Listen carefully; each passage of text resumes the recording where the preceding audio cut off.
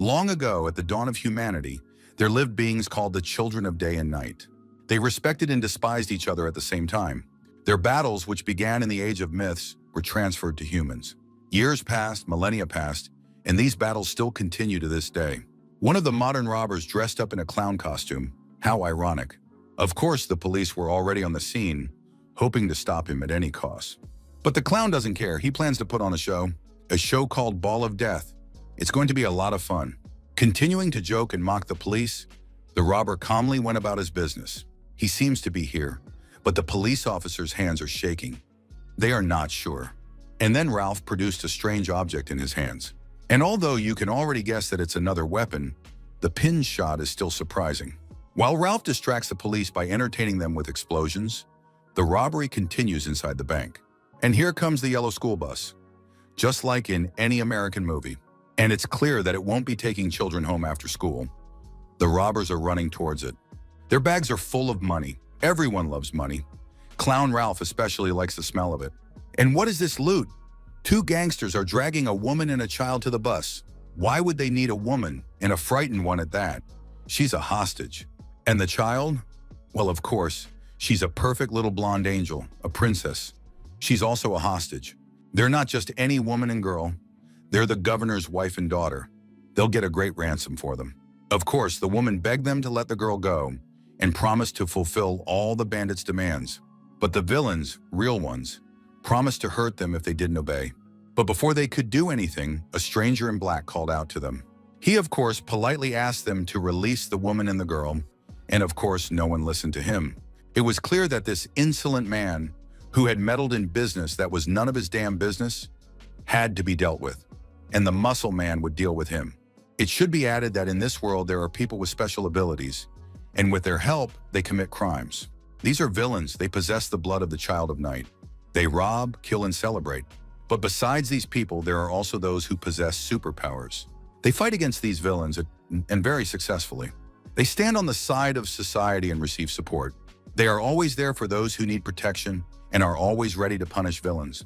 Clown Ralph is not very happy to see the stranger. Ralph has his own plans. He is going to celebrate. He promises not to stay long because he has the blood of the child of day. People with the blood of the child of day are called psychers. For example, meet Cassian Lee. Clown Ralph recognized Cassian. They hadn't seen each other in a long time, and it was clear that the meeting would be unpleasant. Cassian rubbed the air between his fingers, and suddenly a flame flared above his palm. It didn't burn him, but delighted him. It helped rid the earth of villains. The next day, the city went about its usual bustling life. Only the news reported that yesterday's bank robbery had been accompanied by excessive force. It turned out that Cassian, a first-class psionic, had used ruthless violence, and for that he must be punished. The Washington office of Lampas had to respond to the complaint from the Human Rights Commission. Tiffin Schiller invited Cassian in for a chat. He denied his involvement in the incident because he wasn't a villain and would never have gotten involved with them. But it was difficult to fool the boss. She accused the guy of letting Ralph get away and turning the population against the group. The guy tried to justify his actions by saying there were hostages, but the safety of the hostages was the top priority, and he should have been even more careful. You see, he believed he could save them, but you also have to act like a psionic rationally and calmly, and you can't rush headlong into battle. Otherwise, the actions of a psionic are no different from those of villains. And then there was a long, drawn-out lecture on morality, a warning about a probationary period, and so on. He came out furious.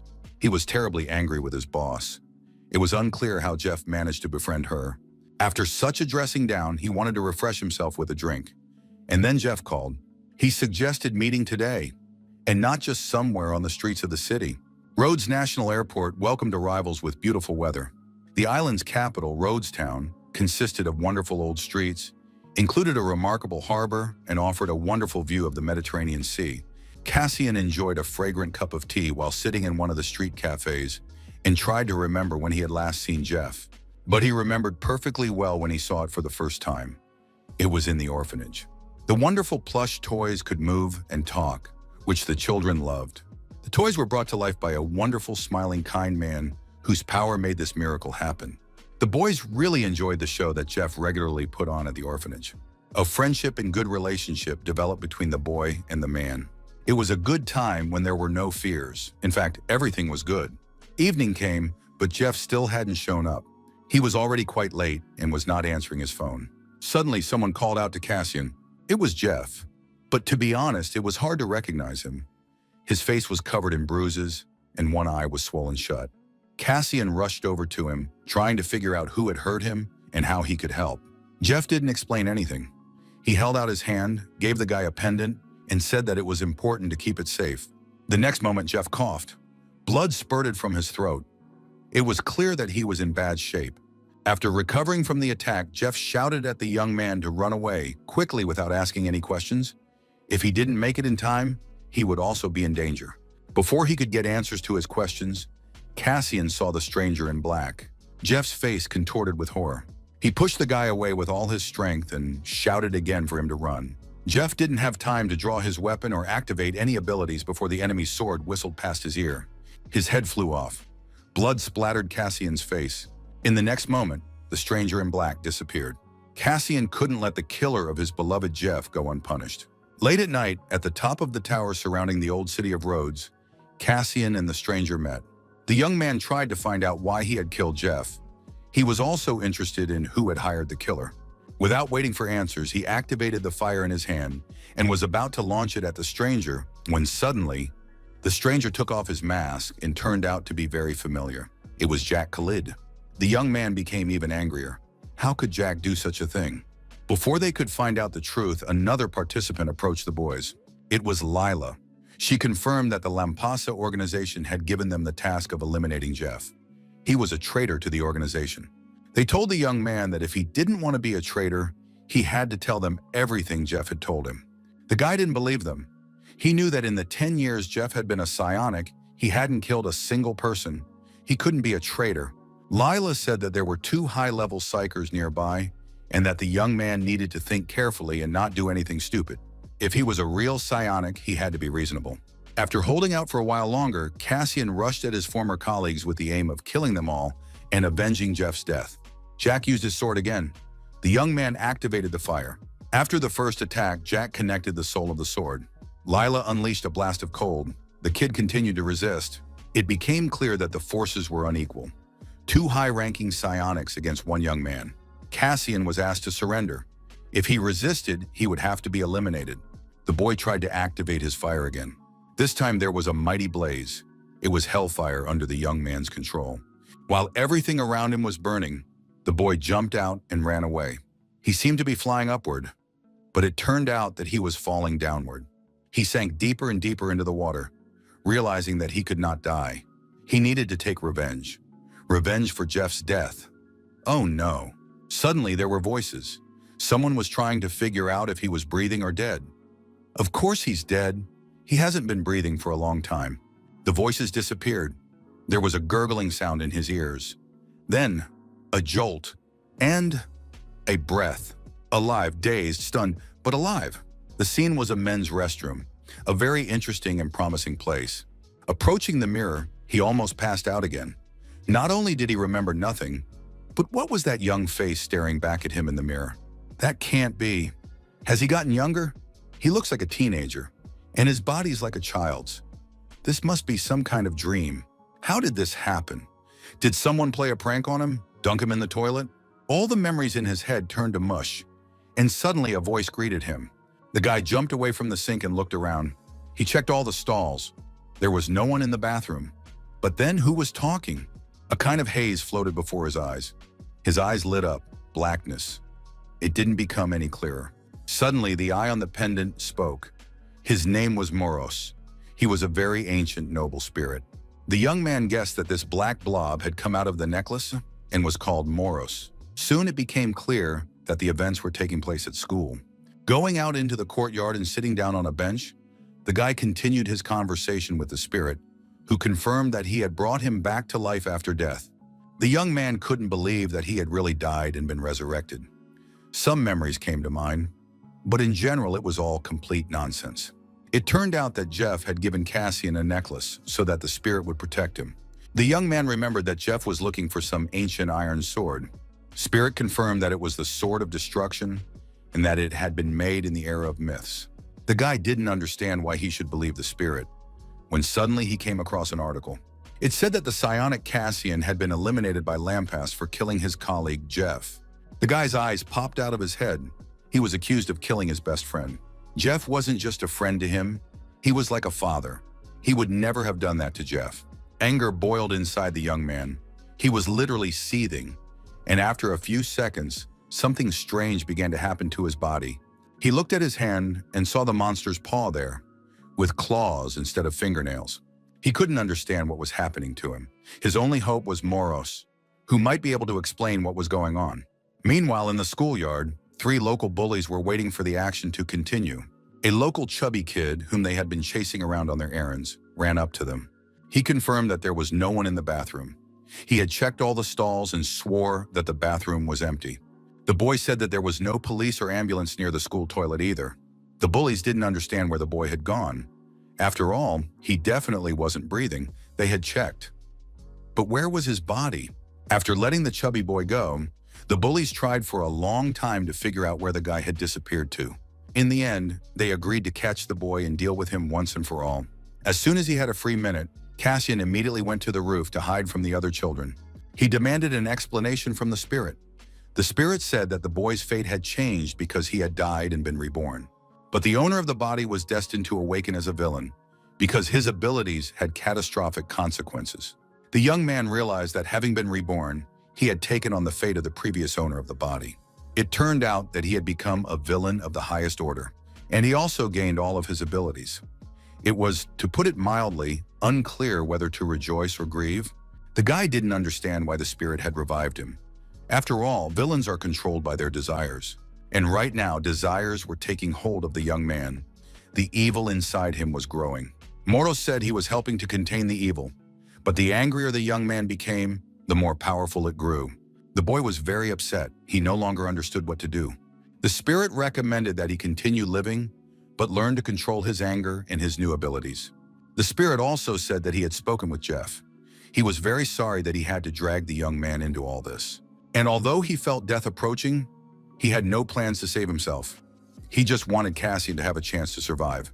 That was Jeff's last wish, and for the sake of his good memory, he needed to learn to control himself and return completely to human form. Cassian calmed down a little and began to ask Moros about his nature. What kind of ancient noble spirit was he? The spirit was in no hurry to explain, but said that everything would become clear as soon as the boy found the sword. At that moment, someone called out to the young man, interrupting his conversation with the spirit. It turned out to be the same group of hooligans. Just as cheerfully and arrogantly as before, they approached and said they were glad to see him alive, but not for long. Something strange was happening in the school corridors. All the girls were standing with their mouths open. A completely natural reaction to psionic trainee named Kim Uchen. He was a real hunk, tall, stylish, with red hair and a cross-shaped earring, instantly breaking girls' hearts. Someone called him and told him about a problem. And at that moment, something suspicious was indeed happening on the school roof. A gang of bullies decided to deal with the young man right here and now. Scenes flashed through the boy's mind of the bullies beating him, dunking his head in the toilet, and doing everything they could to make him choke and die. The spirit Moros confirmed that only Cassian could see him, while the bullies discussed what to do with him. Quan really pisses them off, they said, because if he wasn't dead, why didn't he come to them right away, but was walking around on the roof, hiding? The guy replied that he wasn't in the mood right now, especially to talk, and that the children in front of him were apparently badly behaved. He would have to beat them up, even though he didn't like doing that. And although Morris' spirit continued to calm him down and remind him that his physical abilities were enormous, the boy did not listen. The redhead was the first to get into a fight. He received a powerful blow to the jaw. The blow was so fast and strong that the bully couldn't withstand it. In a matter of seconds, he fell at Quan's feet. Quan prepared to face the next one. It was completely unclear where this weakling got so much strength from, and then he swung a baseball bat. The bat was supposed to hit the guy in the head, but a counter punch from the right knocked the attacker to the ground. It was time for the third bully to come face to face with Quan and learn about his strength. Expressing aggression, he said that he was not afraid of the youngster and would now deal with him. Quan was also ready. His fist would show the bully his place in the best possible way. Both young men rushed towards each other. The outcome of the fight was predictable. Kwon punched the bully in the face. Then he punched him in the stomach. Just as the guy was about to deliver another series of blows, someone called out to him. It was Kim Ushin. Kwon didn't know him and asked why he was meddling in other people's business, but the handsome guy asked him not to hurt someone weaker than himself, which meant he knew about Kwon's strength. This infuriated the bully. He couldn't accept that someone was weaker than him, so he decided to attack Kim from behind. Kwon, without turning around, spun around and knocked the wind out of his attacker with his foot. The blow landed with a fist to the face. Only the face was transformed into Kwon's face. Kim Uchin crossed his arms and withstood the blow. And then he managed to strike back, very quickly and powerfully. The spirit warned Cassian that his opponent was also a psionic. If he lost, he would have to die for good, so the young man preferred to end it peacefully. The boys understood everything about each other. They were both psionics, and it was in their best interest to maintain good relations. After class, Cassian went to the nearest computer club. He didn't want to be noticed, so he chose someone else's computer. After trying to log into his profile, he realized that Lampas had blocked his account. It seemed to have been deleted. Cassian asked the spirit how it knew that the red-haired guy was a psionic. The spirit had determined this from the waves when he touched Cassian. The spirit boasted that if he had had time to read the stranger's light pattern, he would have learned more about his power and abilities. Moros is an ancient noble spirit who lives and accumulates the knowledge of generations. Therefore, in order not to become a villain, he advises studying one's abilities in advance. Cassian replied that he wanted to understand the essence of the villain's power. The spirit believed that villains were incapable of controlling the 5 desires and 7 senses. In Cassian's case, his weakness is anger. Hearing this, Cassian became determined to take revenge on the entire Lampas organization. An unremarkable car was driving through the streets of the city, carrying a villain named Blaster, a maniac who loves to play with explosives. They say he managed to get to the airport and was already seen in the city today. After his previous exploits, 102 people had suffered. He had no particular combat skills, but his ability to create explosives was simply incredible. That was all Lee Dun knew. In addition, he is a complete psychopath, a sociopath who cannot control his desires. We need to catch him before he escapes. The task of all psionics is to administer justice and not to react sharply to their actions. Lee Dun decided to deal with this villain himself. The guy received information about his abilities, and something in his characteristics changed significantly. His abilities became catastrophic power, and his skills became shadow sword and healing. Anger served as the trigger for activation. Thanks to his healing skill, the wound on his face healed very quickly. The young man continued to learn about his new abilities. The spirit confirmed that if he lost an arm or a leg, it was not certain that they would regenerate. In terms of strength, Kanu had become weaker. As a psionic, his potential had been significantly higher. The spirit Moros confirmed that everything would be restored. He just needed to try and train. Nothing comes for free. The scanner could be used on other people, but no more than 3 times a day. If this rule was not followed, the spirit would lose its strength and take a long time to recover. The spirit suggested that the young man try out his skills. To do this, it was enough to imagine a shadow sword in his mind. It worked on the first try. Kwon did just that.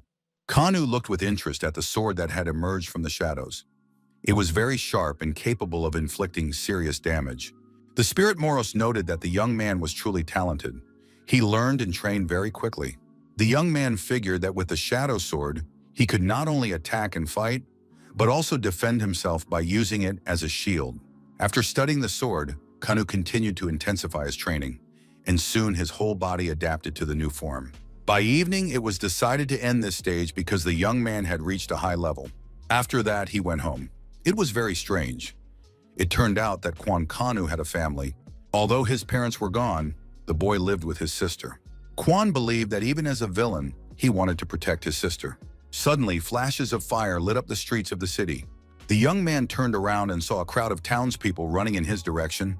Behind them was the source of the explosions. Fear was reflected on their faces. Kwon froze and listened to the people's conversations. They were talking about a villain and a bomb in the building, the internet not working, and hostages. Without hesitation, the guy turned around and rushed headlong toward the incident. He ran as fast as he could, while his spirit warned him that there was a villain in the building who was much stronger than the school children on the roof and had incredible powers. Battles between villains were forbidden, and Quan had not yet fully realized that he was also a villain. He lived by the rules of the psionics. He really didn't want to make all the villains on the planet his enemies and give up his revenge on Lampas.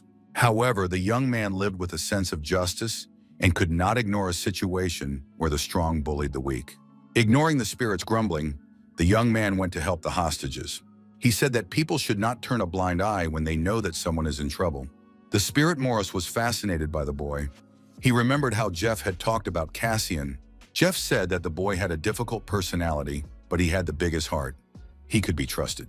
Quan continued to run toward the scene. A feeling of anger gradually grew inside him, and his superpowers began to manifest. The Children's Entertainment Center looked as if a hurricane had passed through it. Windows were broken, toys were torn apart, everything was turned upside down. In the empty, devastated hall were the villain and the hostages. He tied a woman and a child to chairs, telling them how much fun they were going to have. His disgusting smile was terrifying. He was holding an explosive device in his hands. It was Blaster. At that moment, Uchan's thoughts were not occupied with the villain or the girls. He remembered the scene on the school roof. How suspicious and strange it all was. After all, that boy was not just a schoolboy. At that moment, a phone call interrupted his thoughts.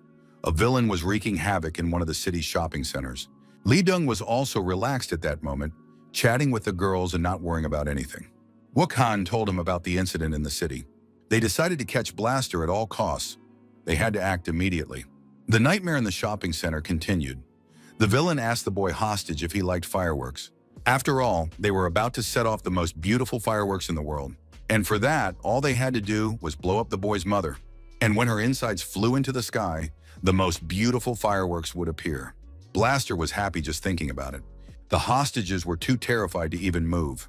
Suddenly, the lights in the shopping center went out. Blaster guessed that a guest had arrived. Some kind of savior. Now it would be fun. But before he could use his fire to detonate a bomb, Quan appeared before him in the guise of a villain. A powerful blow knocked Blaster off his feet, and he fell, breaking and knocking down walls. The hostages watched what was happening with horror and hope for liberation. Suddenly, Quan saw that an explosive device was attached to his body. There was no time or opportunity to remove it, so the young man darted away from the hostages. A huge explosion lit up the room. People on the street watching the situation from afar also saw the explosion. They did not understand why the police and psionics were still not there. When the fire, smoke, and dust settled, a satisfied Blaster stood in the middle of the room, safe and sound. He reasoned that the fool who had shown up uninvited would no longer harm them. He just wanted to make a beautiful fireworks display for the boy, and he was sorry that the explosion happened so quickly.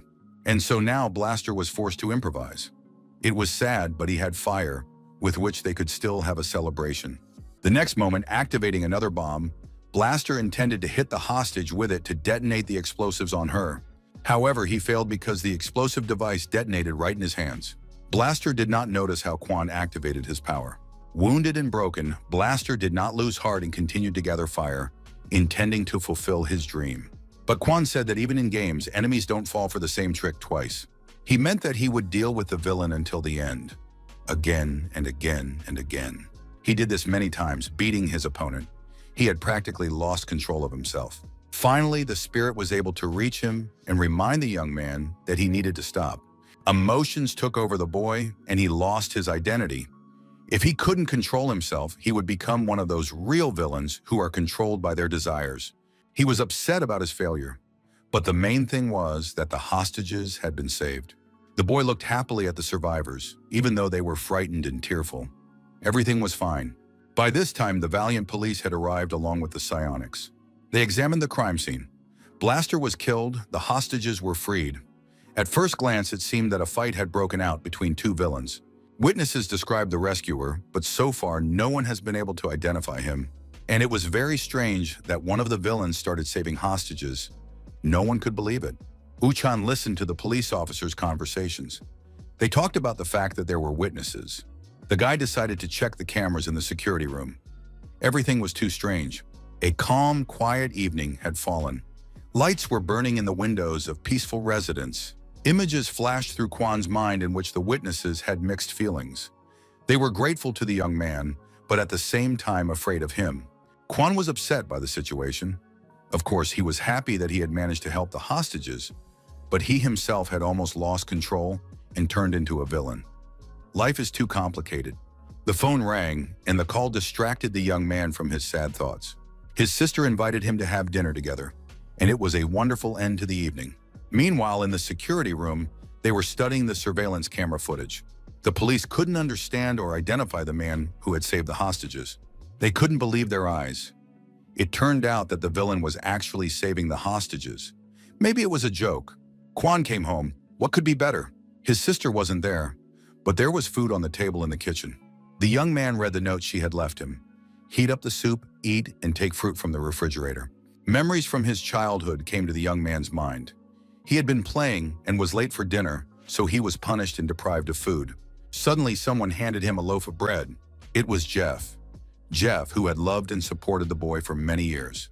Kwon decided not to upset his sister and to end the evening with a delicious, aromatic dinner. He remembered that the last time he had eaten a home-cooked meal with Jeff was many years ago. The next morning came. The boy woke up in his bed like a normal schoolboy. He took a shower, brushed his teeth, but he couldn't shake the feeling that he was living someone else's life. He hoped that in the morning, after sleeping and resting, he would feel better. But more than anything else in the world, the young man wanted to return to the past. The spirit Moros tried to cheer him up, but it didn't work. As the young man was leaving the apartment, a voice called out to him. It was Kwon Yuri, the young man's sister, a pretty girl with kind eyes. She said she had come home late from work, which was why they hadn't seen each other that evening. She also handed her brother a bank card, saying she had put some pocket money in it and asked him to use it wisely. It was very strange. Kwon didn't remember or understand why she had given him the card, but soon the memories came back. Kanu had asked his sister to give him money in advance for the next month. The boy remembered that the school bullies not only beat him up, but also took his pocket money. Kanu didn't want to upset his sister, so he told her he had lost the money. She said that she had now transferred the money to a bank card so that he wouldn't lose it. Kanu realized that his sister knew what had happened at school. She also noted that he had changed, but her brother replied that he had just cut his hair. Everything was as usual at school, except that everyone was staring at Kwon and looking at him with interest. The bully who had been beaten up the day before was angry at all the kids. He felt that the whole school would find out about his disgrace on the roof. Kwon Kanu approached him to say hello, causing horror and fear to appear on the teenager's face. The boy was interested in where his desk was, but the reaction of his frightened classmate confirmed that he was now the boss in the class. The young man took his seat and, as if nothing had happened, prepared for class. Next to him was a spirit who recounted the latest events. He had watched the news. The news reported a huge fight between two villains. One of them cut off limbs and drank blood. It was done by a psychopath. They say that Driver was a murderer, and he is also the boss of Wilzona in the Kadam district. It was also reported that Driver was conducting experiments on people, and that was terribly creepy. He wished all the villains would die a painful death. At that time, in a doorway in one of the most disadvantaged areas of the city, local hooligan Kwak Daegu was laughing hysterically. Some school children came to him and asked for help. Daegu, of course, agreed. After all, beating people up was his favorite thing to do. And if they paid him for it, there was no reason to refuse. Kwon suspected that they would take revenge on him, but he remained calm. Daegu asked the school children what they wanted him to do. Just beat the boy up, or maybe kill him. A normal school day was coming to an end. Kwon Kanu was about to leave when someone called out to him. It was Kim Woo-han, the most handsome boy in school. Wook-han asked the boy how he was feeling.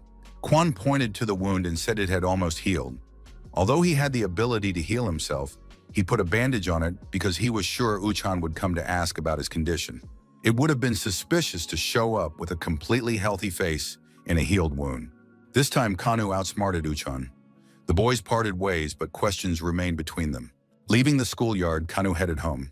He thought about the psionic. The spirit had told him that Kim Uchan could control fire. He was very attractive, tall, every girl's dream. He has excellent grades and exemplary behavior. He is a promising psionic who cannot turn a blind eye to injustice. A great guy, he's really good. His dream is to be like Cassian Lee. It's a pity that Cassian Lee is no longer alive. But his spirit lives on in the body of the clone Kanu. Behind Kwon, a group of hooligans was moving unnoticed.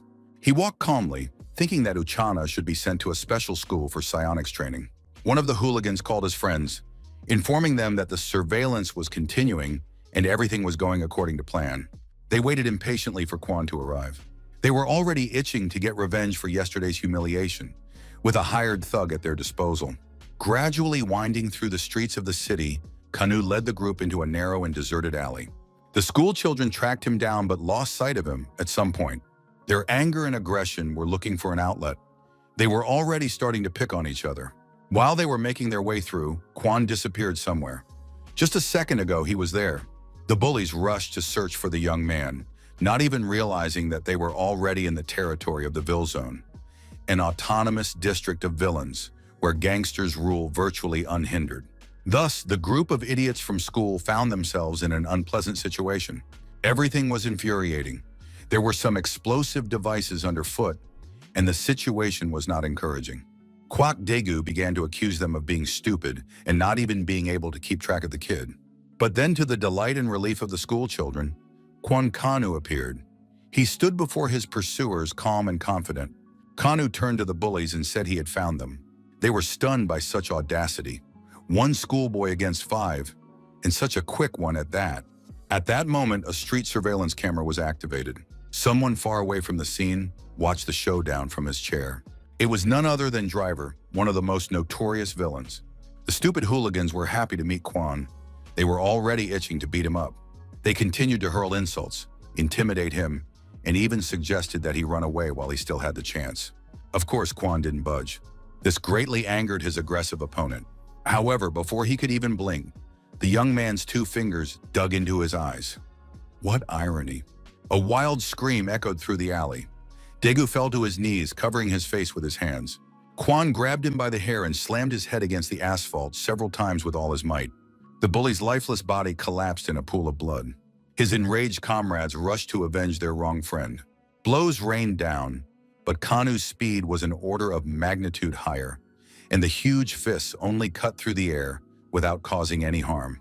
Kwon, on the other hand, landed his blows cleanly and confidently. Kanu actually gave his opponents a chance to come to their senses and run away. They did not take advantage of it. A kick to the face put an end to it.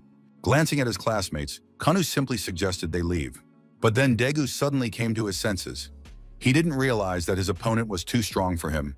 It turned out that he used to be a Thai boxing champion. Remembering this, Daegu took a stance and prepared to destroy the boy. Kwon was happy inside that his opponent had finally gotten angry, and he would be able to use at least some of his strength. The boy remembered boxing with a fighter named John Klaus when he was Cassian Lee. At that time, all his classmates at the psionic school watched with interest. Jack Khaled was there too. In that fight, the newcomer defeated the local champion. The newcomer was Cassian Lee, the youngest fighter in the Psionic Combat Training Agency and a master of hand-to-hand combat. He had never lost a single fight. This sparring impressed his comrades. Cassian was not just a man with the ability to activate combat, he was enlightened. Kwon Kanu thought about this when he got into a fight in the alley. After knocking out his opponent, he waited to see what else these fools would do. Grabbing the beaten Daegu by the head, he addressed the whole group, saying that they only knew how to attack school children, and they had no idea how terrible the world could be. If they had encountered a worthy opponent earlier, they would hardly have lived to see this day. And the Psychers, his former friends, would hardly have lived to see this day either. But Jeff and Kanu could have avoided their fate. And now Cassian needed to become powerful enough to take revenge on everyone and destroy Lampus. By this point, the school bullies realized that the only thing they needed to do was run away. As soon as the crowd of children disappeared, Driver, a real villain, appeared before Cassian. He descended to the young man from the roof of the building, standing on a giant screwdriver. The spirit Moros tried to get the boy's attention, but he was staring longingly at the villain who had appeared in front of him. Driver thought the bullies would hurt the boy and decided to help, but it turned out differently. Kwon laughed at him, saying he didn't remember asking him for help. Driver introduced himself and was surprised that his name didn't impress the guy. He realized that Kwon had deliberately brought the bullies to his will zone. He had been looking for a confrontation with the villain, and now they had met. Driver joked some more, but then announced that next time there would be no jokes. And if the guy showed up here, the villain would kick his ass good. Kwon didn't react to the villain's threats, turned around and went home, which caused even more confusion for Driver. The frightened spirit Moros tried to explain to Kwon that he had almost gotten himself into big trouble because Driver was too strong an opponent. He has much more mana. Mana is power, and that's why it's very foolish to cross paths with him and get into a conflict right now. Cassian was worried that his powers were at a low level, but the spirit reassured him, saying that regular training would raise his level. Cassian asked to be told about Driver, and as the story unfolded, he began to transform. Anger boiled up inside him and activated his abilities. He decided that this was an excellent chance to fight a strong opponent. Besides, it would be excellent training. Despite the real risk to his life, the young man did not want to miss this excellent opportunity. Cassian returned to Wilson, where he found Driver practicing his kicks. Driver was surprised by the guy. His speed, his courage. It was all very strange, but the stranger who had caught up with him quickly brought him out of his reverie. A powerful blow knocked Driver down. However, he quickly recovered and responded with an equally powerful blow. Driver rose high into the air and watched in surprise as the young man who had attacked him. Calling his weapon into action, the villain prepared to shoot. It was clear that Cassian was in great danger. Driver did not delay and struck with his powerful screwdriver. Driver's beam rushed through space straight at his opponent. It seemed that Cassian would not survive. An unfamiliar killer broke away from his crimes and watched Driver's beam with interest. He understood that something important was happening. Driver continued to aim and fire charges at the young man. Cassian deflected them, suffering almost no damage. The spirit said that the Driver's mana exceeded 1,000, making him almost 3 times stronger. But Cassian only noted that the battle would be even more interesting. He was overly confident in his abilities. Driver, continuing to shoot at the young man, also noted how cool his blocks were. The villain had already begun to doubt his abilities. He understood that he would have to try hard to defeat his opponent. After another attack, the enemies met face to face. The speeds were crazy, and it was almost impossible to control their partners. Driver attacked, Cassian dodged. Cassian avoided and anticipated all of Driver's movements. With each new blow, interest in the boy grew. His speed, strength, and skill could not go unnoticed. Finally, Driver realized that the boy was the villain who had killed Blaster. The fight continued with renewed vigor, Driver activating his glasses, which burned his opponent with a beam. This also had no effect. Cassian managed to jump out of the way of the beam without getting hurt. Then it was Cassian's turn to attack. Driver realized that he was facing a true master. Therefore, the villain had to activate his mechanical arm. It had never failed him before. But instead of running away, as all of Driver's opponents had done, Cassian rushed forward. The arm was also pierced, and now they were engaged in hand-to-hand combat. Cassian struck Driver with all his might. Driver realized that his opponent's skills were truly on another level. These movements could only have been perfected through professional training and practice. At that moment, outsiders intervened in the fight. It was a flamboyant lady in a huge hat that covered her face, from under which a raven's beak peered out. Her name was Raven. The next villain was called Red Eye. His head was bandaged with a red bandage in such a way that his eye was not visible. He was blind. The third interested party was a killer named Black Hand. He asked Driver to stop messing with the new guy. Cassian continued to tease Driver, accusing him of cowardice because he had called his friends. Driver's friends began to tease him, saying that he was losing to a schoolboy. Driver didn't think so, but the young man clearly interested him, so he turned to Cassian to find out why they were fighting. Cassian's answer was somewhat surprising. The boy wanted to test his strength against a strong opponent and couldn't leave alone a man who killed others for fun. Driver asked who he was talking about and said that if the young man found the serial killer, he should cut off his head. Driver was outraged that rumors had been spread about him, and he was even offended. In short, he was not the killer Cassian was looking for, and there was no evidence to prove his involvement. Cassian listened to his opponent, his mind racing. He couldn't understand who had accused Driver of murder and why. These thoughts and reflections did not prevent the young man from sensing that an attack was being prepared behind him. It was Black Hand who decided to teach the young man to respect other villains. He activated his death gloves and lunged at the young man with full force. Cassian parried this blow as well, saying that only the lowest scum attacked from behind. Black Hand received a powerful blow to the teeth. Cassian decided to re-educate the villain, and he succeeded. His comrades looked at their colleague's body in surprise. It was incredible that the young man had defeated the third most powerful villain in Venosa. Morris was also surprised by the strength of his protege. Driver analyzed the boy and saw that his mana did not exceed 300, but in a very short time, he was able to use the energy to its full power. This fact greatly surprised the villains, and while the young man looked at them thoughtfully, they marveled at his abilities. It turned out that the amount of mana does not determine who you will emerge from the battle as the winner or the loser. Incredible strength and reaction speed, plus very effective fighting techniques. This guy was on another level. He was not a human being, but a perfect killing machine. Driver realized that he needed to change tactics and showed the young man an unfamiliar object. It was a mana crystal. Villains could increase their points not only through high-intensity training, but also by taking mana crystals. Cassian received such a crystal as a gift from Driver. He realized that the villains wanted to make a deal with him.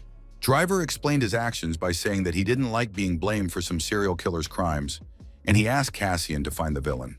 And if the guy accepted the gift, it meant he was ready to fulfill Driver's request. Cassian understood that Driver was offering him an alliance. Why didn't Driver catch the villain himself? The young man considered Driver's offer acceptable. Driver did not reveal the reason for his actions, and that was that. The boy walked through the streets of the city like a normal kid, as if he hadn't been fighting the strongest villains just a couple of minutes earlier. He looked at the gift he had received with interest and did not understand what to do with it. The spirit explained that there were two types of mana crystals, natural and artificial. Artificial crystals help increase strength, but there is one rule to remember. Crystals should only be taken while in villain mode. Therefore, the young man activated his anger and returned to his monster form. Then he put the crystal in his mouth and swallowed it. At first, nothing happened, and it seemed that the crystal was useless. But after a few moments, a fire broke out inside the young man. At first, he felt heat in the area of his heart. The heat began to spread throughout his body, and then spread around the young man. His whole body seemed to be burning. After analyzing his stats, he was convinced that his mana had indeed increased. It felt like he was being torn apart from the inside. He had consumed only one crystal, but he felt enormous power. Now he understood why villains were so obsessed with mana, but it wasn't fair. The Spirit Moros analyzed his stats and found that he had gained an additional 50 mana points. At best, he could have expected 10, but 50 was a huge gain and incredibly effective. The young man's destructive power was too dangerous. In addition, the boy had acquired a new ability, the extraction of mana crystals. This meant that he could extract mana crystals from magical weapons, even legendary ones. This was very cool because now the young man could extract as many mana crystals as he wanted. Cassian realized how important this was and immediately became interested in magical weapons. That's how his day went. At the same time, the psionics were sitting in a cafe enjoying donuts. Lydian boasted about his new purchase. It was a sword called Magrit's, one of the two best magic swords in existence. Soon the conversation turned to the villain who had fought Blaster and saved the hostages. It turned out that there was no information about him in the Lampa system. He had probably only recently appeared. It was also strange that it was impossible to determine his abilities by his appearance. Soon the conversation turned to the serial killer. Because of him, a state of emergency had been declared for psionics. Uchin did not believe that Driver was responsible, even though he was the prime suspect. Dong believed that Driver was capable of many things for the sake of a cool car, but he was definitely not a murderer. Driver, of course, was a crazy villain capable of anything. Given the nature of the crime, it could be said that it was the work of a villain, but not all villains are equally terrible. Anyone can lose their mind due to circumstances. Perhaps the same thing happened with the unfamiliar guy who saved the hostages. Maybe he's not such a bad guy after all. Then the friends moved on to personal conversations. Uchin said that his sister was a model, she had a curfew, and she didn't go out at night until the serial killer was caught. At that time, the photo studio was bustling with activity. Cameras clicked, flashes flashed, and beautiful content was being shot. The main characters of the shoot were two young beauties. They are still schoolgirls but have already discovered the modeling business. The working day of the shoot came to an end, and the girls were free by evening. Uchan's younger sister, student Kim Naeun, wanted to run to the store, but the shoot took longer than expected, and it was already late. Her friend Minen managed to change after the shoot and went outside. The girls met after work and exchanged impressions of their modeling activities. Minen suggested going to the toy vending machines and having fun after work. Naeun disagreed. Her brother had imposed a curfew on her. Until the serial killer was caught, she was not allowed to go out in the evenings. But Minen managed to persuade her friend, and the girls went to the nearest entertainment center. A man in black followed them unnoticed. Cassian sat at home and scrolled through the news feed. He read that the serial killer had already killed 3 young women. He didn't want to accept Driver's offer, but the killer was unlikely to stop, and there would only be more victims. The young man understood that it was difficult to catch a criminal who had no goal.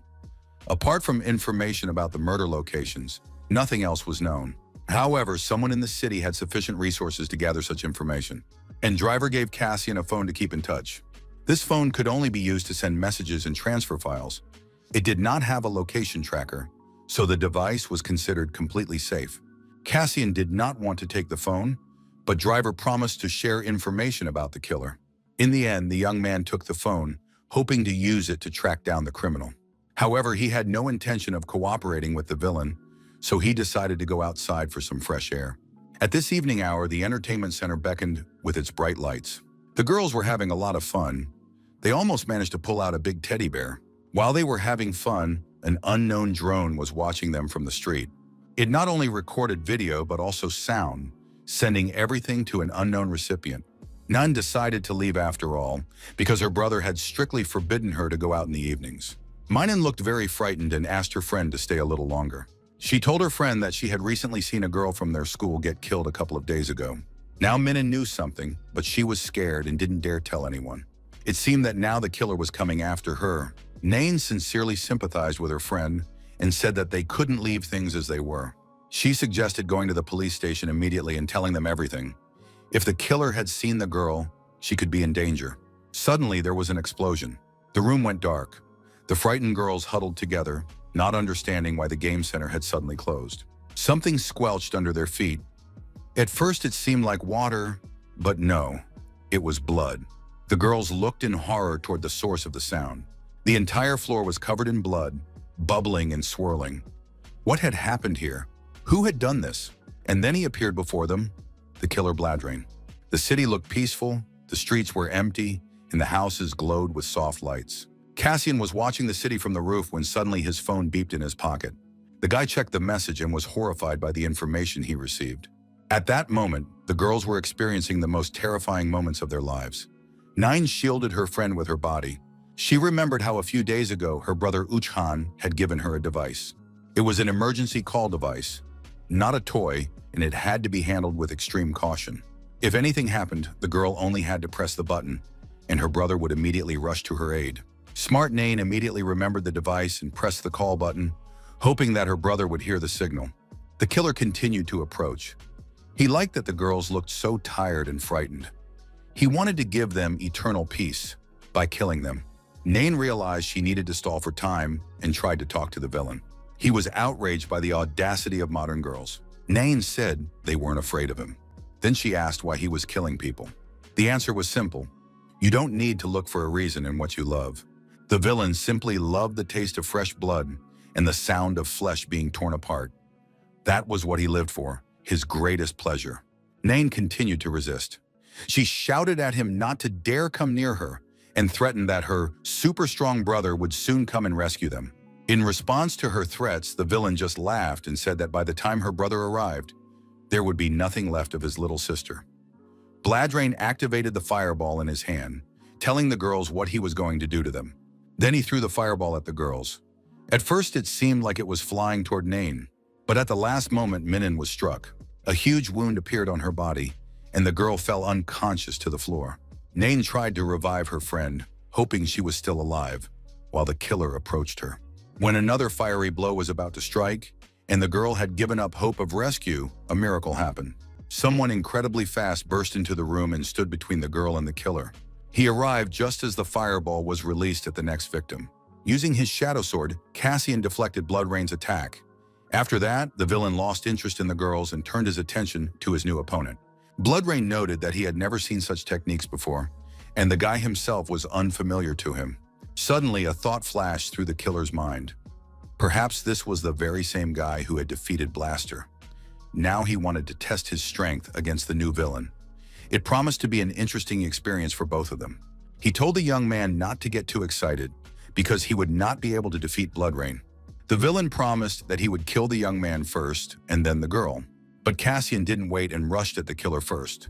However, the killer began to disappear right before his eyes. He dissolved into space, some new and very strange ability. Cassian had never seen anything like it. There was a killer, and then suddenly he was gone. Where the hell did he go? The guy was about to leave the game room when Nain approached him with a request. Her friend was bleeding to death and needed help. Please. A car was speeding through the streets of the city. Uchhan was frantic. The alarm button had been pressed. His sister was asking for help. She wouldn't have pressed it just like that. The young man alerted the police. They would be there soon. Inside the game room, Cassian was helping the girl stay alive by giving her first aid. He called an ambulance and tried to stop the bleeding before they arrived. He needed something to bandage the wound. Nain suggested using tights. They stretch well and provide excellent compression. Using part of her wardrobe, the wound was bandaged. At Cassian's request, the spirit scanned the girl and said that her life was not in danger. She would survive. Having done everything possible and hearing the sounds of approaching help, Cassian said goodbye to the girls. He chose to leave. The girls sincerely thanked him for saving them and for his help. The guy understood that people would scatter as soon as they saw him. After all, no matter how you look at it, he was one of the villains, and villains must be killed. Running out into the street, Cassian left the scene in a few jumps. Before the police, the girl's brother, and the ambulance had a chance to notice him. He ran through the city, realizing that he had come to the rescue just in time. They were lucky. Otherwise, both girls would have died. Jumping from one rooftop to another, he noticed a drone following close behind him. Soon, someone whistled to get his attention. The young man stopped and looked back. It was one of his new acquaintances, a villainess named Raven, one of Driver's friends. She asked the young man his name, but it turned out that he didn't have a nickname yet. He was a very young villain.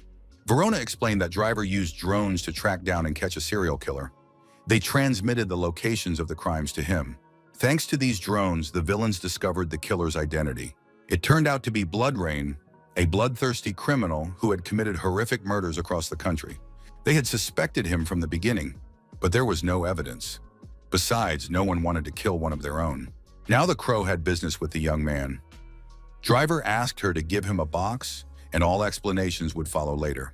She threw the box into his hands and said it was the promised reward. Inside were 3 crystals. Cassian looked at the gift with longing. They were magnificent crystals of the highest quality. The next morning came, and the city gradually woke up. All the news channels were reporting on the evening's incident, when the villains suspected of a series of murders had struck again. But thanks to the psionics and the police, there were no casualties. Although a schoolgirl had been injured, her condition remained stable. Kwan's sister listened to the news with interest. She asked her brother to be careful and wished him luck at school. It had been several weeks since Cassian took over Kwan's body, and although revenge on Lampus should have been his main priority, he had not yet taken any steps in that direction. He still hadn't figured out if he could trust anyone. Cassian received 3 magical crystals of the highest quality as a gift, or rather as payment for his services. Driver thanked him for not being afraid to stand up to Bloodrain. The young man was genuinely surprised. He thought that 3 crystals was a lot. Of course, with Cassian's current powers, it was difficult to stand up to a serial killer, so Driver gave him the crystals. In addition, there was a small tracker made by Driver in the box, which was to be used if necessary. The villains determined Bloodrain's location and sent the information to the young man. It wasn't that the gangsters wanted anything from the boy, but he himself understood what would happen if he failed to live up to Driver's expectations.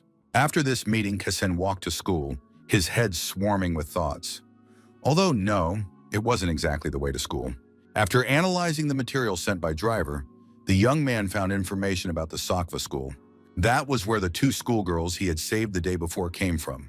Perhaps there would be something there about Bloodrain. He had to look for it. Although it would take some time, it could bring him much closer to Bloodrain himself. In addition, it turned out that one of the girls he had rescued the day before was the sister of a popular boy from the school. He should call the school and let them know that Kwan was a little sick and would be staying home. The city hospital building was bustling with the usual work atmosphere. Uchin spent the night in the hallway. He couldn't leave his sister because he was very worried about her health. Lee Dion met his partner and treated him to coffee, asking if he had slept at all that night. The young man said that his sister Nayan had just fallen asleep.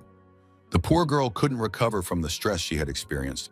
Lee Dion said that the video footage from the surveillance cameras had been examined. Although it wasn't very clear, it was definitely Bloodrain. Only he could suck the blood from the victim, leaving the body untouched. But this serial killer simply mutilated the bodies. So it turns out that Blen is unlikely to be the one they are looking for. Everything is very confusing. Uchan asked who the villain who helped the girls was. His sister claimed that the stranger had come there to save them and had no intention of harming the girls. How crazy of a villain must he be? But he saved a person. He saved Uchan's sister. It It was completely unclear what was going on. Last time the stranger defeated Blaster, and now he helped deal with Blood Rain. Who was he? Near the school, the atmosphere was normal and typical. Teenagers were chatting, using their phones, and behaving casually. Kasin watched the kids from the sidelines, trying to notice anything strange. Soon, two girls walked past him, giggling and discussing gossip and news. The girls were model-like in appearance. They went to the nearest store, which was located in the immediate vicinity of the school. Kwon also decided to buy himself a drink.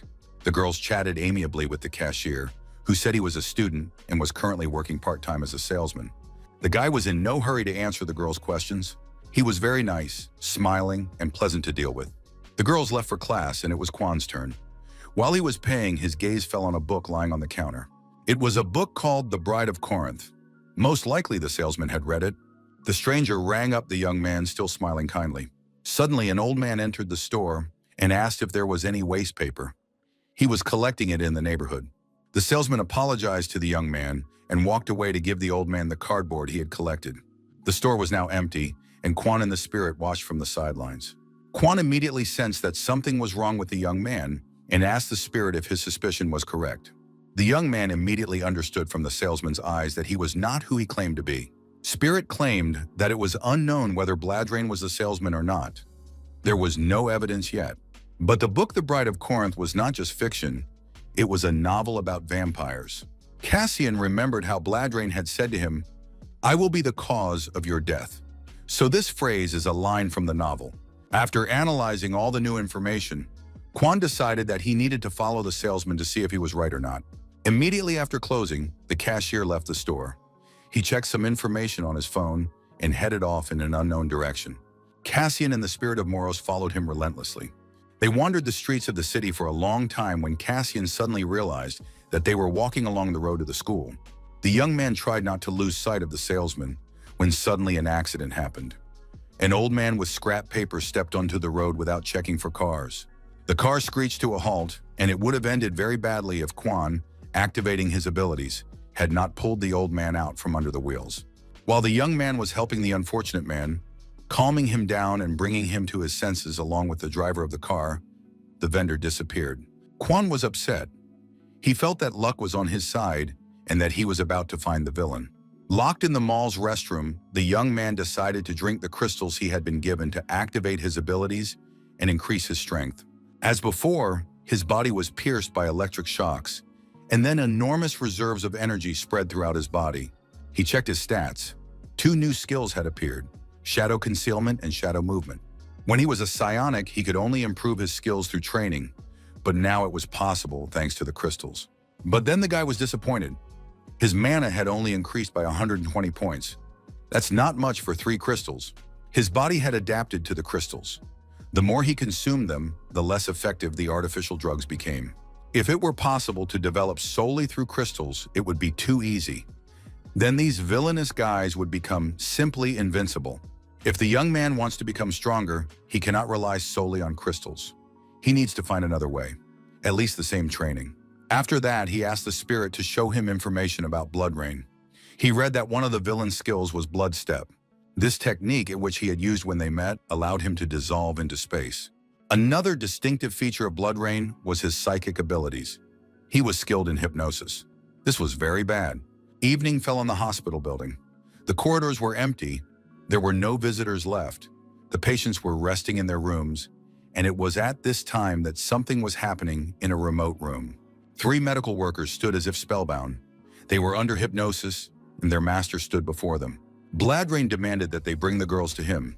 Despite the terrible situation with the medical staff, the hospital was quiet and peaceful.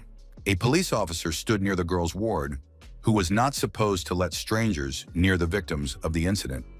But there were no strangers in the hospital, only medical staff. Mignon was lying in bed with an IV. The girl's health was not in danger, but she still needed a little more treatment. Her friend was nearby. She studied the files of all known villains because she wanted to find out who the guy was who saved her life. He was not only brave and noble, but also very handsome, which could not go unnoticed by the girl. Suddenly, her dreams about the guy were interrupted. Doctors entered the room and said they needed to examine Mignon. This examination, according to them, was very important. And despite the late hour, it had to be done right away. The doctors also asked Nain to come with them. The doctors were very cheerful and seemed friendly. At that moment, Cassian was practicing his new skills on the roof: shadow concealment and shadow movement. He would run and jump. Then he would return again, then disappear. And then he would vanish again. It turned out that he could combine his abilities, shadow concealment and shadow movement.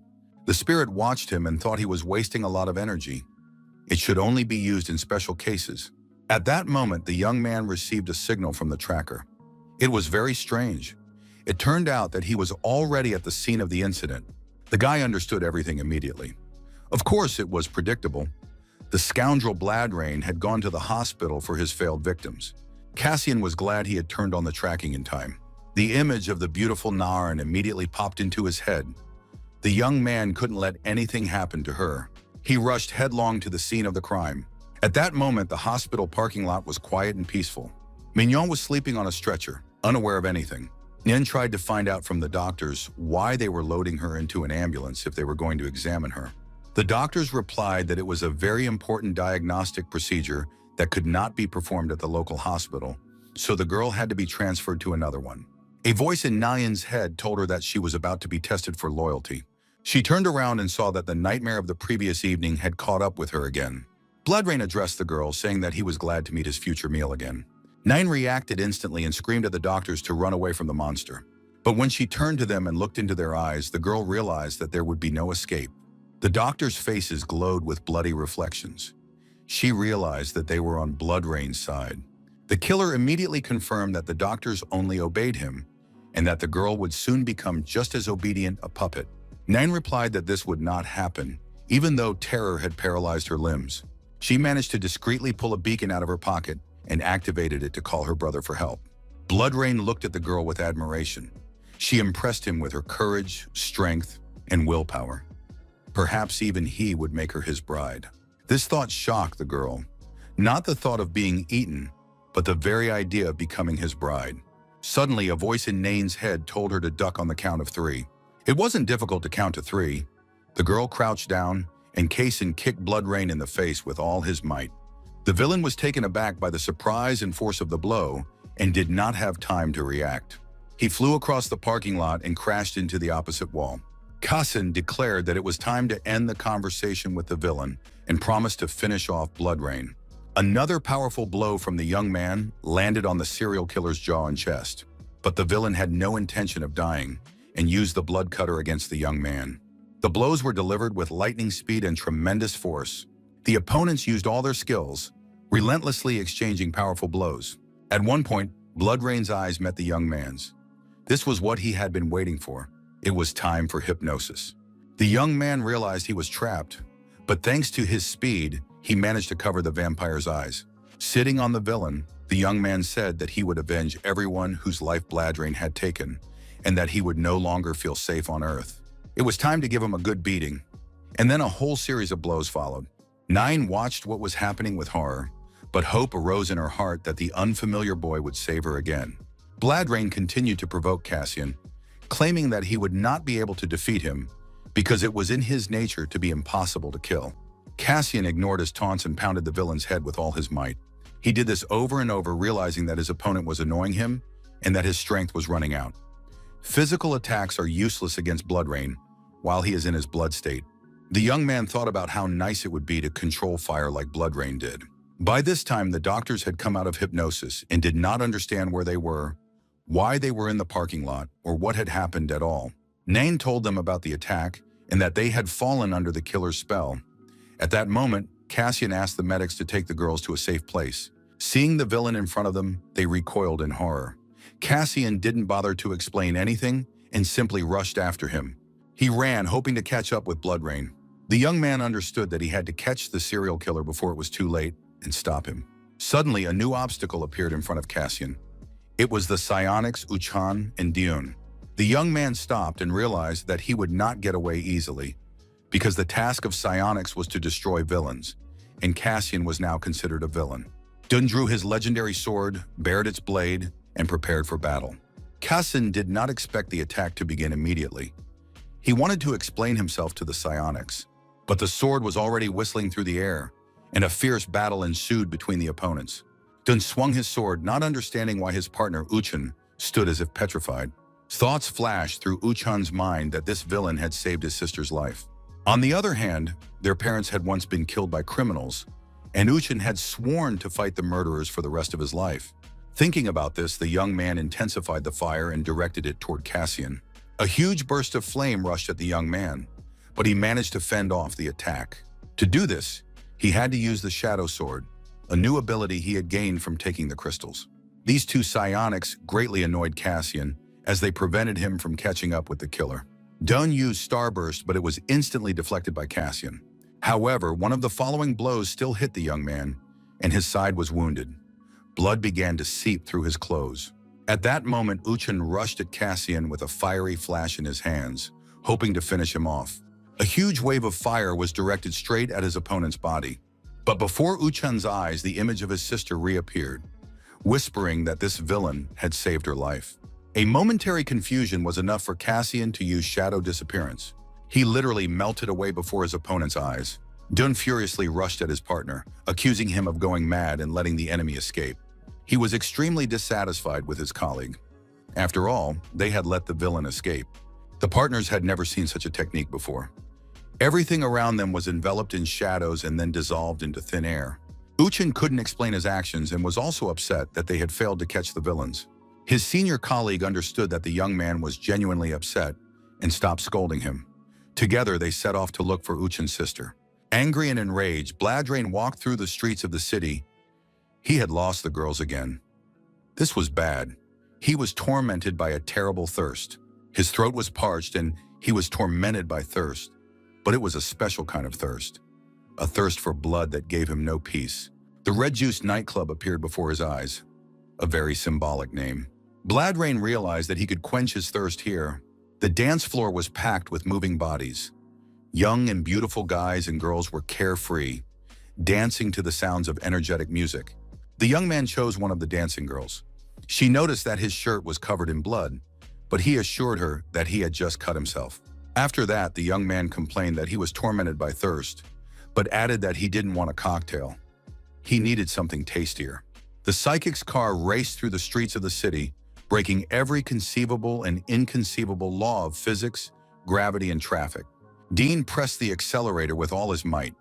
It had been announced that an emergency had occurred at the Red Juice Club. It was reported that a villain resembling Bladrain was attacking citizens. He attacked visitors right in the middle of the disco without even trying to hide.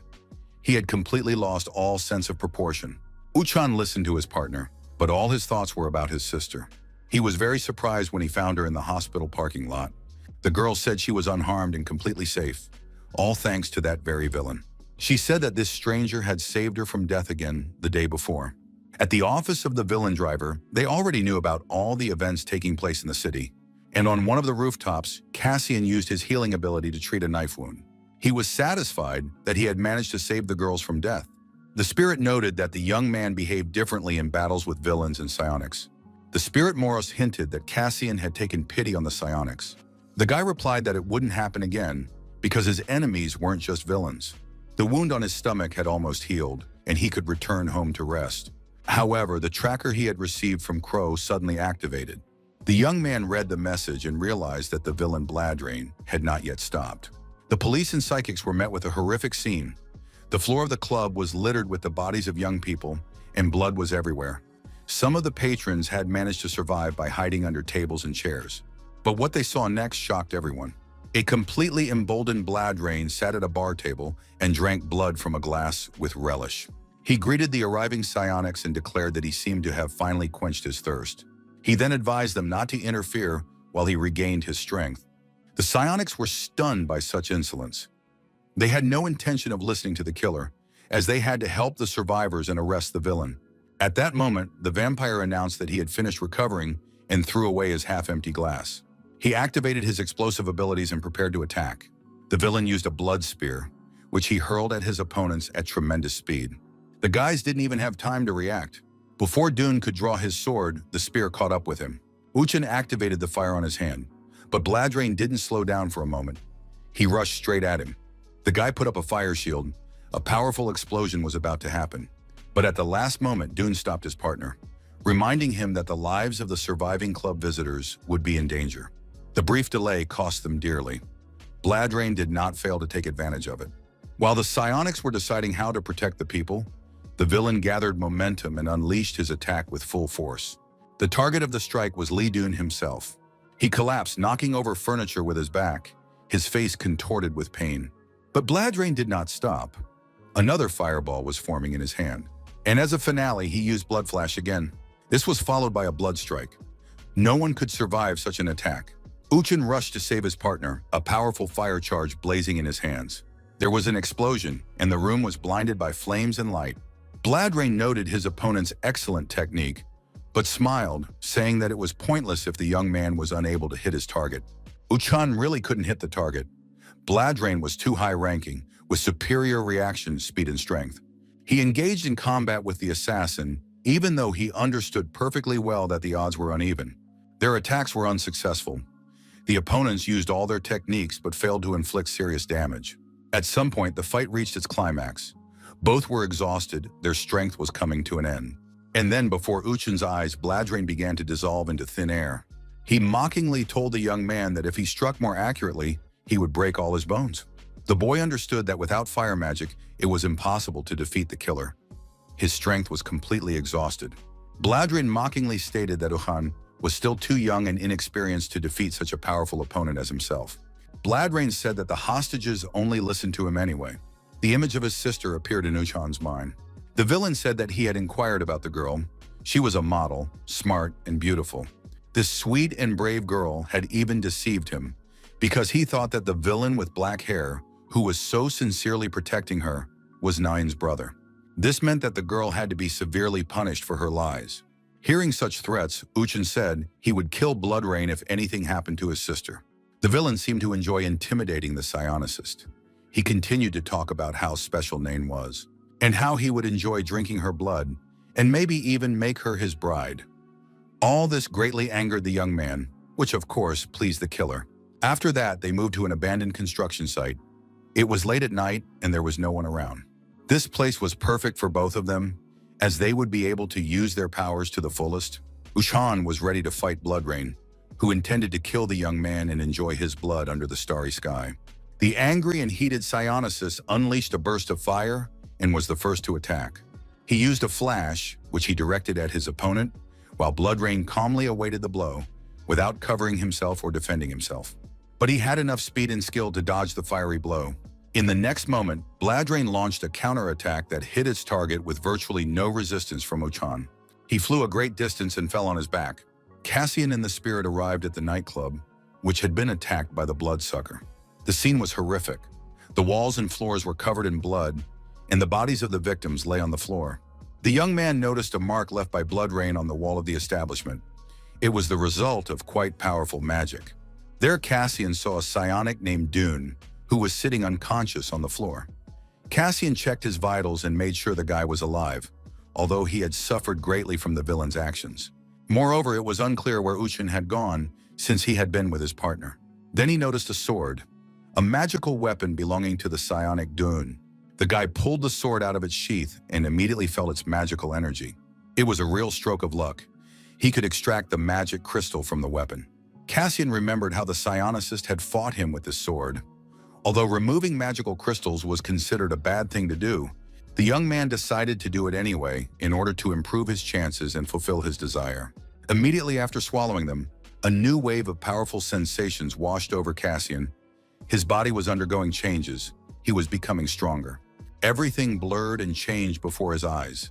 It became clear that real, natural magic crystals could significantly improve combat abilities. The young man no longer had to ask the spirit to scan him. Now he could do everything himself, and he liked it very much. Meanwhile, Bladrain was still sorting things out with Uchin, standing on the roof of the building site. But it turned out that they were not alone in this place. An unfamiliar woman with her daughters was watching them.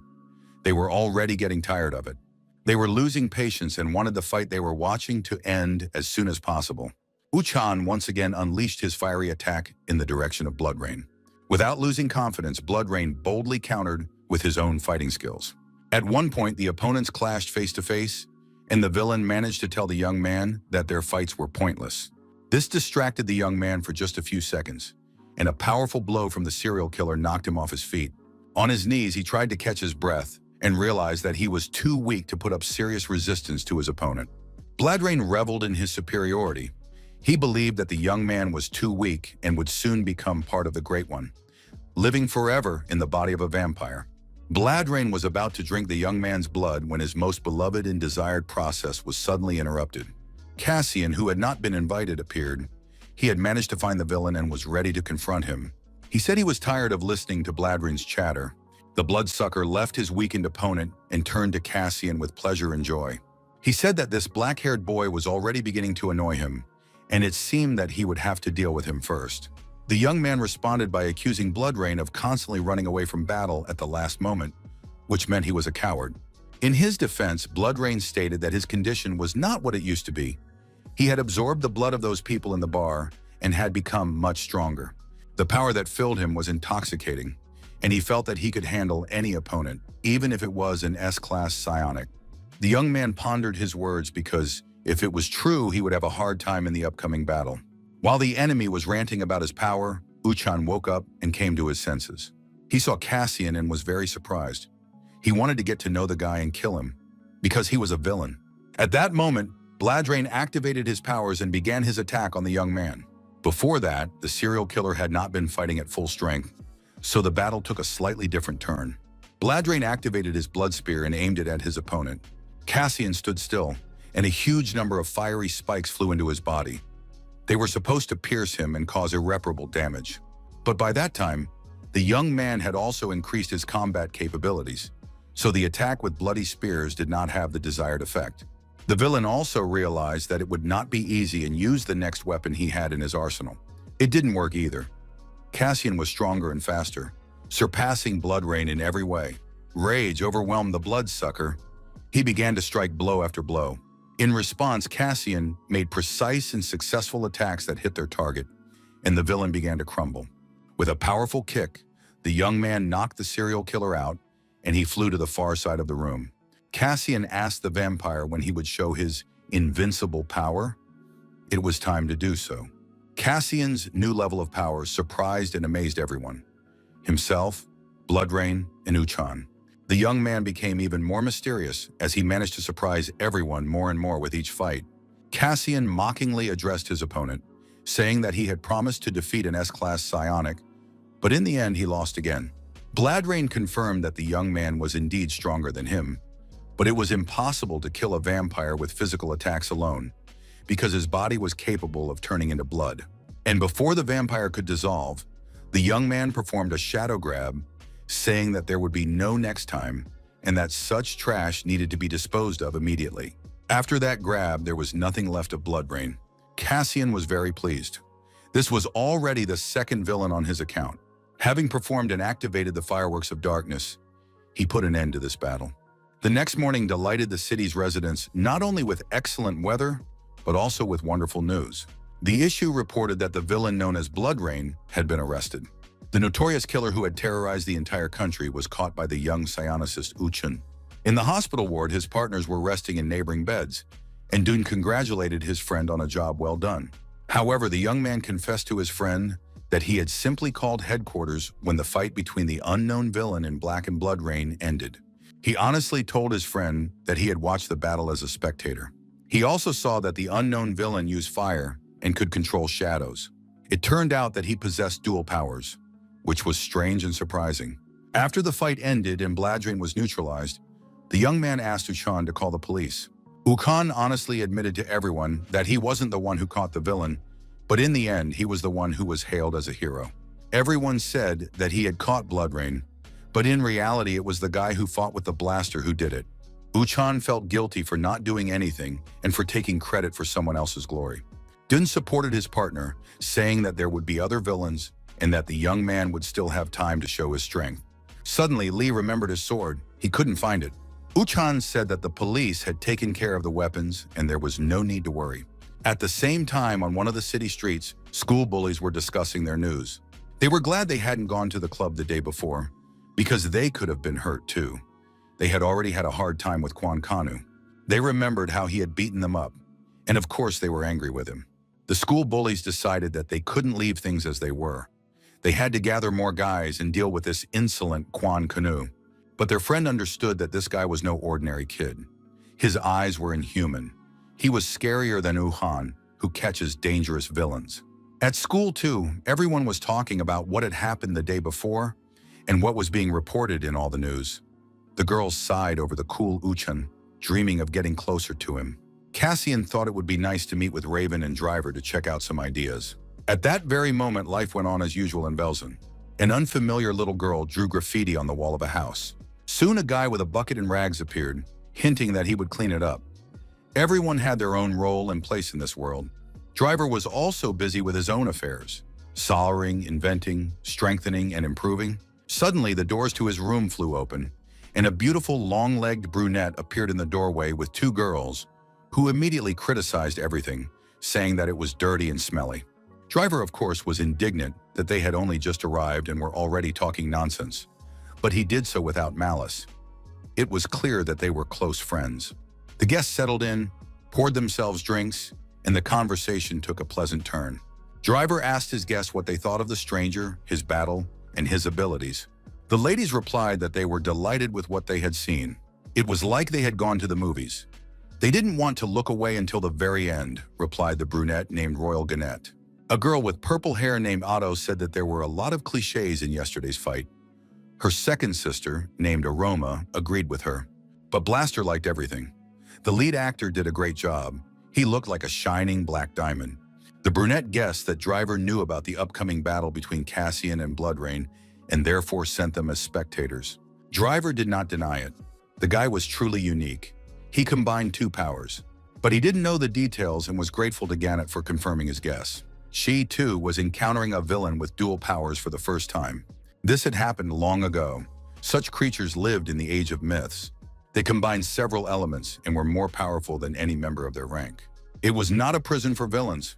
It was a territory where they could live in peace. They could go about their business without worrying about running into psychers. It is a kind of refuge for everyone except psionics. It's a place where villains can remain human. It was difficult to get used to this place. He came to meet Driver without feeling comfortable. But Driver was genuinely happy to see him and invited him to a bar, which was also located in Velson. The villain treated the guy to a cocktail and suggested they have a drink and look around the area because they needed to discuss something important. After that, Cassian received another gift for his work, as Blaster had promised him. Approaching the young man, Blaster realized that his mana had increased significantly. Had he really gotten his hands on real crystals? Cassian calmly drank his cocktail, not interfering with Blaster's analysis, neither denying nor confirming. At this stage, the young man already had 500 mana power, and it was impossible to reach such a level solely through crystals. Cassian looked longingly at the crystals he had received from Driver and asked who the supplier was and where they were purchased. At that moment, a voice came from the other side of the bar. It turned out that the bartender, Yu-Jae, was the supplier and distributor of the crystals. He showed the guys a mysterious chess piece that glowed in different colors. After that, the bartender handed the sandwiches to the guests. The piece was next to them. It was a gift from the establishment. The pub owner, Yu-Jae, was an outsider, a psionic who had not joined the Lampa service. Cassian watched his new friends with interest. Driver was trying to get a discount on the purchase of crystals. An outsider in Velzon was something very strange. It seemed that this guy, the bartender, had a very interesting story behind him, perhaps similar to Cassian's own story. He asked if he could buy crystals himself, but it turned out that this was only available to residents of Velzon. The driver explained that Cassian simply needed to move to Velzon. First, he would have to take a test. It would show who he was and whether he could become a boss in the future. Cassian replied that he was not interested at all. He did not want to move here, let alone become the boss of the villains. Being the boss would be cool. You could give orders and you'd have subordinates in an awesome gym. But the young man continued to refuse, saying that he didn't care and wasn't interested. The bartender was only able to interest him with the promise that he would be able to get any crystals on the black market. The young man noticed a very businesslike stranger and asked who he was. Driver said that they were very serious people with serious incomes, but that this was confidential information. Cassian thought it would be a good idea to find out more about this business-like man. A villain nicknamed Black Hand sat in a doorway, chewing a sandwich. He was in a terrible mood. He didn't want this sandwich. He wanted Burger King. And he didn't like anything. Everything seemed like crap.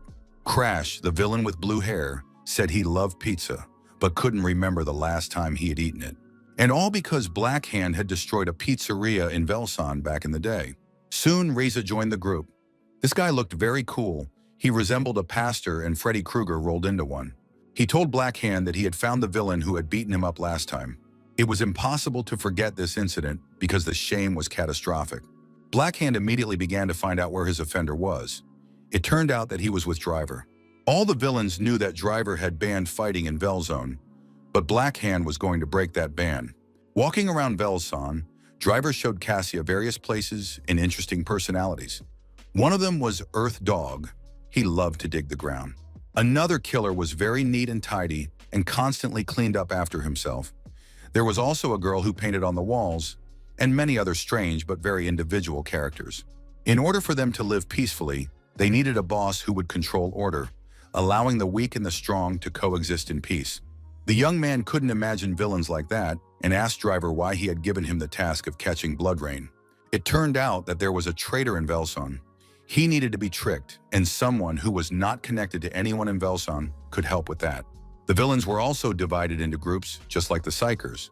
Some followed the rules, while others broke them and formed their own coalitions. Driver believed that there was a connection between Blood Rain, Velzon, and the traitor. Behind it all was someone who wanted to bring Velzon to an end. That's why Driver found Cassian.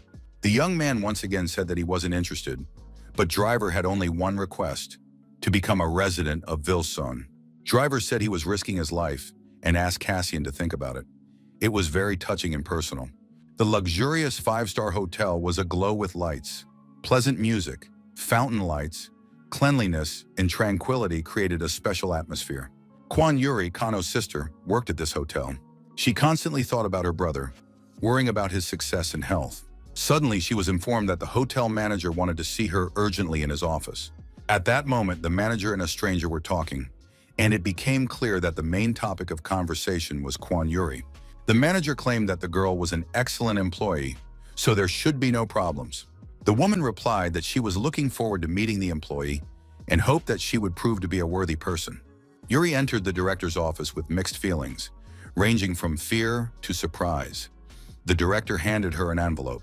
The letter said that she had received an invitation from the American department.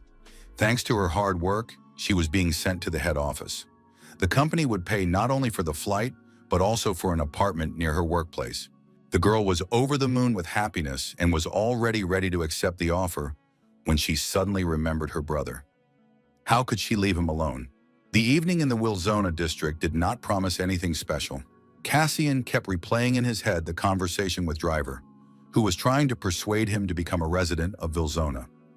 All these details about the traitor, life on the line, and sincere requests seemed very strange. Cassian had a lot to think about. Suddenly, Black Hand blocked his path. What's more, he wasn't alone. His buddy Crash was standing next to him. Cassian didn't flinch and walked towards the villains, deciding to find out what their plans were. Razak, hiding around the corner, was amazed that the stranger had spotted them so quickly. The guy really did have unusual abilities. The villains were literally going crazy. They wanted to attack the young man right then and there. Finally, Black Hand couldn't take it anymore and rushed to attack. He wanted revenge for the past humiliation he had suffered in his confrontation with Cassian. The guy didn't understand what was going on or what humiliation was meant, but he immediately activated his powers and pulled up the empty barrels. Black Hand's eyes bulged in surprise. His enthusiasm instantly wilted. A bandit named Wok stepped forward, announcing that they should pay attention to her first. Then she reminded them that they were all breaking the law, because in Vilzon it was forbidden to gather in groups and attack. Black Hand replied that the stranger was not a resident of Wilzone, so now they would quickly pick him apart. Suddenly, a voice announced that this guy would soon become a resident of their district. The bandits froze. It was none other than Crow, a highly respected and revered villain, Driver's right-hand woman. It was not advisable to mess with her. She asked the brothers once again if they would leave the young man alone, or she would have to explain what's what. Kwon Yuri returned from work tired and exhausted. A whole day on her feet could not help but affect her well-being, but she still wanted to talk to her brother today. After knocking on the door several times and hearing no answer, Yuri thought that Kano was already asleep. That was even better because she didn't have the energy to talk. The girl decided to take a shower and go straight to bed and talk to her brother in the morning. She threw her bag on the table and its contents spilled out. Morning is the most wonderful time of day when the air is fresh, thoughts are clear, and life seems wonderful. Kano couldn't sleep that morning. He was out jogging. He wanted not only to strengthen his body, but also to clear his mind of the thoughts swarming in his head. The night before, when the fight was stopped, it became clear that in order to become a member of Vilzona, one had to pass a test, as all villains did. It was decided that in 10 days there would be a test to determine whether the young man would become a resident of Vilzona. Juak explained the rules. The test takes the form of one-on-one battles. Killings were allowed only in exceptional circumstances.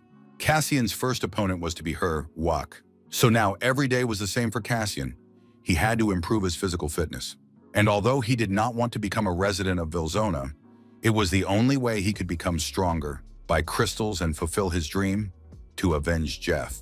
Even if the young man ended up in hell after that, he had chosen this path himself. Two strangers watched the handsome young man train. They noted how diligently he performed each exercise.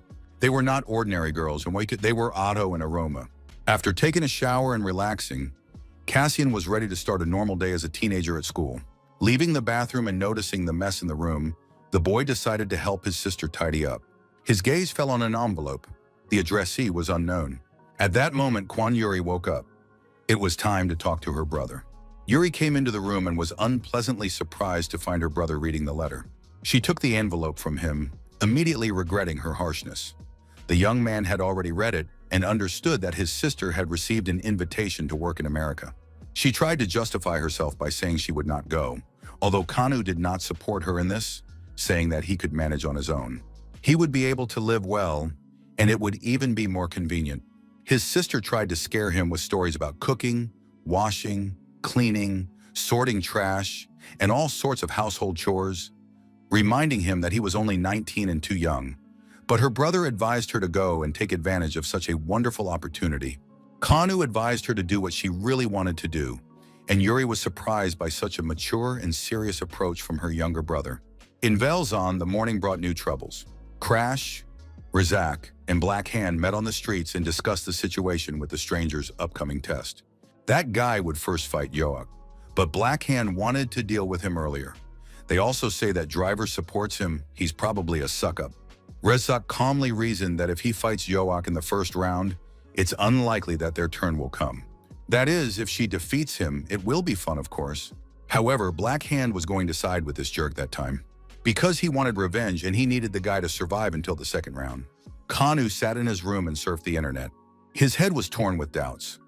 Of course, this was a great opportunity for his sister, but she was too young and dear to him. And he wasn't saying this as Cassian, but as her brother Kwon Kanu, because they were the only family each other had. The girl also spent the whole evening in doubt. She really wanted to take advantage of the opportunity, not knowing if such a chance would ever come again. But at the same time, she didn't want to leave her brother, even though he had grown up and gave very good advice. Soon the girl remembered that she had a date with her friends and decided to go there to have some fun. The girls met at a bar, ordered all kinds of snacks, not exactly healthy, and planned to spend time catching up on the latest news. After drinking beer and lifting their spirits, life seemed fun, easy, and simple, and all their problems became just minor annoyances. With the beer, the conversation really flowed, and Yuri told her friends about the changes in her life. The evening ended with Kanu having to pick up his sister from the bar. He had never seen her so drunk before. She giggled happily. As her brother led her away, she called him handsome and marveled at how quickly he had grown up. The young man took her to the bedroom, talking about what a cute little boy he had been, how he used to run after her everywhere when he was a child, and how he had grown up now. These conversations reminded him of Jeff, who also looked at Cassian with love and wondered when he had grown up. Cassian realized that Yuri was very close to him, and he felt genuine brotherly feelings toward her. The next morning began with a headache for the girl. However, breakfast was waiting for her on the table, lovingly prepared by her younger brother. In addition to the food, there was a note saying that he had made her some hangover soup. The guy advised her to eat it while it was warm and to rest. That's what a grown-up little brother's like. 3 days later, they said goodbye at the airport. Brother and sister exchanged wishes and advice. Yuri asked him to be careful in a world where so many terrible things happen, to eat well, go to bed on time, and be sure to call. The young man promised to do everything she said goodbye to the girl, and thought that she had become a real sister to him, despite the circumstances. The evening glow lit up Velzona with red colors. Nature also seemed to understand that blood might be shed. The final preparations were made, and the rules of the fight were announced. It would be considered over when one of the sides declared defeat or admitted incapacity. In short, Cassian had to win 3 battles. If he lost, there would be no punishment. Driver said that he could also be challenged. He sat down on a chair to watch the fight, while a crowd of people eager to bet was already waiting for Cassian. The first fight was to be with Yoak. She was ready and eagerly counting down the last minutes before the start of the fight. She looked strong. The young man tried to determine what her strengths were: speed, power, or endurance. Considering all these factors, it could be said that Yoak was indeed a serious opponent. She was a master of hand-to-hand combat, trained in combat sambo. Next was Razak, an opponent who knew his strengths. It was clear that a quick attack would not work with Yoak. Everyone knew that the guy was in for a terrible start. Yoak could hardly wait for the fight to begin and immediately rushed at her opponent, believing that the sooner she started, the sooner it would end. Gaining momentum with a barrel for leverage, the villainess felt her legs and arms bound by shadow shackles. She looked up, not understanding where her opponent had gone. In the next moment, he descended on Yoak with incredible speed, pinning her to the ground. This was followed by deafening blows to the head. The villain's companions realized that luck was not on her side today. In less than a couple of minutes, Yoak's fierce, strong, and resilient opponent was lying unconscious on the ground. Cassian, who wasn't even out of breath at that point, waited for his next opponent. Black Hand began to stutter in surprise. It was impossible, but it was true. Yoak was lying flat on her back, and the kid was standing. The guy was one of Velzona's strongest villains, and he had knocked her out in the first few minutes. But the young man didn't want to waste time and tried to figure out who was next. Crash expected Black Hand to come out for the next fight, but for some reason he was in no hurry. Suddenly, the sky lit up, and a huge glowing spear flew through the air toward Cassian. The guy managed to react, and the spear stuck right at his feet. His next opponent turned out to be Velzona's best archer, Red Eye. In another part of the city, in one of the abandoned buildings, very interesting things were happening. An unknown person was sitting in a chair, talking on the phone. From what he heard, it was clear that there was no need to worry about blood rain. No one expected anything special from him anyway, and Velzona would soon fall apart completely. The stranger promised that everything would be fine and that he would definitely help make it so. Then the man thanked the chairman and said goodbye. The entire area was lit up with red rays. It was some kind of New Year's fireworks or carnival. In fact, it was still Cassian, dodging the hail of arrows that Red Eye had unleashed on him. The young man managed not to get hit by a single arrow. His speed was phenomenal. However, at one point, a stone hit his boot, and his foot faltered slightly. The guy changed his trajectory. Red Eye, already almost certain of his victory, drew his bowstring and prepared to release the last winning arrow. However, the young man suddenly disappeared. For a moment, Red Eye thought he had won, and that this stranger was not as cool as everyone said he was. But where was the body? At that moment, Cassian, sword in hand, appeared behind his opponent. It turned out that he had been a hunter all along. Eye raised his hands and said he was surrendering. This was very strange and unexpected for everyone. Red Eye explained that he had participated in the fight at Driver's request. He needed to test the young man, and there was no point in causing harm. Driver's favorite assistants, the drones, were right there. Red Eye continued his explanation, saying that Driver did not want the contestants to be seriously injured. After that, the man handed Cassian a small box. It turned out to be a band-aid for suppressing desires. All Velson villains have one. It is recommended to attach it behind the ear for it to be effective. It is flesh-colored, so it is not visible from a distance. Cassian knew that villains in prisons were given injections with such drugs, but this was the first time he had seen it in the form of a band-aid. The Black Hand was to be the young man's last opponent. According to Red Eye, he was a harmful and rude villain, but overall a very good guy. Everyone hoped that they would not beat each other up too badly. This description surprised the young man. He remembered how angry and hateful Black Hand had been last time. At that moment, Black Hand was preparing for the upcoming fight. He already had doubts about victory. It was clear that the stranger was good at one-on-one combat. Joak was strong enough, but he had knocked her out in the first round. Black Hand wasn't sure if it was just luck, but they needed a victory. If he couldn't be defeated one-on-one, maybe they would join forces and attack him together. At that moment, the battered Joak approached the group. She said that even a lion hunting a buffalo calls his friends for help, so they have every right to support each other. Black Hand got heated and began to argue that he alone would defeat the stranger in one round. And what the hell did a lion matter if a great tiger like him always hunted alone? His comrades tried to calm him down, and Joak continued, saying that she was not joking and that this test was only verbal. In fact, it was a trap for simpletons like them. The fact was that they had been deliberately thrown into a fight with the stranger to make him look cooler in comparison. Joak claimed she had overheard Driver talking in the pub, and she could swear that he wanted this stranger to become the next boss of Velzona. Black Hand didn't believe this nonsense, but Joak insisted that many people had heard it and could confirm the truth of her words. They couldn't accept this because this stranger knew nothing about local life. And how could he become their boss if they didn't want to obey him? To do this, they simply had to get rid of this unfamiliar newcomer. Driver really did favor this stranger because he himself was no longer the person he used to be. These words, as the immature minds of the villains decided, meant that they would all show the stranger his place. Joak said she had brought her friends along. The more people involved, the more fun it would be. At that time, a Korean airplane was flying to America. It was quiet and very comfortable on board. Food was being served, music was playing, but Yuri's heart was restless. She was very worried. How was her brother doing? Was he feeling well? Had he eaten yet? Cassian was indeed having dinner at that moment. Not that it was tasty or healthy, but the guy was munching on a sandwich during a break before the final battle. Red Eye brought him the sandwich, saying that he needed to eat well and regain his strength. The young man was suspicious of such kindness.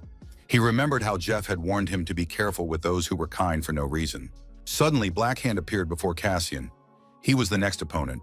Black Hand asked what the stranger's business was with Driver and what he had done to him. This question greatly surprised Cassian. However, it soon became clear that the purpose of the question was not to get an answer, but to distract the young man's attention. Crash crept up behind him with his sledgehammer, but he was too slow for Cassian. Cassian jumped back, and the sledgehammer hit the ground. Before he could recover, Cassian realized that there was another villain behind him, Rezak, with his favorite knife in his hands. Finally, the guy sprang into action, realizing that his lunch break was over, and Rezak was the first to suffer when the young man's hand threw him far to the side. Surrounded by three villains, he realized that they were too weak to defeat him in a duel, so they attacked him as a group. They decided to use numbers rather than strength. At that moment, the barrel was flying at full speed toward Cassian. He dealt with it easily, kicking it away with a jump. It turned out that three were not enough. Joak, who had managed to recover in time to participate in the joint attack against Cassian, also came out against him. At that very moment, Driver was spending a quiet, peaceful evening on the roof of his house with a crow. He asked the girl how his favorite, Black Duckling, was doing, because he was very small, black, and still didn't have a villain's name. The crow began to hint to Driver that he was overly interested in the boy's fate, and she would not mind if he paid as much attention to her as he did to someone else's boy. Soon, Red Eye joined them.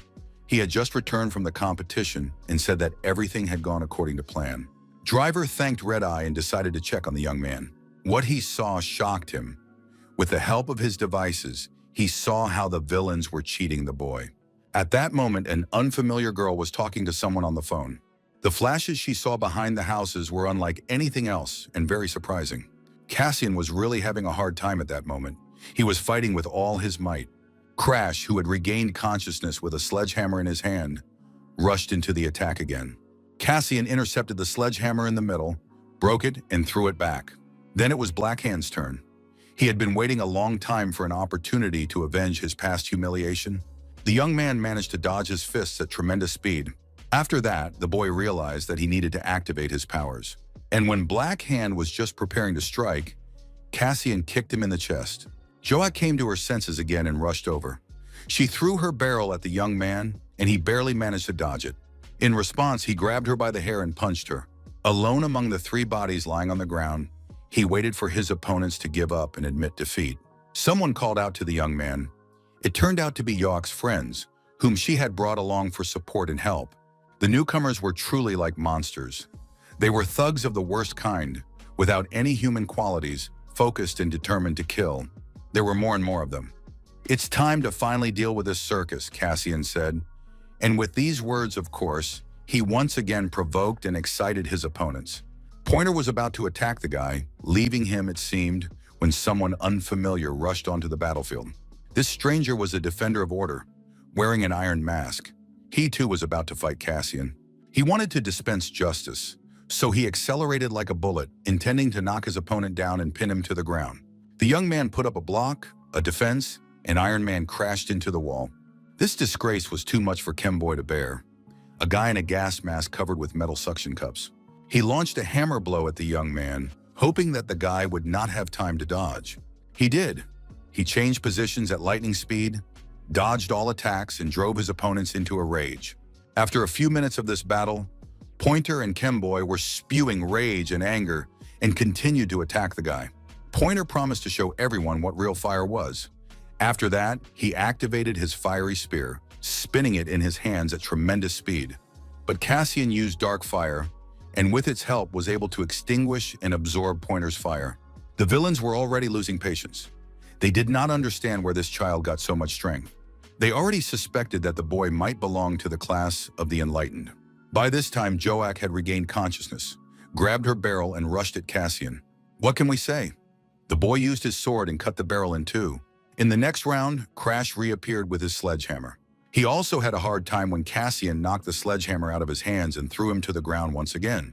It began to dawn on the Black Hand that the young man was no match for them. He belonged to some unknown category, did not hesitate at all, and did not even think about his actions. It seemed that they were not hunting the stranger, but he was hunting them. Suddenly, Cassian felt his arms, legs, and body stop obeying him. It seemed as if he had fallen into a giant spider's web. He was still trying to break free when he realized that a new villain had appeared, a participant in the battle. She advised him not to struggle, because it was impossible to escape from her web. She was a villain named the Binder. Her bonds cannot be broken, and it is simply not worth wasting time and energy, because they bind not only the physical body, but also the intentions and desires that arise in the mind. She advised him not to resist and to go to hell. While the young man was trapped in these nets, he saw Yoak and Pointer running towards him. There was no time for long deliberation. The young man managed to grab Pointer's spear, which flew towards his face. Every second counted. After that, he had to deal with Yoak again. She attacked the young man in the name of justice and peace in Velzon. This time, her fist almost reached its target. The young man began to lose consciousness. All the villains he had fought flashed before his eyes. They shouted for him to die quickly. The guy seemed to be between life and death. Some strange borderline state. Joak wanted to kill him. Everyone attacked him, called him a weakling, said he had stolen the body, that this was all he was capable of, and that he should just die. Suddenly, it was as if a light had been switched on in the boy's mind. It seemed as if someone had turned on the light in a dark room. At that moment, Driver, Crow, and Red Eye sped away across the Velzone territory. Verona hoped that nothing bad had happened and thought that the guy was overreacting. Driver said he would be happy to be wrong, and it would be good if everything ended without casualties. They were unnecessary. And yet it seemed that something unreal was happening. Before the eyes of Driver and his companions, space seemed blurred. It was clear that someone was undergoing a transition and transformation. It seemed that something bad had indeed happened. All the villains involved in the attack looked in horror at what the stranger had become. Then Yoak came to her senses again and rushed at the young man once more. He cut her down again and did it in such a way that no one even understood what force had caused it. And once again, all the enemies were in front of the young man. He looked at them through a hazy space, being in a transitional state. Suddenly, Cassian shouted that he was not ready to die in this cursed place. Driver, who had just arrived, realized that this villain was no mere boy. His magic exceeded 2,000 points. He had never met a villain with such a high level of mana. It was a catastrophic level. The villains didn't even know how to stop the young man. At that moment, a spirit came to the boy's aid. It began to quietly call Cassian, asking him to come back, come to his senses, and remember why he was here. Cassian's body was torn apart from within. He was like a volcano spewing fire. Suddenly, he smiled slyly and winked, saying that he had no intention of losing control and that there was no need to doubt him. In fact, it was all thanks to a patch that helped suppress his desires. Driver and Crow were happy to see that the guy seemed to be back to his old self. It was a bit of a shame that the show was canceled and they didn't get to see the young man's true power, but it was for the best. His mana points returned to normal. Cassian felt only slightly dizzy. After that, he once again turned to his opponents and asked if they wanted to continue fighting. The vicious Joak continued to show her hatred, but Black Hand stood up and openly admitted that they had lost. After Joak was about to continue, Black Hand knocked her out with a blow to the face. He said he was not ashamed to admit defeat to such an opponent. Soon, Driver came directly to the villains who had organized the group attack, even though everyone knew that this was not the right thing to do. Driver turned to the young man and said that he was declaring him the winner. He then thanked him for fighting fairly and congratulated him on passing the test. Driver was genuinely happy about this because now Cassian was a true resident of Velzona. And since that was the case, the young man could take a little rest. He really deserved it. The plane landed at Philadelphia National Airport. The flight went well, and upon arrival, Yuri was met by her employers. The man's name was Sean, and he was supposed to accompany the girl in America. He offered to take her to see her new home. Sean said that the manager was away for a few days, but he was a wonderful person and loved his job. He would be back from his business trip in 10 days.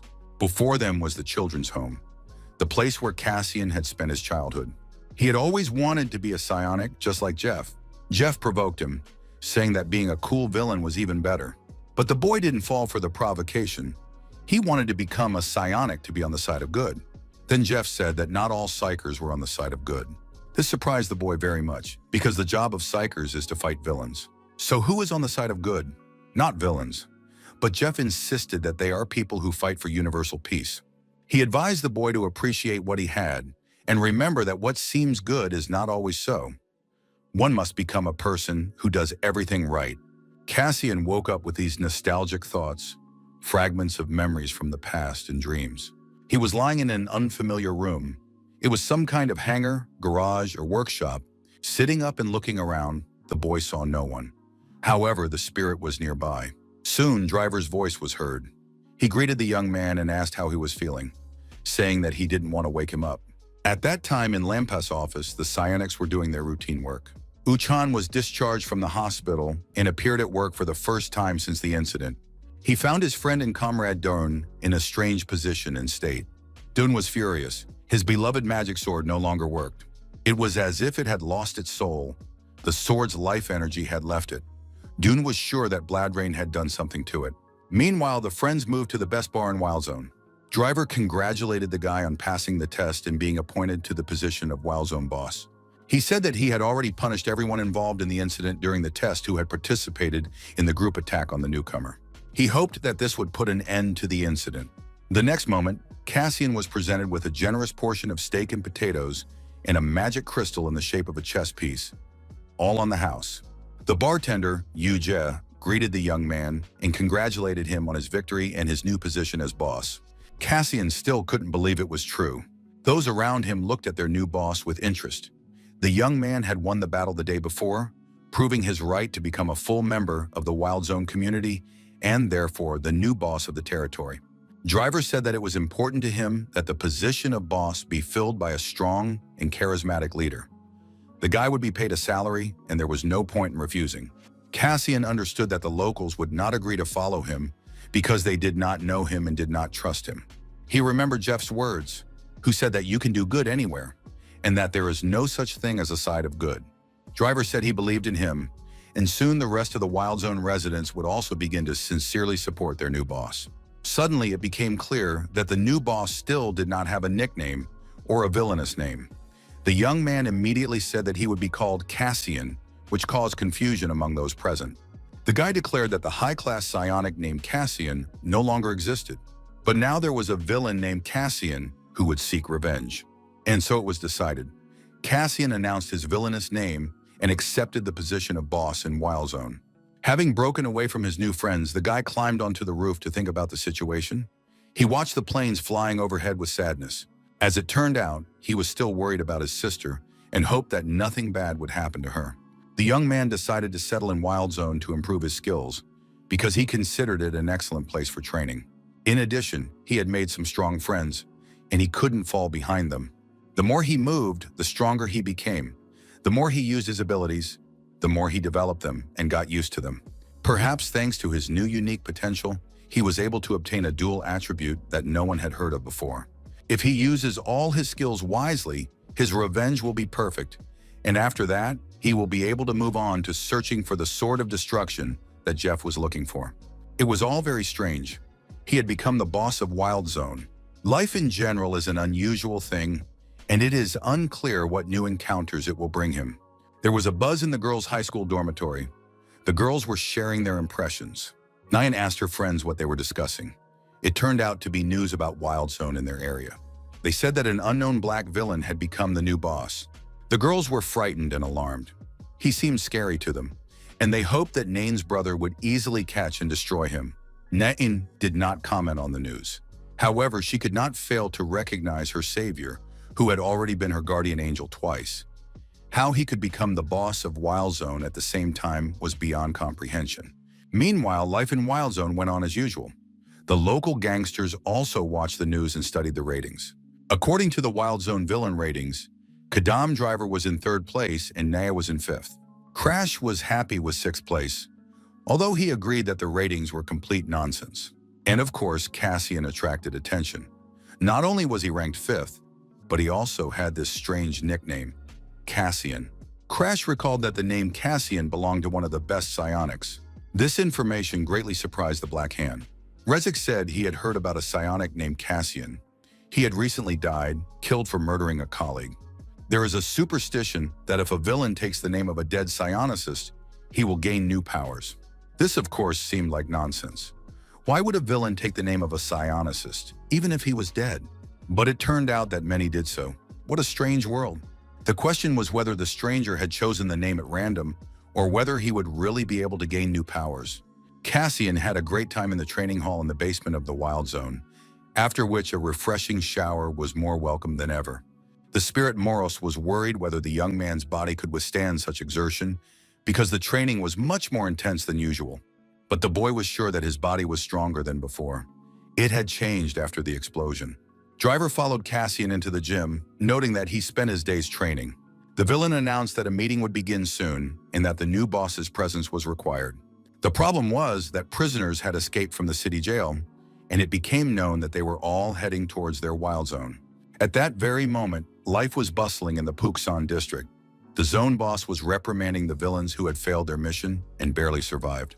It was unclear how they dared to return after their disgrace. Incidentally, it became known that there had been a change of leadership in Wild Zone, and now Driver was no longer a problem. Barracuda, the boss of the Puksan Wild Zone, gave his assistants a week to overthrow the new boss and make the Kadam Wild Zone his property. About 400 people live in the Kadam area.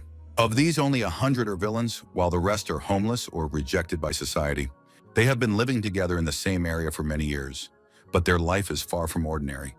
It would be easier to say that they are surviving in the same area. Driver reported that he had checked the trackers of those who had escaped from solitary confinement. They were all in the Puksan area. These were prisoners who had been imprisoned for participating in an organized group attack.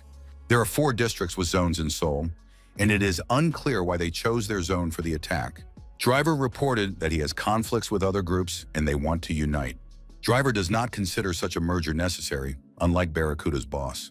This S-Class villain is a very aggressive and cunning personality, but Driver is not worried because he is confident that he cannot defeat Driver's group. The only thing he can be proud of is his brass knuckles, which according to others, contain magical crystals. The Puksan district outnumbers them. They have many top-class villains, and if they want to attack, they are quite capable of defeating Wild Zone Kadam.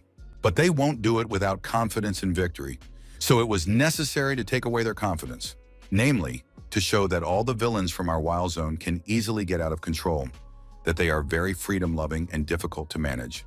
The Crow's idea seemed good, it was worth a try. The main thing was to make it look sincere.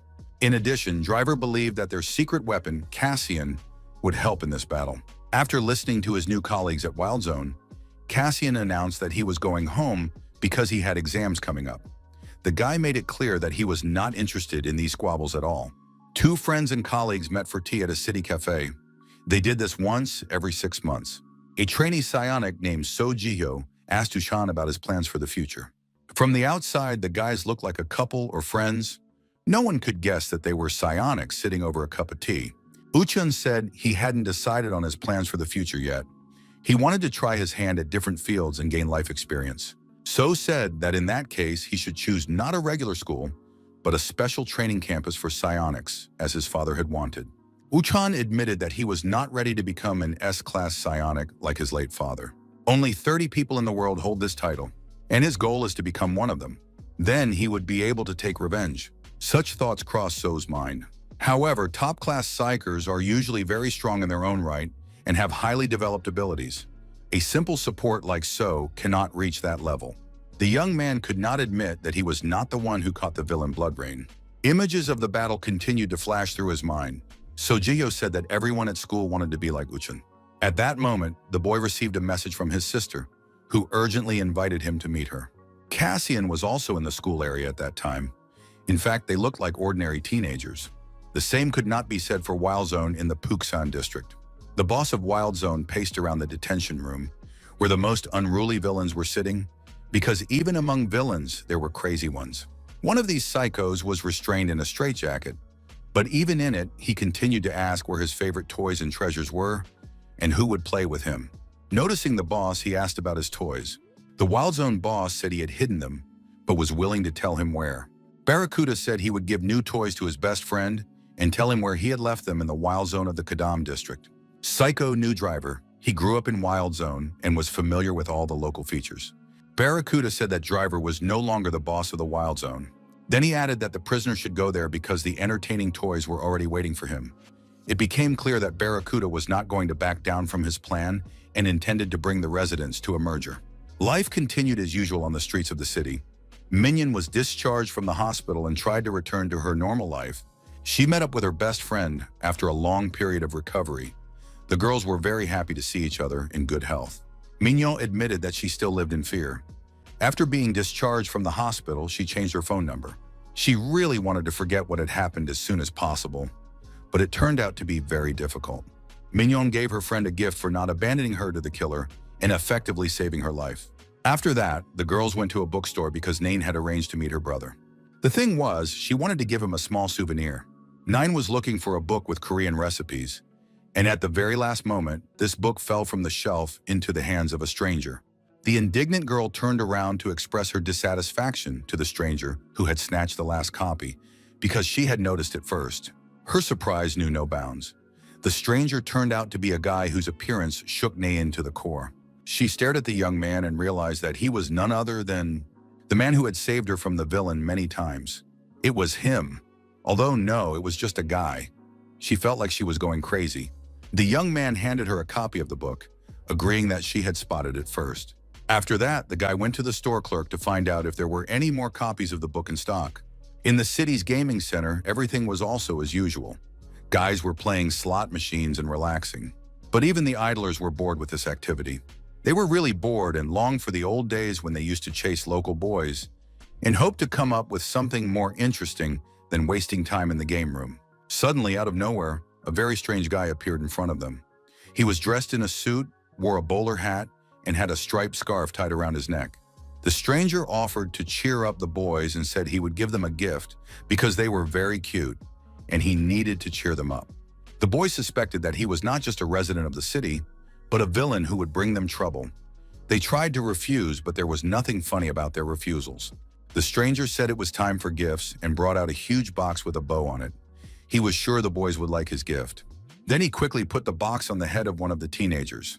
In the next moment, the eyes painted on the box lit up with an evil light, and the boy became a cute toy. The villain suggested that his friends play a game. It was none other than the puppeteer. It was clear to everyone present that these games would not be child's play. Uchan and Jiha came to the store to meet with their sister. The girl said she had invited her brother to the store because she wanted to buy him a book as a gift. She happily handed him a Korean cookbook, saying she was happy to help him develop his hobby. After that, the group continued chatting.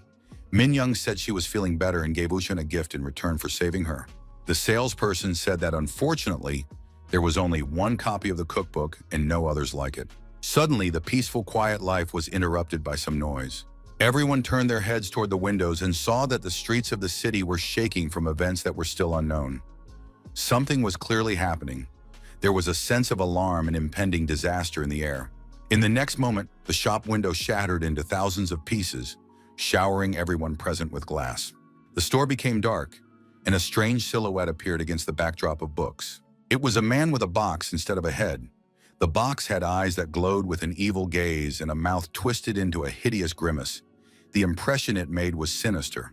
Unlike the city, which was shaken by the attack of unknown villains, everything was peaceful and quiet in Wild Zone Kadam. Driver was busy developing new devices and watching the news. It became known that people in gift boxes had just appeared in the shopping center. The police suspected that this was the work of an unknown villain. The driver listened carefully to the report. The people in the boxes surprised him greatly. However, Verona recognized the strangers. She believed that this was the same crazy guy who had escaped from the mental hospital 3 years ago. Driver also realized that she was referring to the puppeteer. Now it was clear to him how the situation in the city shopping center would end. When the dust and glass settled and everyone present came to their senses, Uchan and his interns stepped forward, shielding the girls with their backs. The villain with the box on his head looked very strange. It seemed as if he didn't know what to do. The space in front of him was trembling, which attracted the attention of the psionics. At that moment, other toys burst into the store, which, despite their friendly appearance, had nothing to do with kindness. They lined up in attacking positions and began their assault. Uchan knocked away the monkey toy. The intern punched the bear in the face. A completely harmless green fish swam up to Nain. But this was a deceptive impression because it was also a villain. An unfamiliar guy dealt with the fish, slamming it with a book and throwing it away from the girls. The blow was so powerful that the fish died, and the girls looked gratefully at their unknown savior. Meanwhile, the guy with the box on his head continued to rage and throw things around, but it still seemed as if he was out of place. Uchan wanted to use his fire skill to neutralize him. The young man believed that he had to destroy all villains, and he almost did so when the stranger in the store stopped him. The young man said that he was not a villain, but merely a puppet in the hands of the villain, the guy with the box on his head. These words caught the attention of the trainee psionic. He looked at the stranger with interest, not understanding how he could know this. The young man said that the safety of civilians was paramount and that it was necessary to consider the situation from different angles before taking action. His words caught Ochan's attention because they were the rules of psionics. How could this guy know them? The villain with the gift box on his head raised his fist and was about to strike Uchan. But at the last moment, Uchan jumped back and avoided the blow. Trainee Gio told Uchan to step back and began to activate his abilities. If the stranger with the box was not a villain but a controlled person, Gio would be able to handle him. He directed magnetic waves toward the man with the box on his head. It was a restoration of consciousness, and it was directed at the supposed villain with the gift box on his head. In the next moment, the stranger's body began to tremble, and the psionics action took effect. Gradually, the box on the guy's head began to dissolve, and everyone present saw the face of an ordinary schoolboy. A few moments later, the mask disappeared completely, and everyone was convinced that this was not a villain, but an ordinary person. The powers of the trainee psionicist had restored his true appearance. Uchan watched what was happening with interest. He didn't understand how this unfamiliar guy knew so much. Unfortunately, the bookstore was not the only place where strange things were happening with toys. The streets of the city were full of people with gift boxes on their heads. They were causing chaos and terrorizing the local population. The chaos reached enormous proportions. They caught ordinary residents, pulled their hair, poured paint on them, mocked and bullied innocent people. The puppeteer, who was the driving force and creator of this chaos, watched all this with delight. He felt that someone had hurt his favorite toy and realized that the offenders must be punished immediately. However, before he went out into the streets of the city, Driver, who had quietly approached Kukolnik, called out to him. Driver reminded him that he had once warned the villain of punishment if he disobeyed. It turned out that 3 years ago, Driver had warned that if Puppeteer ventured into their neighborhood again, he would not leave him alone. The villain replied that he was no longer intimidated by empty words and was not afraid of Driver. On the contrary, he was very glad that they had met. Driver noticed the villain's eyes. They were shiny and red. The villain lunged at him, trying to scratch his eyes out with his own hands. Driver took a defensive position, readying his screwdriver and waiting for the puppeteer to attack. In the next moment, Driver activated the screwdriver and aimed it at the madman. There was no point in waiting for the madman to make the first move when he could act himself, because Driver knew how to get angry too. In the wild zone of the Puksan district, they also watched the riots in the city. The news reported that the police considered it a terrorist attack by villains, but the situation was already stabilizing and would soon be under the control of the authorities. Barracuda was very dissatisfied. The beginning should have been more exciting, and he should have had a lot of fun tormenting the city's residents. Another thug named Rockhand, a one-eyed monster, suggested simply breaking in and destroying everything. The gangster Ice Demon said he was happy to freeze everything around them. Barracuda said he didn't care what they did, but he wouldn't allow them to touch Driver because he wanted to deal with him himself. The villains were outraged, saying that the boss had taken the best part for himself. The villainous smoker wanted to take on Raven. She had long dreamed of interacting with this old woman. A villainess named Black Ghost said that she was interested in Kaysen and wanted to defeat him herself. Her statement surprised everyone present because she had never shown any interest in boys before. Barracuda said that he planned to get rid of the puppeteer anyway. His task was only to start the riots, and he had accomplished it. Barracuda hoped that this time he would definitely get Wild Zone into his hands. The people with boxes on their heads continued to destroy the city, frightening the local population. However, the psionics gradually removed the spell from the residents, dissolving their boxes. The boxes on the monsters' heads turned into ordinary school children. Of course, it was necessary to find the villain who controlled them. The villain had to be caught before there were more victims. Reinforcements had already been called, so they had to wait for them instead of rushing in themselves. Ukan said he knew who was behind these actions. A notorious psychopath, a toy maker. He had read about him in Kadam's villain file. Uchan also remembered information about the villain. He was a dangerous psychopath capable of doing anything for his own pleasure. Cassian received a message on his phone. Driver had contacted him and reported that the main suspect in the case was a guy nicknamed the Toy Maker. It seemed that this psychopath was nearby, but they needed to leave quietly because there were too many eyes around. But the young man didn't have time to walk away, and at the last moment, Nain called out to him. Cassian tried to ignore her and pretend he hadn't heard, but the girl was persistent. The guy said he was going home, but the girls suggested he stay with them, since Nain's older brother, the psionic Uchan, was nearby. At that moment, something whistled through the air, and out of the corner of his eye, the guy saw a huge puppeteer with a gift box in his hands flying down on the girls. The young man rushed towards the girls, grabbed them in his arms, flew to a safe distance, and slammed into the asphalt with them. The noise attracted the attention of Uchan and his intern, Jiho. The guys rushed to help the girls when a man in a puppeteer's costume suddenly appeared in front of them. He said that they had ruined his toys, and for that he would now punish them. The psionics recognized the stranger as the toy maker. He had revealed himself to them. The villain said he was in a great mood and had to reward the psionics with his special gift, a unique present. This gift was very rare and valuable. An energy cloud began to form around the box in the villain's hands. But Uhan did not wait for the psychic to make the first move. He unleashed a flash of fire from his hand and directed it at his opponent. However, the toy maker was a very strong and experienced villain, and he still threw the box with the gift in the direction of the psionicist. It opened, and a wonderful little bird flew out of the box, an absolutely adorable toy creature. But as it approached Uchan, the chick gained power and eventually emitted an energy charge. This charge was enough to throw Uchan far away, causing him to become disoriented. And the toy maker had no intention of stopping. The box with the next gift was already ready, and he swung it, intending to throw it at the psionicist. However, at the last moment, a phone flew into his head, and the blow was so strong and unexpected that it distracted the villain from his throw. Before the toy maker could figure out who was spoiling his fun, Uchan jumped to his feet, activated his powers, and rushed at the villain. The hit was accurate. The toy maker flew far to the side, dropping his box on the way. Uchan caught his breath and noticed a phone lying at his feet. The device looked very familiar. Cassian also noticed the incident. The phone had been thrown by Na-in, Ukan's sister, and everything would have been fine if it weren't for the force of the blow and the condition of the girl's hand. Everything was unrealistically powerful and strong. She seemed to be on the verge of awakening, but most likely she herself was unaware of it. Everyone looked at the villain and realized that it was a dummy. There was no villain in front of them yet. It was just an empty costume. No one expected such a turn of events.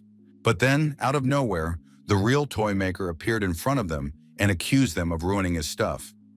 I wonder if this is the real toy maker. The villain announced that he had lots of fun toys and would be happy to play with them with his new friends. Life was bustling in Lampus' office. Dun was a little delayed by paperwork and was now rushing to meet his partner on the streets of the city. Ham Jasun explained to him that there had been an attack in the city center. It was very densely populated, so the damage to the civilian population could be significant. The villain was the toy maker, who for some reason had returned to the city.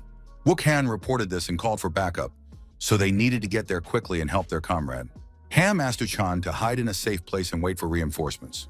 No matter how much they thought about the situation, it was unclear why the toy maker, who had disappeared for 3 years, had suddenly reappeared.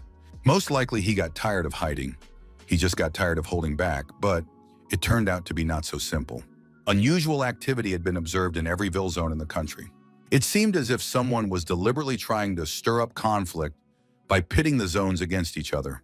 Most likely this is being done by someone who wants to absorb all the Ville zones. Therefore, it is necessary to hurry up and suppress any conflicts as quickly as possible.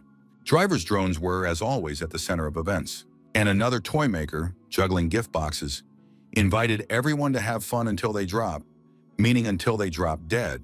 After that, the villain threw his box high into the air. Activating his powers, he began to knock the boxes down with blows, tearing them apart and throwing them aside. After punching through another box with his hand, the young man grabbed the next one. But then some pleasant little toys awaited him. They were colorful slime toys and they surrounded the young man. As if playing, the slime covered Uchun's hands. At first, he didn't pay any attention, but soon realized that he couldn't move his limbs. The creator of toys was happy. He told the psionicist that soon the slime would completely envelop him and he would become the best toy in the world. The young man couldn't get rid of the sticky slime, no matter how hard he tried. Everyone watched the situation from the sidelines until Kasin roused the trainee, telling him that he had to help his friend and use his ability. Armed with what he had seen, the trainee psionic immediately activated recovery mode and directed it at his friend. Thanks to this, the slime on Ushan's hands began to dissolve and melt, allowing him to feel his limbs again. The toy maker was furious. He lunged at the intern, accusing him of breaking his toys. At that moment, Uchan, now free of the sticky substances, knocked the villain off his feet with a blow from behind. The battle continued. The opponents struck each other with tremendous speed. At one point during the battle, the villain managed to trick the psionic and grab him by the throat. The toy maker was going to turn the young man into another personal toy. Suddenly, he felt as if his hands were bound by some kind of restraints. He was indignant, not understanding what was hindering him, and briefly distracted from Uchan. But that was enough for the young man to use all his strength and put it into the next blow. His fist slammed into the toy maker's jaw with full force. The villain flew back once again, spewing curses at the psionicist. Uchan had time to catch his breath and analyze the current events. He realized that the dark force that had helped him defeat the villain was very familiar to him. Most likely it belonged to the same unknown villain who had dealt with Blood Rain. Driver watched the events in the city from the roof of the nearest house. In principle, he was satisfied with how the situation had resolved itself and preferred to pretend that he had not seen anything personally. The next day, all news channels reported on the riots that had taken place the day before. In particular, the report said that a villain named Toymaker was behind it. As a result, many people were injured and infrastructure was damaged. Recently, the crimes of villains have been practically non-stop. Ville zones are places where they live and can be socialized in a way. According to statistics, crime rates are much lower in cities with Ville zones. However, the latest crime spree suggests that the instigators and leaders of these actions are not based in the Ville zones. A representative of Lampas believed that this problem could be solved by reorganizing the Ville zone in the Kadam district. If it weren't for the active intervention of the psionics, there would have been many more victims. They say that Uchin deserves special attention. He is one of the most promising young psionics in the Lampas branch. In addition, there is talk of reducing his internship period. Dun greeted Uchan after the operation with the toy maker and hinted that his internship was over. However, the young man understood that the main character of all the events was an unknown villain in black. After all, it was he who saved his sister in the situation with Blood Rain. Yesterday, his help was also decisive. Uchan didn't understand one thing: why this villain was helping everyone. Moreover, his name, Kashan, was very familiar to every psionic. The pieces of the puzzle were about to fall into place in the young man's mind, allowing him to realize that the villains Ji and Quan Kanu were one and the same person. Another meeting was held in the Ville Zone.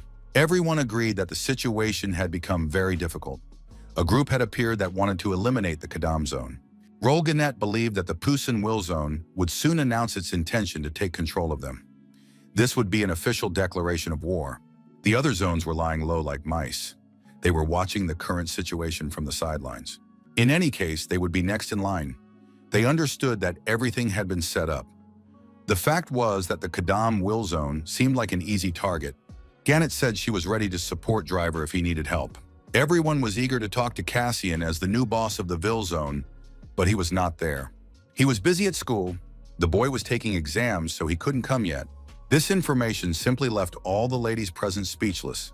But that's life, so there's no need to be surprised. The schoolboy was indeed taking exams, and in between them he spent time alone on the roof. He reported on the phone that he was eating well, behaving well, going to bed on time, and even doing his homework. On the other end of the line, his sister was worried. She had heard about the incident in the city on the news and wanted to make sure her brother was okay. The young man confirmed that he had not been at the scene of the incident. He had been at home preparing for the exams that had started today. He had done well on all the assignments and was hoping for a good result. While Kanu was talking to his sister, Uchan approached him from behind. The young man looked at him with genuine interest. Uchan approached him with a personal question. At that moment, Yuri, Kanu's sister, was replaying their conversation in her head. She was happy to think that her brother was doing well living alone, and that it looked like everything would work out for them. Sean called out to her. The girl began to explain to him that she had been talking to her younger brother. However, the manager explained that it didn't matter. He said that their director had returned from a business trip and had immediately requested a personal meeting with Yuri. Accompanied by Sean, they proceeded to the director's office. A tall, slender, long-haired man was standing by the window. The man turned to the girl, extended his hand and introduced himself, saying that he was very pleased to meet her. His name was Vincent. Meanwhile, a conversation began between the boys on the roof. Uchan sincerely thanked Quan for yesterday's events. If it weren't for him, everything could have been much worse. The guy didn't hesitate in a critical situation and acted without delay, grabbing the girls and pulling them out of the villain's attack. Despite the fact that Uchan himself was a psionic, he understood that he had something to learn from Quan. After that, the young man handed him a bag, which surprised him greatly. Uchan said that his sister had sent the bag. She also wanted to thank him for saving them and had gone to great lengths to get this gift. To say that Quan was surprised would be an understatement. Uchan was also very surprised when he asked if Quan had noticed a guy dressed in black. That was the end of the conversation. Burning with impatience, Quan and the spirit rummaged through the package as soon as they were alone. It contained a book of Korean recipes. In the Will Zone of the Kadam district, life took on new meaning. Driver, along with other residents, planned to fortify the zone. He instructed Kemboy to build barricades. Kemboy promised to do his best. Digger was supposed to dig traps. Driver assumed that guys from another Ville Zone might come to them, so their preparations were like getting ready for war. Cassin appeared unexpectedly. He returned without warning or requests. By that time, the barricades were being built by Kemboy, and sparks were flying in all directions. And Dick, the master of the shovel, had already dug up the entire perimeter. Driver explained that there were relatively few of them in the L Zone, but if they prepared thoroughly, they had a chance of dealing with unexpected guests from other Ville Zones. After listening to Driver's story and not reacting to it in any way, Cassian turned around and went to the local bar. Raven and Driver did not expect such a reaction. The bartender, Yuzek, was very surprised when he heard Cassian's order. He wanted to buy top-class magic stones. The bartender was even more surprised by the quantity. Cassian wanted to buy all the crystals available and said he had enough money. Realizing that Cassian was serious, the bartender led him to the Holy of Holies where the magic crystals were kept. It turned out that there was a hidden space behind the liquor shelves, a long, deep staircase leading to the basement. There, Cassian saw boxes of magic crystals. There were 5 of them. The young man was disappointed by such a small quantity. It turned out that a visitor had recently bought all the rest. The bartender announced the price at which he was willing to sell the stones. He reiterated that magic crystals were very rare and difficult to obtain, especially those of the highest grade. but he was selling them quite cheaply. Cassian was ready to buy all 5 and asked for a discount.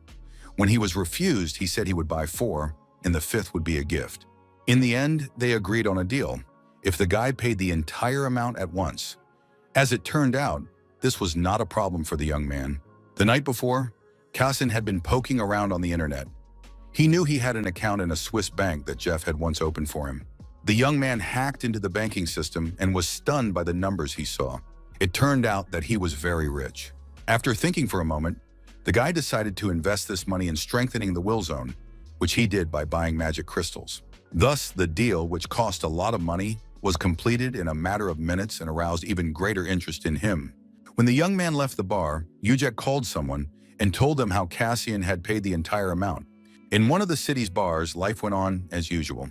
A group of friends met there to have a bite to eat and discuss the latest gossip. Nain was interested in the guy who had once again saved the girls. Mignon replied that she didn't remember him and hadn't seen where he had gone. For Nain, the guy became an obsession. She only remembered how he turned around and took a few steps, and then her attention was distracted by the villain. When she looked at him again, she only saw the back of the fleeing guy. The girl replayed the scene over and over in her head. Suddenly, everything fell into place in her mind, and she realized that it was the same guy. The truth that dawned on the girl shocked her.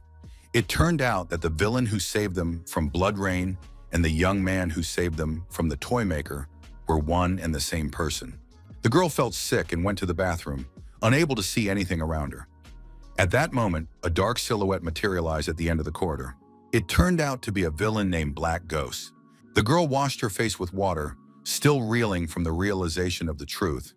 She didn't know what to do, whether to tell her brother and friend, and what would happen to the boy then. When the girl realized that there was a stranger standing behind her, it was already too late. Mignon, who was waiting for her friend at the table, was tired of waiting for her. She was about to go looking for Nain when a scream and noise caught her attention. Frightened cafe patrons were running from the restroom, shouting, "Save us! Help! Villain!"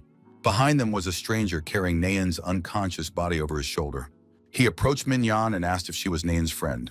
The girl was so frightened that she lost her voice and couldn't even nod her head in response. But the villain already knew everything. He asked her to tell Uchan that if he wanted his sister back, he should come to the Ville Zone in the Kadam district. In the Kadam Ville Zone, the construction of barricades continued. Not everyone understood why this was necessary, but the construction was actively underway. Some particularly reckless villains did not want to wait for their rivals to arrive and suggested going to Birizona from Pukasan themselves to kick everyone's ass. Crash warned about the traps that had already been set up around the perimeter when suddenly he noticed an unknown object approaching at breakneck speed. It turned out to be none other than the psionic Kimuchan. The villain was stunned by the audacity. This was the first time they had seen a psionicist break into the will zone. The Black Hand immediately prepared to meet his opponent, activated his arm, and assumed a fighting stance. His appearance had absolutely no effect on Uchan's intentions. He also rushed forward, ready to destroy everyone and everything. When the rivals met, Uchan shouted at the villain to back off and said he had come for his sister. Suddenly, the young man's foot twisted, and he fell into a trap set by Hambo. A hail of stones rained down on him. Black Hand soon fell into a pit that had been dug around the perimeter. Crash and Razak watched the confrontation with surprise, trying to figure out which of these idiots was more of an idiot. Meanwhile, Cassian was preparing for future battles in his personal training room. He drank all the crystals he had bought and studied his sensations. The guy realized that he had become even stronger. After consuming 5 high-quality stones at once, his sensations were not the most pleasant, but he hoped that the characteristics would please him. And so it was. He gained new abilities again, and his mana points reached 860. His level now corresponded to B rank. He realized that magic stones were becoming less and less useful. Now he needed to find natural stones to really power up his skills, and he also needed to focus on training. The guy understood that his mana had increased significantly during the explosion, and his skill levels had risen. In the battle with Blood Rain, the guy used 2 Shadow Blades at once. Perhaps he should train to develop his skills through rigorous training, as psychics do. Only a few can combine existing skills to create new ones, and it is probably not worth hoping for magic stones anymore. It is better to focus on training. The young man did not know how to use several skills at once, as he did during the fight. But he knew that the time would come when he would learn to combine them. Then he would definitely take revenge on Lampas. Continuing to ponder this, Cassian activated his Shadow Blade and combined it with Shadowfire. It worked perfectly. The young man remembered how Jeff had said that he had enormous potential and would become one of the best psionics in the world. Suddenly, his training was interrupted by Driver, who announced that a guest had arrived. What nonsense! Who could this guest be? It turned out to be Uchan. Now that was a surprise. Driver's drones once again served him well when they sent a photo of what was happening in the will zone of Puxion. The black ghost appeared there with the body of a lifeless girl on his shoulder. He explained to the zone boss that he wanted to provoke Uchan in this way. Putting the blame for his sister's theft on the guys from the Kadam zone was an excellent plan. Tomorrow, all the TV channels would be reporting that the villains from Kadam had dared to kidnap the psionicist's sister. Everyone would turn on Kadam. The whole world would turn away from them and condemn them. They would be left all alone. Barracuda admired his brass knuckles made of magic crystals with pleasure, and then he would take control of the Will Zone. In the Will Zone, the passions finally subsided. Everyone was pulled out of the traps, put in order, and secured. It turned out that Uchan had come to the Will Zone because he believed they had kidnapped his sister. Kassin was genuinely upset by the news. First, they had nothing to do with it, and second, it was about a girl. Now he had a reason to worry about Nain too. He repeated to the psionicists that they had nothing to do with it, and that the villains of this area did not use dirty methods. Driver was genuinely outraged by the situation. Not only had someone been kidnapped, but they had also been slandered. It seemed that the guys from Pashan wanted to set Kadam up. Uchan seemed not to hear the villains' arguments. He demanded to be told where his sister was. This began to annoy the villains' Driver and the others. However, Cassian demanded that the psionic be untied, because that would help clear up the misunderstanding. After that, they all watched the video received from Driver's drones, which clearly showed that the girl had been kidnapped by a villain from Barracuda's people. This video, of course, helped, and it was very fortunate that the moment with the girl was captured on camera, but soon new questions arose. The guy carrying Nain looked a lot like Cassian. Judging by his ability to transform, it was the Black Ghost. This villain could easily transform into any character, so Uchan accused Cassian of stealing his sister. Cassian couldn't let it go. He said he would go right now and punish the Black Ghost for the kidnapping and frame-up. Uchan volunteered to go with Cassian. His sister's life was at stake, and he felt he had to save her. Driver and Crow announced that they would also go with the guys. Attacking is more fun than sitting on the defensive, and today they would destroy Pukshan. Soon the rest of the thugs followed. Blackhand, Razak, and Crash. They too were eager to beat up the villains from Pukshan. Blackhand and Crash also expressed their desire to go to Pashan. They couldn't let their comrades have fun without them. Cassian had no objection, but he still had some business to take care of. These matters concerned Ukan. One of the city's hotels delighted residents and guests with its appearance and glamour. In the office of the hotel's general manager, among the expensive antique furniture, there was a display of exclusive jewelry. He enjoyed admiring them in his free time. An unexpected phone call distracted him just as he was admiring the sparkle of the diamonds. He answered the call with irritation, saying that he was busy because he didn't have enough time for his favorite pastime, enjoying his lovely jewelry. More precisely, he was working on a report at the moment. Two sisters who looked very much alike listened to his phone conversation with genuine interest. Almost irritated, the hotel manager told his interlocutor that, of course, he understood the situation, and that they were indeed no strangers to each other. The next moment, the hotel manager turned into Royal Ghana and said that she would help and that he could rely on her. In the Buxton Cassian area, he studied the situation with a focused gaze and prepared himself for the upcoming battles. The entire Bilzona Kadam team lined up next to him. Driver, Baron, Blackhand, and others. Now that they were all gathered here, there was no turning back. But before entering, they needed to go over the attack plan one more time. In addition, their newcomer, standing a little apart, also had to listen to the details of the future attack. This newcomer turned out to be Uhan. He was told categorically that if he wanted to go with the villains, he had to wear a mask, and from now on he would be called Red Mask. This had to be done in order not to arouse unnecessary suspicion, because it was unseemly for a psionic to associate with villains. According to the plan, they first had to eliminate the head of Elzona and then rescue the hostage. Driver tried to scan the building and find the shortest route, sure. Each participant was given a separate task. It was clear that the surprise and speed of the attack were the best things to rely on. Driver was responsible for reconnaissance, while Cassian and Verona were going to fight. They wanted to leave Psyker behind. He was not strong in close quarters combat. Before all the details of the plan had been discussed, the enraged Crash and Blackhand demanded that they be assigned an area of responsibility as well. Cassian, after listening to their proposal to simply break in and start killing everyone in sight, said that they had an important task ahead of them. They would wait at the exit and then help everyone get out. Until then, they just had to hide somewhere and keep quiet. The villains didn't like this plan, even though Cassian assured them that the most important thing in rescuing a hostage was to cover their retreat. But they wanted to storm in and kill their enemies themselves. Red Mask listened carefully to his boss and understood that the phrase, surprise and speed of attack, had been instilled in him since childhood at the psionic school. He was called a very talented boy and was advised not to forget the rules. The main thing in rescuing hostages was retreat. Uchan's mind was again filled with suspicions that the villains spoke and reasoned like a psionic. Belzona looked calm and serene. Nothing hinted that the opponents were expecting an attack. Driver launched another drone, which had a more complex task that evening than simply gathering information. As a result of the absorption and reprogramming of the cameras, the Velzonas were now completely under Driver's control.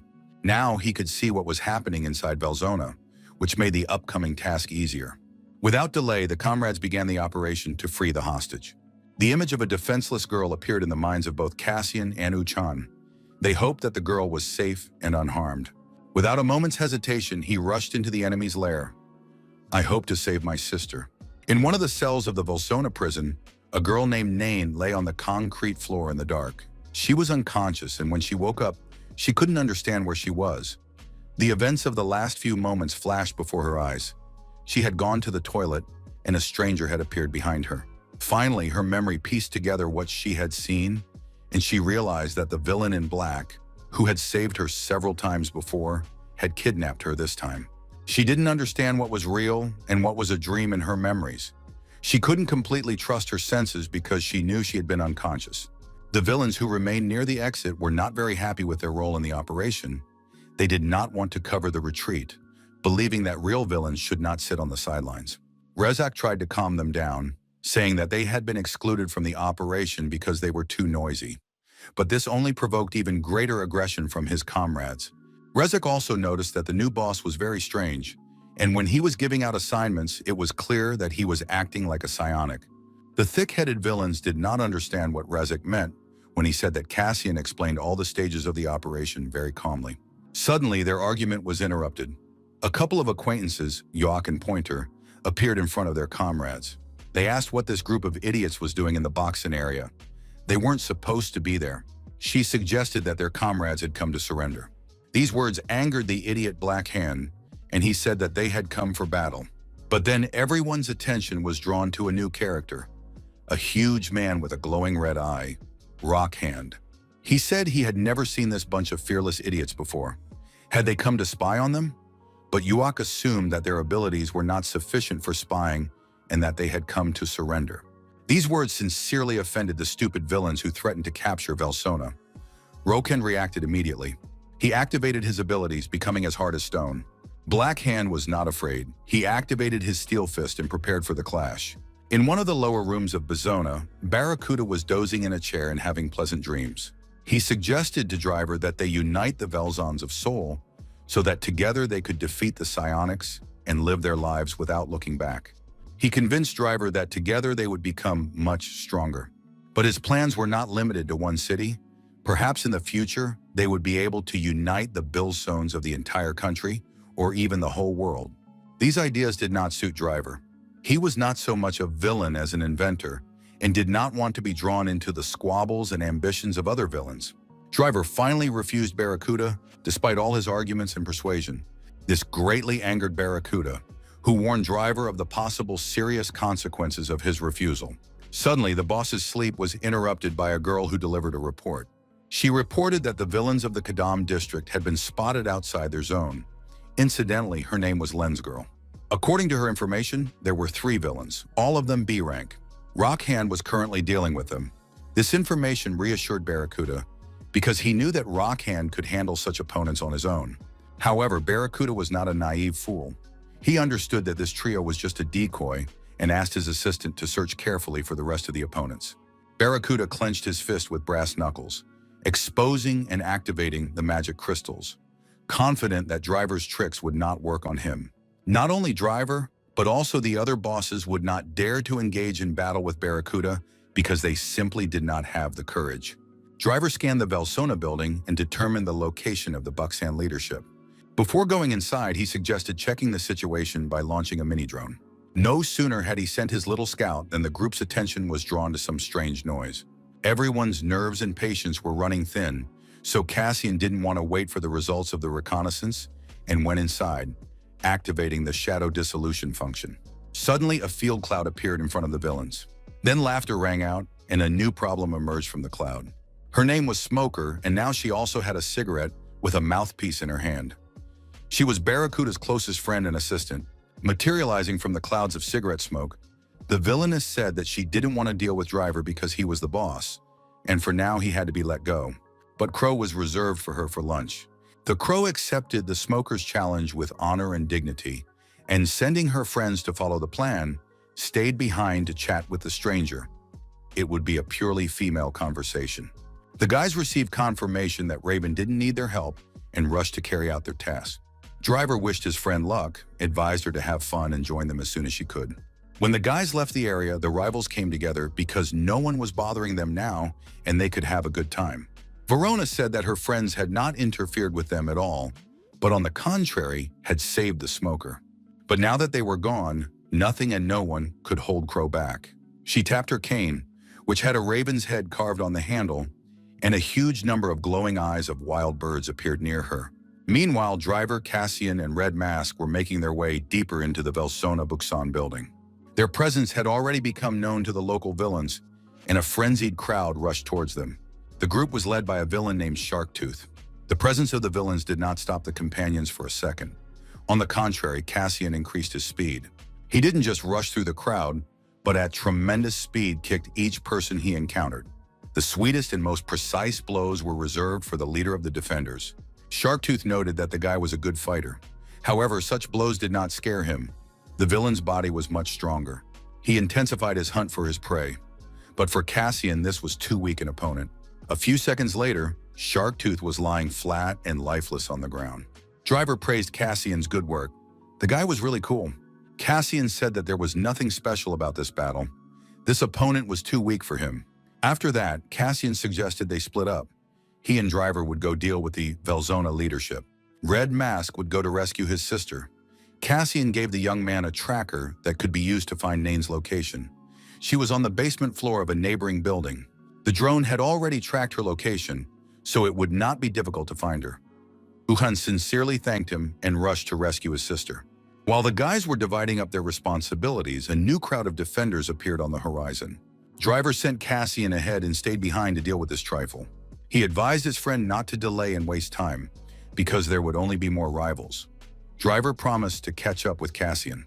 After that, the guy activated his screwdriver and rushed to smash the villains' heads. Meanwhile, on the roof of Velsona, the ladies continued their conversation. The Smoker admitted that she used to be very annoyed when people compared her to the Raven. Over time, she learned to use the breath of death. Thanks to this skill, no one was afraid of her, because the carbon monoxide smoke paralyzed any opponent. The Smoker noted that the Crow was very good at dodging blows and was truly talented and cunning. She continued to throw her breath of death, enjoying her superiority over her opponent. She was sure that today Verona would disappear, because the chain of death she had directed at her opponent was lethal. Verona fought off the deadly clouds, and so far, everything was going well. After that, she had the opportunity to use the Crow's hide-and-seek skill. She dissolved into smoke, becoming invisible to her opponent. This allowed the villain to get very close to the Smoker to launch a counterattack. The Crow used her cane to strike her opponent, and her blows reached their target. However, in the next few minutes, the Smoker released even more smoke. One breath was enough to make the blood boil and burn the lungs. The Smoker continued to blow more and more deadly smoke with relish, mocking the unfortunate Crow. Suddenly, a voice from the other side called out to her, saying that she had committed an unforgivable crime. In the next moment, millions of crows attacked the villain for daring to touch their leader. Suddenly, the smoker realized that the crow possessed disproportionately great power, all thanks to the technology created by Driver. The crow was able to activate the awakening function, and the outcome of the battle was a foregone conclusion. Uchon continued searching for his sister, delving deeper and deeper into the underground floors of Velzona Boksan. At the same time, thoughts about Driver and Cassian swarmed in his head. They had really helped the young man, and now he would be indebted to them for helping him find his sister. Suddenly, the floor of the underground corridor was covered with ice spikes. The young man stopped abruptly so as not to injure himself on the ice. The ice demon said that he had not waited here for his rivals in vain. He knew that at least one of them would come to rescue the hostage. Red Mask, without engaging in unnecessary conversation, activated his fire. He rushed towards the ice demon, intending to melt the ice with his fiery flashes. The ice demon said that each villain's abilities corresponded to their inner nature, and the ability to ignite fire spoke of a quick-tempered character. A very interesting battle of fire and ice was about to take place. At this time, Cassian himself continued to move through the floors of Velzona, searching for the territory's leadership. Soon he sensed a slight movement in the air and suggested that his opponent come out instead of hiding. The villain noted that Cassian was very attentive and said that he had been eagerly awaiting their meeting. Cassian saw that his opponent had the same attribute of darkness as he did. The stranger said that he had obtained a lot of information about Cassian, who had achieved extraordinary heights since his appearance. According to an unspoken rule, battles with other villains outside the territory were prohibited, but Cassian ignored this prohibition by engaging in a duel with Bloodrain, the creator of toys and blasters. The stranger accused Cassian of being an enemy of the people, and if the guy killed Cassian now, no one would dare accuse him. However, the most surprising thing was that Cassian became the boss of Velzona despite his unconventional behavior. The guy said that his thoughts were not mockery. On the contrary, he sincerely respected Cassian. As a true villain, he should have gotten angry and started rioting. But he is a coward living in darkness, and he cannot even pretend to condemn Cassian because he actually wants to be like Cassian. However, he doesn't want to be a shadow. He wants to become darkness itself, just like Cassian. And to fulfill his cherished desire, he must kill his idol and take his place. He noticed that Cassian was very strong in the last battle and thought, what if the four of us attack at the same time? It should work out pretty well. The Black Ghost used his shadow double skill, and Cassian was surrounded on all sides by identical opponents. He understood that not all four were real, some of them were illusions, and all that remained was to figure out who was where. Cassian decided to kill all four and put an end to this puzzle. The Shadow Blade was activated, and at some point Cassian came face to face with his opponent. The battle continued. The stranger disappeared and replaced himself with doubles. The speeds were tremendous, and he destroyed more and more ghosts. His speed was so great that the young man himself was amazed. The Black Ghost realized that Cassian was much stronger than he had expected, so he had to use a new ability. Suddenly, the room was plunged into complete darkness. Cassian froze, waiting for his opponent's next move. Suddenly, the stranger appeared out of the darkness in the form of glowing knives cutting through the air at tremendous speed. It was difficult to navigate in the darkness, so Cassian activated all his senses, trying to determine the location of his opponent. Although both opponents had the same attribute of darkness, Black Ghost had the advantage in knife fighting. He was going to give Cassian the opportunity to experience the true fear of death in pitch darkness. These words genuinely amused Cassian.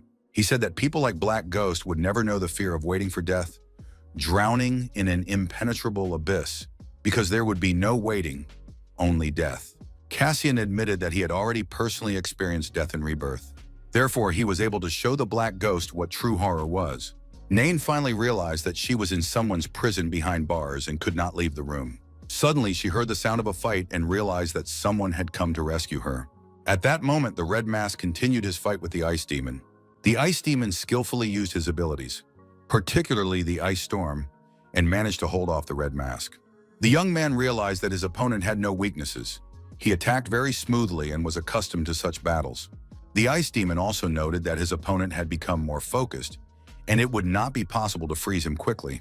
However, thanks to gradual absorption, the taste of freezing would be more exquisite. The demon asked if Red Mask enjoyed burning people, and admitted that what he liked most was turning people into ice cream. Listening to the Ice Demon's stories about how he freezes people, Uchin couldn't take it anymore and called him a vile villain. This phrase caught the killer's attention because he sensed that Red Mask did not have an aura of madness. and perhaps Red Mask was not who he claimed to be. Uchan immediately cut off the conversation, pretending to be offended by being compared to low-grade psionics, and once again activated his fiery abilities. He directed the power of his blow at his opponent, but the latter used ice needles, and the fire had no effect. Uchan realized that he was beginning to lose. A conversation with Cassian that had taken place a couple of hours ago came to mind. Cassian said that time was short and he would get straight to the point. He criticized Uchan's attacks, saying that there was too much pause between them. During battle, a psionicist thought too much, but he needed to think and act quickly. It was better to see once than hear 100 times. Cassian showed a flash of darkness as an example. Speed is the path to mastery. You can't let your opponent defend themselves because we all know that the best defense is a good offense. Uchan did not understand why the villain was telling him all this. Cassian continued to argue that one must use the unusual capabilities of one's abilities. He said that regardless of who we fight, a psionic or a villain, we develop. And Uchan's task was not to be bound by common sense and not to restrain his powers, but to act. Therefore, remembering Cassian's advice, Red Mask created a flash and launched it at his opponent. And although an icy barrier followed in response, Uchan did not stop there. He delivered a fiery blow that hit his opponent directly, throwing him a long way back. Without pausing or stopping, the young man delivered another blow. Suddenly, he felt that by continuing in this manner, he would be able to defeat his opponent. The Ice Demon couldn't help but notice that Red Mask had changed his attack style. It seemed that he had been hiding his abilities until now, so the Ice Demon also decided to start fighting seriously. He activated Snowstorm, hoping that it would be enough. The Ice Demon said that his greatest joy was freezing people, and now he was doing just that. Uchan was completely immobilized by the ice attack and couldn't activate his fire, and his opponent, among other things, wanted to remove his mask. Suddenly, a girl's voice rang out in the corridors. She was screaming to be rescued and pulled out of solitary confinement. The Ice Demon threw a few threatening phrases at Nain, saying that she would be next. Uchan's eyes were filled with the image of Cassian, who had taught him to think and act quickly, without being bound by common sense. And just as the Ice Demon was about to remove his opponent's mask, Uchan came to his senses. He once again ignited the fire in his hands and launched a fiery blast at the villain. Hellfire flared up in the corridor and engulfed the Ice Demon in its flames. Velzona Barracuda's boss waited impatiently for news. By this time, all the uninvited guests should have been defeated when someone materialized behind him. It seemed to be the Black Ghost, but it emitted some unfamiliar energy pulses. Soon Cassian emerged from this energy cloud, threw away the Black Ghost's body, and greeted the boss Barracuda. The Kadam zone was quiet and peaceful. Red-Eye and Gannett remained behind to meet any possible villains. Among the unexpected guests were the bartender and the stranger in black glasses. They were loaded with boxes of pizza. The comrades stayed behind to enjoy the pizza and discuss how the battle in Boxan would end. The bartender noted that this time the attack was being led not by Driver, but by the newly elected boss. But Gannett admitted that no matter who was in charge, Driver was still more important. And it wasn't because they were old friends or because she believed in him so much. There was simply a reason. Driver finally dealt with the crowd of crooks. Sure, there were a lot of them, but it was nothing they couldn't handle. Just then, the crow joined her companion, noting that he had done a good job. But she had a problem. The knob on her cane had broken off, and she hoped Driver could fix it. Driver assessed the damage, thought for a moment, and said that it was quite possible, then tried to figure out how it could have broken. Could she have used the cane to beat the smoker to death? The girl looked down and did not confirm her companion's guesses. Driver quickly scanned the room and looked to see where the rest of his friends were. He saw that Cassian had also reached his destination. Barracuda was dealing with his subordinate, Black Ghost. He said that the young man had failed to meet his boss's expectations. After that, Barracuda attacked with his brass knuckles, and the villain named Black Ghost flew away unconscious. Cassian noted that Barracuda was very strict with his subordinates, but that was certainly none of his business. Barracuda clenched his hand into a fist so that the brass knuckles with magic crystals could be seen from afar. He admired his weapon. It was made of natural magic stone and was supposed to possess powerful strength. Barracuda hinted that he was waiting for Driver to finally deal with him, but Cassian volunteered to fight alone. Casting began to accuse Barracuda of kidnapping a person and blame them on Velson. Because of this, he wants to receive moral damages. The young man declared that one must answer for one's mistakes, and he was ready to punish Barracuda. This made the boss laugh. He had certainly heard from his subordinates that Cassian had outstanding fighting abilities despite his low mana level, but he believed that Cassian could only handle weak villains. And against a villain of Barracuda's caliber, a C-rank fighter, the young man had no chance. Cassian said that, according to Driver, Barracuda's abilities were only thanks to the items. Barracuda realized that the young man was trying to provoke him, attempting to defeat him, if not physically, then at least morally. Barracuda said that responding to provocations was quite amusing, and besides, he was ready to enjoy Cassian as an appetizer before the main course. Driver. After that, he took a fighting stance and said that now he would find out how tasty his appetizer was today. He watched his opponent, trying to analyze his skills, and noticed spikes pointing in different directions. Driver did not warn him. They clashed in the first attack, Cassian dodging the blows of his powerful opponent. The next time, Barracuda managed to grab her by the hair with his spiked hand. The response was immediate. The guy broke free, leaving Barracuda no opportunity to continue the attack. The next time, it was Cassian who attacked Barracuda, who was trying to dodge the newcomer's blows.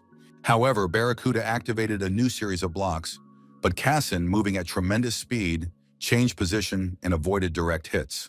After a while, their attacks became almost continuous. Blows rained down on each other more often than not, missing their targets because the fighters lacked the skill to avoid direct confrontation. Barracuda activated his energy brass knuckles, announcing that this was his strongest weapon. Barracuda's fangs. He activated the homing spikes, which moved toward their target, changing direction depending on how the target moved. Cassian was able to avoid direct hits from the spikes, but it cost him a lot of energy. Soon he used shadow movement and shadow dissolution to increase his speed and avoid his opponent's sharp weapons. The Spirit Mirage told Cassian that Barracuda had the ability to track moving objects, and although Cassian had expected a difficult battle, this greatly annoyed him. Cassian thought gratefully of Driver, who had warned him about Barracuda's fangs. Otherwise, he would have been in serious trouble. Barracuda taunted the young man, saying that he had already seen enough of his skills, and since such a weakling had become the boss of Velzona, he didn't expect much from Driver anymore. Barracuda was sure that no matter how hard Cassian tried, a dog was no match for a tiger. Cassian said that Barracuda's attacks were too predictable.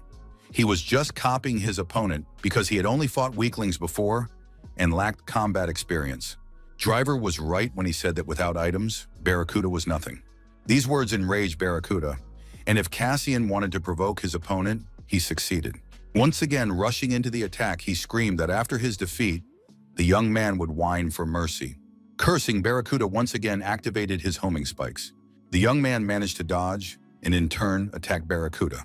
The battle continued at breakneck speed, and at some point it became completely unclear who was attacking whom and who was managing to dodge the blows. He used his shadow movement abilities at the moment when his opponent activated his shadow blades. The battle continued with varying success. Soon after, Cassian sent a flash of darkness. Barracuda shielded himself from it by forming an energy field around himself, but this ability clearly took him by surprise. After that, the villain put up a shield of spikes, hoping to use it to deflect attacks. Cassian used shadow movement and attacking power, which greatly surprised his opponent. The guy said that unlike Barracuda, who was weak in combat abilities, he trained constantly and had already reached a different level. Suddenly, Barracuda realized that he had been wounded. This surprised him so much that he was stunned. Using his guided spikes again, he hoped to get Cassian, but the guy anticipated all his attacks in advance. At this stage of the battle, Barracuda realized that his opponent would prove to be stronger than himself and than his expectations of the young man. Completely demoralized, Barracuda declared that he was not used to prolonging fights, so he would end it right now. But when the young man successfully parried another attack, Barracuda's nerves gave way.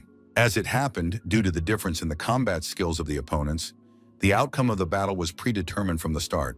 Barracuda continued to curse, muster what strength he had left, and attack. This time he used Hell of Thorns, which, as you can imagine, also had no effect.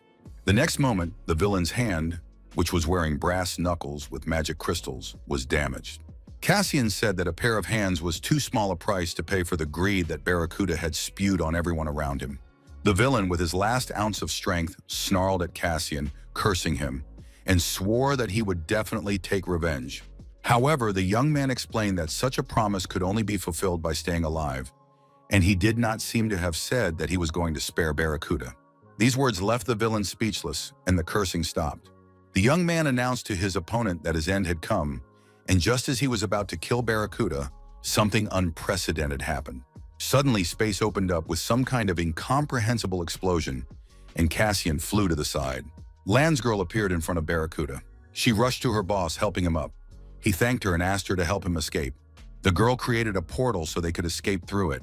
A few seconds later, Barracuda and his assistant Lansgirl disappeared through the portal. Cassian noted with surprise that Barracuda still had allies. He couldn't understand where they had disappeared to. The young man was unpleasantly surprised that he hadn't even sensed the stranger's presence. Lansgirl was a very unusual villain. The spirit asked if Cassian was going to pursue the fugitives, but the boy didn't know where they had gone, and next time he wouldn't leave it at that. The young man also intended to take something from the battlefield. It was a magical knuckle duster with spikes. A nice catch. While Cassian was fighting Barracuda, Driver slowly walked with Raven to the meeting place. The young man eagerly awaited his companions. Driver and Crow looked around the room with interest, realizing that Cassian had defeated Barracuda. The guy admitted that he had punished Barracuda, but did not kill him because the villain managed to escape. The young man had no intention of letting him go. It was just that Barracuda was helped by a girl with lenses. Driver was satisfied with this outcome. He turned on his lens and made sure that Ukon had defeated his opponent, freed his sister, and was getting out of Velzone. Then Driver checked the situation near the exit and made sure that everything had gone according to plan there as well. Although the Velzon villains had encountered problems, it seemed that they had managed to overcome them, and victory was on the side of the Kadam district villains. Driver sent Cassian and Raven ahead, saying that he needed to stay behind and take care of some business, but that he would catch up with them soon. In his lair, Barracuda was tearing his hair out. He couldn't believe he had come to this. His Velsons were practically gone, his subordinates were beaten, and he had dreamed of having the whole world in his hands. He hated Cassian and Driver even more for depriving him of his dreams and power. Lansgirl tried to calm him down, saying that if he started treatment right away, he could recover. But Barracuda had no hands. Cassian had cut them off. The girl left her boss to rest and went to check something, promising to return soon. But before she could create another portal to teleport, Driver entered through her portal. Barracuda watched in horror as his last subordinate fell unconscious. Driver's lilac-colored lenses came to the fore. He said he was very tired when he finally found Barracuda. Driver reminded him that he had suggested they not exhaust each other with their cruelty and warned Barracuda of the consequences, but Barracuda ignored his words. Driver was very disappointed. He deactivated Barracuda's restrictions. He said that Barracuda would be held responsible for his actions, namely for his aggression against the villains from another Velzone. Near the exit from Velzone, the thrashing between Rockhand and the guys from Kadama was just ending. Rockhand was defeated. Joak and Pointer were also beaten and immobilized. It turned out that all the traitors had gathered near the exit. Cassian announced that he was not going to forgive the traitors and that he was not merciful at all. Without waiting to carry out his threats, he suggested that his girlfriend flee. The Velson Kadam fighters were victorious and feeling on top of the world. They asked how things had gone with Barracuda. Cassian immediately thought of Lansgirl, who had helped Barracuda escape. Cassian told his accomplices how this petty villainess had carried Barracuda through the portal. When asked where Driver was and if something terrible had happened to him, Raven reassured his comrades, saying that Driver had unfinished business and would return soon. Driver continued his speech to Barracuda, saying that he had figured out his plan because the blaster, the blood rain, the riots in Kadama, and the spread of vile rumors were all Barracuda's doing. He wanted to blame the residents of Kadam for all these crimes and would now be punished for his actions. Suddenly, Lansgirl interrupted the conversation. She said that Driver was truly inimitable. She created a place to jump again and opened a portal, saying that someone wanted to meet him. Driver did not like unplanned meetings, but it was too late, and two strangers came through the portal to meet him. One was an imposing adult man in a suit, waistcoat, bow tie, earrings, and a confident gaze. His companion was someone like Mowgli, healthy and apparently strong. Driver said he didn't consider their meeting worthwhile and asked if they wanted to start a war. The stranger reassured the young man, saying he had not come to fight. He just wanted to see Driver, who, being such a small child, was causing such a huge pile of problems. The stranger said he valued his servants, even if they were unable to do their jobs. Driver guessed that he was talking about Barracuda, who was supposed to capture Soul on the stranger's orders. The man just laughed in response, saying that Soul was only the beginning. Soon, all the Velzones in the world would be in his hands. He wasn't sure if his interlocutor was one of the four lords of evil capable of planning and carrying out such a feat, but the man said Driver was wrong. Perhaps in the future, he would regret not joining Barracuda to serve the stranger, but the man was sure that everything would turn out exactly as he said. Driver advised him not to interfere with them, and if his words were ignored, he would make everyone regret it. A few days later, in his private laboratory, Cassian studied the natural magic stone he had acquired for his collection. It felt very strange and exciting to hold such a stone in his hands. The spirit Moros decided to enlighten him, explaining that the magic stone was obtained from a weapon. It was inferior in power to an unprocessed magic stone. However, it possesses some of the qualities inherent in the weapon from which it was extracted. By absorbing this magic stone, Cassian gained the properties that belonged to the Barracuda fangs. Of course, it was a pity that the stone was inferior in terms of mana compared to a normal natural magic stone. After absorbing this stone, Cassian's body underwent a powerful transformation. Battles and recent events appeared before his eyes. He remembered how he fought Blood Rain and Blaster. He felt all the transformations and changes he had undergone from Barracuda on his body. In the end, he reached a new level of mastery, strength, and skill, becoming a new version of himself. Now the day was drawing nearer. Everything was calm and stable in Lampas' office. The news feeds were full of headlines about the showdown between Velzon Kadam and Boxum. It was said that the clashes were very aggressive, and Velzon Kadam had a new face. The psionics were relaxing, reading the news. Li Dian noted that Uchun looked tired. The young man admitted that his sister had just fallen asleep after being rescued from the villains. Although there was little written about it, there were rumors that the guys from Kadam had destroyed Boxum, and that Kadam's new boss, Cassian, was very aggressive. Uchan confessed to his friend that his sister had been kidnapped by villains from Buksan. He also said that they deliberately framed the villains of Kadam in order to set the psionics against them. Uchan told his partner that he had been there that night, and the villains of Kadam helped him. He had no other choice to save his sister. Fortunately, everything ended well. But this information makes everyone think, because it turns out that villains can also do the right thing. In Kadama's Velzon, everything seemed to be going very well. However, suddenly the air, space, and all the buildings seemed to shudder. A villain named Fury grabbed his head because the electrical voltage had changed. Rage was very sensitive to voltage fluctuations. It seemed that the electricity had gone out throughout Velzon. Soon, the bartender appeared and announced that this was not the only problem. All gadgets, appliances, televisions, speakers, everything had burned out. Red Eye said that it was Driver's doing. Last night, during the fight, he had removed the restrictions on his physical abilities. He always walks around with a smile on his face, so no one even suspects how scary he is when he loses control. If it weren't for the restrictions, this kid would destroy everything around him, but now everything ended well. This happens regularly with Driver. He brings a bunch of electrical appliances from outside the Velzone and makes a huge, useless thing. No one had ever really seen this contraption. Everyone was very curious. Red Eye knew it was a spaceship for flying to Mars with autopilot. Cassian was resting after training, watching the villains. They were more boisterous than usual today. The young man announced to the spirit that it was time to talk frankly. He was interested in Jeff's death. The spirit had already said that Jeff's death was connected with the Sword of Destruction, so he had nothing new to tell Cassian. At that time, interesting events were taking place in the province of Kengado. In his luxurious, huge, bright office sat a man reasoning that he needed a platinum disc, which would be the key to finding the Sword of Destruction. The Sword of Destruction was an enormous power that would give its owner the whole world. It was the object of desire for the Money King, the imposing man who had recently met with Driver and dreamed of conquering the entire world. Meanwhile, in Philadelphia at the hotel, Yuri, despite her work, continued to keep tabs on her brother, inquiring about his health, well-being, and successes. Suddenly, a visitor appeared in front of her desk, his face hidden by boxes. The man put down the boxes. It turned out to be the director. The girl immediately offered her help and went with the director to his office. He thanked her and said that thanks to her help, he would be able to sort things out faster. The director shared something personal with Yuri. He looked at the framed photo with trepidation and love. The man said that the photo was of his best and dearest friend. And although Barracuda was nicknamed a tyrant and a despot, he longed to conquer Seoul as the boss of Velzona Boxen.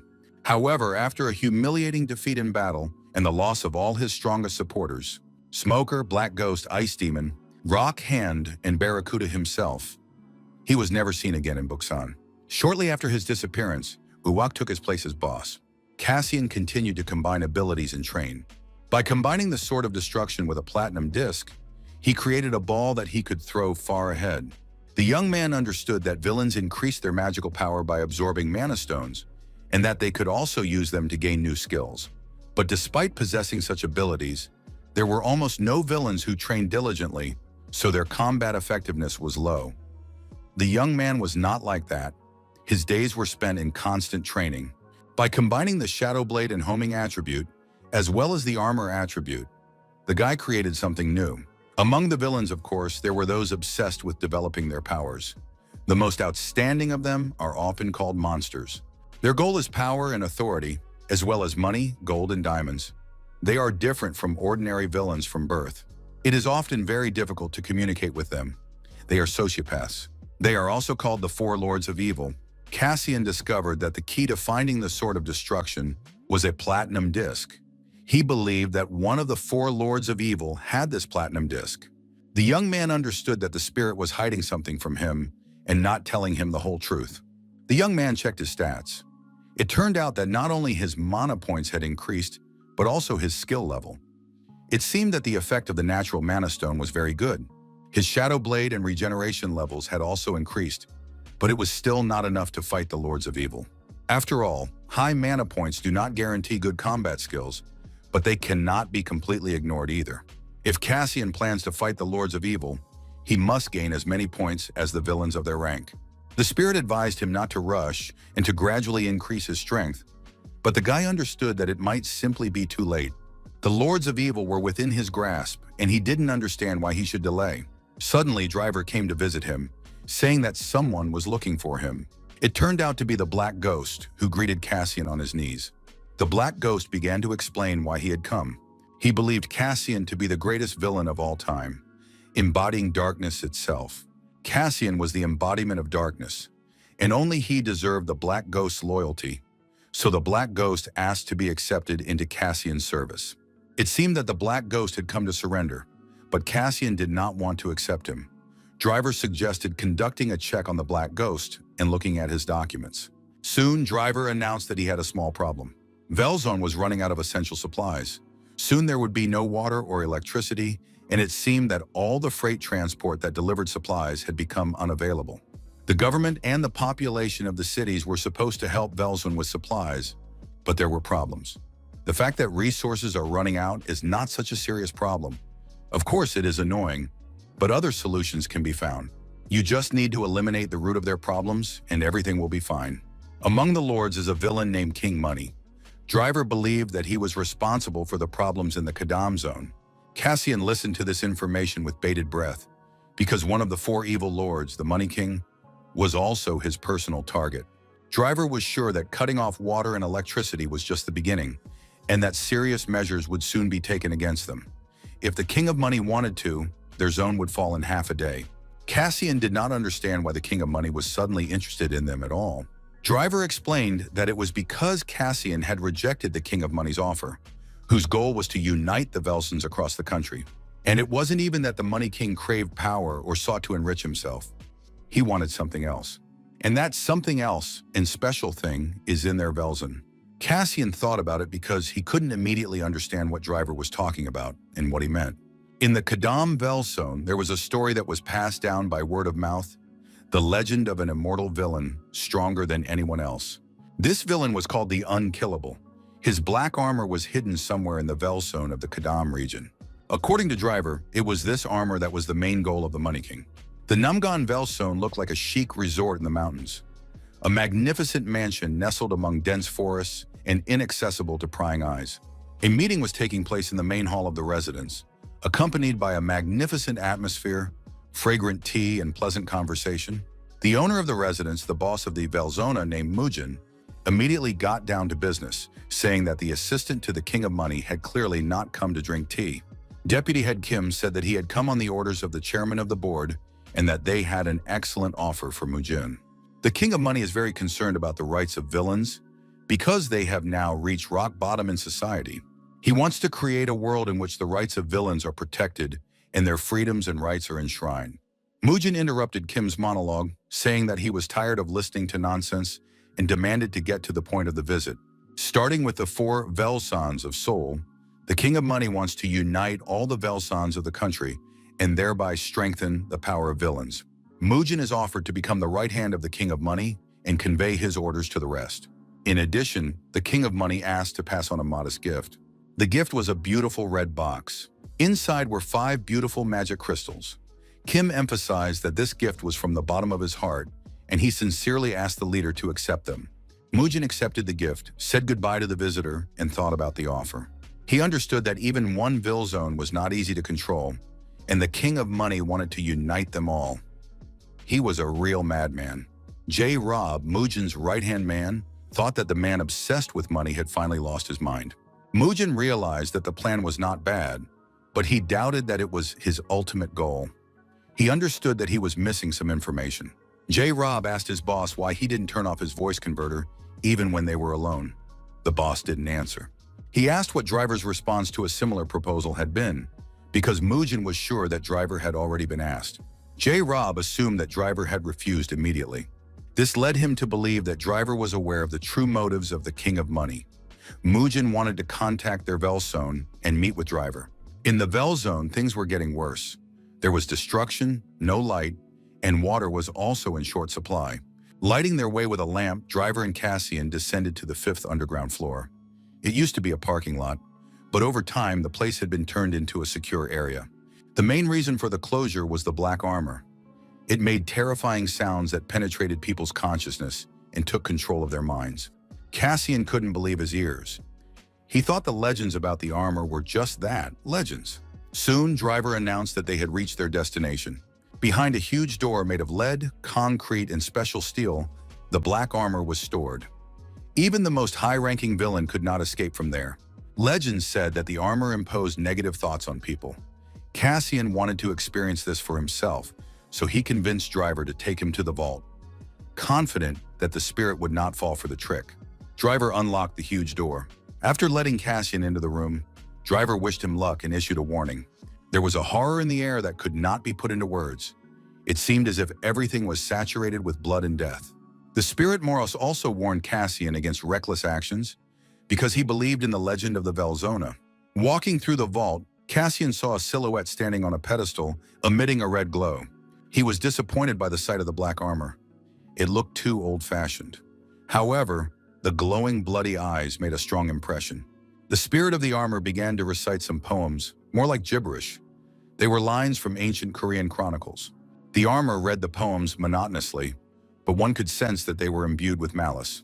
Cassian looked at the armor with defiance and interest, because his plan was to overcome everything in order to become stronger and subjugate the black armor to himself. The black armor greeted the guests, saying that he had a wonderful body and was an excellent candidate to absorb the armor's power and wear it. It called him to come closer, to stand beside it, to unite and become a slave to the armor. Cassian replied that the armor should shut up because he planned to become the master of the armor, not its slave. The black armor was so surprised that its eyes popped out of its head, but the young man paid no attention to this. The black armor continued its howling, inviting him to come closer so that together they could turn the world into ruins, as well as be reborn in an immortal body and rule this planet forever. Cassian closed his eyes and the armor continued to repeat, "You are mine, you are mine." And it was unclear whether Cassian would be able to maintain his consciousness. During its lifetime, the armor possessed incredible power and caused many disasters. Now it dreamed of eternal life and wanted to see itself as a god. The young man began to undergo transformations. He seemed to be reborn as a black villain. The transformation continued, and in the next moment he began to glow as if pierced by lightning, and said that it was time for the spirit of armor to disappear. He sacrificed his body to restore peace on Earth. He dreamed of destroying everything in order to recreate his own world. With his stunning new body, he dreamed of ruling the Earth. On that day, humans were merely observers. His deepest hatred would live on forever. Finally, Cassian was able to wake up, come to his senses, open his eyes, and at first did not even understand where he was. The spirit Moros explained to him that the black armor had almost taken complete control of the young man. Cassian remembered flashes of memories rushing through his head. He realized that his mind was clouded, but he didn't understand why he couldn't feel the energy from the armor. It turned out that the dark energy had simply disappeared. His hatred was supposed to live forever, but despite this, it had faded away. The young man continued to analyze what had happened to him, but somehow he was glad that the armor had not been able to subdue him. However, he felt that he should have been more careful. It almost happened, and the guy didn't know that he was so vulnerable to mental attacks. The legendary black armor was gone, but he had to check if it was dangerous. The young man reached out his hand and began scanning, and he felt something. They were energy crystals, and Cassian happily extracted them from the armor. Driver, sitting in front of the closed door to the vault, was solving a Rubik's Cube to calm his nerves, and was already beginning to worry about Cassian. Suddenly, the door, which had been impossible to open, swung open, and Cassian appeared in the doorway. Alive, well, and invincible. When Driver asked him what had happened, the young man replied that he had been delayed a little while working on the armor. He also said that the armor was inside and that Driver could take it to sell for a higher price or give it to the king for money. He did not explain to Driver what had happened inside, leaving him puzzled and surprised. But Driver scanned Cassian and saw that the young man's mana points had increased significantly. Driver decided that this was somehow related to Cassian's dual attributes, and once again realized that the boy was very strong. On one of the highest roofs of the Velsona, a crow with a red eye was entertaining itself by shooting. She jokingly threatened the red eye that she would finish him off if he didn't hit the target. This was practically impossible because the red eye was phenomenally accurate. Soon the crow noticed that guests were approaching. It was Royal Gannet with her girls. The visit was unplanned and seemed strange. Gannet said that the purpose of their visit was to negotiate. Gannet asked the Vilsone representatives gathered in the hall a question about Cassian. He was at training as usual, and Gannet said that the Vilzona of the Namgan district wanted to meet with Driver. According to her information, Namgan's boss, Mujin, had switched sides to the Money King. Mujin was one of the strongest villains and fighters in the country, so it was unlikely that the Money King could intimidate him. Driver understood that Mujin would most likely want to win over the Velzon Kadam to his side. Driver confirmed that he was not averse to meeting him. Driver also noted that he would not mind watching the meeting between Cassian and Mujin, because their characters and powers were very similar. It would be incredible if Cassian and Mujin met. Everyone was eagerly awaiting the upcoming events. Cassian scanned his data after visiting the Black Armor Vault. He noted that the effects of the mana stones from the armor were very unusual. Not only did his mana points increase, but he also gained new skills. The natural stones, transformed into magical weapons, were able to increase spirit power, strengthen resistance to mental attacks, and increase regeneration. Cassian understood that resistance to mental attacks was a wonderful ability because he still remembered the difficulties he had experienced when communicating with the spirit of the armor in the vault. The spirit Moros said that he did not think the young man would extract the mana stones from the legendary armor, even though they had produced excellent results. The boy's strength had grown, and his abilities had increased. It was obvious to the naked eye. The faces of his enemies from Lampas, the psionics who had killed Jeff, flashed through his mind again. Soon Cassian would reach a level where he could easily deal with him. But no one would call Cassian a weakling now. After gaining new strength, his body was overflowing with energy. The guy wanted to fight someone who was his match. In the Lampus Psionics office, work continued as usual. Uchan, who had survived the recent events involving his sister in the villainous showdown, threw himself into training. Both psionics and villains only develop when they go beyond their limits, Cassian told him. Don't be constrained by common sense. A quick and bold attack is the key to victory. Speed is the key to success, which is why Uchan's burst of flame became his signature ability. The young man recalled Cassian's attacks and realized that he was not yet fast enough. Life also went on as usual in the offices of Lampus. Lydian studied reports on the latest changes in the Velzones. The psionics watched the unrest in the Velzones from the sidelines and realized that it was like a stupid joke. Their electricity and water had been cut off, and even the delivery of essential goods had been stopped. Government agencies and corporations had a hand in this. In addition, Benzins was under tremendous pressure. The king of money was behind it all. The bosses of many Vilsans are already under his thumb. He even recruited a personal guard from a group of villains called the Seven Watchers. It seems very likely that he wants to subjugate all the Vilsons. However, there were doubts that the Vilsons would fall easily, especially Driver and Mujin would not give up so easily. What's more, the new boss, Cassian, was very powerful. It was no surprise that Driver had given up his position to him. Lydian's boss considered Cassian a failure, although he would have been willing to argue otherwise. The psionicist had seen the villain in battle himself. His style was impressive. Cassian moved very skillfully, like a fully trained psionic. But that wasn't enough to defeat one of the four lords of evil, the King of Money. Few could compete with him. But it was clear that the King of Money had to be stopped. However, the psionics couldn't get involved in this matter yet, so Lydian had to find a clue that would allow her to intervene. Eliminating potential dangers to civilians is the main goal, and all actions of psionics must be directed towards its implementation. This is the main mission and reason for the existence of Lampas, as well as the purpose of all psionics. In the Vel zone of Kadam, everyday life went on as usual. Black Hand sat pensively, feeling nostalgic and sad. Fragments of recent memories floated into his head. His battles with the villains of the Boxen Vel zone.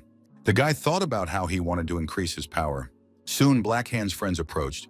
They were surprised by his nostalgic sadness. The guy confessed to his friends that he was thinking about how to become stronger, even though he was already pretty cool. Razak suggested that it was because of a girl, Verona, with whom Black Hand had fallen in love. An argument broke out between the guys. And who knows how this argument would have ended if unfamiliar and very strange silhouettes had not appeared on the horizon. The trio came closer, and it became clear that it was Mugen himself. He was not alone, but with his assistants, and the sight of this trio left the friends speechless. Being nervous by nature, Black Hand flew into a rage at the uninvited guests, saying that he was not going to call anyone and would now beat up the uninvited guests. J-Rob confirmed that he had heard about the trio of idiots who were unable to read the situation. Most likely, this trio was standing before them. Hearing the insult directed at him, Black Hand did not stop and rushed at the strangers.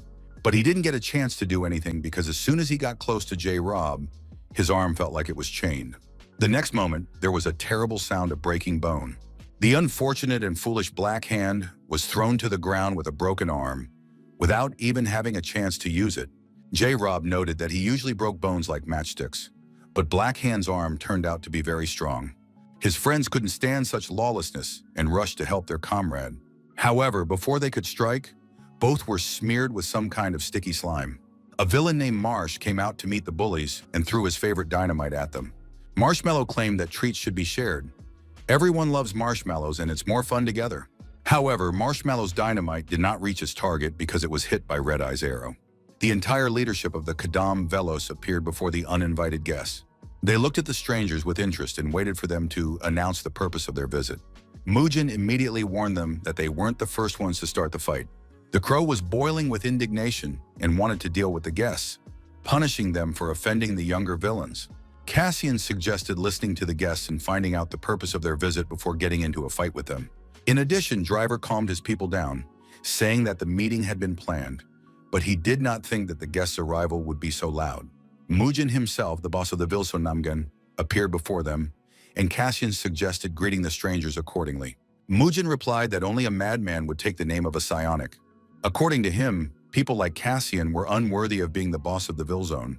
He believed that Driver was simply using Cassian to entertain himself and take a break from managing Vilza. He himself hated bugs who thought they were God knows what. As he spoke, Mugen burned with hatred and fire, using shadow transformations to show his power and superiority. Even the thick-headed Black Hand felt the crazy thirst for blood emanating from Mugen. Driver continued to smile, making it clear that everything was under control. He definitely could not be underestimated. But villains of Cassian's caliber were of no interest to him, so he advised him not to get on his nerves by trying to interfere with his conversation with Driver. Cassian agreed to let Mugen talk to Driver, but he had one condition. He wanted to fight the invincible Mugen. This news caused everyone to be perplexed because those present understood who would emerge victorious in this battle. Mugen tried to use his power against Cassian, binding his arm with an energy chain. However, the young man dealt with it in a flash and said that he had completely misunderstood the warning. In the next moment, Cassian presented his hand, which was a serious warning. After dealing with J-Rob, the guy explained to him with force that no one dared to talk to him in that tone, because he was the boss of this Vilzone. The crow watched what was happening with satisfaction, noting that it was getting interesting, and Driver received confirmation of his guesses. Mugen noted that their hospitality was very poor, and he was sorry that his assistant had fallen for the provocation, but he was not going to ignore Cassian's challenge. Drawing his sword from its sheath, the rival noted that Cassian had defeated Barracuda and was probably very proud of it. But now it was time to settle the score, and the price would be very high. Cassian analyzed his opponent as much as possible. He noticed that he was left-handed and that his sword had been made especially for him. He understood that Mujin was different from those he had fought before. Cassian rushed into the attack, leaving himself no time to think. Mujin used a floating sword strike. Cassian managed to dodge the blow. In the next moment, a new attack was directed at Cassian, but it also had no effect. The young man realized that Mujin could anticipate his attacks. Cassian had not yet found his opponent's weak spot. He rose up, activated his abilities, and launched a counterattack. The frontal attack ended with a powerful explosion that shook the entire Ville zone. It was immediately followed by a shadow blade, which caused Mujin some discomfort. The chain of shadow blades came in handy. Meanwhile, the opponents lacked the speed to avoid each other's attacks. The spectators watched with interest, analyzing the opponent's techniques and studying their skills in a practical way. This was followed by a flurry of blows from Mujin, as well as a flying sword strike that crossed the entire space around them like a streamer. Suddenly, Cassian noticed that a second sword had appeared in his opponent's other hand. This was very unexpected and complicated the situation. Mujin used twin blades to attack. The young man did not lag behind either. He easily knocked the sword out of Mujin's hand and used his gloves as weapons. The opponents continued to strike each other with all their strength, avoiding injury. Mujin noted that Cassian had a very unusual style. He did not fight like a villain. Everyone present watched the fight with genuine interest, noting that the opponents were practically equal. They did not understand where Cassian's strength came from, but drivers suggested wrapping things up, believing that both villains had had a chance to appreciate each other's skills. Mujin refused to stop the fight, which was in full swing, and announced that the battle would only end when one of them fell. Cassian disagreed that his opponent should fall because they were villains and should fight like madmen, giving it their all. Mujin called him a psycho if this second-rate villain dared to use such vulgar language toward him. His power was the energy of destruction. He could cut through anything. With these words, he swung his blade and destroyed half the building. He also possessed the power of hardening, which meant he was able to strengthen any part of his body. This attribute is good not only for attack, but also for defense. It makes Mujina a very strong opponent in one-on-one combat, while the attribute of darkness is intended for sudden and hidden attacks. Therefore, it was clear to everyone present that the battle would continue for a long time. The opponents clashed once again, using their hidden and obvious skills. Finally, the moment came to introduce the Shadow Blade into the fight, which Cassian took advantage of. In response, Mujin used a floating sword strike, which Cassian deflected with ease. The enemy noted that he was tired of these blades and that the dark attribute skill was very interesting. Flying back a decent distance, he immediately went on the counterattack. Cassian used the same technique again and slashed with his shadow blade. His opponent coped with this too, although the air was shaken after contact with the blade, and it seemed that Mujin was dissolving into thin air. At one point, he simply stood on top of the blade, as if it were not a weapon but a pedestal. After that, the opponent used a flurry of blows that spiraled toward Cassian, while Mujin used the Dance of the Raging Wind. But suddenly it became clear that there was no enemy in front of Mujin. Cassian had disappeared, which caused confusion. J-Rob, who had regained consciousness after a series of blows, came to his senses and managed to warn his boss, shouting that the enemy was behind him. Mujin had to use the technique of turning part of his body into metal and then move on to the steel thrust technique. Mujin's satisfied servants expected the battle to be coming to an end. But when the dust, smoke, and debris settled, it turned out that Cassian was safe and sound. Cassian caught his breath and figured that the battle was going well. He had reached normal speeds and had everything under control. Mujin noted that if it weren't for J-Rob's warning, he would have had a hard time. He was already getting pretty annoyed with this fight. He said that Cassian had outstanding skills, was fearless and confident, and Mujin recognized him as the boss of this Ville zone. Everyone present felt that the atmosphere had changed. It seemed that Mujin was no longer so confident of his victory. Mujin said that he would put all his strength into the next attack because he now considered Cassian an equal opponent. He advised the young man to dodge if he wanted to survive. Cassian was focused and determined. His spirit warned him that his opponent would most likely use magical power, and a head-on collision could be fatal for Cassian. Hearing this and realizing that the fight was continuing, Cassian stepped forward, expecting to meet a head-on blow. Mujin used a slashing blow, and it was clear that it would be deadly. The guys from Velzona Kadam were terrified of the impending power. Cassian, however, met the blow with complete calm, putting up his dragon fang sword. A bright light illuminated everything around them. The air and space trembled with the highest tension and energy. Even the faces of the serious fighters looked puzzled and wary. Seeing that his opponent was not hiding, Mujin decided that it would be very foolish to meet his attack head-on. Waves of powerful blows were directed at the guy. He stood there, saying that there was a lot of noise, of course. Even his ears were blocked, but such attacks were not dangerous to his armor. In general, he noted that he had passed a good test of his skills and was satisfied with his training. His appearance, which had not suffered a single scratch, shocked even Mujin. Only a C-rank fighter with strong defensive skills could survive such an attack. No one else could have withstood such an attack.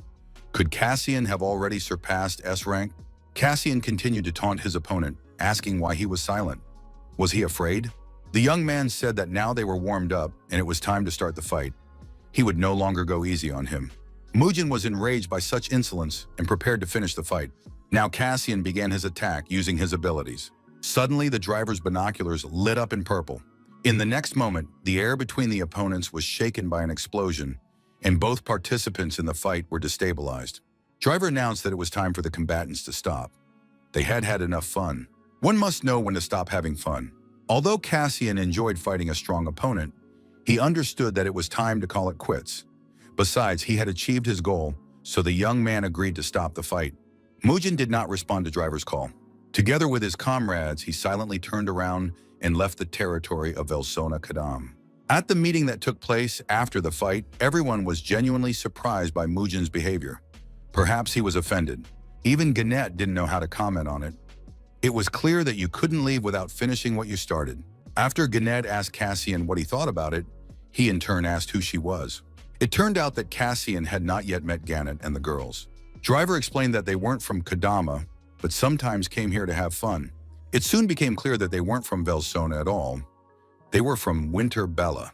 Cassian knew nothing about such a place, although he had heard the name before. Among the villains, there are those who have inherited the blood of a noble family. They are well aware of their high birth. Therefore, they decided to create an international organization and named it Winter Bell. With enormous capital and armed forces at their disposal, they infiltrated all political and business circles in every country. In addition, they also have influence in the Lampus Psionic Organization. Among the Psychers, only the strongest fighters in the Lampus leadership know about this organization. Once, when he was still a child, Jeff forced Cassian to memorize all valuable information. When asked by those around him how Cassian knew about Unterbell, he said he had heard about it by accident, but did not know the details. According to Gannett, the main goal of the organization is the survival of villains. Villains cannot free themselves from human vices and passions. The only difference is that some can suppress them, while others cannot.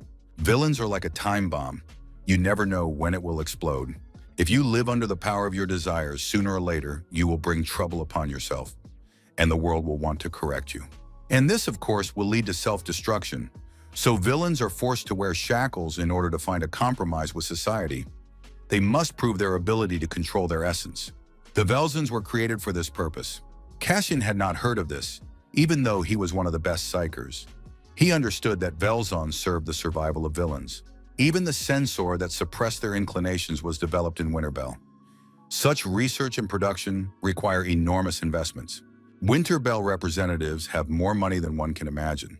After hearing this story, Cassian asked Driver directly if he was a member of Winterbell. At that time in Velzon, Namgon Boss and his assistants were recovering from their fights. The beaten J-Rob applied ice to the back of his head and complained that it still hurt.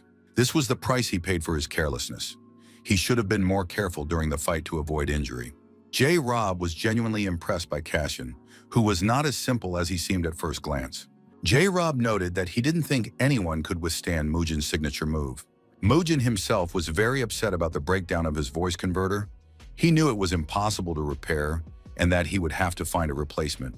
Was his opponent really that strong? After sending his subordinates away, Mujin took off his mask to rest and relax. He couldn't get Cassian out of his head, whose strength even Driver had recognized. Perhaps Cassian was worth her investment. It turned out that Mujin, without her mask, was a beautiful, long-haired brunette. Driver did not confirm his membership in Winterbell, but said that he had a business relationship with the organization. Gannett, on the other hand, is in the service of monarchs. There are 7 great families who founded the organization. Their leaders were nicknamed the 7 Monarchs. Cassian believed that Mujin was also connected to them. Driver added that one of the 4 Lords of Evil, the King of Money, wants to take over all the Velzons. Driver doesn't like this, but he can't deal with the Lord on his own. Moreover, his influence is enormous, and it is impossible to reach one of the 4 Lords of Evil without the help of Winterbell. And Mujin is one of the monarchs of Winterbell. He is the heir to the ruling family. However, there is a problem. Mujin has not yet come into her full rights. Regardless of the size of the organization, if you are foolish, you will only become a puppet. Winterbell cannot interfere, and the Money King will devour all the Velzons. In the end, all that remains is to deal with Mujin. She is still young, immature, and headstrong, but too valuable to simply get rid of. The same can be said about Driver. If they can get Mujin on their side, then the whole of Winterbell will be under their control. Several days have passed since Nyan was released from captivity, and the doctors have allowed her to go home. Uchan came to take his sister home from the hospital. Besides, he felt indebted to Cassian. Nain believed that Cassian had kidnapped her, and Uchan knew he had to tell her the truth. Because it was with Cassian's help that the girl had been freed. Her brother didn't know how to approach his sister.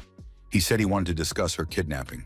But at the same time, Uchan was afraid that his questions and stories would upset her again. The girl said she remembered absolutely nothing. She had been in a cafe with a friend and then woke up in the hospital. Cassian decided not to tell her the truth, but judging by Nain's eyes, she remembered everything. Cassian tried to live the life of a teenager. He continued to train hard and take care of his health because that was the first step to happiness. The young man thought that as a child with Jeff, he had often uttered that word, but it was unclear whether he would find happiness by taking revenge. In addition, the young man contemplated the proposal that had come from Gannett. She said that Mujin was the heir to the family that ruled over evil with the help of swords. It was with his family that the history of the ruling families of Winterbella began. To become a monarch, one must pass an exam, but Mujin failed it. He failed the last of the 3 stages, in the tomb of the sealed raven. It turned out that first he needed help to become a full-fledged monarch. Driver confirmed that Cassian's help would be needed. But if that was the case, Cassian wanted to wait until Mujin asked for it himself. Meanwhile, some very important people were gathering at the Philadelphia hotel. They were quietly converging on the director's office. The director himself was already waiting for his guests, impatiently glancing at his fingernails. Almost everyone had gathered, but the seat at the head of the table was still vacant. It belonged to Mujin, who had also arrived at the meeting where current affairs were to be discussed. It is known that the bosses of most Velzons are under the thumb of the Money King. At this rate, he would soon take over all the Velzons. Yu Seongjun asked everyone not to panic because that was not why they had gathered. Kang Hee-sun believed that they had no choice but to exercise their right of absolute command. Long ago, Winterbell made a secret agreement with the leaders of many states, which resulted in the creation of the Velzons. With the help of control, all loyal Velzon bosses could be brought back. But only bosses can contact the monarchs of Winterbell. Only a true monarch can exercise this right. And if they cause trouble too often, the monarch has the right to use absolute command. But So Jin has not yet become a full-fledged monarch. In case of disobedience to the monarch, the villain will suffer the most severe punishment. Mujin believed that it was all useless because the King of Money had already planned to capture Velson. And in general, it was a very strange situation, because before, the Money King had no interest in the Velsons at all. Why this sudden desire for unification? There was only one way out. Mujin had to obtain absolute command. This would be the ideal option, but it was necessary to pass a test. Gannett believed that it was entirely feasible. Somewhere in the middle of the path of trials, there must be a secret passage that could be used to access the path from the outside. Everyone knew about it, but the problem was that there was nothing to open the hatch with. However, Gannett found someone who could enter without a key. That someone was Cassian. Thanks to his attribute of darkness, he was able to command shadows. His skills allow him to move through subspace, using shadows as a conduit. The attribute of darkness and commanding shadows are completely new abilities. In addition, to reach the hatch, he would have to pass through many dangerous traps. Mujin believed that this would not be a problem for him because his abilities would allow him to overcome any traps. Gannett does not yet know whether Cassian has accepted the offer and what conditions he has set. You considered it humiliating to stoop to such a level, but Mujin admired Cassian's unusual fighting style. Among the villains, the guy had no equal. He was good, even compared to the psionics. He had already reached the level of an expert and perhaps even surpassed it. Driver himself recognized his strength. Mujin would do everything to become a monarch, and the right to command would be hers. Cassian went about his usual morning routine, continuing to analyze recent events. He did not understand why Mujin wore a mask and altered her voice. The young man did not understand why no one had warned him about this in advance. The guy also noted that Mujin did not fight like a villain at all. It seemed as if Cassian was fighting a psionic. His skills were honed to near perfection. Even among psionics, it was rare to find such a skilled fencer. And thanks to this battle, Cassian gained a lot. If Cassian accepts the offer, he can request any number of magic stones or put forward any counter conditions. While the young man was fantasizing, his breakfast burned. The young man finished the leftovers while texting his sister. It seemed that everything was going well for her at her new job. The only thing the young man could do to help her was to take care of himself. He decided to accept Mujin's offer and help her pass the test lesson. But he needed to have reliable insurance in case of an emergency. In Velzon Kadam, things were restless again. The three friends were arguing with a stranger. He said he was the embodiment of darkness, a criminal towering above the shadows. He was a loyal servant of the most powerful villain on earth, and he would not allow his idol to meet such unworthy fools. The scandal was heating up and gaining momentum. It was already looking like a fight was about to break out when Cassian appeared. He stared at the group in surprise, not understanding what was going on. Blackhand spoke for everyone. He turned to the boss in all seriousness and announced that they wanted to become stronger. Cassian's jaw dropped and his hair stood on end at what he heard. Why all of a sudden? Everyone had their own reasons, but after seeing Cassian's fight with Mujin, the guys wanted to become the best versions of themselves too. It seemed that they had never trained properly in their lives. They had gone to the gym a couple of times, but that wasn't enough. It took iron willpower to grit their teeth and get through the grueling workouts. Suddenly, Blackhand snapped and said he didn't want to be treated like worthless trash anymore. He wanted to become stronger. Cassian had no reason to refuse the guys. Besides, if he was going to go against the Lords of Evil and Lampas, he would need capable allies. Cassian told the boys that if they really wanted to become strong, they had to prepare properly. A little testing first. He assigned them to do 1,000 push-ups, pull-ups, and squats, as well as run 30 kilometers. This had to be done in the morning, at lunchtime, and in the evening throughout the week. Cassian appointed Black Ghost as supervisor, but said that he could also join the athletes. Soon, Driver interrupted the meeting with his arrival. He called them over for a chat about an important matter. The meeting at the Philadelphia hotel continued. Otto and Arma's girls were chewing, drinking, and eating as usual, their mouths never resting for a minute. Mujin, completely exhausted, sat down next to them. The girls tried to cheer her up and distract her a little. The girls turned out to be very knowledgeable about her problems and said that it was not her fault that she had lost the key to the test area. Mujin listened to the girls with surprise. They offered words of support and suggestions. Perhaps she should have handed over her duties to someone from Belzona. Mujin dismissed this possibility, saying that she would not leave her post. Gradually, the conversation moved on to another topic, the main character of which was Cassian. The girls, of course, knew everything. They said that Cassian had moved into the training room, that he also trained in the park, and that all he did was eat and train. To welcome the new guests to Velzon Kadam, they explored the area and enjoyed the view. La Finita said that they had come to meet Cassian. Darkflare noted that he had given Driver everything he wanted. Darkflare was not ready to leave yet because he still had business in Velzona Kadam. Soon, one of the residents of Velzona, bartender Yujia, joined them. After that, the guys disappeared, leaving La Finita puzzled and with a bunch of questions. Cassian and Driver were in the Belzona meeting hall discussing the proposal made by Gannett. Cassian was ready to accept the proposal right away, but he had not yet come up with the terms. There was no time to waste. No one knew when the Money King would strike again, so everyone was keen for Mujin to become monarch.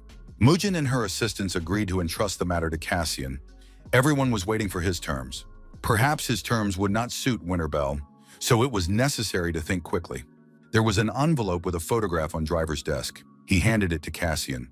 It showed a platinum disc, and Winterbell made his demand. They said that the Money King valued this thing above all else, and they asked to find out what it was for. Cassian made his decision immediately. He said that his only condition would be to receive all the information about this item. Driver couldn't think of anything stranger. He couldn't figure it out. Even he couldn't find any information about the object. Meanwhile, it seemed that Cassian knew what it was. The mystery was becoming more and more interesting. The atmosphere at Bilzona's bar was pleasant and warm. The bartender and Darkglow struck up a conversation about nothing in particular. They discussed how long it had been since they last saw each other and how nice it was to meet again. Darkglow noted that Yuje was very good at hiding his true identity. Yuje, in turn, teased the customer by demanding payment in advance. In the end, the bartender suggested they stop talking nonsense and get to the point. Darkglow, like many others lately, was interested in Cassian. He wanted to get information about the guy and his personal opinion from the bartender. The bartender believed it would be better to meet him in person than to listen to the opinions of third parties. But the guest was interested in the bartender's opinion as a former psionic. The courtyard of the Kadam Villa Zone was noisy, as it had been every day lately, but today the noise was of a different nature. The guys were training in full swing.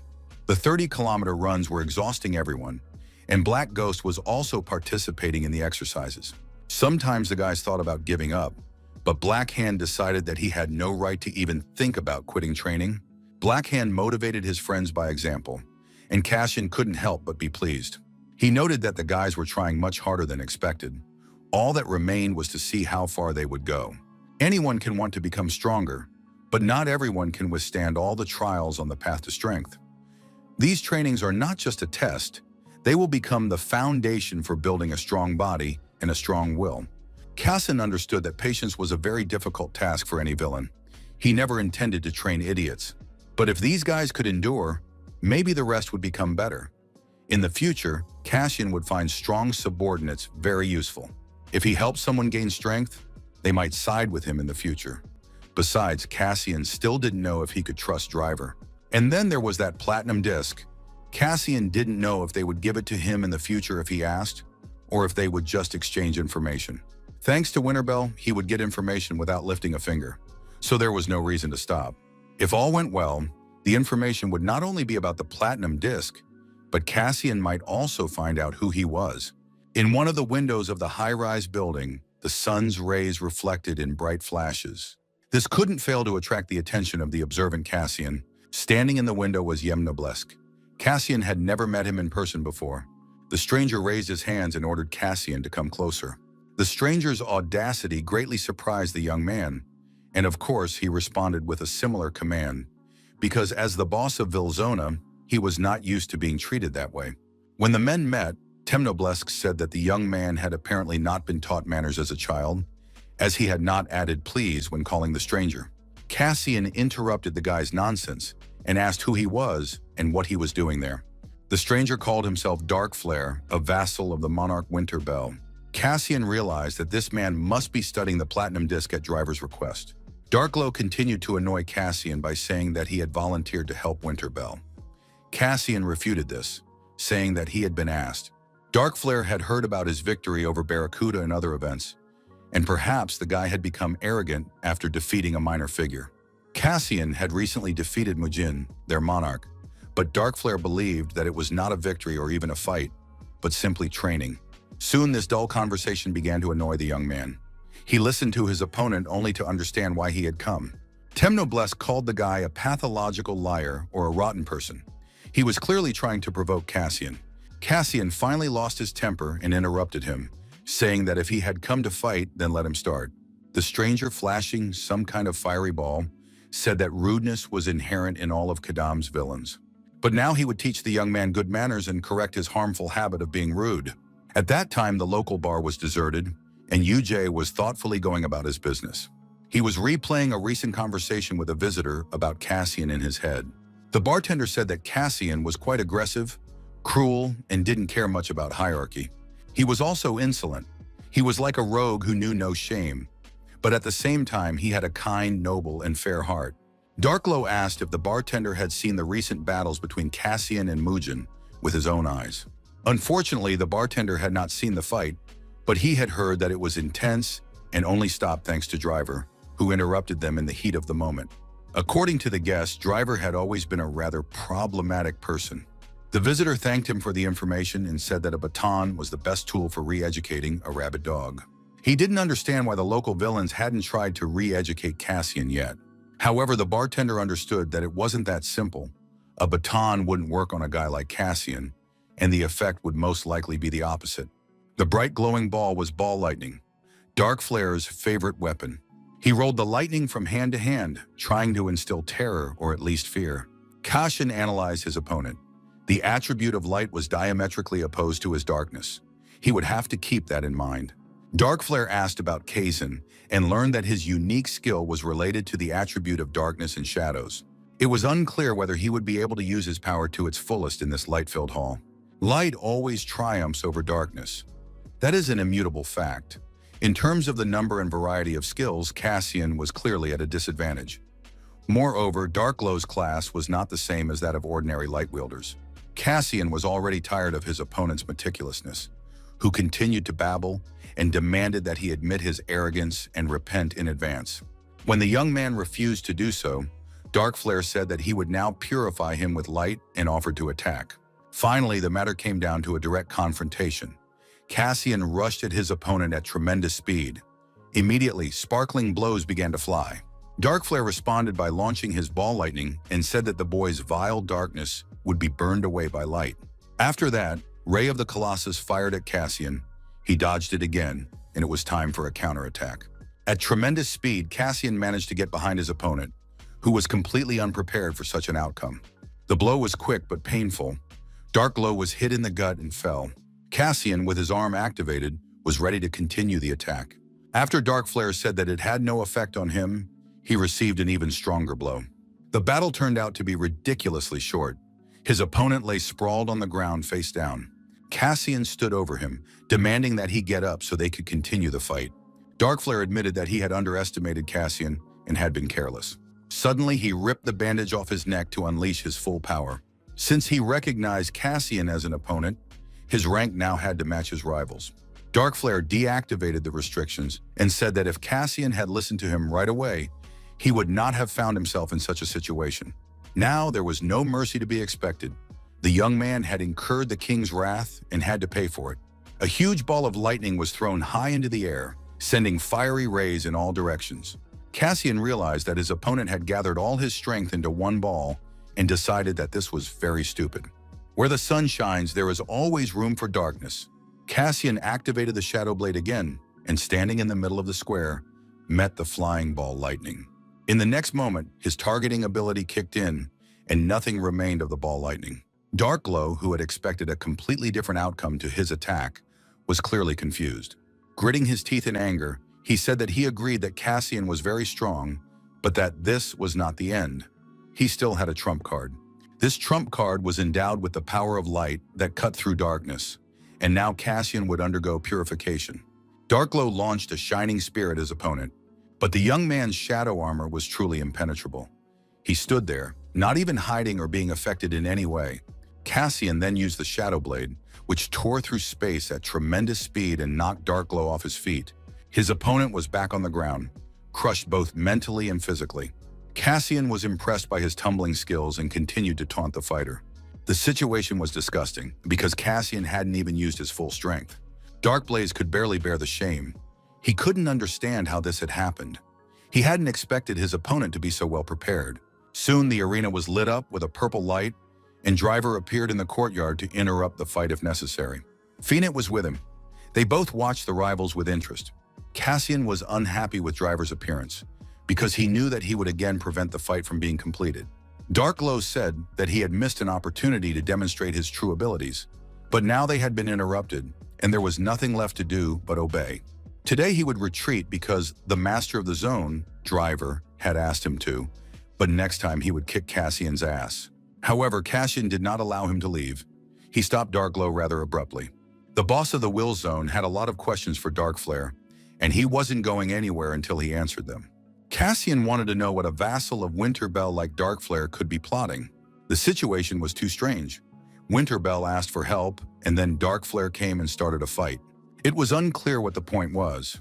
Of course, villains like to do whatever they want, but this was illogical. Everyone present listened to this conversation with interest. Cassian believed that Dark Flare deliberately wanted to take him out of action, but then Mugen would suffer. If you think about it, Dark Flare is trying to prevent Mugen from becoming monarch. Instead of a response, a tear rolled down Dark Flare's cheek. The conversation then moved to the bar. Cassian wanted to find out the whole truth in front of witnesses. A very interesting scandal unfolded. After that, Dark Glow was given the floor.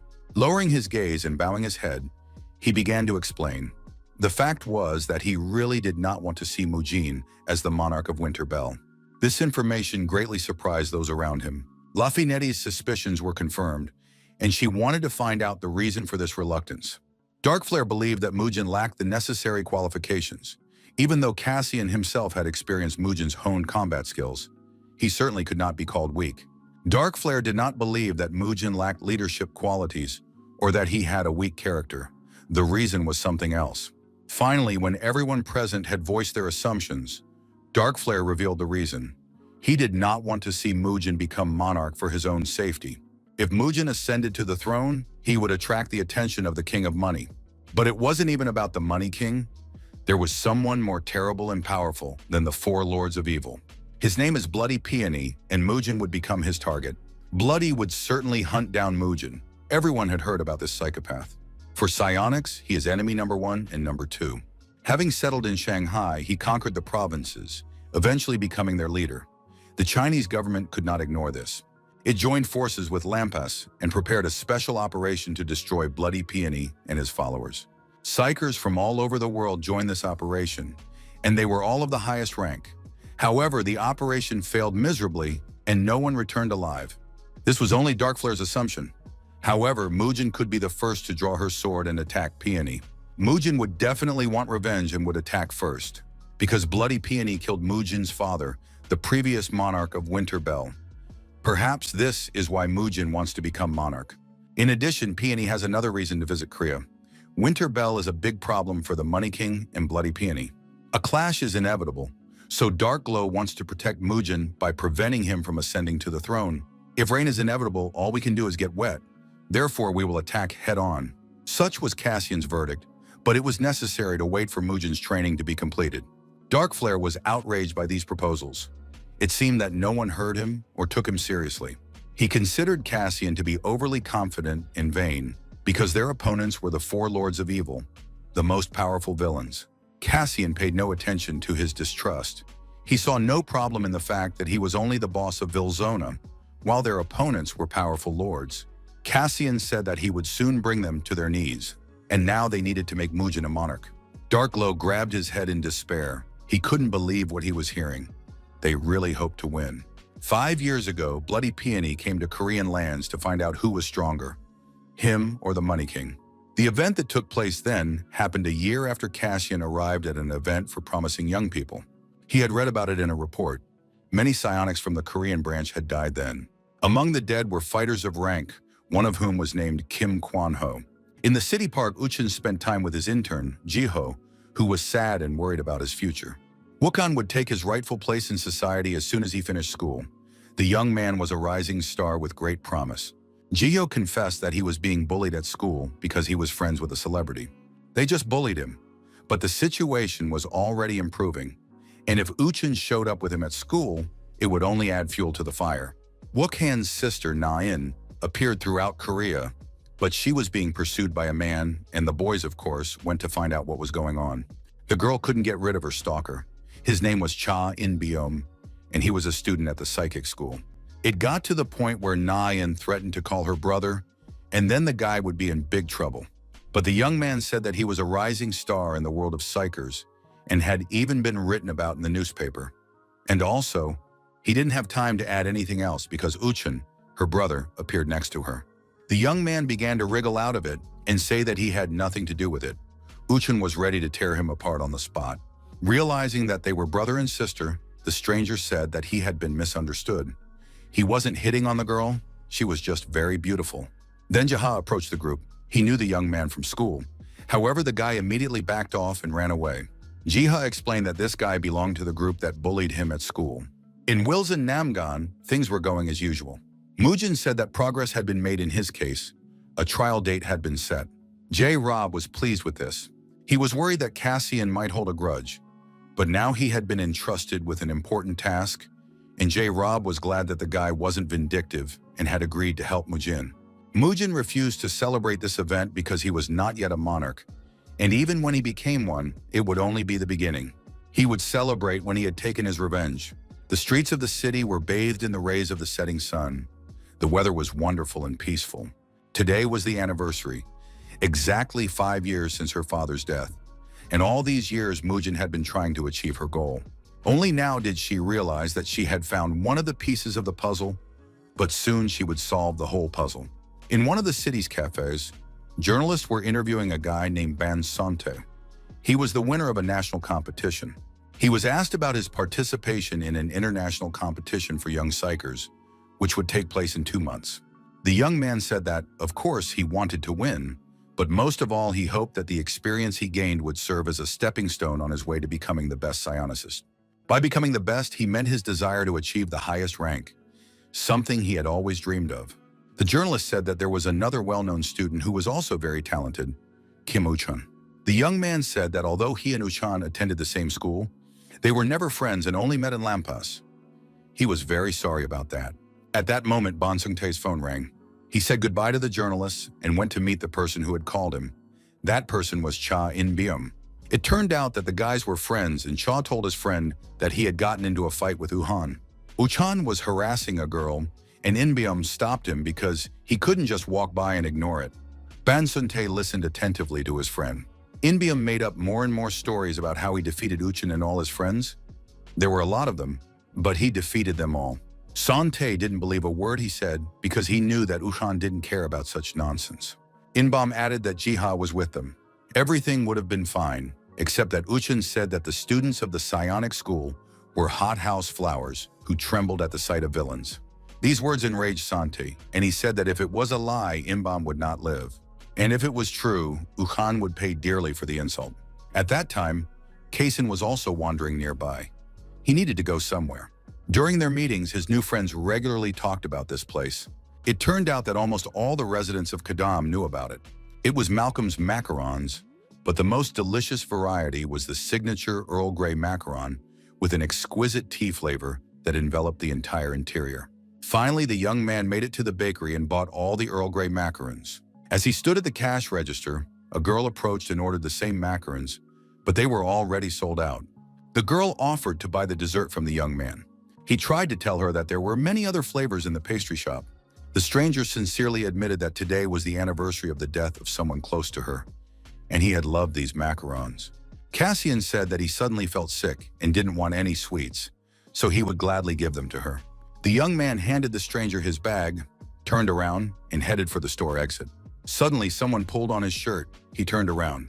It was the stranger. She didn't want to remain indebted to him, so she divided the desserts in half. She held out the box, saying that one would be enough for her. Enchanted by the situation, Casson walked through the streets of the city. He felt very warm and comfortable inside. The stranger charmed Cassius and reminded him of Jeff. The spirit hinted to Cass that the girl was not just a stranger, but he already knew the truth. When she came closer, her energy felt special, and the calluses on her hands spoke of daily sword training. Therefore, Cassian realized that she was Mujin. The person she was talking about was her father. He was the man for whom she wanted to take revenge on Red Peony. Finally, the day of the stage to confirm the monarchy had arrived. The main characters gathered near the tomb of the sealed crow. Cassian was given final warnings and cautions. This was a dangerous place with many traps. One mistake could lead to death, so it was important to remain vigilant. Driver wished Cassian luck and said he believed in his victory. Mujin asked him to return safely. After that, using shadow penetration, the young man got inside. The first thing to do was to find a large glowing stone near the entrance.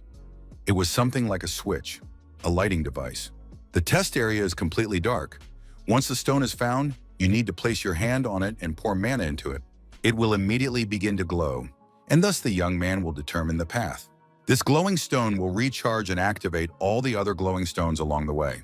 Cassian saw such a miracle of technology for the first time. He was simply fascinated and immediately figured out who he could sell these stones to.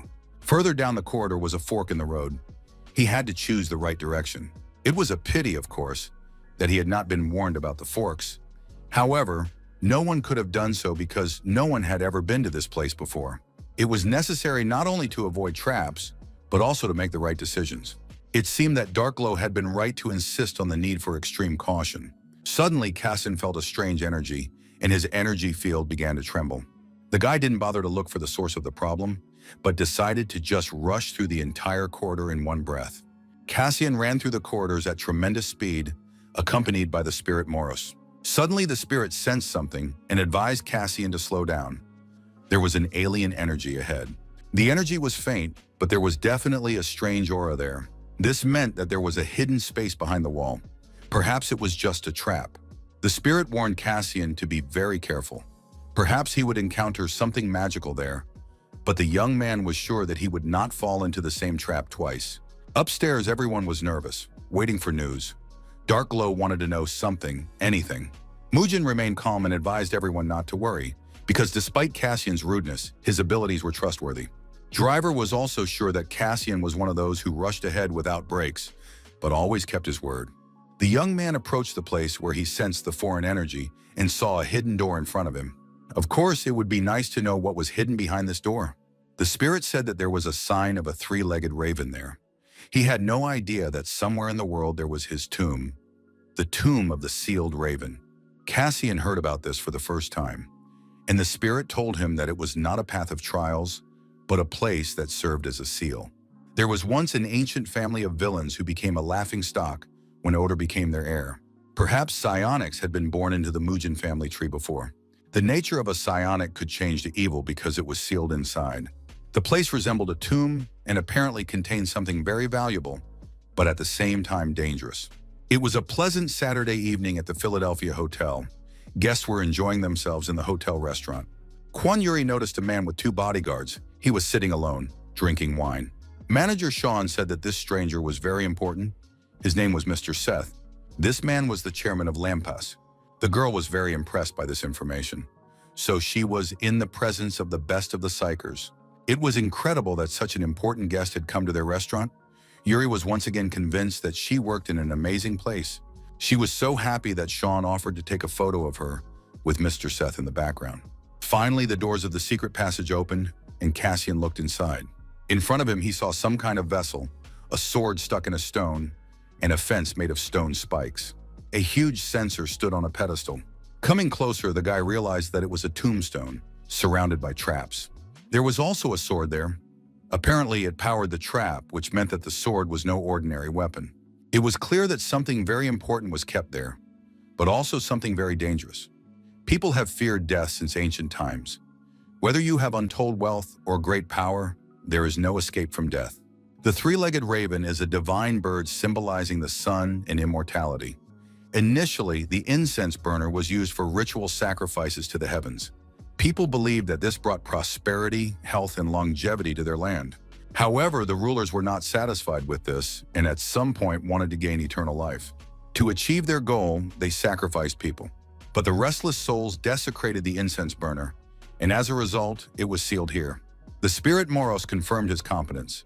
He is a noble and lofty spirit and, of course, knows such things firsthand. It is a terrifying thing, created by absurd human desires. The reason for this desire is that there was already a case when someone who was not a god gained immortality. The thirst for immortality that flared up in the souls of absolute beings arose because of this man. He wanted to use the incense burner, but he was curious to know who had gained immortality. If the censer was something sacred, it would be possible to extract a natural stone of mana from it. The spirit confirmed that there was indeed a stone in the censer, and a very large one at that. However, given the traps, it would not be easy to get it, but it was worth a try. Cassian approached the censer and saw that the protective field had come to life. It activated and created an impenetrable area around the censer. At first, Cassian thought that the entrance was blocked from the outside. However, the spirit sensed that the field was not letting out what was stored inside. So it's weak against external attacks, Cassian decided, and slammed his fist into it. One powerful blow was enough to break through the protective field. As soon as it disappeared, black smoke began to pour out of the smokehouse. Suddenly, hundreds of birds flew out of the incense burner. They began to flutter around, flying around the room, bumping into each other. The spirit Moros explained that the vessel was a place of imprisonment for the innocently killed, and that is why the evil spirits kept them locked up. There were many flying birds. The incense burner had been sealed for a reason. Soon the birds began to circle above the young man, shouting the words, "Die, die, die, die." Cassian understood that if he gave in to these words, he would be hypnotized. He easily passed this test thanks to the help of the strong spirit he received from the Mana Stone of the Black Armor. After the young man dealt with the spirits, he felt only sadness and resentment for their fate instead of anger.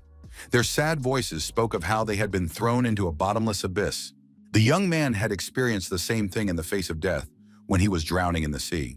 He wanted to rid the spirits of the sadness they held deep in their hearts, a sadness that clouded their minds. The young man decided to burn their impure sorrow, destroying it completely. Thanks to this, they were able to free themselves from their hell. And so it happened. The birds burned in the icy flames, then disappeared forever and found peace. Cassian watched the result of his actions with satisfaction. Even though the spirits were dead, he was happy to have helped them.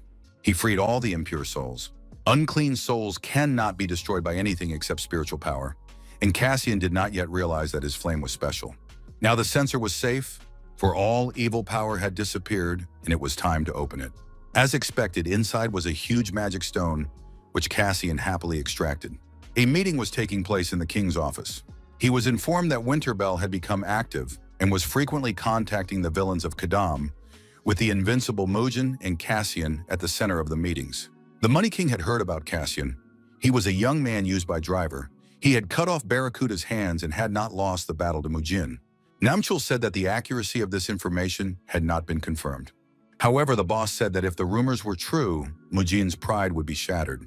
The frequent meetings suggested that there was some kind of goal, and the assistant's task was to find out what it was and continue monitoring Winterbell. In addition, the King of Money demanded that all possible information about this Cassian be dug up. Cassian continued to enjoy the sight of the magic stone. Its color was completely different from that of other mana stones. It was a blood mana stone, special because it absorbed the power of souls sacrificed to humans. Compared to other stones, its power is incomparable, but it is extremely dangerous because it contains dark energy. Almost any villain would go mad just by touching this stone. Cassian succeeded because his flame is capable of burning spirits. He was not sure whether he should absorb this stone now.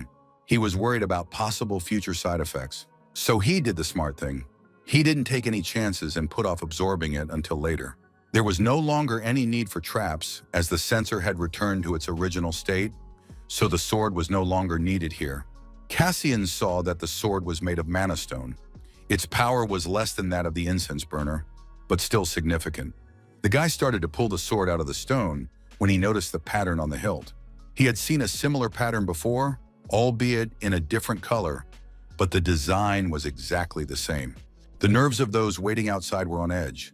Darkglow believed that Cassian had died there, or that something very bad had happened. Mujin and Gannett waited silently for the young man's return. Driver, as usual, remained completely calm. He said that Cassian was not the type to fall into a trap. The place was dangerous, of course, but not so dangerous that the boss would die there. Driver believed that he had most likely just gotten lost. And the moment Driver finished the Rubik's Cube, he announced that Cassian seemed to be done. The gates swung open, and a bright light appeared behind them. Everyone looked at the light with joy and surprise to make sure that the young man was indeed alive, well, and had completed the task. Driver, burning with impatience, looked through his lens and confirmed that Cassian was flying here at full speed. There were about 20 seconds left before his arrival, and soon dark matter appeared. Cassian materialized from them, alive, healthy, and unharmed. He stood before those waiting and announced that the task was complete and his duties fulfilled. Driver sincerely greeted the young man and thanked him for a job well done. Lowering his eyes, he noticed that Cassian was holding a sword. Cassian turned to Mujin. He reported on the work he had done. Then he handed her the sword, saying that he had found it inside. She accepted the sword with gratitude and said that it was the sword of the White Tiger. It had disappeared after the death of the previous monarch, but it once paired with the Black Dragon sword. This treasure symbolizes the Sword of Evil clan. The White Tiger sword is paired with the Black Dragon sword. If you pour mana into the sword, you can adjust its length. Cassian was glad he hadn't removed the stone from it. He thanked him for returning the sword. The young man said that he had accidentally stumbled upon a secret room in the tomb and found the sword there. Mujin asked if the incense burner had been sealed there. Cassian realized that Mujin had known everything from the beginning. He said that the dark forces had disappeared, so the trap and barrier were no longer necessary, and the censer had returned to its original state. It seemed that someone had deliberately stuck the sword there to strengthen them. It was known that in the battle with Pion, the previous monarch did not use the white tiger sword. According to Cassian, it appeared that the head had left the sword in the tomb himself, which meant that Mujin's father had left it there specifically for her. Mujin said that Cassian's help had been truly invaluable, and she would not remain indebted to him, ready to fulfill any of his requests. Cassian replied that he would contact her later. Mujin added that she was now halfway to her goal and would become a monarch, but that was not all. She had to pass the final selection at Winter's headquarters in France. The test in the tomb was only a necessary condition for her candidacy. To earn the right to lead Winterbell, she had to grow physically and spiritually, and that was why Mujin used her Vilzona. This place became her support and allowed her to grow as a person. When the monarch died, leaving behind only an empty space and a young daughter, the throne could not remain vacant. It was necessary to find a replacement as soon as possible, and ideas emerged to determine the new monarch through a vote. However, it was known that only the blood heir of the previous monarch could ascend to the throne. Some were outraged. Putting a 15-year-old child on the throne was not a very good idea. Besides, she was not even a villain. The girl was saddened by the loss of her father, and the incident with the theft of the sword added to her psychological trauma. Such a weak child could not be placed on the throne. She did not even have formal rights to the throne, but the girl decided that she could do it. She was Sojina, the 27th generation head of the Evil Swords clan, and she would prove that she was worthy of the title of monarch. With her own hands, she would kill the bloody peony and avenge her father. Some of the powerful laughed at her, while others supported her decision. In the end, she formed a group of vassals ready to accompany the future monarch. In such a situation, a vassal must act calmly and not rashly. The old blue serpent was against it and left the decision to his son. The son was already mature enough, so he was given the position. The girl said that if given the chance, she would prove herself worthy and become the boss of one of the 4 main Viruzon souls. Even if it was impossible for Outer to become the head of Vilzona, she would become one and prove her leadership skills.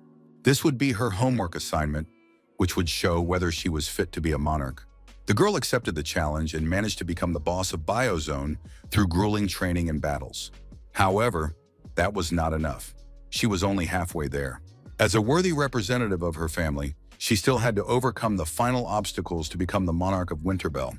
Cassian advised her to be careful and warned that there were many dangerous traps inside. Darkglow asked her not to worry about Mujin. She would be fine. Mujin turned around, said goodbye to everyone present, and left. A few days later, a sad farewell took place at the airport. Mujin was flying to France alone and said goodbye to Leofinita. Lafinette gave the girl some final advice, and it was clear that she was genuinely concerned. Then a box of sweets appeared in her hands. She handed it to Mujin and said that Cassian had asked her to pass it on. Sweets help when taking tests. After that, the ladies said goodbye, wished each other well, and Mujin left for France. She asked that Cassiana be thanked for the sweet souvenir. The Xinhua district was home to wealthy mansions where the powerful of this world lived. Lensgirl reported that Mujin had arrived in France and that everything was going according to the scenario that her interlocutor least wanted. The decision could no longer be postponed. It was time to take action. Old Blue Snake was the chief elder, and the course of future events depended on his decision. The King of Money spent his time on the golf course listening to reports. He did not expect Mujin to pass the test and learned that she had already left for France. In addition, he was given Cassian's file. The King of Money studied the dossier with interest and concern. He did not understand where this monster came from. Cassian was a very unusual and capable person. The King of Money believed that such people should not be lost and wanted to lure Cassian to his side, even if it required effort. He thought Cassian would fit perfectly into his collection of villains. Mujin passed the test only thanks to him. Of course, things are not going as he had expected, but now Mujin is absent and the 7 guardians can be summoned, and the evil sword clan will be pacified. But there was no need for that. It was not worth wasting energy. The old Blue Snake will soon begin to act. He is the chief elder of the Sword of Evil clan and dreams of power. He is a vassal trying to devour his master. Initially, he sought to make Mujin a weak-willed puppet, but ruling the clan was not enough for him. He decided to take over the entire Winterval. However, he changed his mind when he saw how quickly Mujin's powers were growing and decided to sharpen his blade for the future. So now, with Mujin absent, Zmei will try to use all the cards he has in reserve. His Vilzona in the Xinhua district is one of the strongest in the country.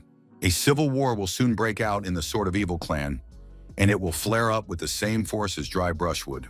Vilzona Kea Adam may intervene in the war, and then the King of Money will try to distract their attention. They must do all this for the old blue snake. Long ago, they formed a secret alliance, so now they must fulfill the terms of the deal and support their partner. It was time for Cassian to check how his charges were training. The Black Ghost reported that he had done everything in his power, and Cassian thanked him for his efforts in training the idiots. As the boss promised, the guys could now join his training, and it would all start with a simple test. Cassian called Blackhand first to spar with him one-on-one.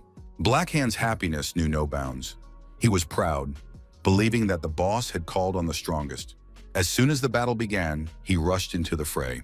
The guy wanted to show what he had achieved in training, the new strength of his reborn self. He rushed towards Cassian, who was standing calmly. His fist cut through the air at tremendous speed, but Cassian was able to dodge the blow and attack his opponent in turn. In the next moment, Boss's fist hit Blackhand, and he said that if you swing so stupidly, you give your opponent an excellent chance to counterattack. The flattened Blackhand lay face down on the asphalt. Next, Crash was called out. He claimed that one cannot act thoughtlessly against a strong opponent. But it turned out that it was dangerous to be inattentive when facing an opponent. His fate was sealed instantly. Black Ghost watched the sparring with delight, admiring her boss immensely. Cassian asked Black Ghost to train with the guys one by one when they woke up. In the Vilzone district of Xinhua, some strange things were happening. The local guys were fighting among themselves. They accused each other of stealing some shared money and were about to kill each other. Suddenly, someone very scary caught their attention, to such an extent that the guys dropped their problems and ran away. A tall, gorgeous girl with a fiery gaze and a huge club on her shoulder appeared out of nowhere. She said she wanted to deal with the thief herself. Then she swung her club, and the guy got stuck across a concrete wall with only his legs hanging outside. In one of the rooms of Vilzona Shinkova, two men were meeting. One of them, named Madfin, who looked more like a wizard from a fairy tale with a pince-nez over his eye, asked what business his guest had with him. The guest announced that the long-awaited opportunity had finally arrived, and while Mujin was away, he had a chance. The Sword of Evil and Winter clans would be his. Madfin asked him to be more specific because the clan would not be his, but theirs. The old blue snake did not like this clarification at all, but he said nothing to his interlocutor. To get what they wanted, they had to work together and, if successful, divide the spoils fairly. Otherwise, the flames of discontent would flare up in rage. Like the Joker depicted on this card, Cassian looked with interest at the box he had received as a gift from Mujin. It contained 3 magic stones, apparently payment for the White Tiger sword. Cassian put off talking about the reward, but he didn't refuse it. Driver also reported that some information had come in today. The actions of the Xinhua guys seemed strange. It looked as if they wanted to take over Baksan, Namgan, and Arkandam, in other words, the whole of Seoul. The Xinhua district's Vilzona is the strongest in the country, with several villains who can be considered bosses. Among them, one guy deserves special attention. His villainous name is Python. He is one of the 3 leaders representing Xinhua. He is known to be very good at one-on-one fights. Once he fought the Money King, and the result was apparently not the best. He lost, but the fight was highly praised. However, Shinko's boss is not this guy. They have a real boss. His name is Madfin. Usually villainous bosses are guys with serious combat skills, but Madfin's stats are relatively low. That's because he takes others not by force, but by mind. Madfin used his head to climb to the position of boss. He is cunning and fights well when he needs to use his brain. It turns out that the boss Xinhua is someone like Driver, who even with his abilities, has a hard time competing with Madfin. Madfin has a skill that allows him to control his opponent at will. Bladrain used hypnosis, and the toy maker could make his opponents lose their minds. So the skills of these guys only worked for a while, but Madfin doesn't have that problem. This is, of course, too cool, but they say that the number of people under his control is limited. Winterbell has been working for a long time on measures to deal with Xinhua. In Mujin's absence, the chief elder is in charge, but then the door flew open and the crow appeared with her latest culinary masterpieces. While she was treating the guys to cookies she had baked, the conversation was interrupted. Cassian looked into Driver's computer and discovered another interesting fact about his former boss. Among other things, he was also involved in stocks, and there was a lot of money in his account. The chief elder was driving through the city, thinking about his recent conversation with Madfin. The old man had really pissed him off, saying that they should work together and divide the spoils fairly. Otherwise, the flames of discontent would flare up, and then it would be too late to regret it, because they could lose absolutely everything. He thought Madfin was an obedient little dog, but he turned out to be a sly fox. And if he became an enemy, everyone would have problems. The elder realized that it was time to call on his loyal servants, such as the butler Yoon. It was necessary to assemble a team of good hunters. The sooner, the better. In addition, there was another task. The next target would be Cassian. At this time, Madfin also gathered his closest assistants to discuss the current situation with them and give instructions for the near future. Madfin recounted his meeting with the chief elder, how he almost choked on his own venom. It was very amusing. Python asked whose side they would take, the king of money or the old blue snake. Madfin chose not to answer the question, saying that it was too early to make a choice. For now, they needed to wait and see which of their opponents would ultimately remain. Red Shot suggested simply killing them all. He was good at it and thought it was a good option. The beautiful Gu Inso said that she didn't care either way. The only thing she wanted was a duel with Mujin. Red Shot said that he had already set his sights on Mujin and pointed his gun at Inso. She responded by threatening that if he didn't calm down, he wouldn't leave the room with his head on his shoulders. This was followed by insults and threats from the gangster. They would have argued for a long time if Madfin hadn't stopped them. He said that you should fight your enemies and only fools fight their allies. After that, he continued the conversation about who they should side with, the king of money or the old blue snake. Madfin chose to lend a helping hand to the old blue snake. He had grown attached to this ally over the years and wanted to behave conscientiously, and then later join forces with the king of money. After all, in order to properly prepare the clearing, one must befriend the big guys. And as soon as the place for the catch increases, everything will belong only to him. Cassian swallowed one of the magic stones that Mujin had given him and noticed that there was no increase in mana, although life force was spreading through his body. It seemed that his resistance to mana stones had reached its maximum, so he shouldn't expect to gain mana from other stones. He still had the blood mana stone, but it was dangerous to consume it right now. He needed to reach S rank through training, even if it took time. Besides, S rank was necessary to unlock hidden skills. Cassian understood that even more intensive training was needed. But he had already decided what to do with the remaining stones. He couldn't sell them because they were a gift, but he could use them to his advantage. In the training section of Velson, everything was stable for Kadam. Black Hand was once again beaten. Black Ghost, who had landed several blows on him, continued to taunt the guy, forcing him to get up and continue fighting. Black Ghost called the guys useless, pathetic idiots, and forced them to fight despite their pain. He said that there was still a hidden, unburned flame in the guys' bodies, and the name of that flame was perseverance.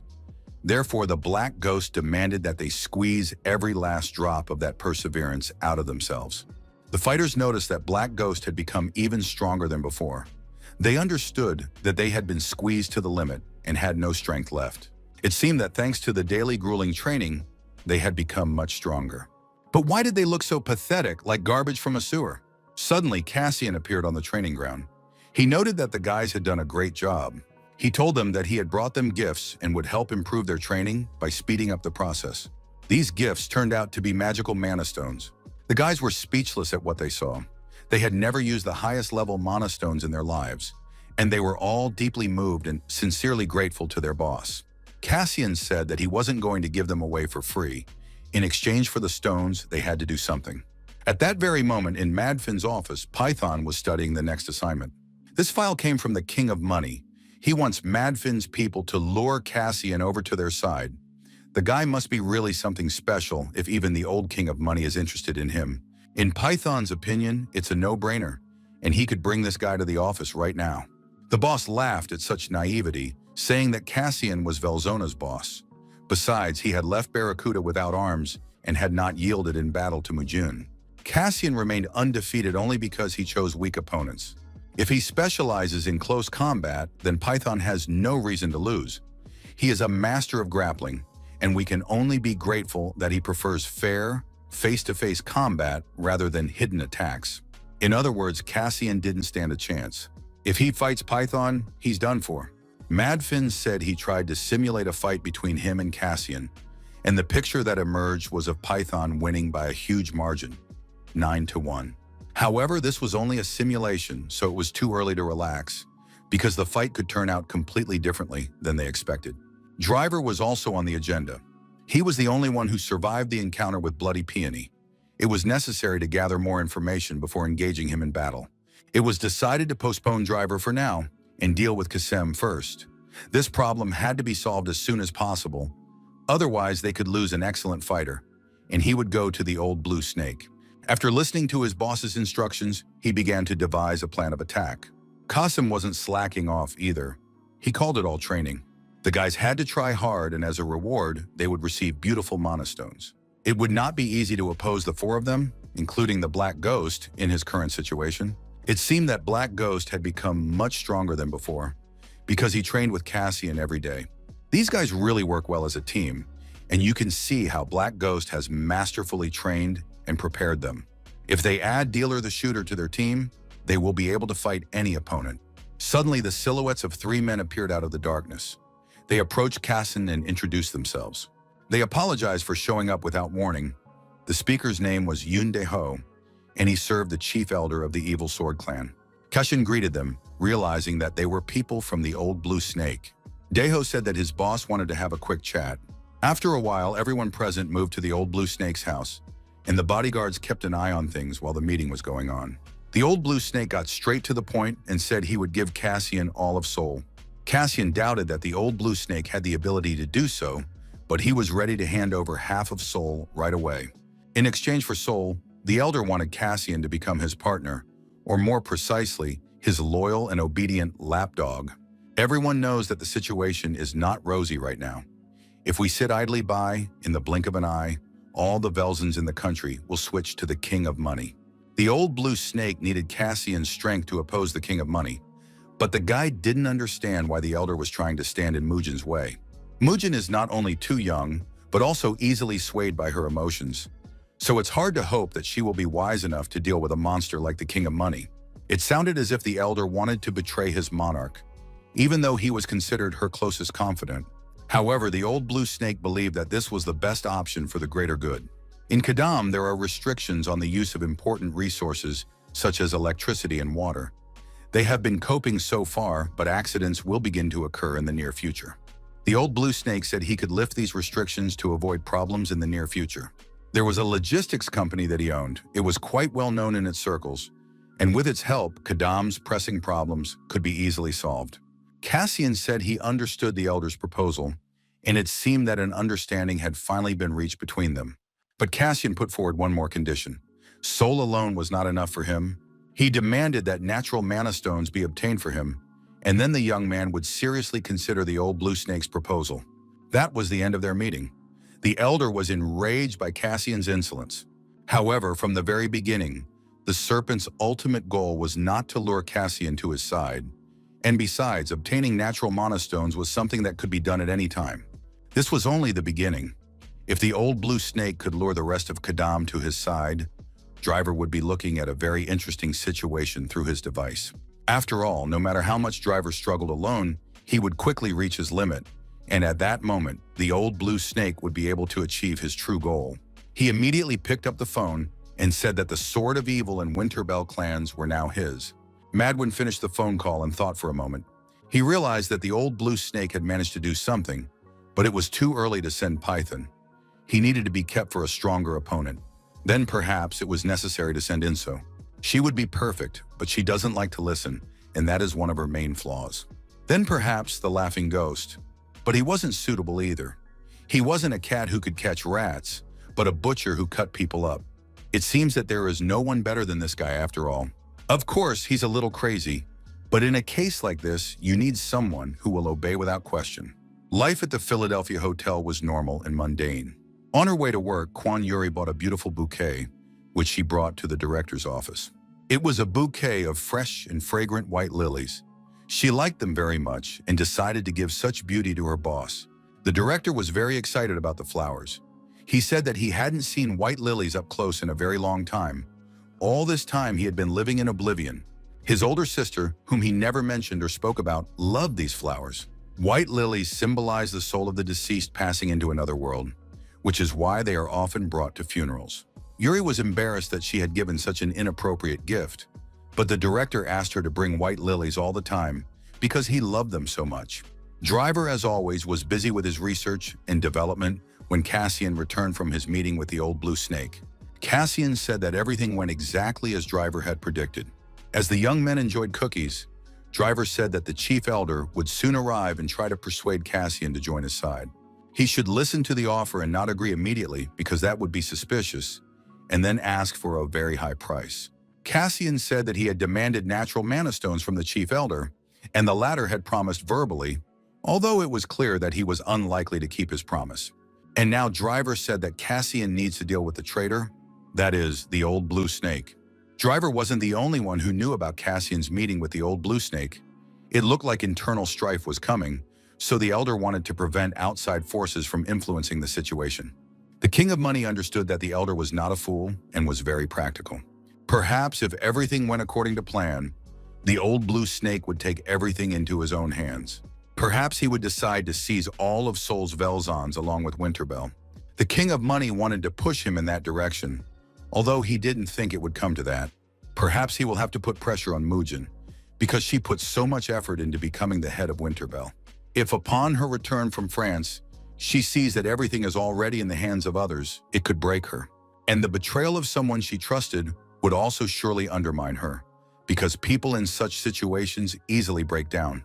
Mugen worked very hard for a long time to avenge her father, and if all her efforts come to nothing, it will be difficult for her to cope with the shock. The plan is to make the old blue snake the villain and force him to act, and then crush Mugen like a wounded animal. Of course, the elders started moving earlier than they expected, but that's not bad either, and the situation is quite interesting. It was decided to watch and see what picture the old blue snake would paint. All we had to do was take care of any changes that might arise.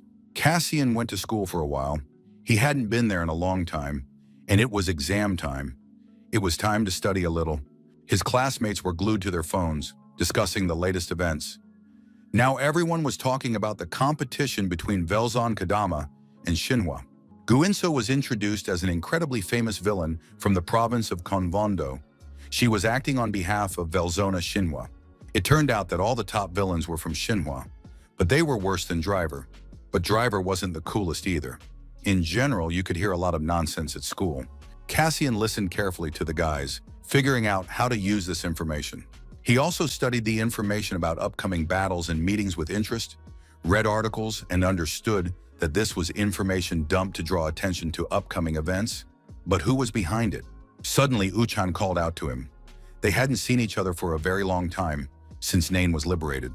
The guys greeted each other, and Uchan handed Kostyan a package, which surprised all the girls and Cassian himself.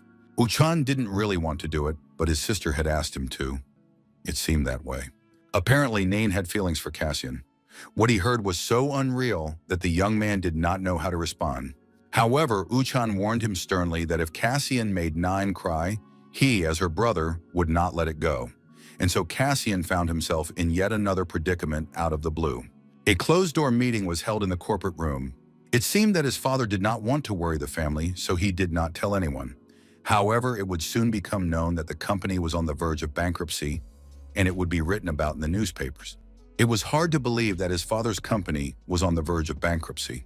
The situation was examined from various angles, but it seems that it will not be easy to stop the ruin. Most likely, a special team carried out an attack that led to bankruptcy. But there is one option that could save the company from bankruptcy, because battles are more interesting to watch than fires. If the battle unfolds between two villains or between a psionic and a villain, the consequences could be unpredictable. The girl made it clear that Bonsanti would have to fight the villain, but not necessarily do it himself. It would be nice if he could bring in friends or acquaintances, guys from the psionic school. There's no need to worry about finding villainous opponents. It's Velzona Kadama who has been the subject of many nasty rumors lately. There's no need to worry about villains because she has already found friends who will help. He needs to think about her offer, but it's clear that there's not much to think about. He has to agree.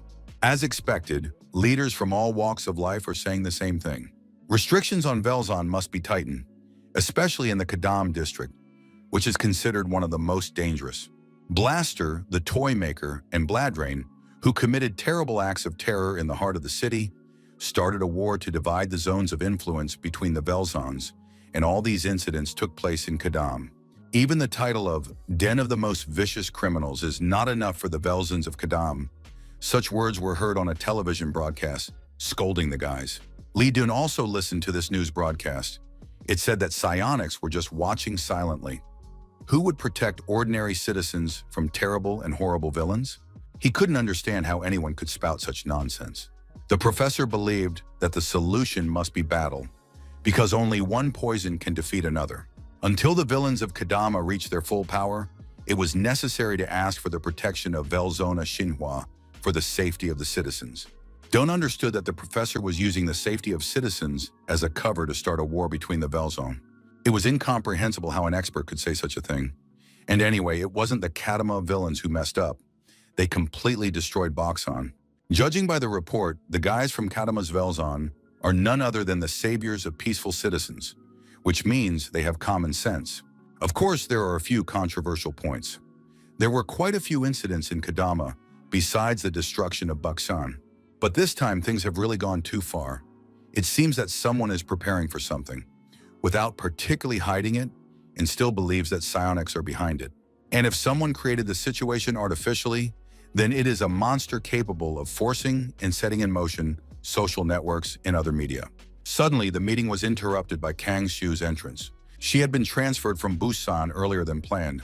She decided to stop by the office as soon as she arrived in Seoul because she wanted to look good in front of her senior colleagues. Yes, he continued to analyze the situation. He understood that something not very good was happening, and he also knew something about Kang Si-woo. She had single-handedly dealt with the villains from Russia, known for their misdeeds throughout Busan, and was the top member of an elite team of psionics. Lee Dung introduced himself. The girl said she had heard a lot about him. It turned out that she had not come alone, but with a group fighting the main villains, and she was their captain. The girl said that she had dinner plans tonight with her cousin, who was also a psionic and very well known in Seoul. It was Ban Seong-tai. Gu In-so asked her boss if she should destroy Namgan while Mujin was out of town. She didn't like causing carnage, but still, now was not the time to talk about personal interests, because such a wonderful opportunity to unite the Velzons of Seoul would not come again anytime soon. Only a fool would not seize a chance that came right to him. Suddenly, a masked villain with a knife appeared behind In-so. He lunged at the girl. However, she managed to raise her baton and defend herself from her opponent's sword. Using the wind of destruction, the girl threw the attacker back. Next, she used a sledgehammer. She wanted to beat the laughing villain because he was one of the 3 top commanders. But then Python intervened, forcing the fight to stop and dispersing the fighters into the corners. Matfin gave the order to stop the fight. The girl justified herself by saying that the laughing ghost had started the fight. According to the good old rules, the boss's order is absolute, but the girl didn't like it. If the laughing ghost had ruined In-so's mood, then the boss himself was ready to apologize for him. It was clear that things were getting serious, and he didn't want to waste energy on internal squabbles. And although the meeting had failed miserably, he would have to play his last card to take control of the situation. After class, Kaysen went to a cafe, telling the spirit that he was going to prepare for exams. But in reality, he had a meeting with Nain. The young man realized that she was in love with him. Suddenly, Cassian saw Uchan and his sister. It seemed that some kind of conflict had arisen between them. The girl was outraged that a real scandal had erupted on social media. Everything had come out. She pulled her brother along to discuss the situation in a quiet place, when suddenly someone called out to Uchan. It was Ban Sun-tae. He said he was very happy to see him. They hadn't seen each other in a long time, as they had been classmates before. After that, the guy asked Uchan to sit down in a cafe and talk. The night before, Sun-tae was sitting at home, remembering a conversation about his father's business affairs. He was upset that he had been drawn into such a situation because he was at the top among the most talented young psychers. The young man wanted to get out of this situation at any cost, when suddenly someone entered his room. It was Cha In-bom. He said he was aware of everything that had happened and was willing to help for a fee. Sante was outraged that this liar had been found to be his assistant. He did not want to deal with In-beom. In-beom said that he was in a similar situation. He also had financial difficulties. Now he would tell him everything in order. They had to deal with the guys from Velsun Kadama. Moreover, they were in the same boat. In-won had prepared a list of those who would be taken with them, But Sun Tai had to talk to them himself, and then they would gladly agree. Sante realized that everything had already been decided for him, and even a meeting place had been prepared. He was just a pawn. They conspired and decided to deceive him. Inwon said that there was no need to worry or get stressed. No one was going to capture Velzona. It would be enough just to show how they fought.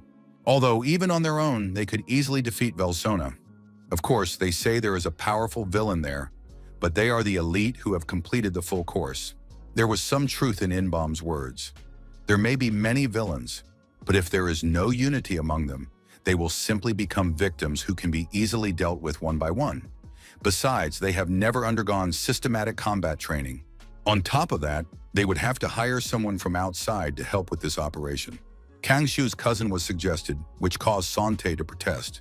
But the basic principle of hiring mercenaries is to hire people you are close to. Besides, his cousin is always ready to help and cares deeply about Suntai. It also turned out to be very fortunate that his sister had been transferred to work in Seoul. Shu is the captain of a special team that fights major villains, part of Lempas. If something goes wrong, the situation could escalate and get out of control. Of course, this must be kept in mind, but she can still be considered insurance just in case. In addition to Seo, it is necessary to enlist the support of Uchan. Uchan is a celebrity, and his eyes light up with rage. When it comes to attacking villains, he will definitely agree. According to rumors, Uchan's father was killed by villains. If this is true, then it is understandable why Uchan is so angry. He will never refuse if you offer him a chance to hunt down bandits. Of course, I don't really want to involve him, but it's not a bad strategy. From the very beginning, Sante took the lead, but he will still dance to Inbom's tune. Sante will talk to his cousin himself, but he needs to meet with Uchan right now. There was a problem with Uchan last time. We need to go together and put pressure on him. If you're not sure, don't get involved. Sante is ready to work on his own and not get involved with a burden like Inbom. This is the conversation the guys had before they met Uchan and told him. He couldn't believe they were going to destroy Wilson Kadam. It was the psionics who were supposed to protect citizens from villains and create a just world. So an attack on the Kadam zone would be natural and understandable to everyone. The guys thought that Uchan would immediately agree to participate in the attack, but the young man sat deep in thought. All the media were trumpeting how dangerous Wilzona Kadam was. Could they, as future official psionics, just stand by and watch? There are two ways to make disobedient children sit still. Calm them down with candy or scare them with a stick. Although the destruction of Wilzona is planned, it is only in words. No one is going to turn it upside down. It's just that they need to be whipped once for the safety of the civilians. That will be enough to pacify everyone there. Cassian was also in the cafe. He was planning to prepare for his exams, but he couldn't hear anything from the conversation that interested him, so he sent a spirit to eavesdrop on what the psionics were talking about. Uchan realized that Sante's plan was to scare the villains of Kadam with a fight. It was the quickest and most effective solution. However, the young man said that he didn't even like sitting next to someone who had hit on his little sister. Inbom tried to wriggle out of it and apologized, but the girl said she would not forgive him for anything. Uchan believed that attacking the Kadam zone was very reckless because they were just school children and had no real experience. Don't even think about attacking if you don't want to get hurt. In the worst case, you could die there. The Kadam zone is not so simple that you can joke around with it. There is no Bill zone that can be looked down upon. Sante couldn't believe what he heard. It turns out that the great Kim Uchan is cowering in fear like a pathetic mongrel. The young man said he wasn't afraid, just worried about the guys. Psychers who study at a special school undergo combat training and bow down to local villains, Sante wrote on his social media. Upon hearing this, Uchan became very angry and said that Sante had crossed the line with his delusional statements and insulted all the students at the school, including himself.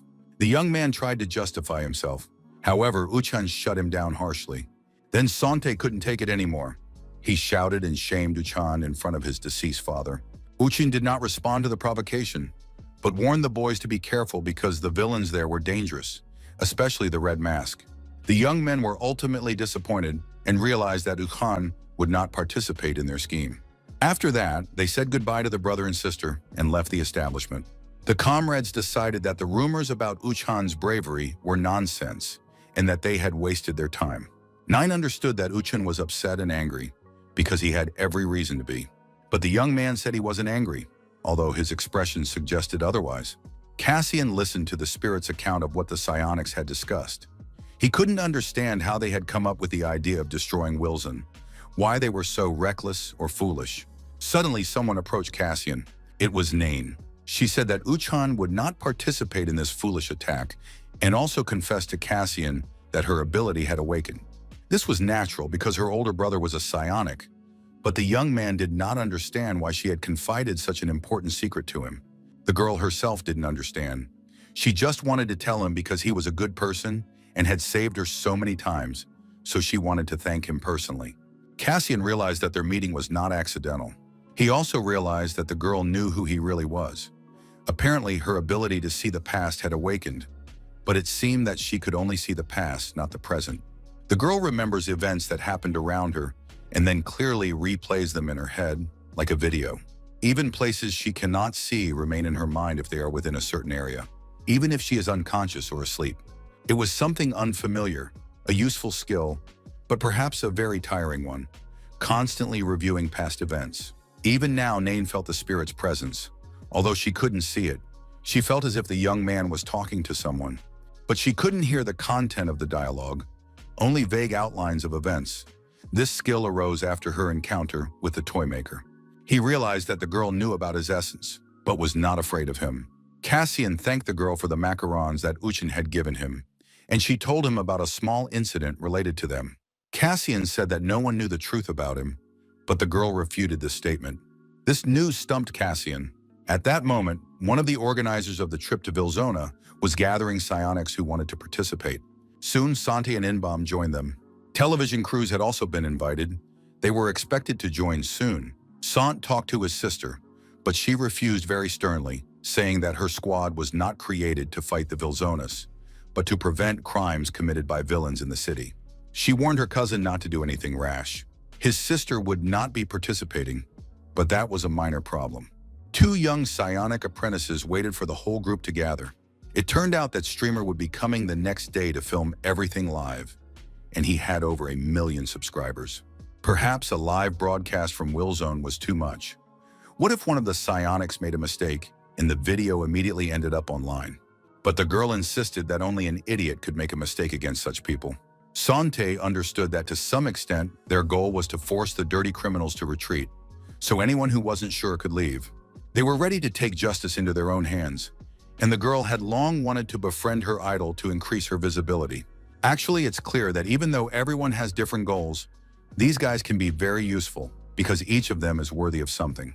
They will be excellent decorations with Sante as the main character. Cassian sent the old blue snake a message saying that he agreed to his proposal. However, he needed natural mana stones. The other guys from Wills and Kadam also gave positive answers. It seems that Kadam's main villains are already on the Serpent's side, and since Cassian has joined, the number of supporters will only grow over time, and there is no longer any need to delay. Because at any moment, Mujin's vassals could seize the initiative. They are not fools after all. It was decided to start tomorrow. The assistant will prepare everything so carefully that there will be no hitches. At that moment, an unknown person arrived from the King of Money. He burst into the room, saying that he had come from far away and was not going to wait long at the door. And he knew that he was in the house of the old blue serpent. He is the messenger of the King of Money and has come to provide the support that his boss promised to the snake. That support was himself, Barracuda. Those present were surprised because they had heard that Barracuda had been mercilessly crushed by Cassian, and now he had managed to recover.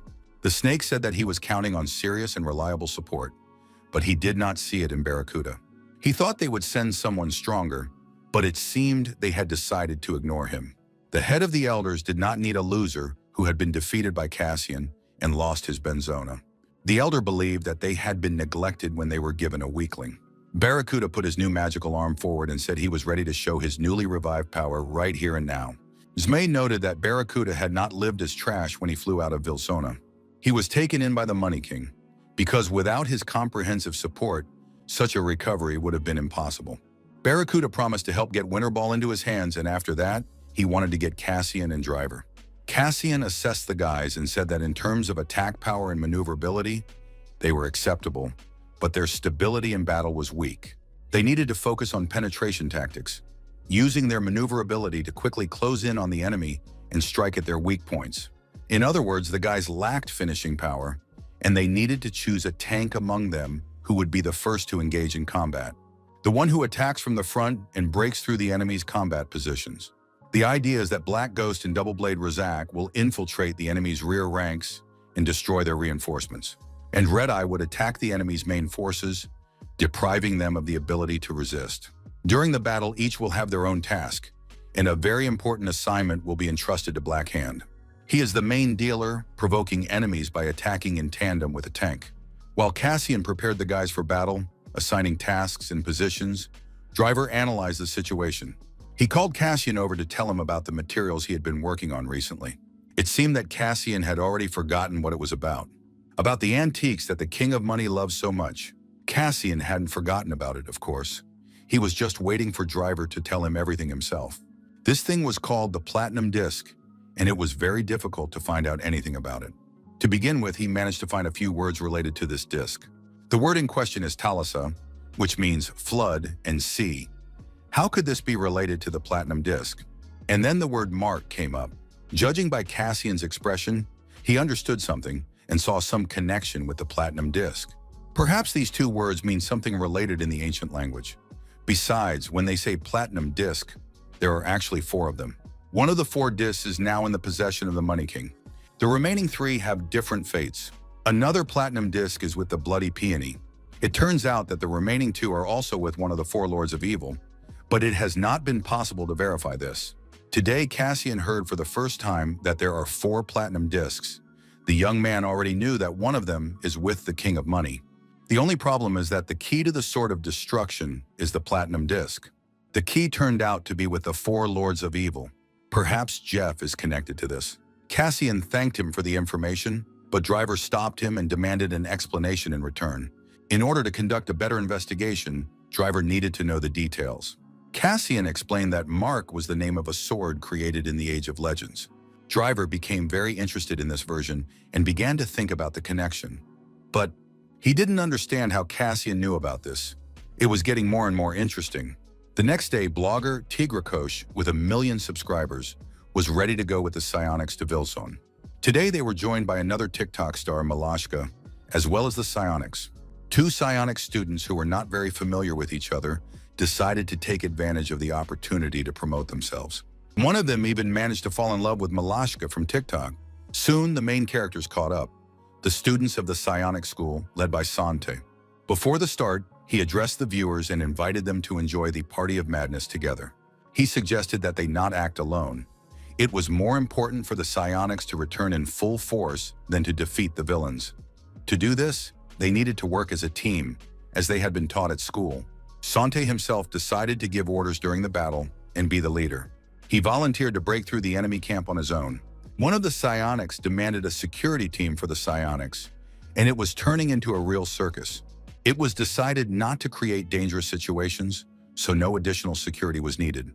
The guys were just going to enter the villain's territory and return to the city together. Gannett told them about Winterbell's unscheduled meeting by order of the Chief Elder. This information greatly interested Driver because he understood that the old man would most likely overthrow Mugen. Suddenly, Driver noticed the surveillance cameras of the uninvited guests. He recognized them as students from the psionic school. It was completely unclear what these chicks were doing in Willzone. Cassian himself was in his training hall at that time, practicing new skills and creating new abilities. He had developed a very cool kick with a Shadow Blade effect, good sharpness, and piercing ability.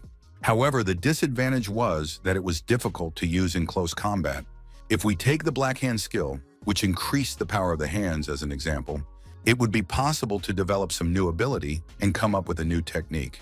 In the end, Cassian found a suitable technique for real combat and was very pleased with himself. He also needed a signature move to crush his opponent with a single blow. At that moment, the training was interrupted by a phone call. The psionic students had already entered the territory of Birazona and had not yet seen anything frightening or severe. Villains are cowardly and despicable by nature, so it was unclear where they would attack from. All of the psionics' progress was filmed in real time and immediately uploaded to social media. Sante knew that by the end of the day, he would be a superstar, even without participating in the battle against the villains. Suddenly, they saw a stranger digging in the middle of the courtyard. The psionics couldn't tell if he was a villain or just a digger. Inbom wanted the psionics to attack this weak villain, since there was no danger. But they had come here to defeat the villains, not to stand on ceremony with them. A scuffle broke out among the psionics. Sante said he would punch Inbom next time. Then he gave the order to prepare for battle. Soon the whole crowd of young idiots rushed into the attack. Suddenly a fiery spiral appeared before them. The psionics used their petrification ability. The stone shield they put up didn't help. Social media stars watched the events with interest and filmed everything on video. The psionics came to their senses, jumped up, took defensive positions, and peered into the smoke to see who had appeared before them. The strongest villain of Kadama, named Red Mask, appeared before the guys. The night before, Uchin had been replaying the conversation in his head.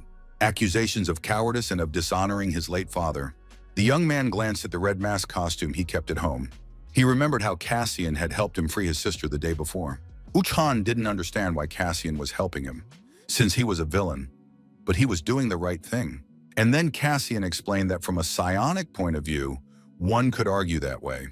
In the past, Cassian had also leaned toward only one side. Psychers are righteous, villains are terrible, and the whole world is divided into black and white. But that doesn't mean that's how it really is.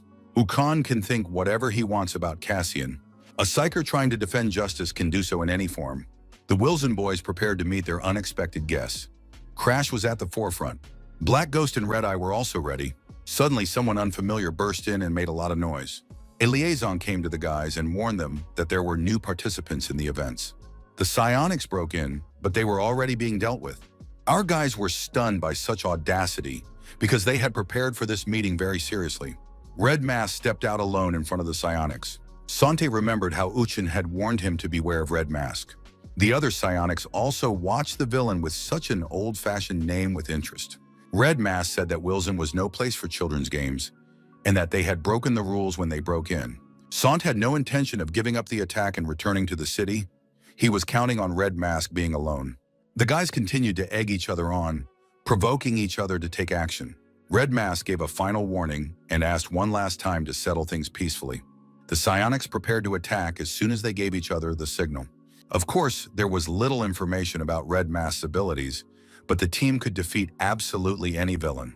Besides, there was only one villain, which meant that the task was a piece of cake, because they had enough strength for an absolute victory.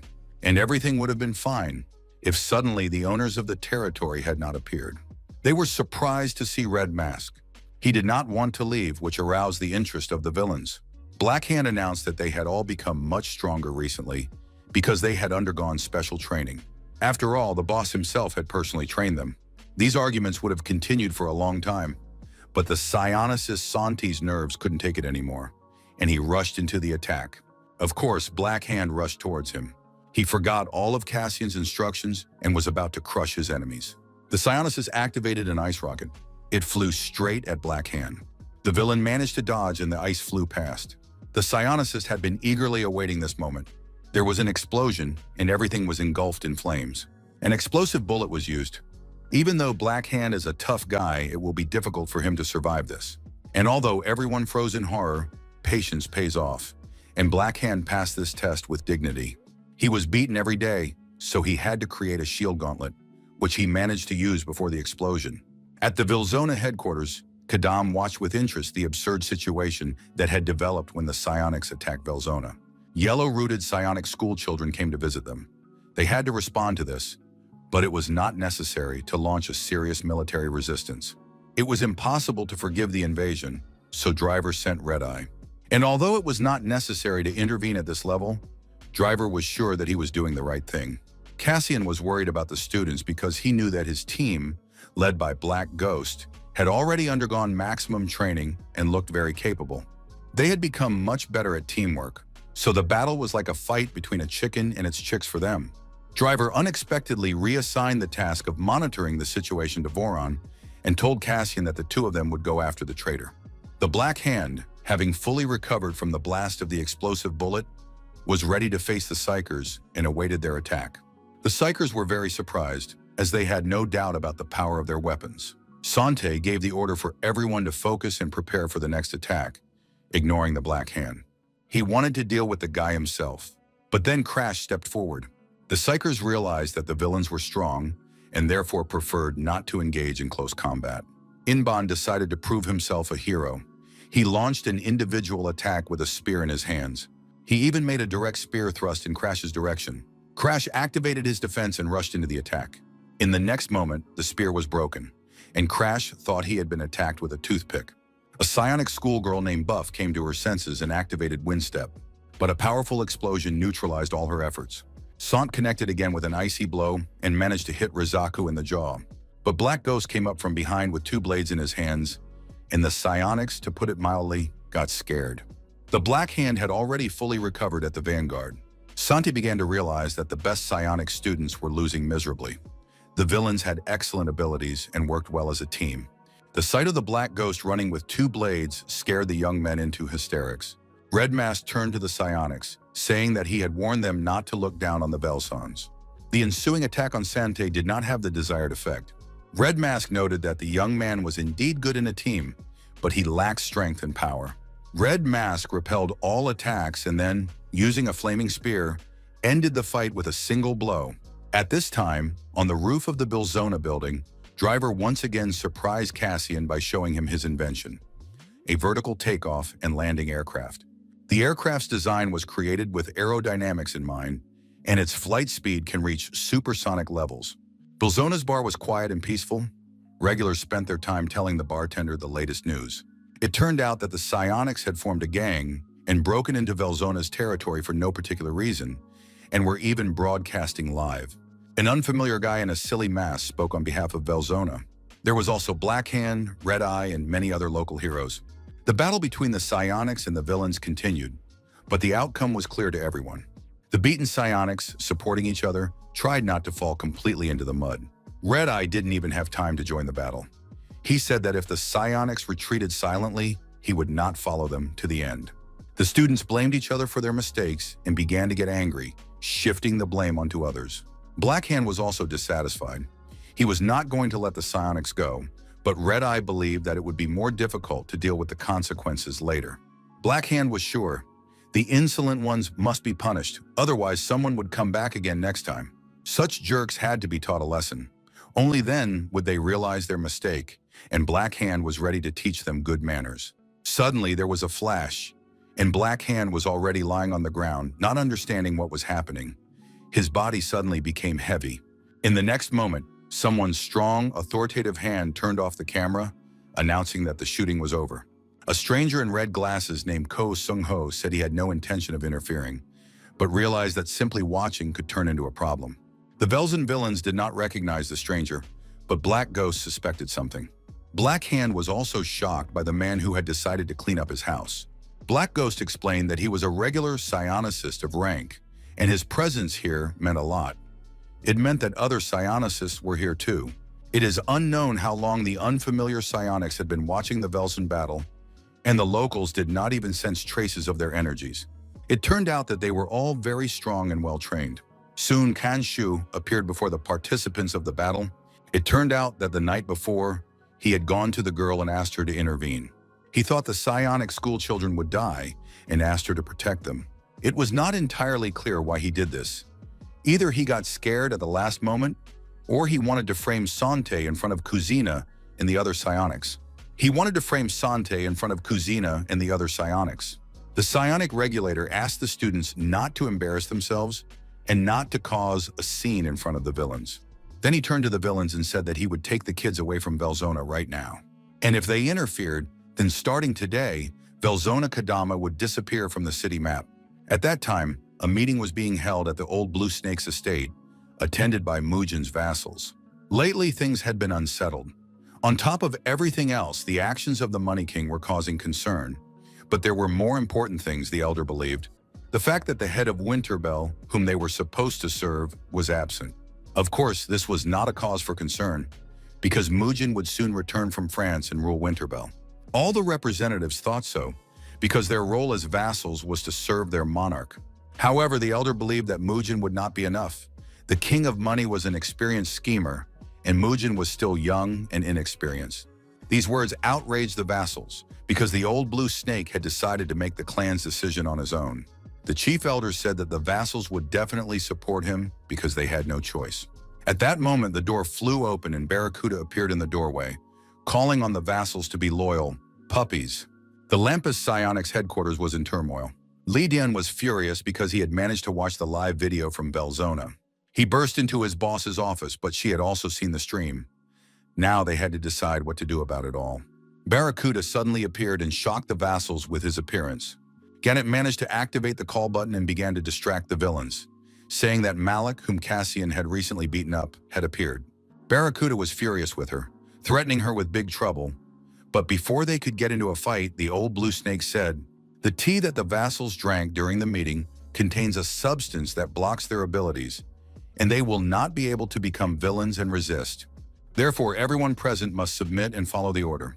The old blue snake said that if the vassals refused to accept his decision, they could simply be killed. But then the door burst open and another group of strangers appeared on the threshold, coming to take what was rightfully theirs. They were the villains of Xinhui, led by Redshot. Snake said that all this was necessary for the great cause. He had simply made the right decision as the head of Winterbell. But in the next moment, before the fun began, the window of the room shattered and Kaysen flew in. Without changing direction, he immediately knocked Barracuda out with a precise blow. A few seconds later, the villain was lying on his back, broken and immobilized. Redshot and company were also in shock and did not understand how it was possible to break in by smashing such a beautiful window. And outside the window, sitting on a screwdriver, was the ever-cheerful driver, because such a dignified place must be entered with dignity. Old Blue Snake reminded Cassian that he had promised to join forces with him in exchange for natural mana stones, but had canceled the agreement because he had not received the stones. The elder had been deceived, and his vassals appeared before him as villains. It turned out that they had witnessed dishonest behavior on the part of the old blue snake, and they refused to drink the tea he offered them. Barracuda sat crushed, not understanding how he had ended up in such a situation again. They justified themselves by saying that they had come at the invitation of the chief elder. Suddenly the room lit up, and the old blue snake's face contorted with hatred. Mujin appeared in the doorway. In Velzon Kadam, the confrontation continued. In response to Sue's threats, Red Mask suggested obeying her and releasing the psionic schoolchildren. He knew that the regulators were a special group dedicated to eliminating major villains, and that fighting them was futile. Black Ghost also believed that the psionics should be released. He said that even Cassian couldn't handle the regulators. These words specifically angered Black Hand. He wanted to prove that they should not be considered weaklings and scum, and was about to rush into the attack. But he could only stand up because gravity was weighing him down. Siu pointed her gun at the villains and said that they should not ignore her warning. Black Hand activated the Death Glove and rushed into the attack. He sincerely wanted to deal with his opponents because he was tired of being weak. The psionicist fired, and the bullet from her pistol tore the glove in half. It flew through and was about to hit Black Hand in the forehead. But then the crow flew up and swallowed the bullet in midair. Everyone was stunned by what had happened. The crow with the bullet in its beak was unharmed. The psychics in Villain's jaws dropped, and the crow resumed her usual appearance and announced that she would now play with the psychics. The psionic regulators did not expect to encounter such an opponent. When they were preparing the day before and discussing the local villains, the crow was noted as a strong opponent. There was also the mysterious Black Ghost. He had recently joined the Velson villains, and little was known about him. But Crow was among the top 3 strongest villains. Siu accepted Raven's challenge and prepared for battle with 2 pistols.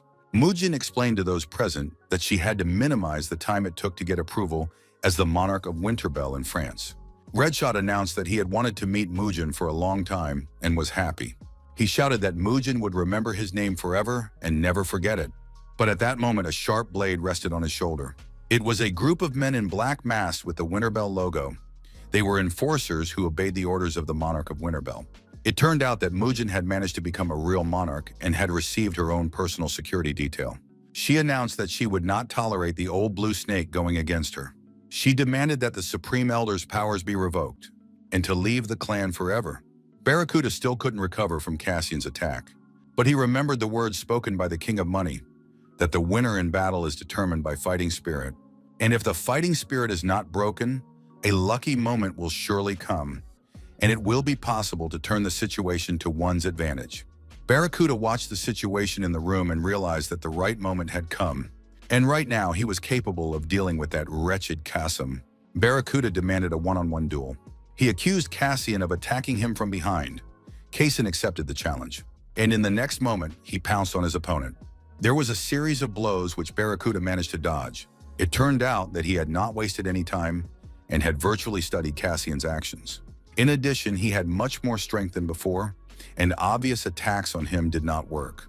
The next moment, he took out his trump card and activated his arm. Barracuda rushed to attack, hoping to win this time. But then an incomprehensible black chain wrapped itself around his arm. It was Cassian's latest development, his shadow shackles. While Barracuda was away, Cassian wasn't sitting idle either. With a powerful blow to the torso, he knocked his opponent down. The fight ended before it even began.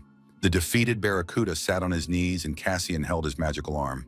The guy said that the magical arm would be useful in his developments and cut it off with a light movement. Then he threw Barracuda away, saying that now he could learn not to mess with Cassian. He took the hand as payment for the lesson. Everyone was shocked at how quickly Barracuda lost. It became clear that the deal was bad, and Old Blue Snake was forced to bow his head and surrender. A few more strangers appeared in the room. Onamchul appeared before those present. He was the deputy director of Neo Center. He was also the right-hand man of King Money. He came to congratulate Mujin on his official ascension to the throne of Winterbell on behalf of the director, King Money. More precisely, he came to stop the fight between Mujin and King Money. She asked what would happen if King Money was refused. Cassian no longer understood what these gentlemen were talking about. Some kind of intrigue. Driver suggested returning to Kadam right away. It was clear that he didn't want Cassian to know the whole truth. 4 years ago, in the Lampas Psionicist office, the female psychers spent their time training, giving it their all. Chunyun confirmed that her goal, and Sanbei's goal, was to become top psychers. But first, Chunyun wanted to clash with one arrogant guy who had achieved the top rank at a very young age. She was referring to the psionic Cassian Lee. He was a very skilled close combat specialist. In his opinion, it didn't matter if the opponent was weak or strong, a relative or a colleague. You had to fight with all your might. These memories flashed through Sue's mind, and she rushed into the attack. An ice tornado was used against Crow. Huge, powerful energy forces were unleashed. The memories would not let go. The girl decided to give it her all in this battle. The Crow easily repelled her opponent's attacks. Everyone present watched the fight as if spellbound. Black Hand was eager to join the battle. The Black Ghost ordered him to stop, because it was the sensible choice. It would be unpleasant if other psionics were drawn into the fight. They would not be the first to attack if we did not make a move. Black Ghost understood everything and asked whose side Red Mask would take if an open face-to-face battle began. Red Mask didn't know how to answer. The other top psionics noted that the villain would not engage in combat. Of course, the commander ordered them to stay put, but everyone really wanted to teach the little ones a lesson. Kim Jimin believed that a hunter's instinct only awakens when the opponent is formidable. Everyone noted that Crow was quite good, but Ko Sung-hul understood that she wasn't giving it her all, while Siwoo was. Of course, the commander understood this too. She activated cold bullets, which rained down on her opponent. The Crow avoided all collisions, and using the Crow dance, she was able to attack her opponent. The team of psychers could not allow their commander to lose. To prevent a repeat of the tragedy of the past, they couldn't lose in battle with the villains, so Synchro activated gravity. But before he could launch it at the Crow, everything was illuminated by a purple light. And Driver's beam interrupted the psionics' attack. Driver always intervened in battles in this way and did not allow his opponents to destroy each other. The psychers realized that Driver was now going to take part in the fight. Driver's beam threw Crow and Sue in different directions. Driver thanked Verona for the battle, but she seemed completely fresh and not tired. The psionic school children watched in shock. They demanded an explanation as to why they had come to his Velzon. The psionic regulator said that the students had gone to Velzon, and the regulators had come to protect them. Sinkhal confirmed that the students had been the first to enter, but they were only students and should be released without consequences. The psionic regulator offered an official apology, but Cassian did not want to let the situation slide. Siu asked what he ultimately wanted from them. Since they've messed up, they should get what they deserve. The Crow didn't understand why Cassian was so angry. Siu said she wasn't going to take lessons from a villain. They had a duty to defend justice without losing their pride. Cassian believed it was only fair that if someone had done something wrong, they should be punished. In Neo Center, the King of Money was briefed on the current situation. Mugen had returned as the Monarch of Winterbell and had even brought a special squad with her. It seemed that the Money King had underestimated Mugen. Barracuda, who volunteered as combat support, got beaten up again. Therefore, the Money King will no longer support him, even though he is his nephew. It seems that his abilities are limited to that. Cassian and Mugen are fine, so a storm is coming soon. There is no other way out. Cassian stood in front of the psionicist who was pointing a gun at him. Siu declared that if a villain mutters about justice, that's going too far. Since the psionics had invaded the villain's territory and ruined everything, they should receive appropriate punishment. Siu accepted the challenge and said that he would only deal with her, not with the other members of the squad who obeyed her orders. If the psionicist was defeated by the villain, it would be a blow to her honor, and therefore only she should be punished. The psionic commander ordered the others not to interfere. And at that moment, the battle between Cassian and Siu began. They clashed instantly, and Cassian noticed that the girl had become twice as fast as she had been during her fight with Raven. The blows rained down at a crazy speed, with the opponents managing to block, defend, and counterattack at the same time. Siu prepared her pistol because she was tired of this kicking. The sooner the fight ended, the better for her. But in the next moment, Cassian grabbed the weapon with his hand and broke it in half. This was followed by another series of attacks. The girl took out her next weapon and managed to fire a shot. However, Cassian put up a protective shield that saved him, although it was damaged. Cassian deflected his opponent with a sliding strike, noting that she was highly skilled in hand-to-hand combat. The audience worried for their team, noting that the psionic was very well trained. The Red Mask watched Cassian and admired his strength, because the villain had not yet used his main shadow skills, and he was head and shoulders above her. The fight continued at the same high level. Cassian once again increased his power, and Siu realized that if she continued to be hit by his blows, she would lose. The members of the psionic team also noticed that their commander was losing ground. The tragedy of the past must not be repeated. A psionicist cannot lose to a villain. Cassian went into a frenzy and rained down blows without stopping. The girl realized that she was unable to stop her opponent.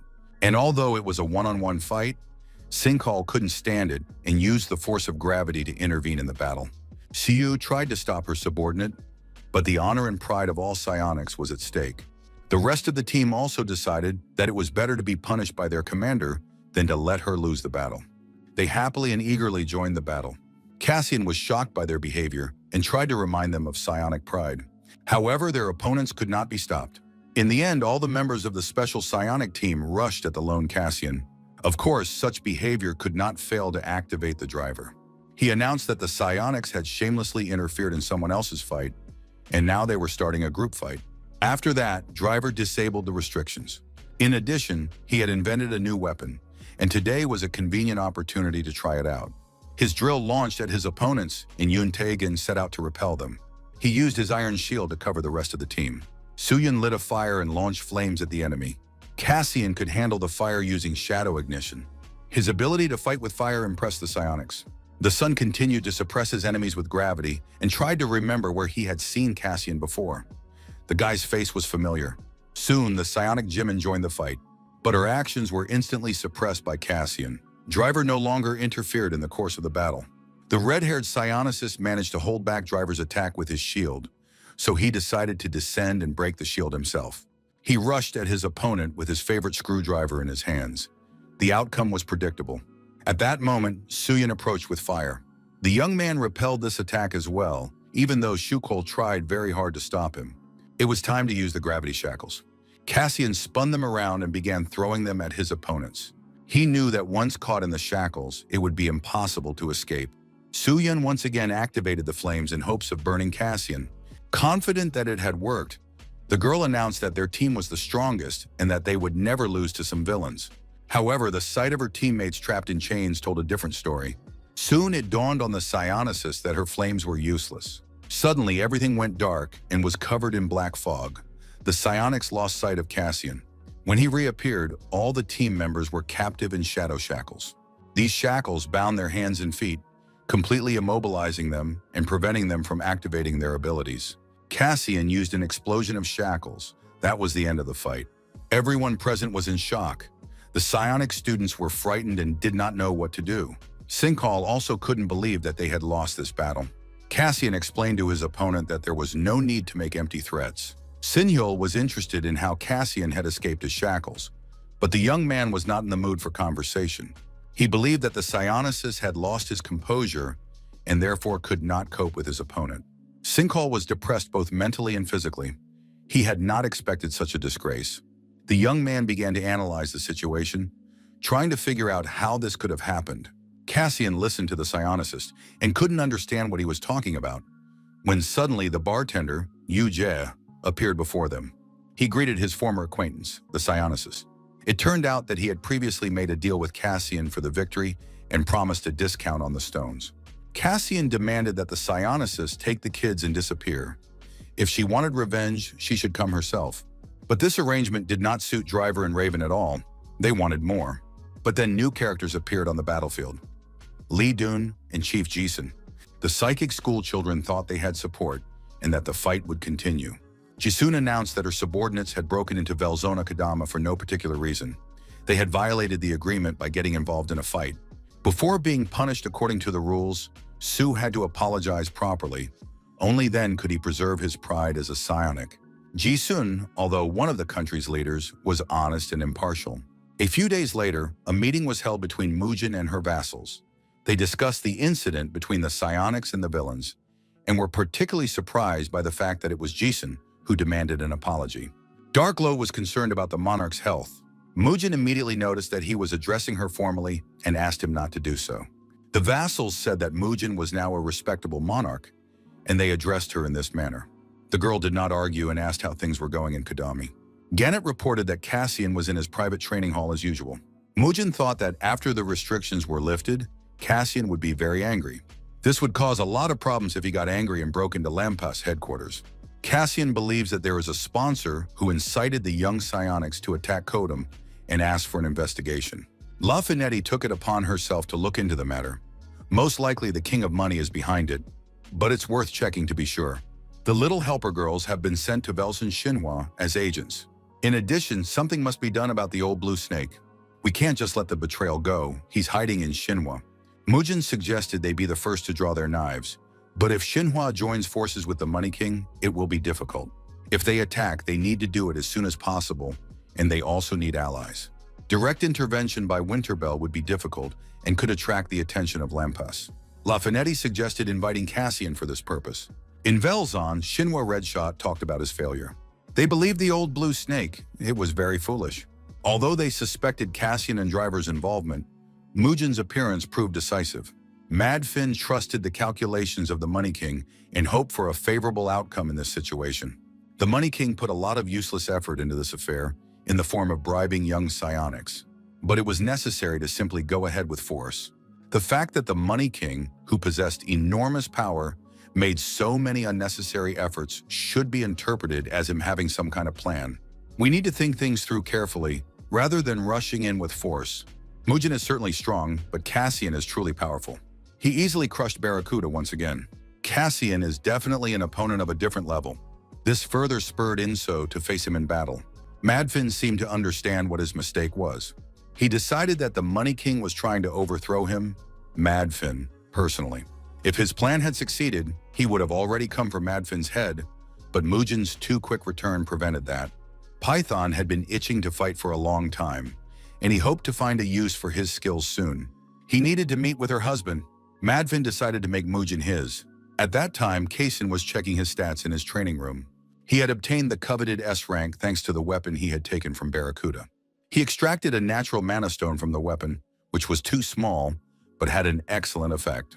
Now he could use the bloody mana stone that had been stored away for so long. Cassian did not have time to check the characteristics when there was a knock at the door. A very important and unexpected guest appeared before him. The black ghost pressed himself against the door, hoping to hear the details of the conversation between Kachen and Mujin. The monarch got straight to the point, saying she needed Cassian's help. She had decided to attack Xinhua and do it as soon as possible. Cassian believed that they should attack right away. At Lampas's headquarters, no one was sleeping that night either. Commander Kanshu was working on a report. The girl recalled how she had apologized to Cassian the day before, saying that she had been rude and asking her to forgive her. The young psionics were shocked by the situation. The villains of Kadama also couldn't believe their eyes. Cassian said that after the apology, it would be logical to request compensation for the damage, and that he would convey Wilzona's decision in the near future. This broke the girls' hearts. Their boss, Jisun, joined the guilty parties. She said she couldn't go home because her subordinates had messed up and she had to write a report about it. Siu apologized to her for causing her trouble right after moving to Seoul. She should have been more careful. Jisun noted that the psionics would get off with a slight fright, a few bruises and scratches, and no one had been fatally injured.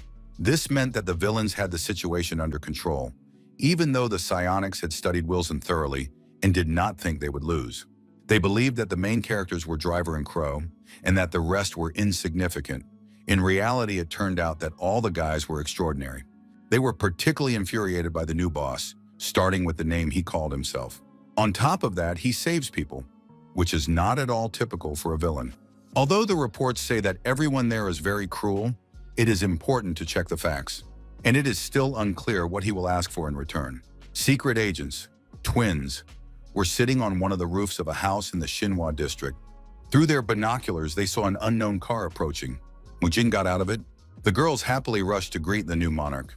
The monarch allowed the girls to communicate with her as before, but only in private. The twins were surprised to see Cassian and asked why he was there. Mujin explained that they had decided to attack Manhwa right away. The twins were worried that Driver wasn't there, because the Manhwa area was a very difficult place, and they wouldn't be able to handle it on their own. Cassian confirmed that if the entire area fought back, that would be the case. However, they were hunting the old blue snake and did not intend to fight the entire zone. Besides, no one knew about their mission. Mujin was now a monarch and was not obliged to warn her vassals. They inquired about the girls' abilities and decided to involve them in the attack as well. Otto possessed a poisonous cloud that caused paralysis of the entire body. The plan was to use this cloud to put some of the inhabitants of Manhwa to sleep. And while they were suffering from paralysis in the poisonous cloud, Mujin and Cassian would carry out their mission. One of Manhwa's guard posts. It was time for the shift change, but the replacement still hadn't arrived. The guard saw the body and thought it was an enemy.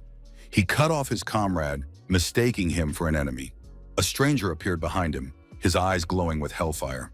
The monster used Dark Crush to knock out the guard, and he rushed on in his gas mask because the essence of the operation was to deceive enemies. And one villain named Black Ghost was very good at that. By this time, the cameras had already spotted Cassian. The main villains of Manhwa eagerly awaited their guest. Soon, information about the poisonous cloud appeared, and it became clear that Cassian had not come alone or was being used as bait. And since he was being used as bait, it meant that they were hunting something else, and that there was someone else, another hunter. Most likely the guest who came with Cassian wants to get the old blue snake, and that guest could only be Mujin. This indicates that Cassian and Mujin have joined forces, and that's great news for Madfin. At that time, Old Blue Snake was listening to a financial report. His company was under threat of takeover. The situation arose unexpectedly, and it was impossible to contact the butler, Yoon. The Old Blue Snake was furious, unable to understand how this could have happened to him. He demanded that the shareholders be assembled, but this was impossible because the elder himself could not leave the Manhwa zone. And it is also impossible to gather shareholders in this villainous zone. If only the Money King had kept his promise, this would not have happened, but he sent some dimwit as reinforcement. The Old Blue Snake could already be a monarch, but he found himself in such a dead end. It was all Cassian's fault, Driver's, and of course, Mujin's. In the next moment, the glass of the room shattered into pieces and Cassian flew inside. Mujin followed him in. She demanded that no one make a sound. Snake's assistant, trembling all over, tried to point his gun at Cassian. But he soon realized the absurdity of this action and decided not to provoke them. Once Old Blue Snake started the rebellion, he knew about the responsibility, but now the cunning man began to ask for forgiveness and justify himself. However, Mujin did not listen. Those who once dreamed of betrayal will stab you in the back again.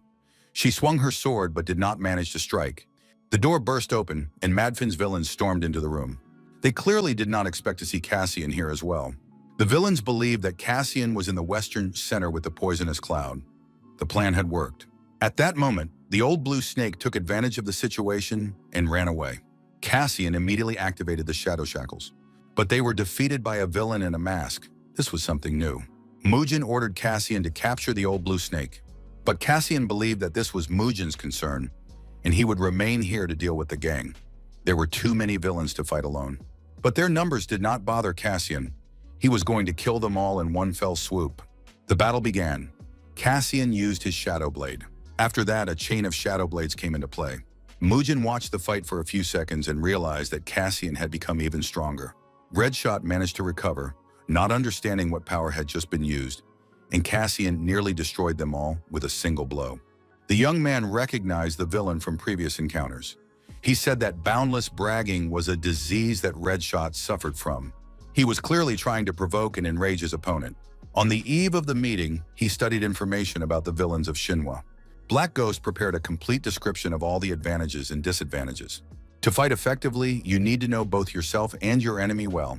Mujin warned that the commander of the Shinhwa district should definitely be wary. Redshot once received a warning from Mujin, and most likely the meeting with Cassian will end the same way.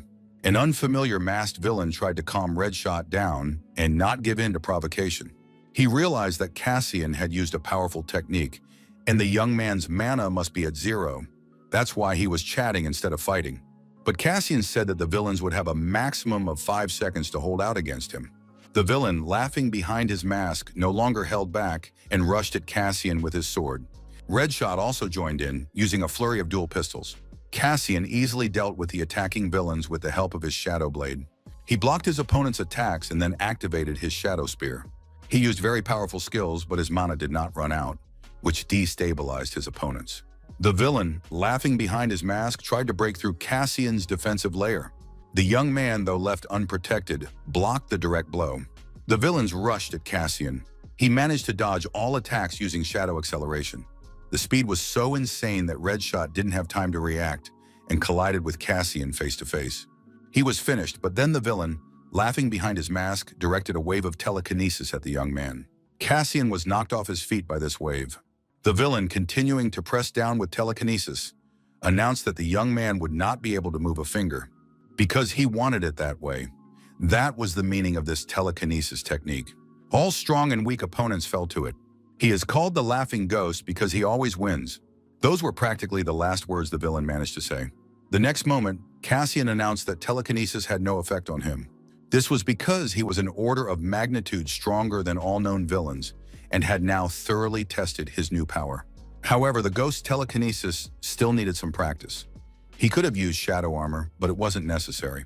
On the eastern side of Vilzona, the old blue serpent ran away, his heels flashing, with Mujin rushing after him. Suddenly, he saw an unfamiliar silhouette ahead and sensed a foreign energy. The stranger said she had been waiting a long time and had high expectations for the battle with the Sword of Pure Evil. It was the owner of the Storm Dragon Sword, Guinso. The twin special agents were already exhausted, waiting for their friends to return. They had managed to notify Gannett, and she rushed to their aid. The other vassals were also supposed to show up. However, the situation was becoming serious because the monarch was only with Cassian. Soon they saw someone running towards them. It was Cassian, but at the same time it was not Cassian. The twins said that it was a villain named Black Ghost. The mistress of the Storm Dragon Sword did not want to miss the chance to defeat the Sword of Pure Evil Mujin. This battle was supposed to be her feat, but Mujin considered it an impossible dream. Before the battle began, she demonstrated her ability to control the wind, and when she activated her combat energy, a whirlpool formed around her. Mujin was surprised that the girl had revealed such an ability, but Inso wanted a fair fight. She knew a lot about Mujin, but Mujin knew almost nothing about her. It seemed like a worthy and fair confrontation, and the girls began to fight. They struck blows and dodged attacks, attacked and dodged counterattacks. Mujin used hardening and delivered a powerful kick. After that, she used the dance of the raging wind, against which a protective wall was erected. The fight continued, and a strong, slashing blow knocked Mujin back. In turn, she used her close combat skills, Storm Break and a repeat attack, and so it went round and round again. Inso jumped slightly to the side to use her levitation technique to strengthen her blow. Suddenly, out of nowhere, Python appeared in front of Mujin, flying toward her in attack. He knocked her off her feet, pushing her into a trap. She resisted, but electric shocks caused her to lose consciousness. Soon, Madfin and Billy Owl appeared. They had prepared a special trap. They really liked the idea and how everything went.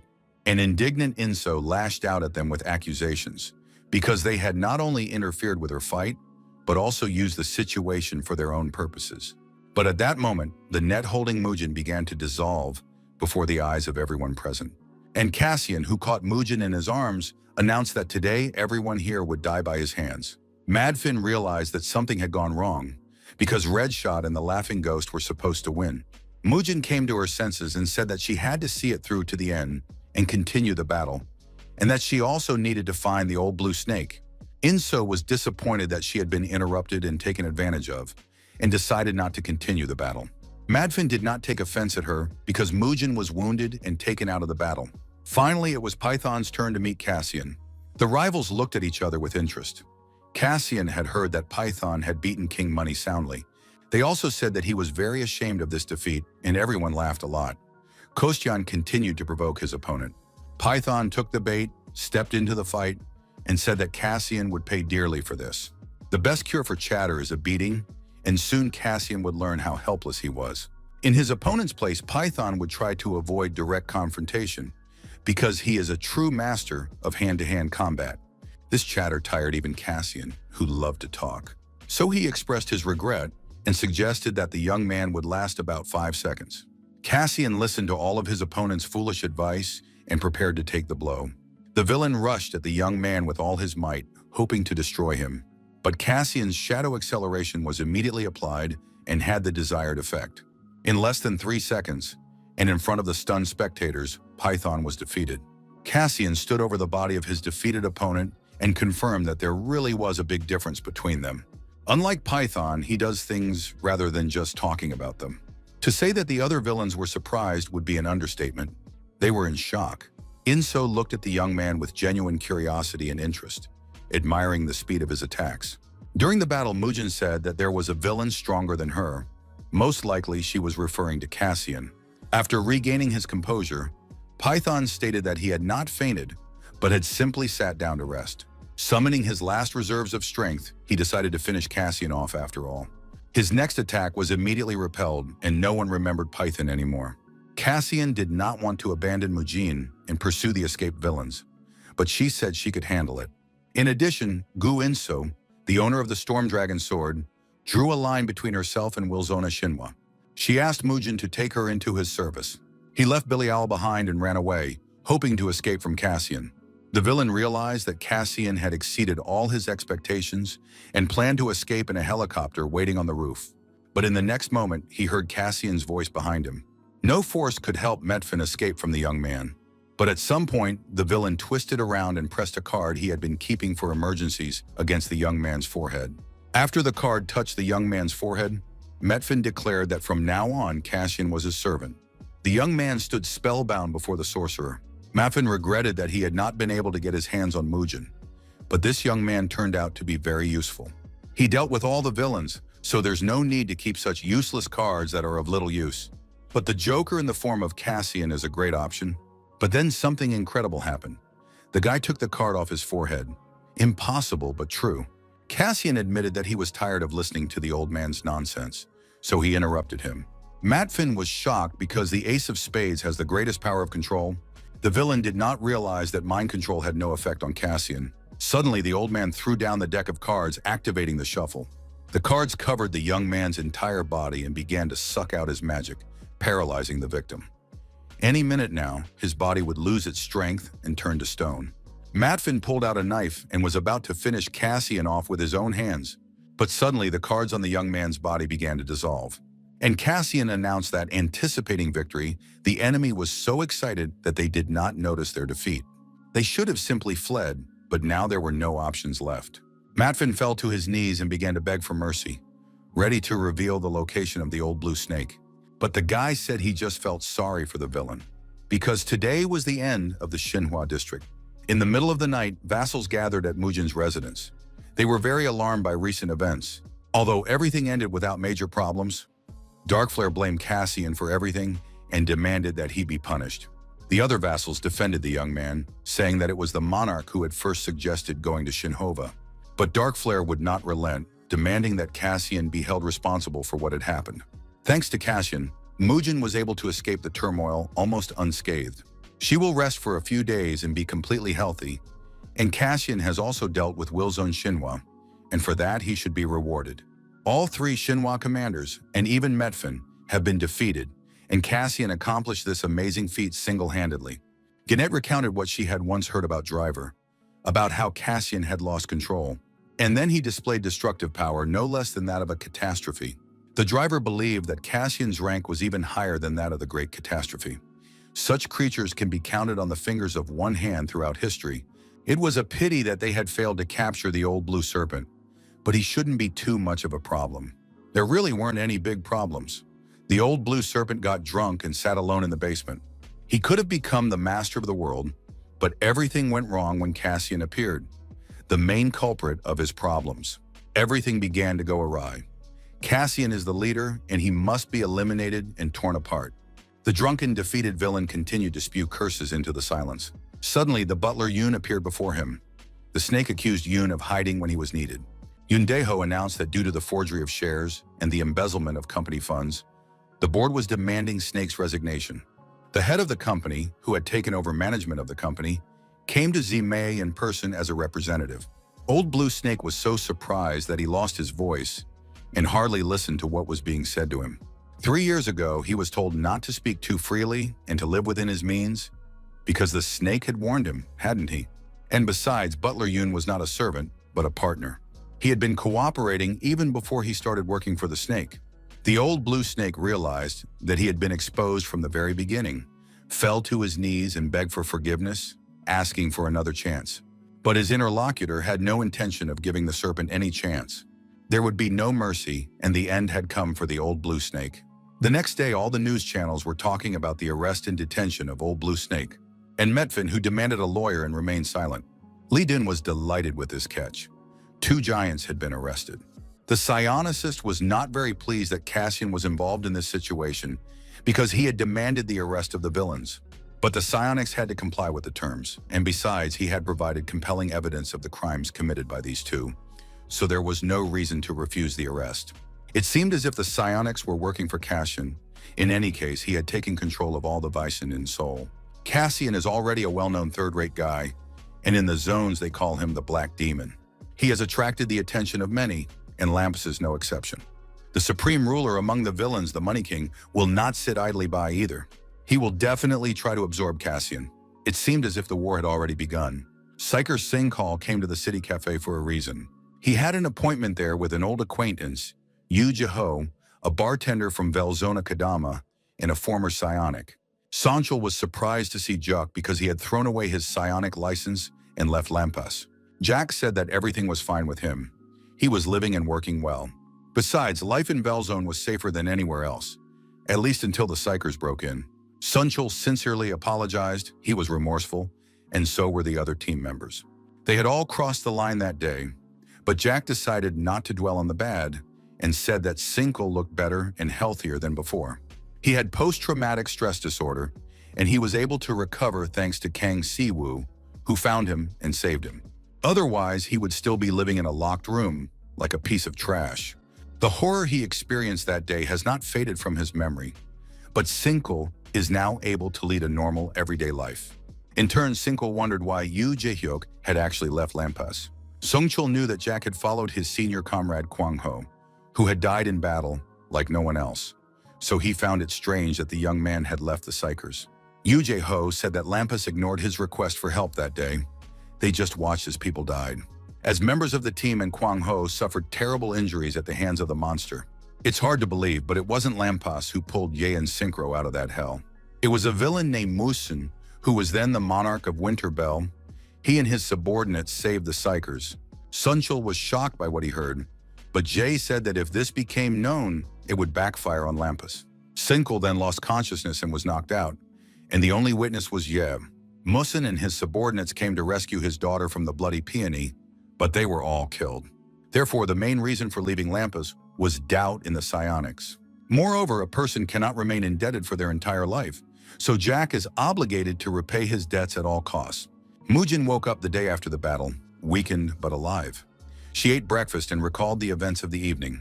How she fought the villains, how she fell into a trap and then received an electric shock. All of that was now in the past. The twins came to visit her and told her the latest news. Cassian is now called the Black Demon, but he has been lying low lately. This time he was not disappearing in the training hall, but at school and in the library because he had his final exams coming up. Moojin made a strange request to hold one of the twins. This made everyone very uncomfortable, but the girls didn't dare ask any questions. They agreed to go together next time and keep an eye on Cassian. While talking to his sister on the phone, Cassian made breakfast, fried an egg, and told her the latest school news. They talked about vitamins, final exams, the importance of going to bed on time and eating right, as well as sports and other similar topics. The girl told her brother not to stay out late, to lock his doors, to be careful, and to eat 3 meals a day. At the end of the conversation, the hotel manager approached her and immediately understood who she was talking to. He liked how the girl cared for her brother. She was worried and anxious, and the manager could relate to that. Yuri admitted that there had been riots in the city, and so she was worried about her brother, hoping that nothing would happen to him and that he would not get into trouble. The manager came up to her and told her how awesome it was that she cared so much about her brother. He offered his help in raising her brother, but Yuri said she was just worried and nothing had happened. After that, they said goodbye. In the Neo Center of the city of Sonam, representatives of the most powerful gathered in an office. They discussed recent events around the world, the situation in Seoul, and more.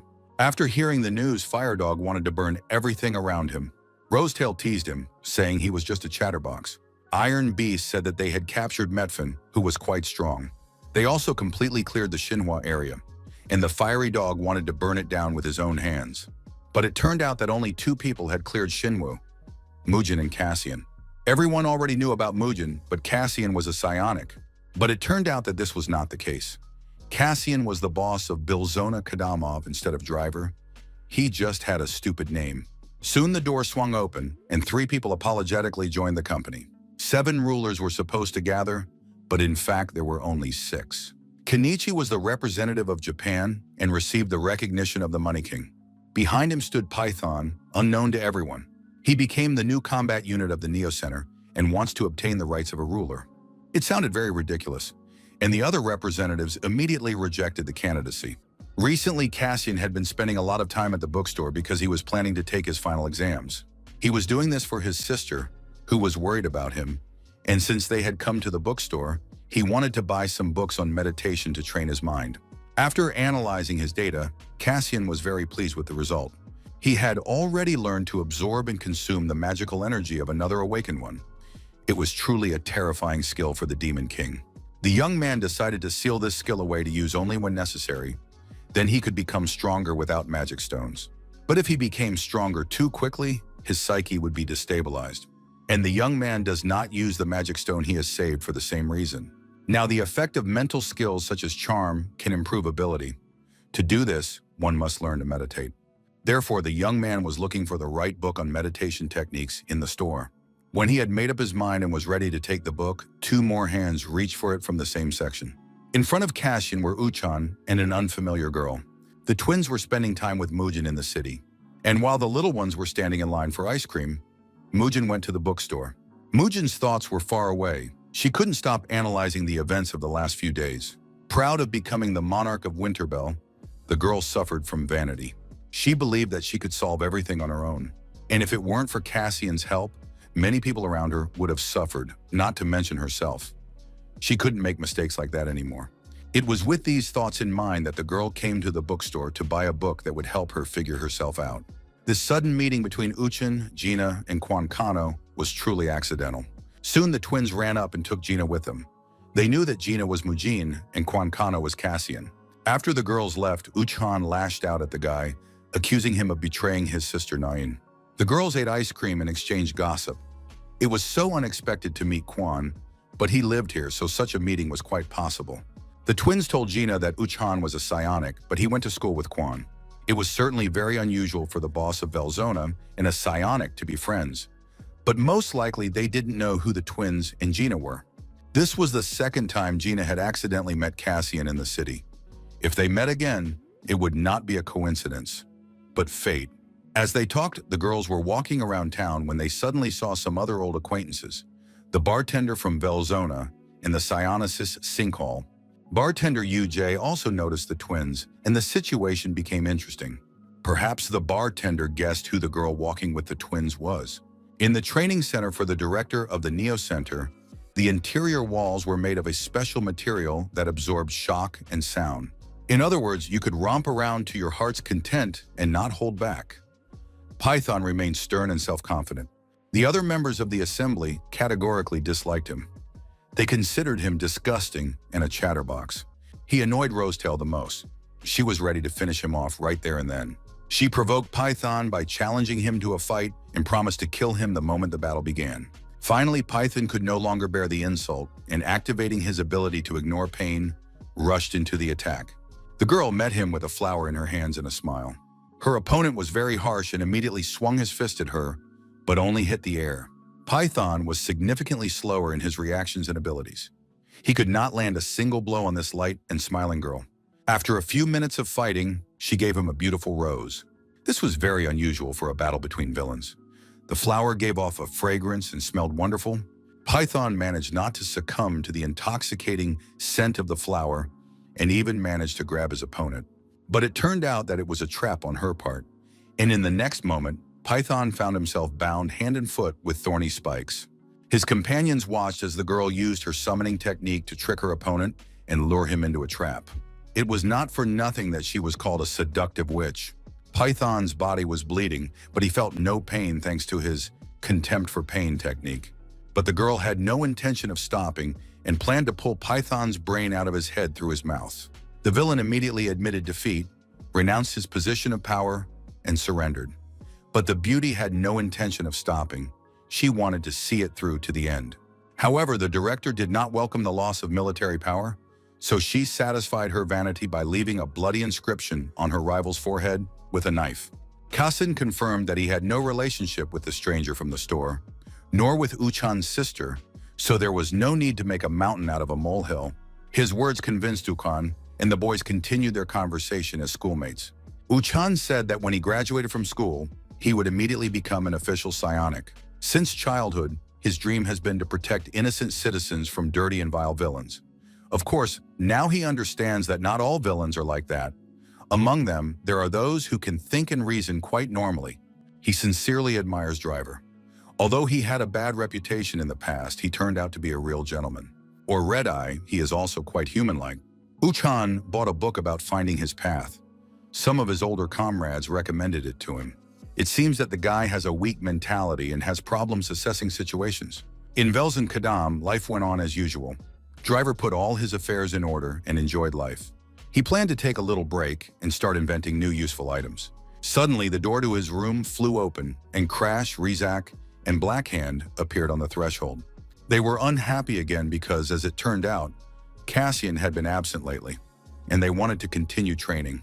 Driver understood the guys and their desire to become stronger. To do this, they needed to be prepared for a lot. In order to get what they wanted, they needed to rely on their enormous potential, which exceeded their efforts. These words, of course, cooled the short-sighted villains a little, but they were not going to back down. If the guys overcame their limits and awakened their deeply dormant potential, they would experience a second awakening. It will be something so grand. Magical power explodes and allows them to gain enormous power. Monsters who have already experienced the second awakening stride through the world with great strides.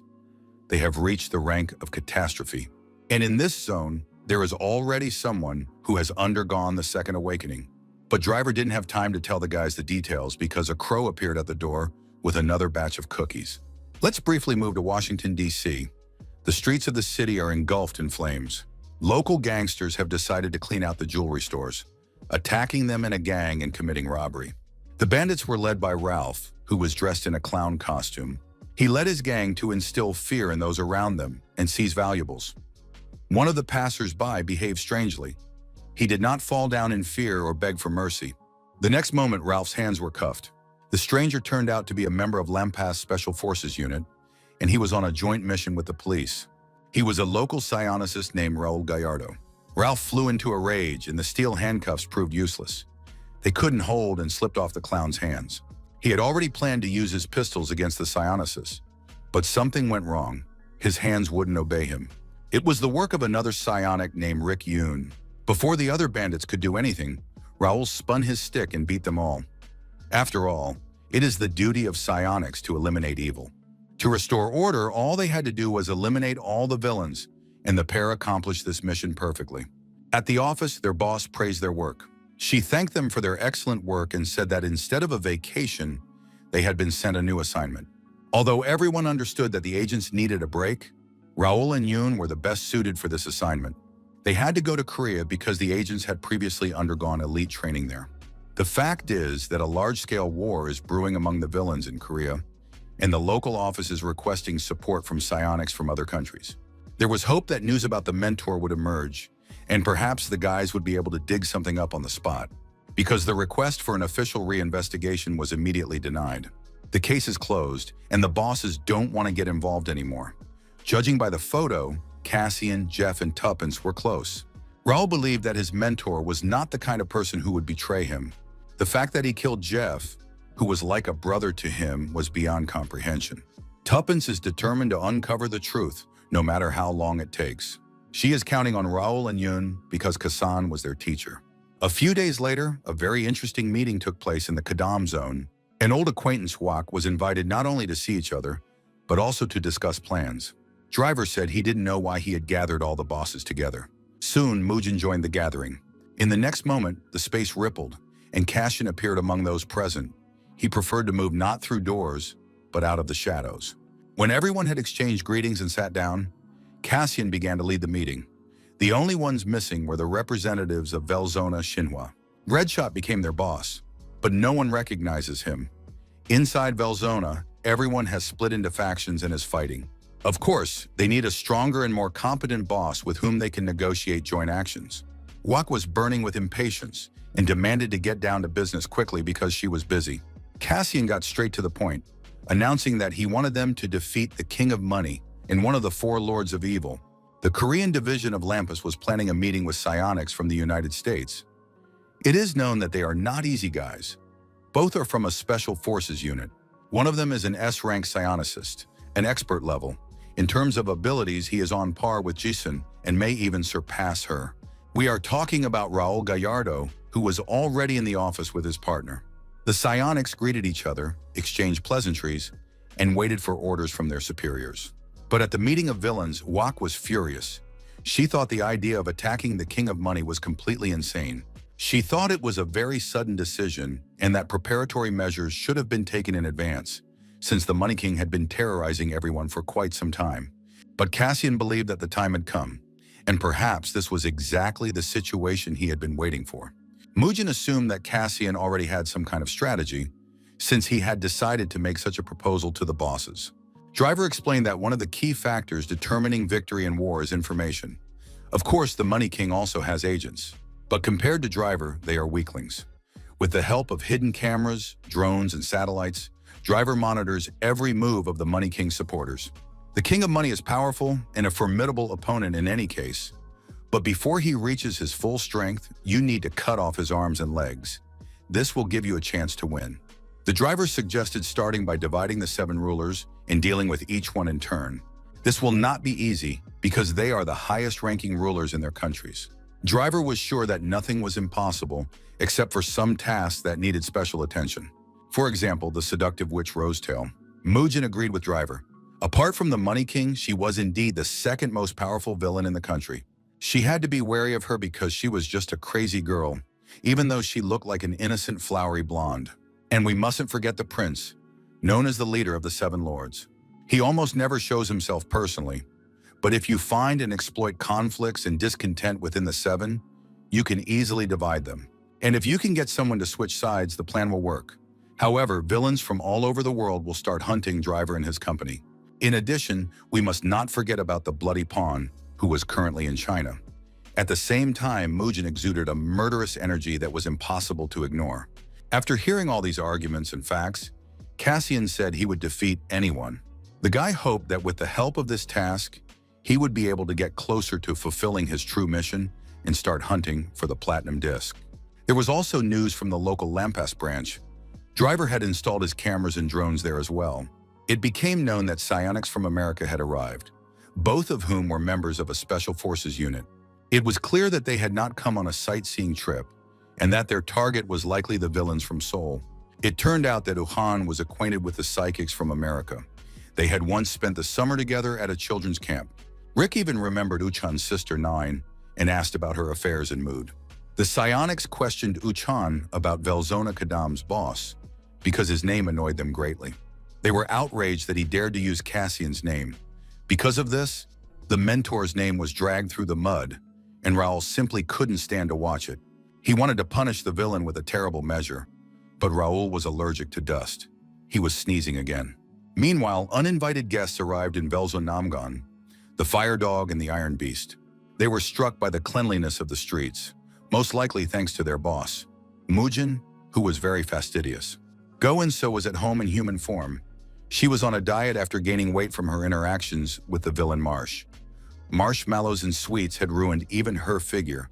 Suddenly, there was an explosion outside the window. The girl was illuminated by the flames and realized that it was time to end her diet. J-Rob clearly looked bad. He had been captured by unknown villains and beaten while waiting for more worthy opponents.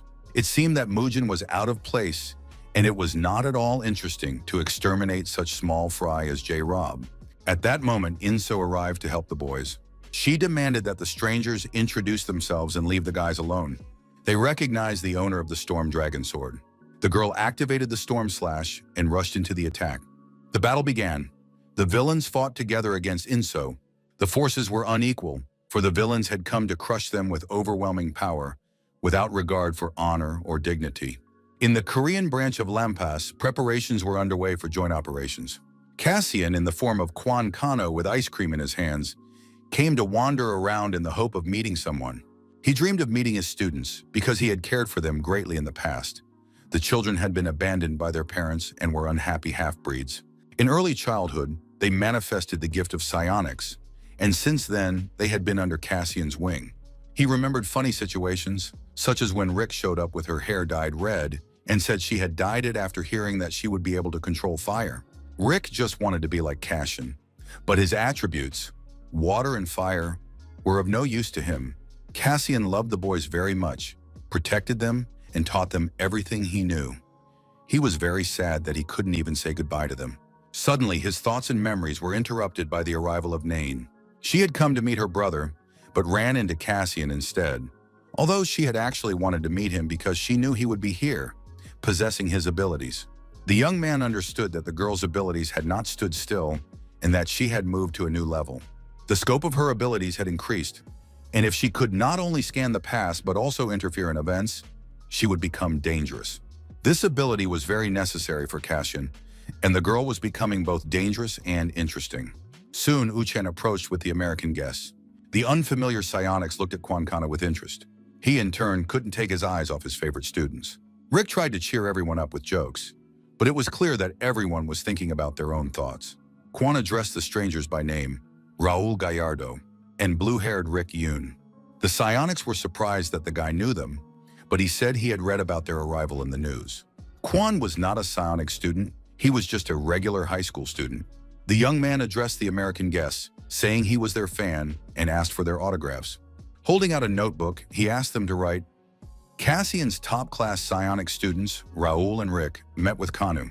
The boy said that he had been a fan of Cassian for many years. He was a true hero who did not compromise and destroyed villains.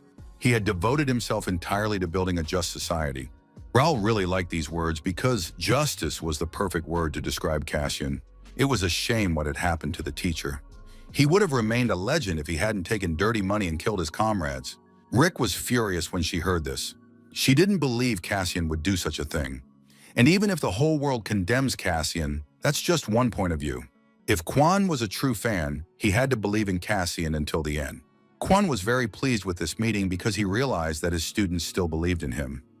All that remained was to prove the truth to everyone. Inso sat wounded and beaten in front of Mujin and was very upset about it.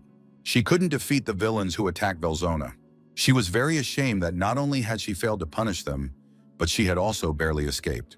Mujin reassured her and asked her not to blame herself, because the enemies were the Seven Lords. Besides, they came as a pair, but it turned out that there was another villain with them. This girl with blue hair appeared through a strange portal. It was Lens Girl.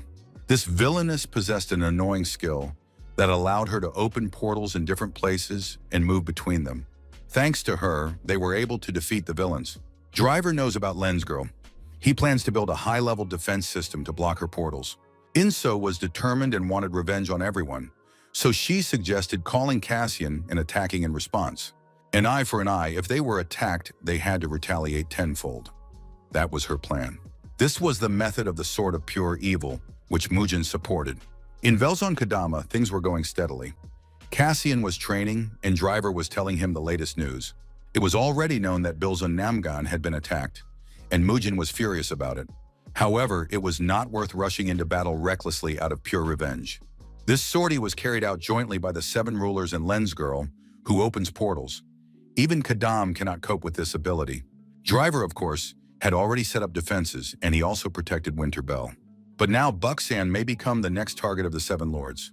Driver had installed a security system there that would alert them to any attack. Suddenly, the door flew open, and the same people appeared on the threshold, wanting to talk to the boss urgently. They accused Kaysen of not keeping his word. He promised to make them strong, so they demanded that he train them. The guys were stuck against a huge wall and couldn't get past it on their own. They were ready to help their boss attack the Money King, but for that, they needed his help. These were rare villains who dreamed of training and were willing to listen to others' instructions, so Cassian agreed to do as they asked. Finally, the psionics said goodbye to Nain after spending time together. Uchana was asked to stay because they wanted to ask him a couple of questions without witnesses. The psionics said they were going to raid Vilsona to defend the honor of their deceased mentor. They wanted to ask the local boss not to use Cassian's name. Uchana believed that this problem could not be solved with a simple request. The psionics wanted to get to know the villain Cassian better in order to learn about his aura personally. Uchan did not like the psionics' reasoning that they would have to fight Cassian. The psionics saw this as justice. They would force the villain to renounce the name of their teacher. They explained that Cassian was not as evil as they thought. He was not mean or unscrupulous. Uchan asked them to reconsider meeting Cassian. This request greatly surprised the psionics. They noticed that Uchan had changed. Previously, when he heard the word villain, he became frightened. But now he was ready to recognize the boss of Vilzona. It was clear that Cassian was not a simple villain. He had not subjugated the entire city by force, and he was also going to oppose the King of Money, one of the 4 Lords of Evil. Perhaps Uchan was impressed by his tenacity. But perhaps there was some other reason that the psionics simply did not know about. This reason needed to be discovered. The Fire Dog analyzed the past battle, regretting that they had not managed to finish off Inso. She was an excellent serious opponent, fully living up to her name. The 7 lords discussed the operation carried out the day before. They regretted not being able to finish off Inso. She had proven to be a formidable opponent. Suddenly, the door flew open and a truly beautiful man entered the hall. Dark Star. With him was the villain stylist Yoon. It seemed that this pair had nothing else to do but take pictures for their fans. Dark Star lamented that he was late for the meeting and asked where they had left off. The villains were discussing the attack on Buxan. The idea arose to recruit this young man, who had just joined the next operation. But the pleasant, handsome young man turned out to be a real psycho and definitely crazy. Even his colleagues respected and feared him, and his sister was the crazy Rose. Darkstar demanded to be sent to Kadam, even though Rosetail was originally supposed to go there. The young man firmly and unconditionally declared that he would be going to Kadam. There he fell in love with someone at first sight and wants to meet them as soon as possible. He hadn't felt this way in a long time. His love is Cassian, and everything was stable in Kadam, although the Black Hand attacked with a face ripe with rage and malice. This time, his opponent was the boss himself, who personally trained the guy. The training looked very one-sided. Only the Black Hand was getting hit. Cassian claimed that there was no point in a mindless attack. You could only get hit and knocked out, which is what Black Hand did regularly. Razik and Crash also participated in the training sessions, hoping to learn some secret that would help them become stronger. The main secret is the confidence that you can definitely do it. You have to keep hammering away at the wall until it breaks down. If you do that, it will happen eventually. Attacking with confidence that you can destroy the wall and rushing into battle without thinking are worlds apart. There are always sufficient reasons behind faith, so you need to find them in your head. To fight the King of Money, you need extra strength. So in addition to physical training, Cassian needs to train real fighters. Black Hand hoped that he would gain insight, and then he would be able to achieve his goals. The Black Ghost wrote down all of his commander's recommendations, because every word he said was invaluable. And Blackhand decided that from now on, he would think and fight only after he had thought things through carefully and was confident that he could hit his target at least once. But the lesson was interrupted by a phone call Cassian received. What he saw greatly excited him. A warm, pleasant evening descended on Velzon Kadam, and with it came the American psionics Raul and Rick.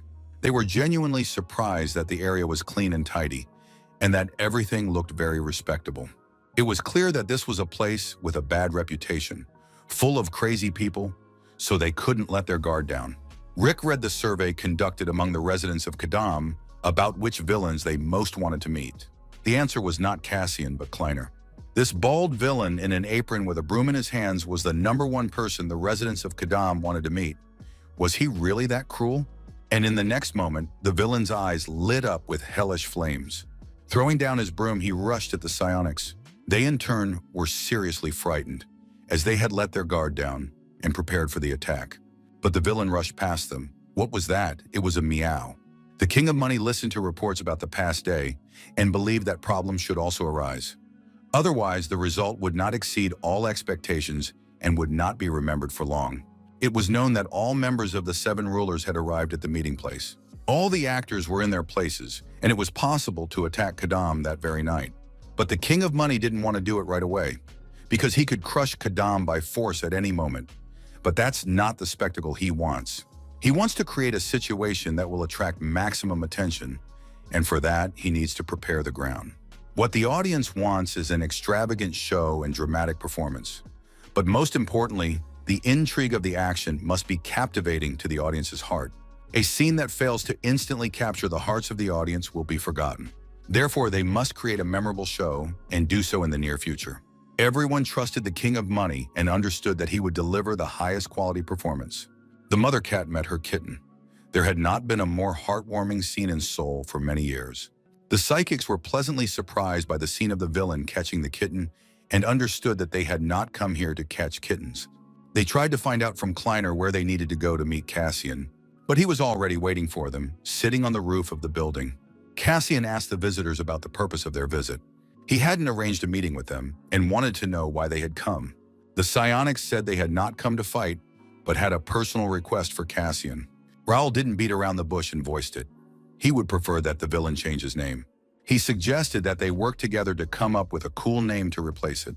Cassian was amazed at the rudeness and arrogance of the guys, but decided to listen to them until the end. They asked him to understand them correctly because they had quite compelling reasons. Cassian is the name of a top-class psionic.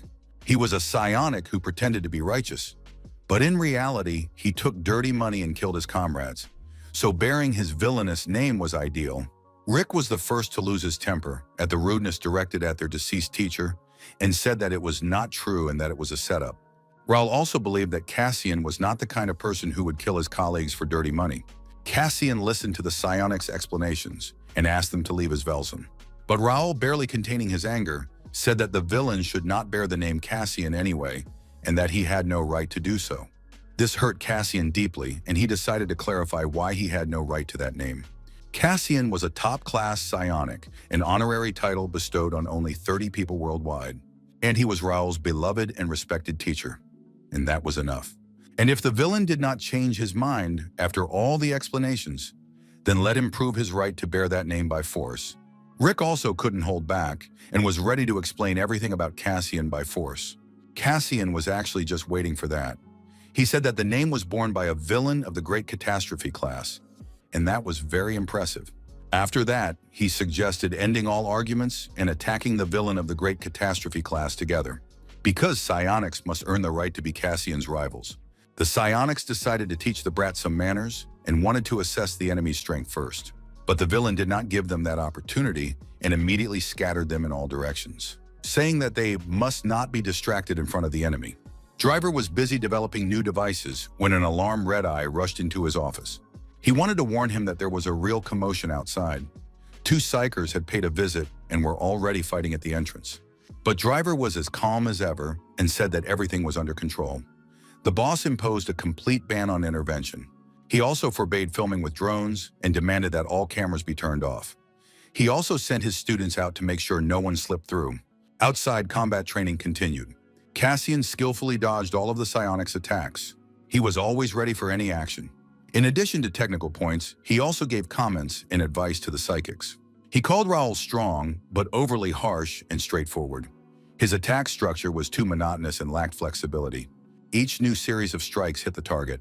Activating part of his body, his leg, Cassian struck the psionicist with it. He believed that the young man reacted very slowly to his attacks and therefore lost. A counterattack must be agile and fast. It should cover like a hurricane and leave the opponent no chance. Rick stood with his mouth open, analyzing the fight that was taking place before his eyes. Cassian reminded Rick that they had to attack together, not stand there like statues. Rick was stunned by what he saw and could only hurl insults and curses. But then Cassian flew up to him and forced him to resist.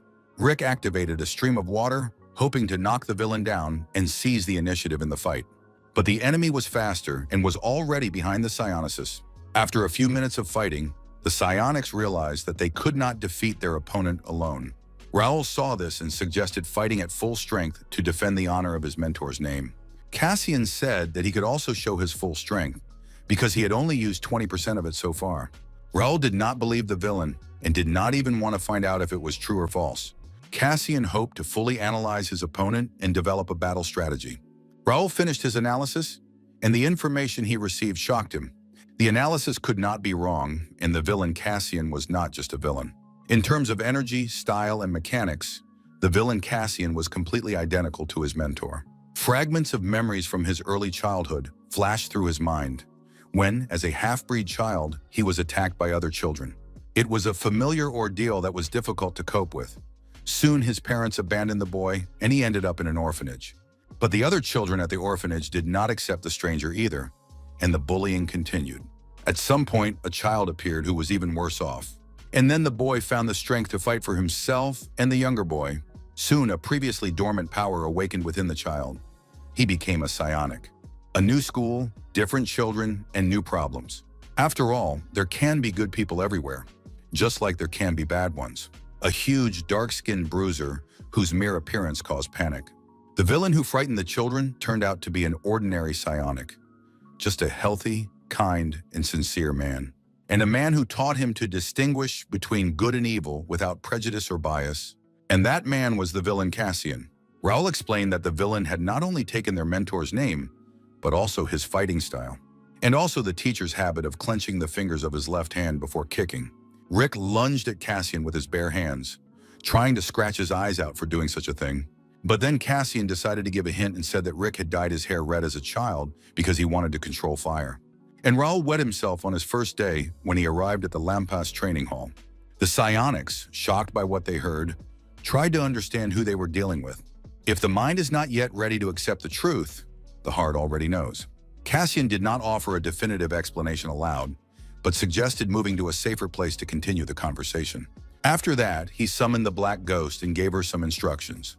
He said that he would be away with the guys for a short time and asked Black Ghost to transform into him and keep order.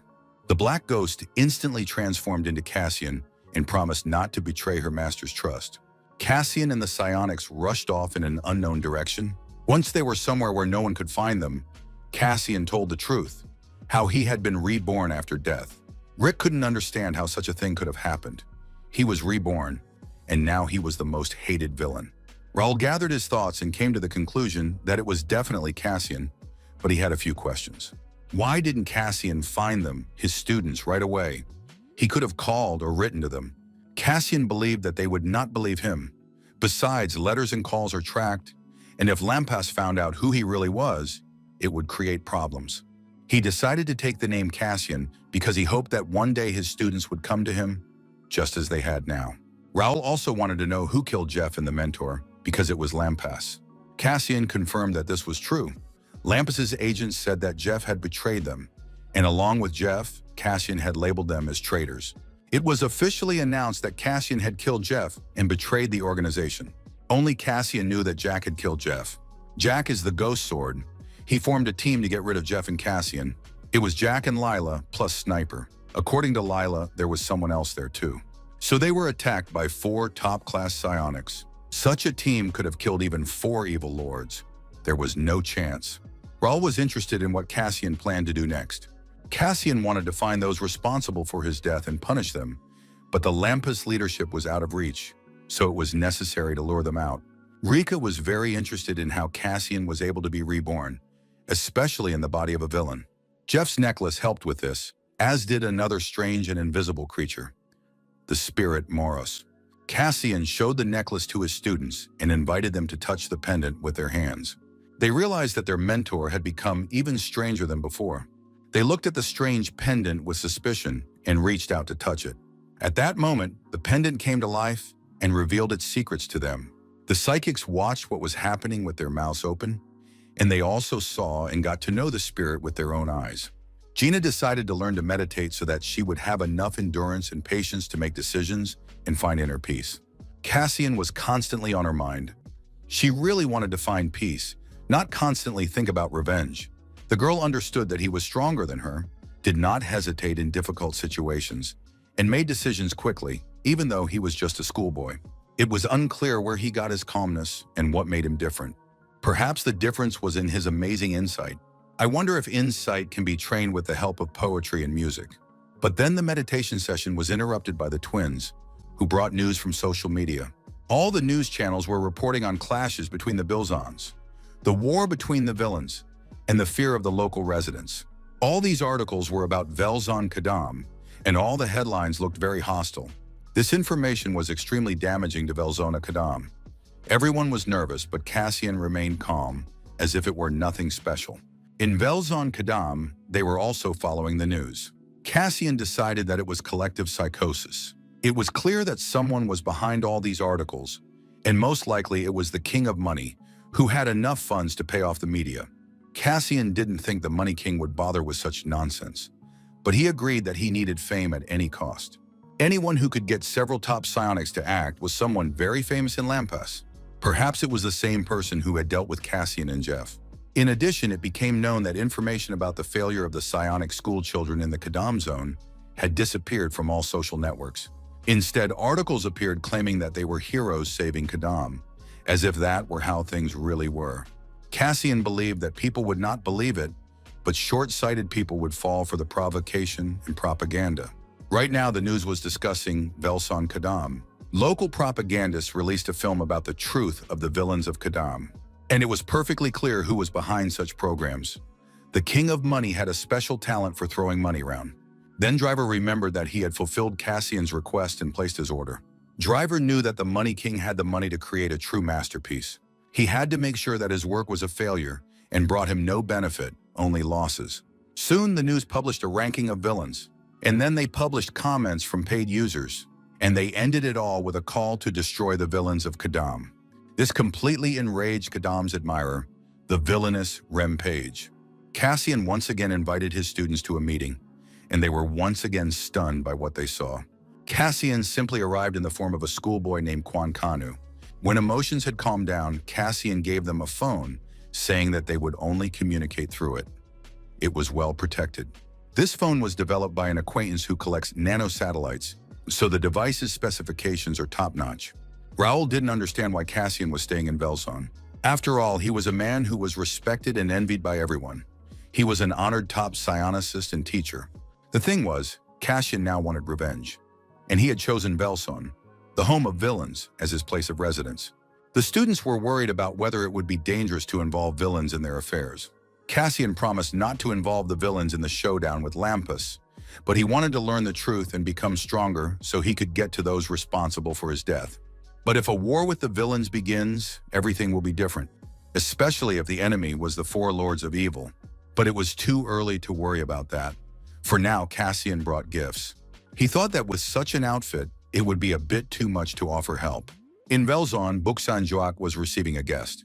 It was a boss named Kaichi, who happily devoured the cooked meat and was pleased to meet us. Wak noted that Kaichi had the strongest fists in the world.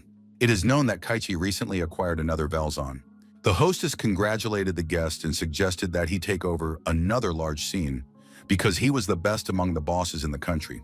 Many villains are fascinated by Kaichi's strength and impressiveness and are ready to serve him faithfully. Therefore, Yuak wanted to join forces with him. The villain replied that according to rumors, Yuak serves Driver. The girl said that people were just jealous of her and that Driver was not the same as he used to be. His determination and charisma had completely disappeared. Kaichi had heard that Driver had become weak, and now a guy nicknamed the Black Demon had become the boss of Kadama. Juak confirmed this information and offered Kaichi the position of commander in their alliance. The couple's plans extended beyond Seoul and encompassed the entire country. The villainess, her face hidden behind a mask, heard all this. She understood that Kaichi would be swallowed up by Juak. Kaichi was very strong, especially compared to Barracuda. Juak urged the guest to sign the contract and promised to throw him an incredible celebration party. Two street children were sitting on the roof of one of the buildings in the Boksan district. Suddenly, a portal appeared near them. And then Rosetail appeared in such an unpleasant place. All of this was beginning to annoy her. Next to her was the handsome Kenichi, who also didn't understand why he was here. All this was happening because the little bastard Darkstar was screaming that he absolutely had to meet Cassian and demanded to replace him. And it was all terribly infuriating because she didn't want to be there. The new costumes from the gift box fit, but they looked pretty weird. Cassian was pleased with the Psychers, saying that the suits were very high quality and multifunctional. The next moment, a message arrived that caused alarm and forced Cassian to leave the guys. A crowd of crazed idiots from the Boksan district was rushing toward the uninvited guests. Rosetail said that it was all terribly infuriating and that they were finished. After that, Mila smiled and asked whether to kill them one by one or all together.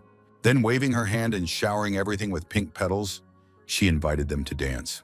A few seconds later, she was already dancing a solo. Next, Juak appeared on the roof with Kaichi and her closest allies. She glanced at the bodies of the villains lying around and calculated her chances. She also noticed the handsome henchman of the Money King, but there were only two opponents, and Kaichi was on Juak's side, and there were many of them. Rosetail teased the villain, saying something like, "She's wasting her time thinking that since there are only two opponents, she can try to fight them off. And if she stalled for time, reinforcements could arrive from the other fork zone." But there was bad news for Juak. Kaichi is a very strong opponent, and while he's dealing with the girl, the handsome swordsman can be taken care of. The unfortunate aspect was that Juak only had herself on her side, because even a man with the strongest fists in the world couldn't beat a girl, because they were on the same side and it was impossible to fight your partner. What she heard simply stunned Juak, because the villain had made a deal with her. How could this have happened? It turned out that Kaichi had been offered the position of ruler in the center, and he had accepted, now being one of the members of the 8 rulers. Juak did not expect such a betrayal from her partner, and of course, she could not fight against Kaichi's rulers now. The Ice Ghost was also surprised because he thought Kaichi was a dumbass, but he turned out to be a cunning predator. Rosetail was thoroughly fed up with all this, and she launched her petals to put an end to this maddening situation. Since everyone had already figured things out, they could calmly fight, and the girl suggested that her opponents attack her. But before the ladies could clash in a frenzied dance at this party, the air above them creaked, and someone said they were joining in too. In the next moment, Cassian landed from the sky. His appearance was completely unexpected for everyone present, but you can't enjoy a party alone. Rosetail Mila greeted Cassian, saying she was glad to see him, even though she didn't know who he was. Upon hearing that Cassian was the boss of the Kadam district of Vilzona, the girl was delighted. The next moment, Driver landed from the sky. He said that he was still in the ranks, although he was no longer the boss of Vilzona, but he should be respected. The sudden appearance of Driver and Cassian put everyone in an awkward position. The story was unfolding much more cheerfully than it seemed, so their appearance was immediately reported to the other lords. Rostel was very happy because she wanted to deal with Cassian herself, realizing that her brother would be offended, but such is fate. However, in the next moment, a portal appeared, and other members of the group came out of it. At the head of the procession were the King of Money, the Fire Dog, Landskull, and the King of Money's assistant. The opponents lined up opposite each other. The strongest villain in the world, the King of Money from the 4 Lords of Evil, appeared in person. Cassian saw the ruthless eyes and endless self-confidence, but he knew that he would have to step over him anyway. Why not do it now? The Money King addressed Cassian directly, saying that he had come specifically to meet him. He wanted to recruit Cassian into his family, but Cassian immediately refused to accept such an offer, stating that he would only join if he could become the boss. The young man's audacity impressed everyone. Some were amazed, some smiled, and some were delighted. King Money said that the young man really did have spirit, and since he went against the King of Money, he must remain persistent until the end. Cassian said that his fists were stronger than words. The Money King asked him not to disappoint him. Rosetail was mad about everything, including the fact that this guy went ahead. The Money King said that next time he would give Cassian a better opportunity, but this time he asked him to give way. The young man understood that the King of Money was head and shoulders above all his opponents. He had superior attacking power and was very strong in close combat. Cassian had long wanted to compete with the King of Money, because one duel with a strong opponent is much better than 100 days of training alone. The young man accepted the King of Money's challenge, and in the next moment, without holding back, he rushed to attack his opponent. There was a flurry of blows and blocks, counterattacks and defenses. Both opponents admired each other, analyzing their opponent's strategy and tactics. The speed of the battle was such that those present were speechless. Rarely in life had anyone seen such a fight. The opponents parted ways after a series of mutual strikes, realizing that it would be difficult ahead, but not planning to retreat. It was decided to fight with full force. The Shadow Blade was put into action. Cassian then added Shadow Acceleration to increase his attack speed. Cassian managed to break through directly to his opponent and land a series of successful hits. Shadow Shackles were immediately activated, and finally blows were delivered to the torso and head. At one point, the opponents came face to face, and neither of them gave way. King Denny also stopped holding back and used the Supreme King's fist. The powerful blow tore through space and reached its target. Cassian's body smashed through several walls and ended up buried under concrete slabs. Those present were shocked by what they saw, but Driver announced that the fight was not over yet, and it was too early to bury Cassian. Soon he crawled out from under the rubble and greeted everyone present. He did not have time to use his shadow armor. Regeneration healed his injuries, but mana was being depleted. The real fight was just beginning. The opponents stood facing each other again, looking respectfully into each other's eyes. The supporters of the Money King admired Cassian, his strength, endurance, and abilities. The Money King realized that his opponent had no intention of giving up, so he continued the fight. At that moment, Cassian used the Shadow Blade. This was a technique familiar to the King of Money, and he did not have time to react to something new. The blade pierced the protective sphere, showering it with fragments. Without pausing for a moment, Cassian immediately launched another Shadow Blade after his target. And when the Money King had run around enough, trying to avoid being hit, Cassian caught up with his opponent and struck him. King Money lay on the ground, broken by the powerful blow. The spectators watched the battle with admiration. King Money's assistant, Namcol, said that the director's entertainment should not be interrupted. The fight continued. The rivals beat each other in close combat. The next moment, King Money grabbed Cassian like a wrestler. The young man proved to be quite skilled in this as well. He managed to dodge but was caught by his opponent. The longer the fight went on, the more furious the Money King became, who had not been resisted for many years. Putting all his strength into his blow, he rushed at Cassian. The Supreme King's fist was used to its fullest potential. The shockwave swept over everyone present. The young man stood unharmed. His protective armor worked perfectly. Many were blown away because the guy managed to block the Supreme King's fist. And when the rivals were ready to continue the fight, a voice spoke up, saying that it also wanted to enjoy the party. Mujin appeared before the audience with her entourage. Mujin addressed the Money King, saying that he had ignored the rules, invaded Namgang, and behaved despicably. Therefore, she would make him pay for it, as she was the monarch of Winter Bell. The Money King noted that Winter Bell's special unit would likely perish today, along with their monarch. Since they all came, it means they are ready to die, he added. Mujin said that if she died in this place, King Money would become Winter Bell's target, and he would surely punish him. After becoming monarch, Mujin had become too arrogant in the opinion of the Money King. He said he had enough ability to merge all the Velzons into one. However, Cassian said that he himself would merge all the Velzons. This made everyone laugh, and the Money King agreed that Cassian could handle it, but not now, only in 10 years. And now the King of Money once again offered Cassian to join him and get closer to realizing his dream. After Cassian rejected the offer, the Money King proposed a bet. Each side would choose 5 villains and stage a duel. According to the rules, the winner must continue fighting, which means that the winner of the battle continues to fight the next opponent. It was a bet that was difficult to refuse. If you lost, you would have to obey the winning side. Cassian said that they would announce their terms after discussion.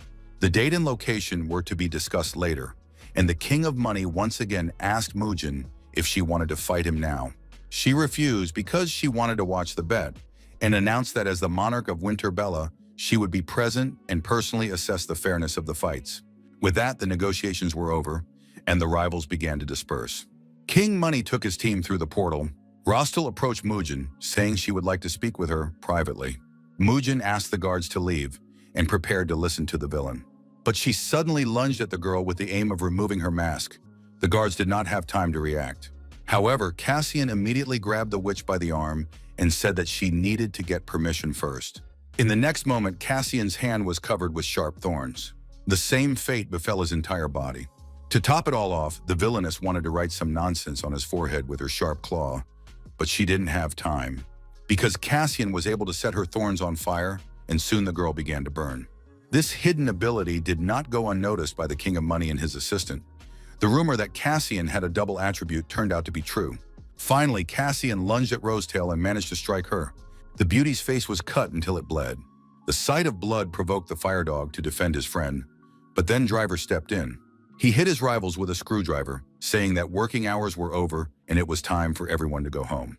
Rosetail disagreed, and Mujin had to draw her swords, saying that it had been a long time since anyone had angered her like this, and the price for her anger was death. Cassian stopped Mujin, saying that he should confront the witch, but not today. Cassian appealed to the King of Money, suggesting that he maintain the truce until the day of their lavish party so that it could proceed as planned. The King of Money accepted the proposal and recalled all his villains. They gradually left through the portal, continuing to hurl insults at Cassian and his comrades. The last to leave was the King of Money's assistant, Namkhal. There had been something strange about his behavior throughout the entire meeting. It seemed that he was far from being the least important figure in this group. Psychers, Americans, and Wuhan met for a cup of coffee at a city cafe. They invited the guy over, supposedly just to chat and eat some tasty treats. They said they had found out a little about Velzona, Cassian's boss, and that he was indeed not an arrogant or cowardly villain. They also studied the materials and discovered that he had rescued hostages from Blaster, arrested Blood Rain, and even helped Uchan's sister Nine. Uchan said that in addition to all of the above, Cassian also helped him and did many good things. Although he is just a villain, his composure, determination, and courage in action can serve as an example. Justice that is not backed by force is usually useless, but Cassian has enough fighting power. The psionics also began to investigate Ukhan's classmate. Ukhan said that they were not friends and that Quan Kanu was hitting on Nain. This infuriated Rick because he had been in love with Nain since childhood. Finally, Raoul's phone rang, and the psionics left Uchan, who was trying his best not to say anything unnecessary. The ordered goods were received at the bar in Vilzona Kadama. The artifact, which increased resistance to psychic attacks, was not easy to find and took a lot of effort. The artifact looked like a ring, which apparently had to be worn on the hand. The bartender had heard about the tournament with the King of Money and asked if Cassian had already chosen the participants. Cassian said that the process was underway and invited the bartender to participate, but the bartender preferred to remain a spectator and even gave away the artifact for free because he had a debt that the King of Money owed him. Cassian checked the indicators at his individual training base. As expected, his strong psyche skill was upgraded, and this helped him in his battle with the Money King. In addition, he gained a lot of experience from fighting a strong opponent. Thanks to this, the minimum requirements necessary to complete the quest called the Magic Stone of Red Armor have now been met. The Bloodstone of Mana has waited for its time. Black Hand and his buddies burst into Driver's office in high spirits because they were planning to fight the Money King's gang and were going to take everyone down. There was a training hall on site, but he asked them not to come. The guys really wanted to participate in the fight and train with the boss, but it turned out that orders had been given not to distract him, and the Black Ghost was guarding the door. The driver said that Cassian was in no way inferior in his fight with the King of Money. Although neither opponent gave their all, it can be said that the fight was evenly matched, and he withstood the Supreme King's fist twice. Rumors spread very quickly, most likely spread by the Money King. They say that the Money King even ordered advertising posters and called it a festival of downfall. The Great Battle of Villains. The next moment, another villain from Kadama burst into the office, dreaming of fighting on Cassian's side. In Lampas' office, they also read about the upcoming battle between the villains. Of course, it wasn't a competition, but murder. But what else could be expected from villains? The Psychers couldn't intervene. They didn't have permission, and there was no need to. It was clear to everyone that if they didn't intervene, Velzon Kadama would fall into the hands of the Money King. Of course, there were rumors that the Money King had beaten Cassian like a puppy, but you shouldn't believe everything you hear. Perhaps the situation is such that it's entirely possible to compete. Dean also believed that Cassian had a chance, and it was unclear why the head of the department himself would not intervene, since the Money King had stepped forward. But the upcoming fights were very serious. This wasn't a bunch of kids playing on a playground, so it was necessary to weigh all the pros and cons. It is difficult to predict what effect Lampus' intervention will have. In addition, it is possible that the psychics from America are carrying out some secret order that was given to them from the very top. Raoul and Rick arrived at the meeting place with Cassian. He suddenly appeared out of the darkness, startling them. Cassian said he had summoned them urgently because he had an important request to make. The students said that they would stay with him until the end no matter what, and asked how he was feeling after the battle with the King of Money. They had read all sorts of rumors on the internet, but they were interested in hearing Cassian's real opinion about the Money King. His opponent was very strong, and Cassian felt with his whole body why Lampas couldn't easily deal with the four Lords of Evil.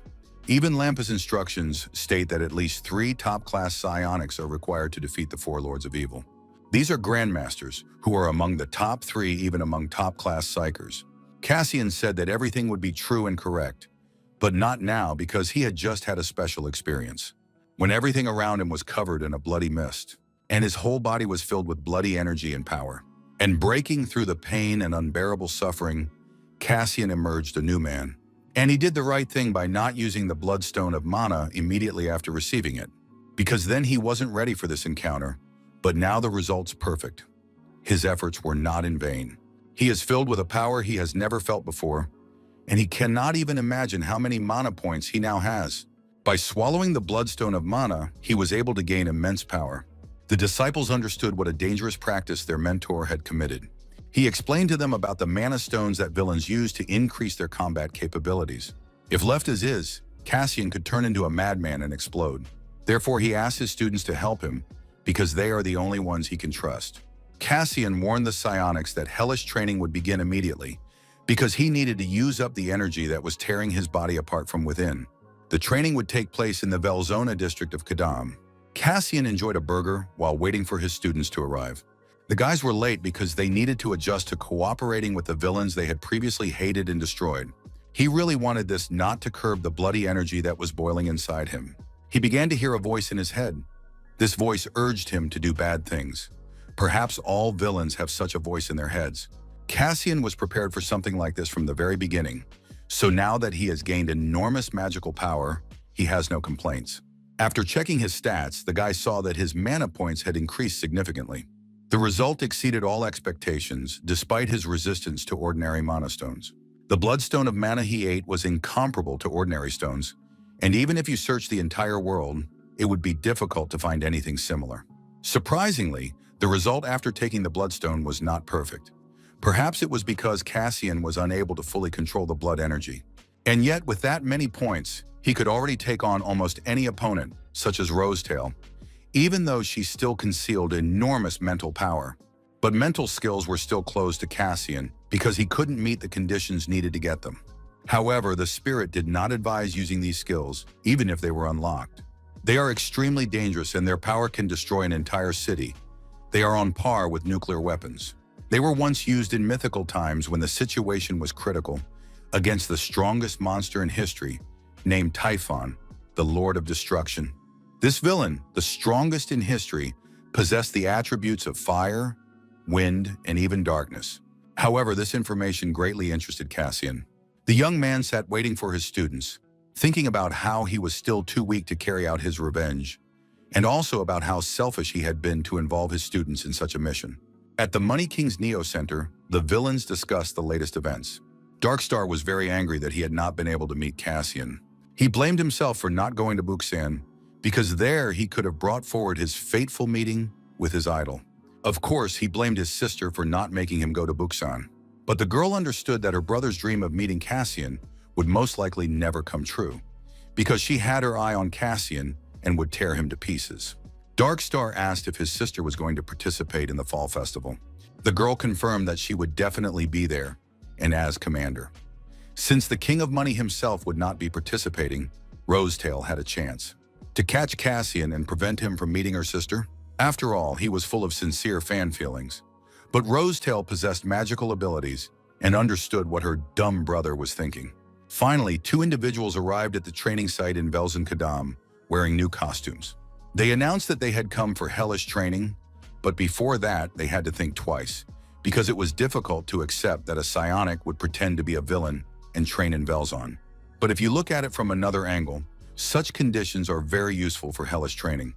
Besides, they wanted to help their teacher with all their might and with all their heart.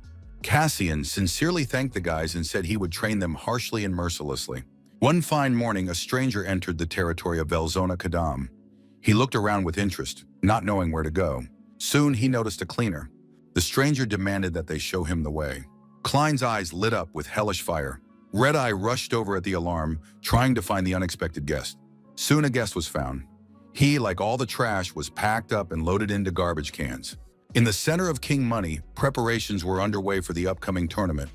It was time to select the participants for the attack festival. The villains sat waiting for their fate, not knowing how the selection would be made. Maybe they would have to fight each other. It was decided to conduct the selection by drawing lots. In addition, Rosetail was given a place out of turn. She asked that anyone dissatisfied with this fact come to her personally at any time. The villain Rattel, who had already captured most of Korea, obsessed with battles and rushing into combat regardless of the opponent, waited impatiently for his fate. The draw began. Handsome Kenichi flew by, but the first number was drawn by the hulking Kaichi. Second place went to the Fiery Dog. The third lucky ticket went to the Iron Beast. The last participant in the bet was Dark Star, as promised by his sorceress sister. The King of Money, the lucky winner of the right to participate in the tournament, prepared a secret task. The Fire Dog was not very happy about participating in the tournament. He had seen Cassian fight the boss. Besides, Driver and Raven were still in Kadama. The other villains were not discouraged and believed that even the bully Kaichi was stronger than Cassian. It was impossible to just go and kill everyone, because Velzen and Kodum had signed a non-aggression pact until the day of the fights.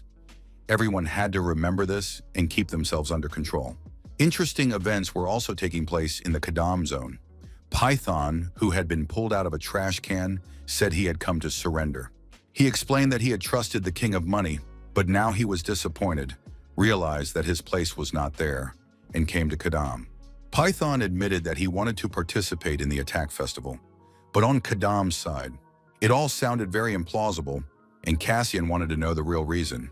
Driver suggested using a lie detector to find out the truth for sure. Python resisted, arguing that every man has at least one secret he doesn't want to reveal. When it became clear that more compelling evidence was needed than just words, Python ripped the bandage off his forehead, revealing the shameful, bloody inscription to everyone. He said that Rosetail had done this to him. The fight was even, but because of one mistake, victory slipped through his fingers. When Python woke up, his entire face was disfigured. He wanted only one thing: to regain his confidence by defeating someone from the 8 Lords in a duel. He wanted to show everyone who Python was, and of course take revenge on his tormentor. Cassian believed him and said that in preparation for the Festival of Falling, hellish training would begin today, in which Python would also participate. At that moment, some guys who urgently needed Cassian burst into the room. The sight of Python surprised them, to say the least. They were stunned to see the inscription on their opponent's forehead and to learn that he would be competing and training alongside Kadam's villains. All the participants in the grueling training were determined and lined up. Cassian thanked them for their courage. The selection rules were simple. All they had to do was survive all the prepared training sessions, and those who scored the most points would participate in the tournament. Specially trained assistants, Black Mask and Blue Mask, would award points and evaluate the quality of performance. They were invited specifically for the hellish training. Black Ghost knew that they were the boss's students. They were warned right away that the training would be extremely difficult. It really was hellish training, so they had to be prepared. If the participants find it difficult to endure, they must ring the bell and leave the training area, which means automatic elimination. In the city of Uchan, he spent time with his intern, Jiho. Jiho was constantly on his phone, not eating or talking to Uchan. The guy said that the Money King had announced the list of tournament participants. They were Kaichi and Fire Dog, Iron Beast, Dark Star, and Rosetail. Each of them possessed enormous power. The villains of Kadama had not yet announced their list, but it was clear that they were losers. Uchin didn't want to believe that Kadama's villains would lose, and hoped that there was no need to be upset yet. Hellish training was underway in Kadam's zone. A black hand with a backpack weighing a ton climbed up the wall of the building. Black Mask encouraged the guy, saying that it was just a warm-up, and there were only 3 more climbs and descents left. Blue Mask demanded that every action be counted aloud. Cassian carried weights on par with his students. He had already climbed up and down more than 30 times, but he had no intention of stopping. Cassian needed this training just as much as the other villains. Soon the first one to give up appeared. It was Chemboy. By the end of the training session, 7 people remained: Driver, Crow, Python, Black Ghost, Red-Eye, Kason, and Earth Dog. Earth Dog impressed everyone with his strength and endurance. Apparently, he had managed to build up his muscles with the help of a shovel. Cassian's 3 favorite students, though lacking any special abilities, possessed unyielding perseverance and talent. If there had been enough time, they could have been trained properly, and the assistants suggested postponing the tournament. But Cassian refused because the entrance exams were scheduled for the day after the fights. The students analyzed the list of opponents and realized that the competition would not be easy. They wanted to obtain complete data on the strength of the tournament participants. Driver promised to prepare all the information, after which a plan of action could be drawn up. Caston was going to publish the list of participants the next day, so he was now watching the training closely. At that moment, another unexpected guest appeared. It was Red Mask. He came to say that if there were no suitable villains in Velzen Kadama, he was ready to put himself forward as a candidate. Cassian said that these were very important battles in which life and death were at stake. Victory was not the only thing that mattered, so he would refuse anyone who was not sufficiently motivated. Red Mask apologized for his careless words. Cassian showed him the guys who were taking the test to participate in the hellish training. He suggested that Red Mask also take part in the testing. The King of Money discussed the plan for the upcoming tournament. The date and venue were already known, but there were no participants yet. The assistant wondered why the King of Money was being so generous to his rivals, allowing them to determine the place, date, and participants of the tournament, since he could crush them at any moment. The King of Money was very clever and cunning. He gave his rivals a chance to grit their teeth and win. There was no point in simply crushing them. It was necessary to subdue their spirit. Cassian ruled Seoul, and if he was subjugated, the city would fall into the hands of the Money King. And after that, Mujin would have to cooperate with the Money King. Of course, it is unknown how the tournament will go, but the Money King deliberately fought Cassian and understands his true power. He is confident that Rosetail can handle him, and it's not about who has more magic points. Last time, the girl lost her vigilance and was defeated by Cassian, so now she is angry and highly motivated. Driver will most likely not participate, and such a duel is the only way to oppose the beloved Cassian. Cassian studied the data on the 8 lords that Driver had prepared for him. The information was very complete, except for data on the leader of the 8 lords, Prince. There was not even a photo of him anywhere, and he was not listed among the participants. Driver warned that there was someone who wanted to participate in the hellish training just for the sake of it, without participating in the tournament. It was a man Cassian knew very well, Mujin. The guys were stunned by such company, but Cassian warned that Mujin was only participating in the training. Mujin greeted all the villains but said that someone completely unsuitable for this place had snuck in. She was referring to Python, with whom she had had numerous personal conflicts. Kasen asked Python to apologize for his previous remarks to Mujin. The villain complied, bowing his head before the monarch. But Mujin had not asked him to, and she was not interested in the circumstances. She simply turned a blind eye because Cassia believed in Python. The next question that concerned those present was addressed to the Red Mask. Cassian confirmed Red Mask's participation in the hellish training. Moreover, he had passed the preliminary selection tests. He announced the start of the hellish training and said that he was recruiting participants not for children's games, but for a battle in which the honor of Vilzona Kadam was at stake. Only those with the best results would pass, defeating their competitors and reaching the top. Raven and Driver did not participate in the hellish training, but were registered for the fight. In addition to strength and endurance training, Cassian prepared special tasks that reflected the abilities of each villain. Those who could not withstand the training would automatically be eliminated. In Philadelphia, Yuri was on her way to work, trying to call her brother to check on what he was doing and whether he was preparing for exams. As she passed by a doorway, an unfamiliar man approached her, who appeared to be ill and was choking on a cough. Before the girl could help the stranger, he pulled a gun from his pocket and pointed it at Yuri's chest, demanding her jewelry and money. The girl found herself in a difficult situation. She was genuinely frightened. The stranger took her phone, but noticing her attractive appearance, decided to take advantage of her body. The girl tried to resist, but the robber was very serious, and a tragic outcome seemed inevitable. Suddenly, out of nowhere, the hotel manager appeared and grabbed the villain's gun. The robber couldn't move because the force with which the handsome young man held his arm was superhuman.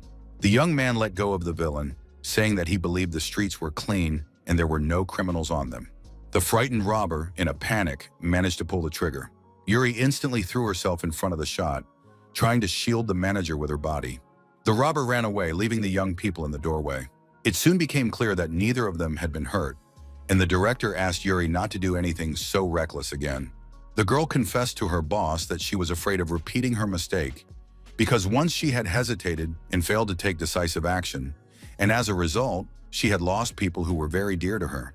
The director was holding a bullet in his hand, which, as it turned out, he had managed to catch during the shot. He too had once lost someone dear to him because of his hesitation. The hellish training was in full swing. Red Mask worked with full dedication, listening to Cassian's comments and advice. The speeds were tremendous. The boss himself participated in the training, creating the most difficult situations for his students. During breaks between sets, the guys enjoyed watching Cassian beat up one of the villains. The next minute, they found themselves in the same place, but they were happy to be able to keep up with such a crazy pace. Driver hadn't been seen for several days, but it seemed that Cassian had assigned him some work. Mugen was also dissatisfied. He sat in line and waited for Kaisen to release the red mask and take the next student. Driver was indeed on a special assignment. Everything was going exactly as he had expected. Cassian stopped by just as Driver was about to take a break. He admired his students, who were overflowing with passion and talent, and now they were also working hard.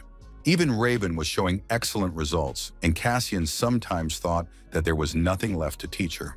Driver treated Cassian to a drink he had prepared, and the boss continued his story about the other villains. All the participants in the hellish training wanted to make the cut, even Red Mask, who being a psionic wanted to deal with the Money King.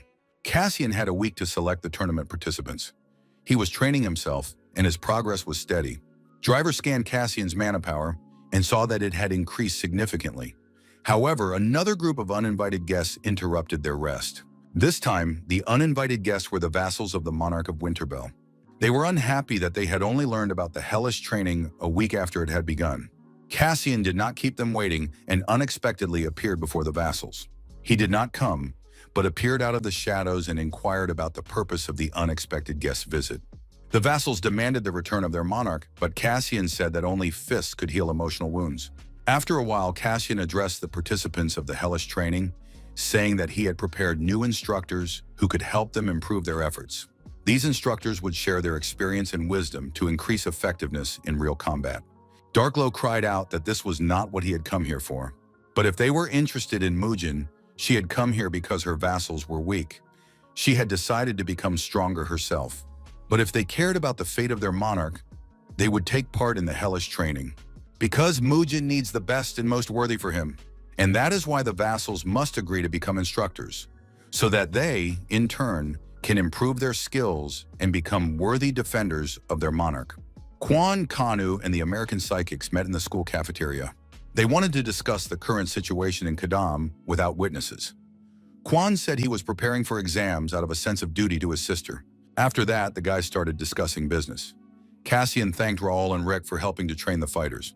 They had all worked hard, and the credit for this went not only to the instructors, but also to Cassian himself, who had participated in the training personally. Of course, thanks were also due to Winterbell's vassals, who were very persistent in their work with the students.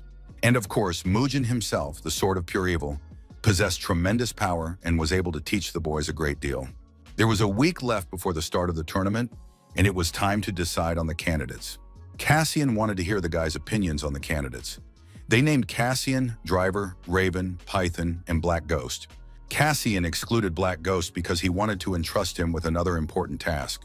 This immediately created difficulties because he had to choose between Black Hand and Red Mask. Both guys had their strengths and weaknesses. Black Hand was passionate and in great physical shape, but he was too impulsive and inconsistent. In addition, he was a bit stupid, but he possessed remarkable perseverance and continued to train alone even after the training sessions were over. Red Mask was a more suitable candidate, but she could not be chosen because she was a psionic.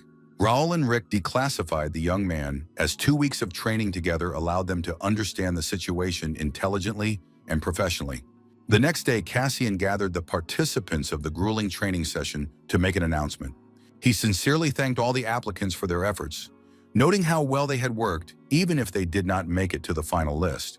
After that, the names of the confirmed participants in the upcoming tournament were announced. Python's candidacy no longer caused irritation. Cassian himself was unanimously accepted as a participant in the fight.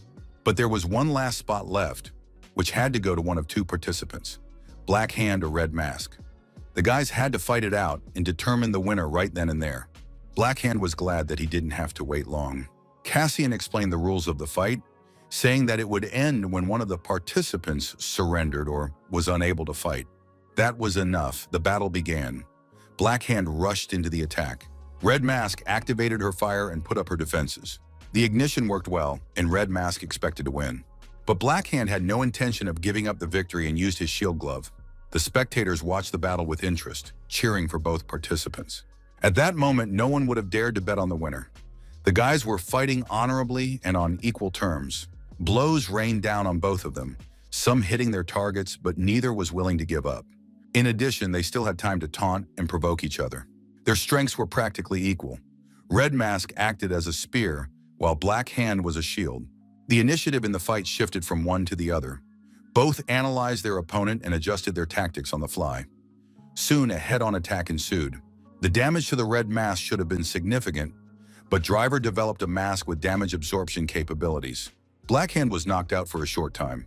Red Mask seized the moment and activated Fire Strike. However, Black Hand managed to counterattack with a new technique. It turned out that Python had taught him his skills. It seemed that Black Hand would be the last to fall.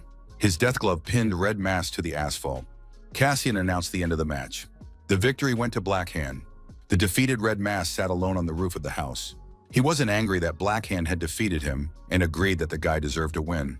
Uchin understood that in fights you sometimes win and sometimes lose, but he didn't think it would be so hard to accept the result. Red Mask rushed and hurt himself, because luck always follows those who try. You have to fight every time as if you were fighting to the death, and you have to gain real combat experience with that kind of determination. That's the best thing you can do. Preparations for the tournament were underway at the Money King's Neo Center. The final lists of participants from Vilzona Kadama's side were being discussed. The Money King was surprised by the presence of the Driver on the lists, as well as Python, who had defected to the enemy side, and an unknown villain named Black Hand. The Black Hand was certainly no match for any of the 8 lords, but it was impossible to let down one's guard. Only one winner was worthy of leading the upcoming tournament. It could not be considered mere sport, for it would not be surprising if someone died in this battle. On the eve of the fights, Gina read the ratings and realized that public opinion was not on Kadam's side. She shared her opinion with the twins about how terrible public opinion was. Gina was also concerned that Cassian was more worried about his upcoming exams than his fights. During the grueling training sessions, Gina met the instructors, who spoke very warmly about Cassian. They were like students. But everyone knew that villains don't have students, so the girls decided to dig up some additional information in this direction. They wanted to, but Gina said they shouldn't interfere. Everyone understood that it was absolutely necessary to do so. The others also worked very hard during training, giving their all for those they were teaching, so it would be wrong to investigate behind their backs. The twins said they would not do it, but Mujin, as a monarch, was curious. After all, it would not be limited to her personally and could affect all the villains. It was decided to wait for the results of the fights. The girls were still real girls, capable of changing their minds very quickly. The long-awaited day of the fight has arrived. Representatives of the press have gathered from all over the country, along with guests and spectators. The first to arrive at the venue were representatives of the King of Money team. They smiled at the spectators and reporters, took photos, gave short interviews, and explained the details. The official representatives of the Money King stated that the only mandatory instruction from the director was to win the fights. Soon the team of villains led by Cassian arrived. The rivals exchanged mutual destruction glances, and the dim-witted Dark Star rushed toward Cassian with a bouquet of flowers, saying that he was the second most beautiful man in the world. He announced to Cassian that he was his fan and wanted to get a photo with his idol above all else. Everyone was surprised by the villain's silliness and noted the increased level of vulgarity in the jokes before such important fights. Not for life, but for death. Rosetail greeted Mugen, saying she was glad to see her at the tournament. But Monarch said she wasn't there for entertainment. She would be acting as an observer to ensure that the fights were conducted fairly. Well, since everyone was assembled, it was time for the tournament to begin. The television crew connected their equipment, turned on the cameras, and began filming.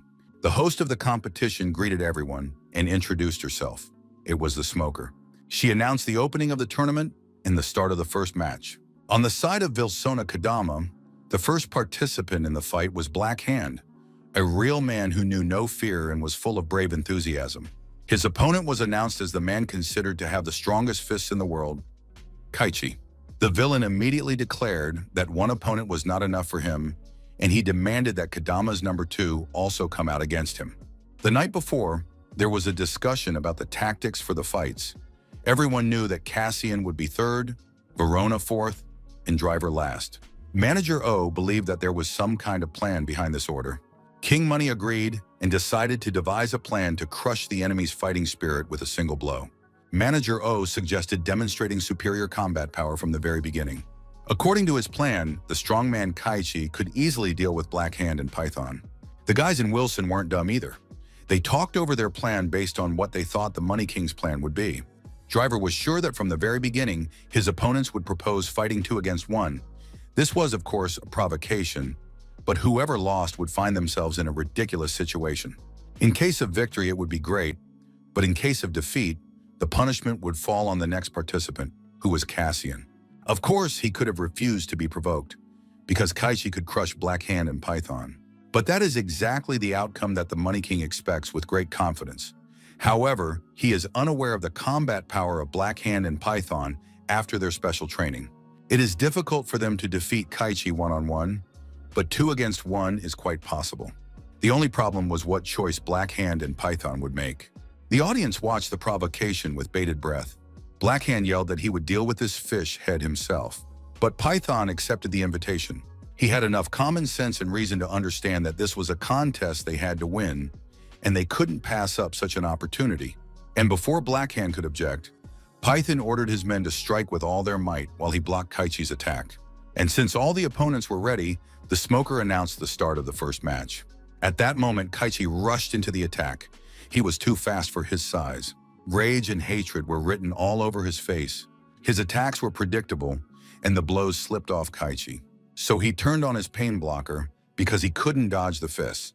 The fiery dog watched the fight with a satisfied expression. Everyone knew that Kaichi's skin was very slippery, as if greased with oil. He slipped through the fingers of anyone trying to hold him, like an eel. Kaichi's blows slipped through Python's defense and hit their target accurately. Thanks to his ability to ignore pain, the fight continued. But this ability had a time limit. He couldn't endure it for long. Then Black Hand jumped up, activating his fist. With a slight movement of his elbow, Kaichi knocked him off the battlefield. Then grabbing him by the head, he rushed towards Python. Kaichi's next blow was tangential. The guys crossed paths without hitting each other. The rivals continued to beat each other, landing blows. The fight was becoming monotonous. It was clear that even together, they would not be able to defeat Kaichi, and it would all be over soon. However, the absolute calm on Cassian's face stunned his opponents. Or perhaps he had decided to lose the first match. Not only punches, but also kicks were used. Black Hand had decent speed and tried to catch up with Kaichi. But Kaichi was in serious mode and managed to scatter his opponents in different directions. The villains no longer hid their boredom and waited impatiently for their turn. He tried to end the fight by crushing Black Hand with his foot, but the young man was quicker.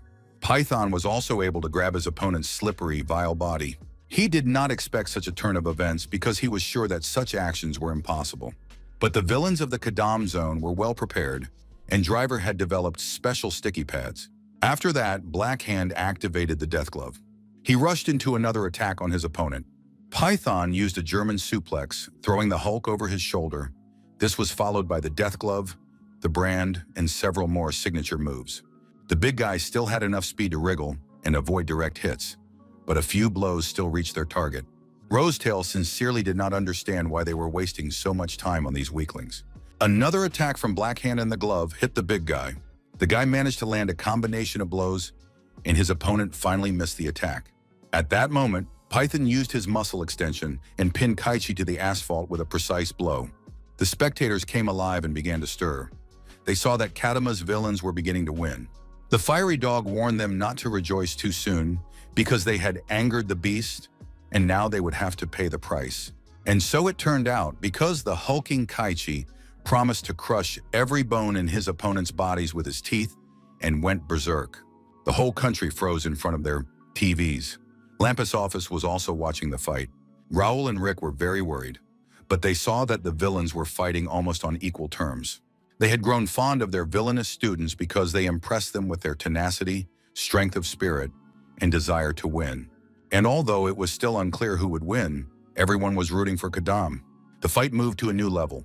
Kaichi was raging, and his opponents were having a hard time.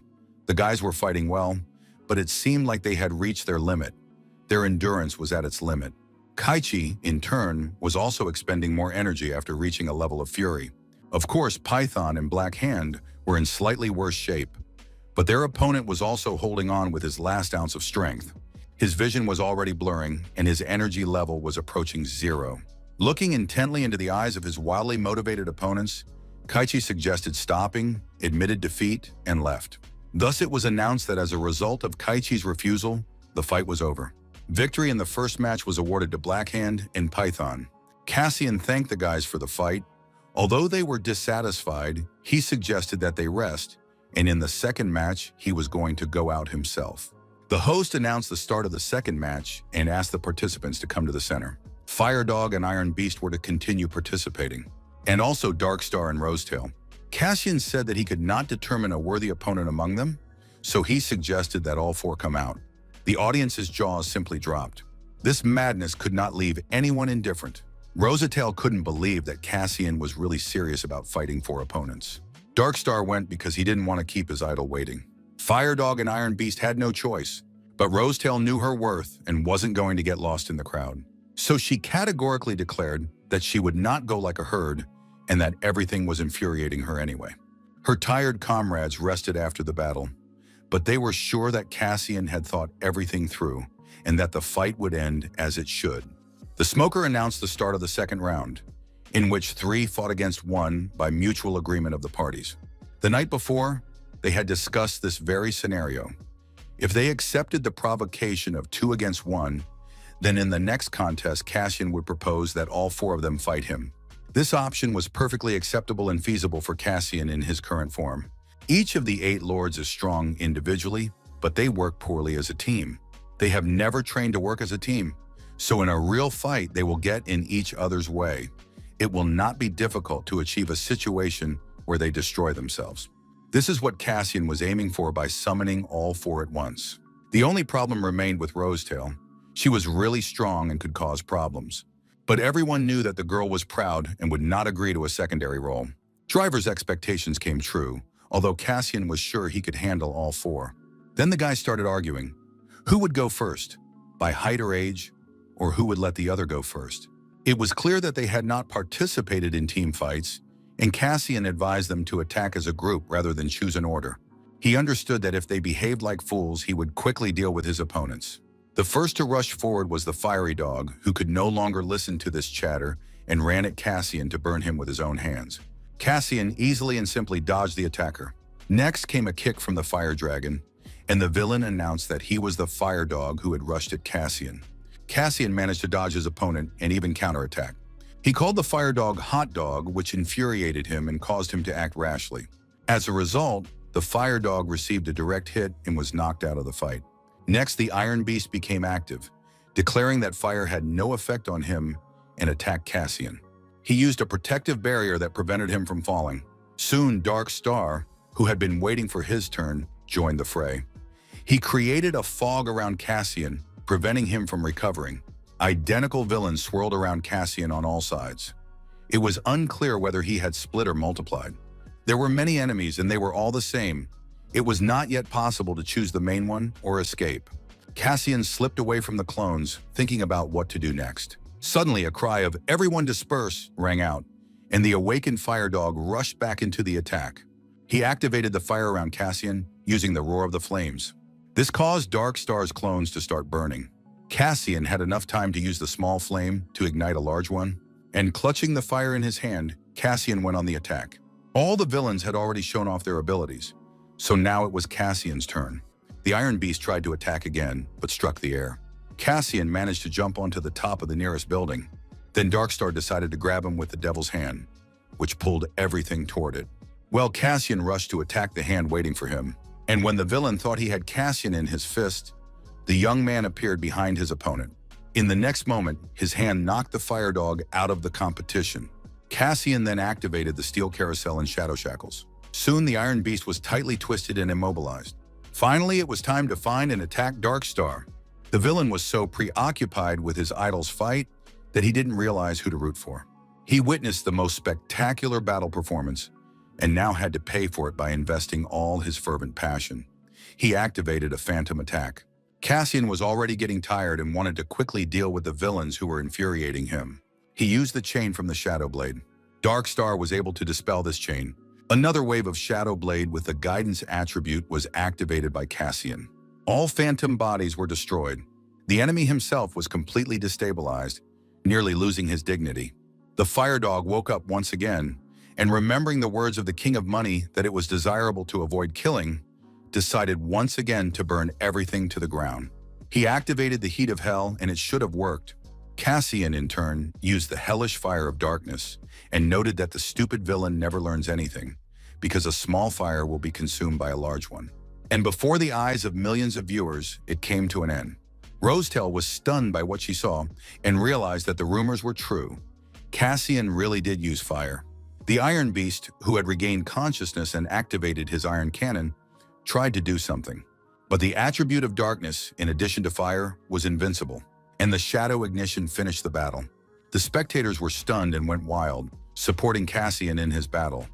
The power emanating from the battle arena shook the space and was astonishing. Within minutes, the Iron Beast was finished. The King of Money's team lost their second match. All the world's television channels broadcast the fight live, praising Cassian's strength and undermining the King of Money's honor. Everyone saw how easily Cassian won the fight against 3 opponents and demonstrated his overwhelming superiority. Events began to unfold in an unfavorable scenario for the Money King's team. It was possible to stop the competition at least now, but there was no need to do so. The losing team's victory surprised everyone. Many people who had bet large sums of money began to resent losing them. King Money noted that Cassian had become much stronger than when he fought him, and that was in just a couple of weeks. Perhaps the guy deliberately hid his full strength in the fight against the King of Money. This is quite possible, although it is arrogant. But at that time, Cassian did not show his fiery abilities. Throughout human history, there have been very few villains with 2 attributes. The Money King kept analyzing the situation, trying to find his mistakes. He still did not allow his team to lose and did not intend to intervene personally. The King of Money himself presented something completely absurd, though quite real.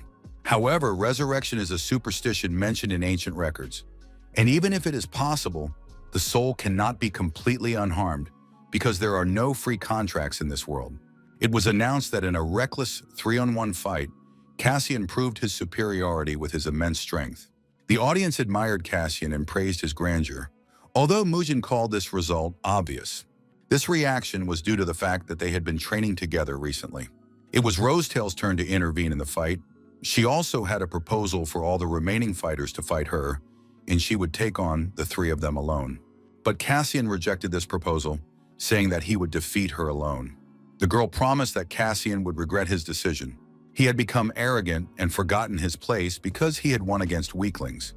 But she would pull out his beautiful tongue, chew it into small pieces, and teach him a lesson. The rivals stood facing each other and prepared for battle. Butler O received permission from the King of Money. The Smoker announced the start of the 3rd match, which would likely determine the final winner of the tournament. Cassian understood that his opponent was on a completely different level, and he would not have been confident of victory over her before, but now he had become much stronger. This victory was only part of the process of surpassing the King of Money, and Cassian was determined to achieve it. The young man said he would give his opponent the right to strike first. The girl was worried that she would be criticized if she defeated Cassian too quickly because he had weakened after fighting his previous opponents. He reassured her, saying that he had something to keep his strength up just in case. It was an energy stone to restore stamina and mana, and he ate it right away. And even if it was a violation of the rules of the fight, it didn't matter anymore because Cassian rushed into the attack. The young man created a huge flame and showed his strongest technique from the very beginning. The attempt was very good, and the girl appreciated it. Suddenly, a beautiful rose began to grow and bloom in the middle of the arena. The young man had tried very hard to prepare in advance, knowing that he would be fighting a witch. He expected that the attribute of fire would be a weakness and the rose would burn, but she caught him off guard. That didn't happen. The young man scattered the petals with his fists and tore the roses apart. Rosetail considered this to be meanness and cruelty and prepared to twist her opponent with her thorny tentacles and squeeze all the blood out of him. Cassian couldn't immediately tell which rose was real. The spirit helped him identify it. The boy threw his opponent high into the air with a powerful blow. She praised Cassian for his accuracy and asked how he knew where she was. The young man replied that he had chosen the ugliest one. The answer seemed very rude, but the girl still decided to present her opponent with a rose. The next moment, the rose exploded, scattering everything in the vicinity. Cassian remained undefeated and activated his Shadow Blade. Rosetail was surprised that the guy was still alive, when suddenly her hands were caught in shadow shackles. Soon her entire body was wrapped in shackles, which Cassian held tightly in his hands. But the witch began to transform, turning the shadow shackles into curling spikes. And in the next moment, Cassian, without letting go of the shadow shackles, tried to avoid the spikes. Cassian's friends reacted joyfully to the hit. They believed in their boss. Cassian also hoped that victory was near, continuing to press his opponent. Her hands were bound by shadow chains that held her tight and allowed Cassian to make new attacks. Soon Cassian twisted his chains into a funnel, pulling and spinning Rosetail behind him. She couldn't break free. The girl was knocked out of the fight with a powerful blow. The outcome of the fight seemed predetermined when suddenly a frenzy awakened and a new, more aggressive version of Rosetail appeared before Cassian. It was quiet in Velsun Kadama. Everyone had gone to the fight, and only one person remained in the office, working on social media. This person received another file with materials from the driver. Work was in full swing. At that very moment, representatives of the 8 rulers, Rattel and Kenichi, appeared on the territory.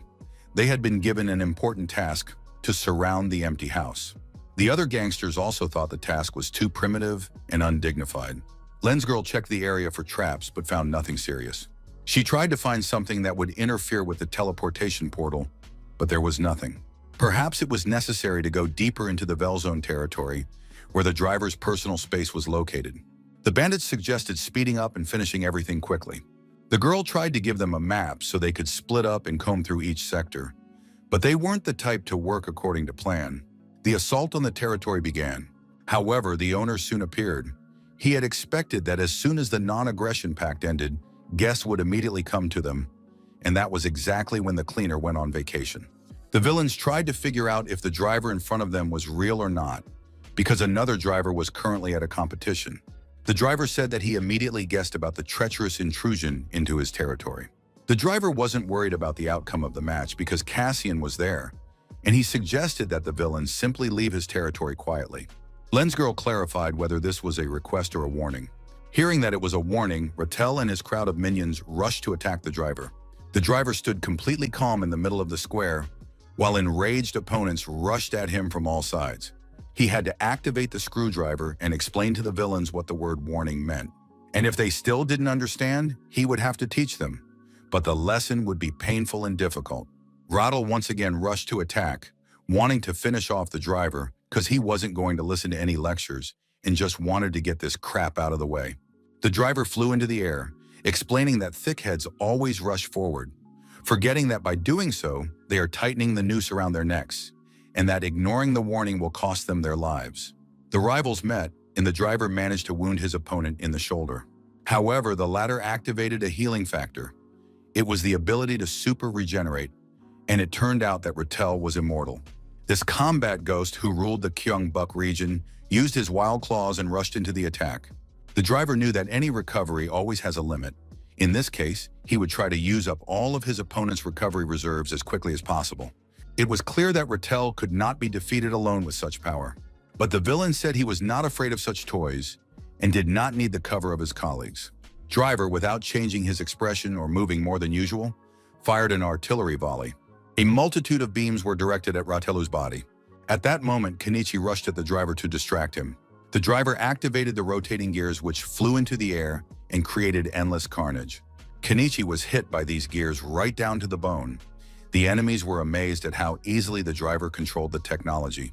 The driver spun the mega screwdriver, scattering his opponents, activated the strike, and prepared to use his latest development. He himself did not know how powerful it would be. At that moment, Lens Girl raised her hands and addressed those present. Holding back all the equipment and weapons, the girl announced that an order had come from above. Driver admired how she blocked his attack without getting a scratch. He had long suspected that this girl was definitely unusual. The girl said that an order had come to extend the non-aggression pact with Velzona Kadam. Driver was outraged, saying that the villains had already destroyed everything here, and asked who would pay for the damage suffered by the local residents. Red Eye confirmed that the king usually keeps his agreements, so they believed that everything would be restored at his expense. Driver gave the villains 5 minutes to leave his territory. The duel continued with varying success. It was clear that Cassian had won the first part, but Rosetail awoke with fury and threw herself into the attack with renewed strength. The rivals struck each other again, hoping to knock out their opponent. The advantage shifted from one side to the other.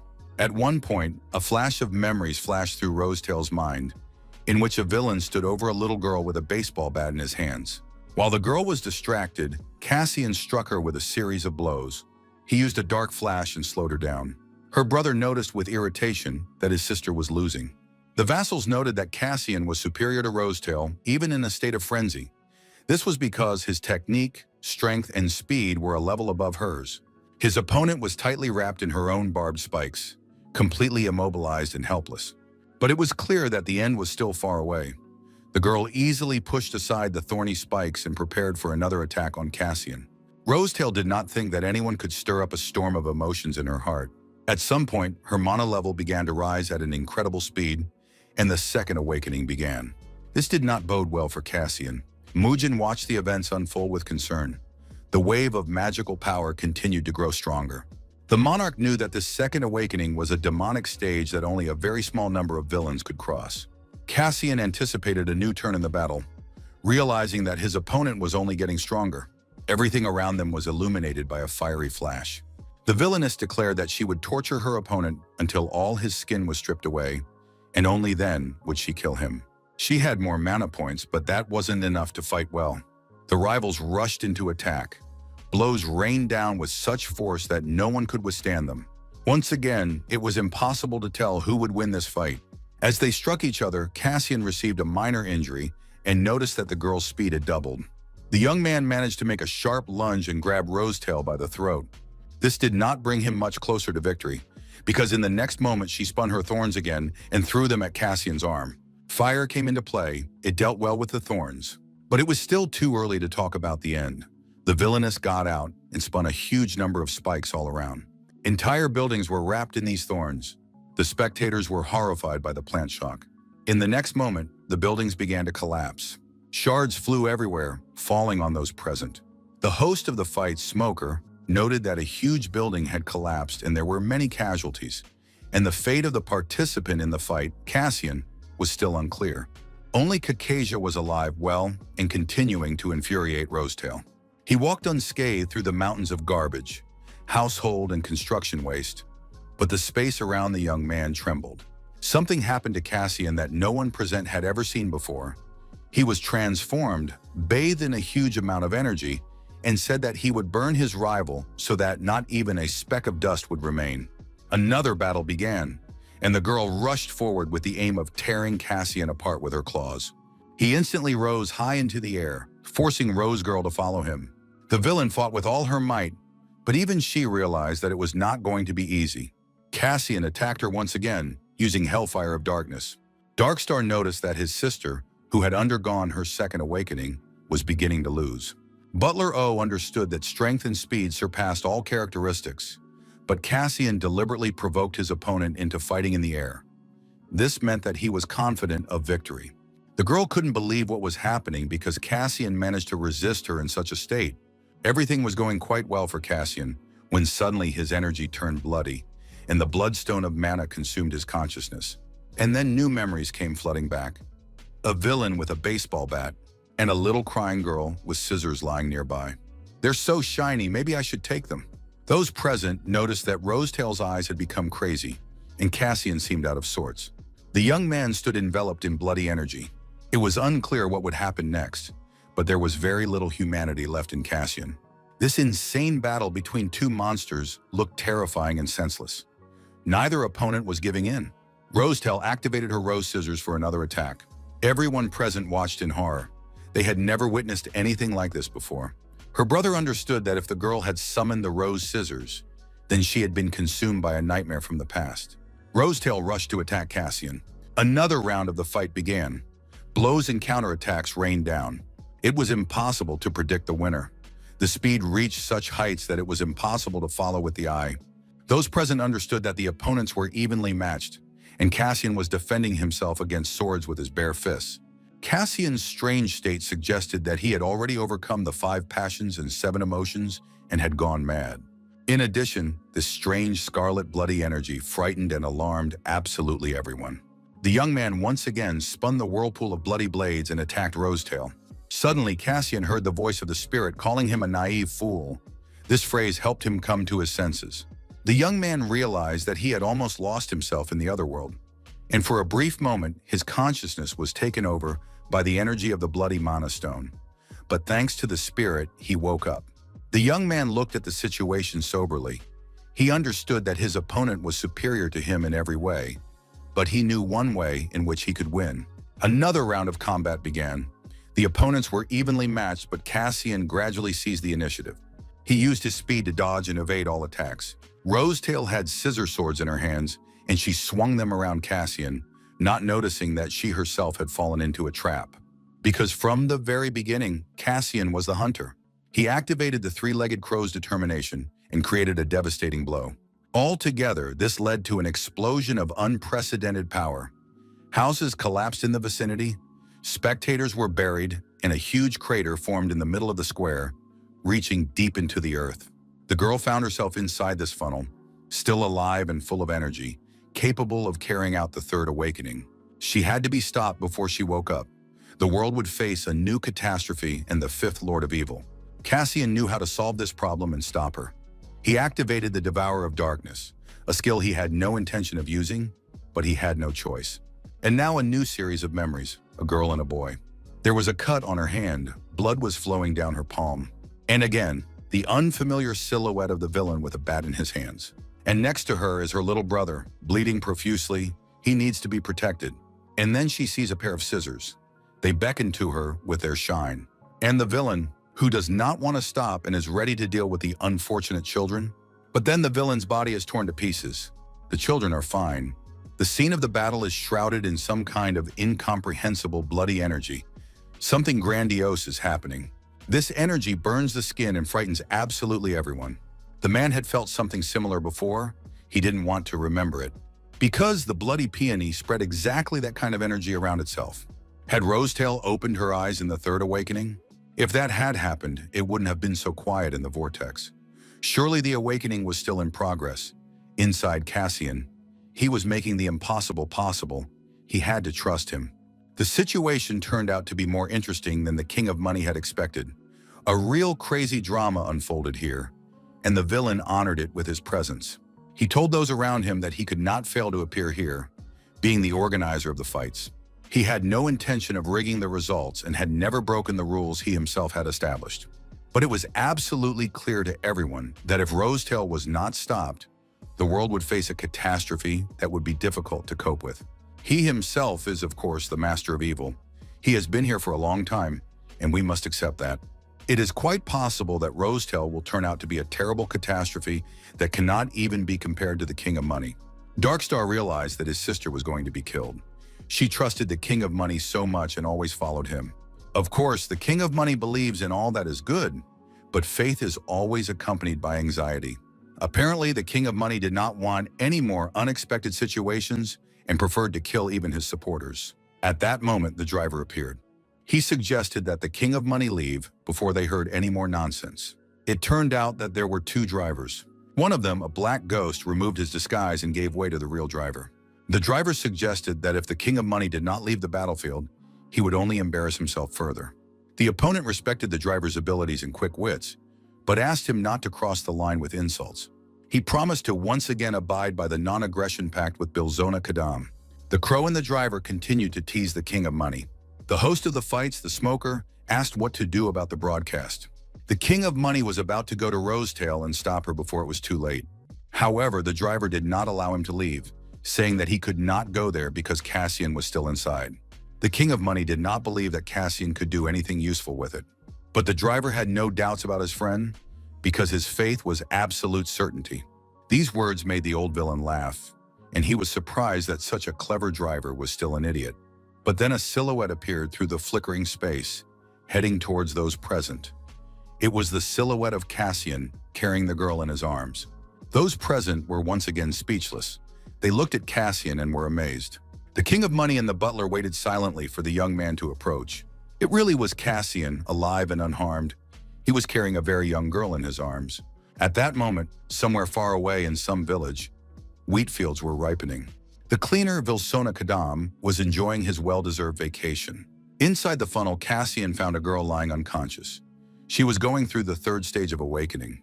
A tremendous magical force raged around her, and it was unclear whether Cassian would be able to absorb it. The Devourer of Darkness allowed him to absorb the magical power of his opponent, but this process was very dangerous. It was not just a skill of absorbing magic. One must understand that there is a price to pay for absorbing someone else's magical power. When penetrating the spiritual world of the object of absorption, the Devourer was at risk of exploding. However, there were no other options, and the young man took the risk. His tearful brother rushed to his sister, thinking she was dead. But Cassian reassured him, saying that she was fine, and handed the girl over to her brother. Driver scanned and realized that the magic points had increased even more. The Money King was amazed by Cassian's ability. He had managed to stop Rosetail's awakening without killing the girl.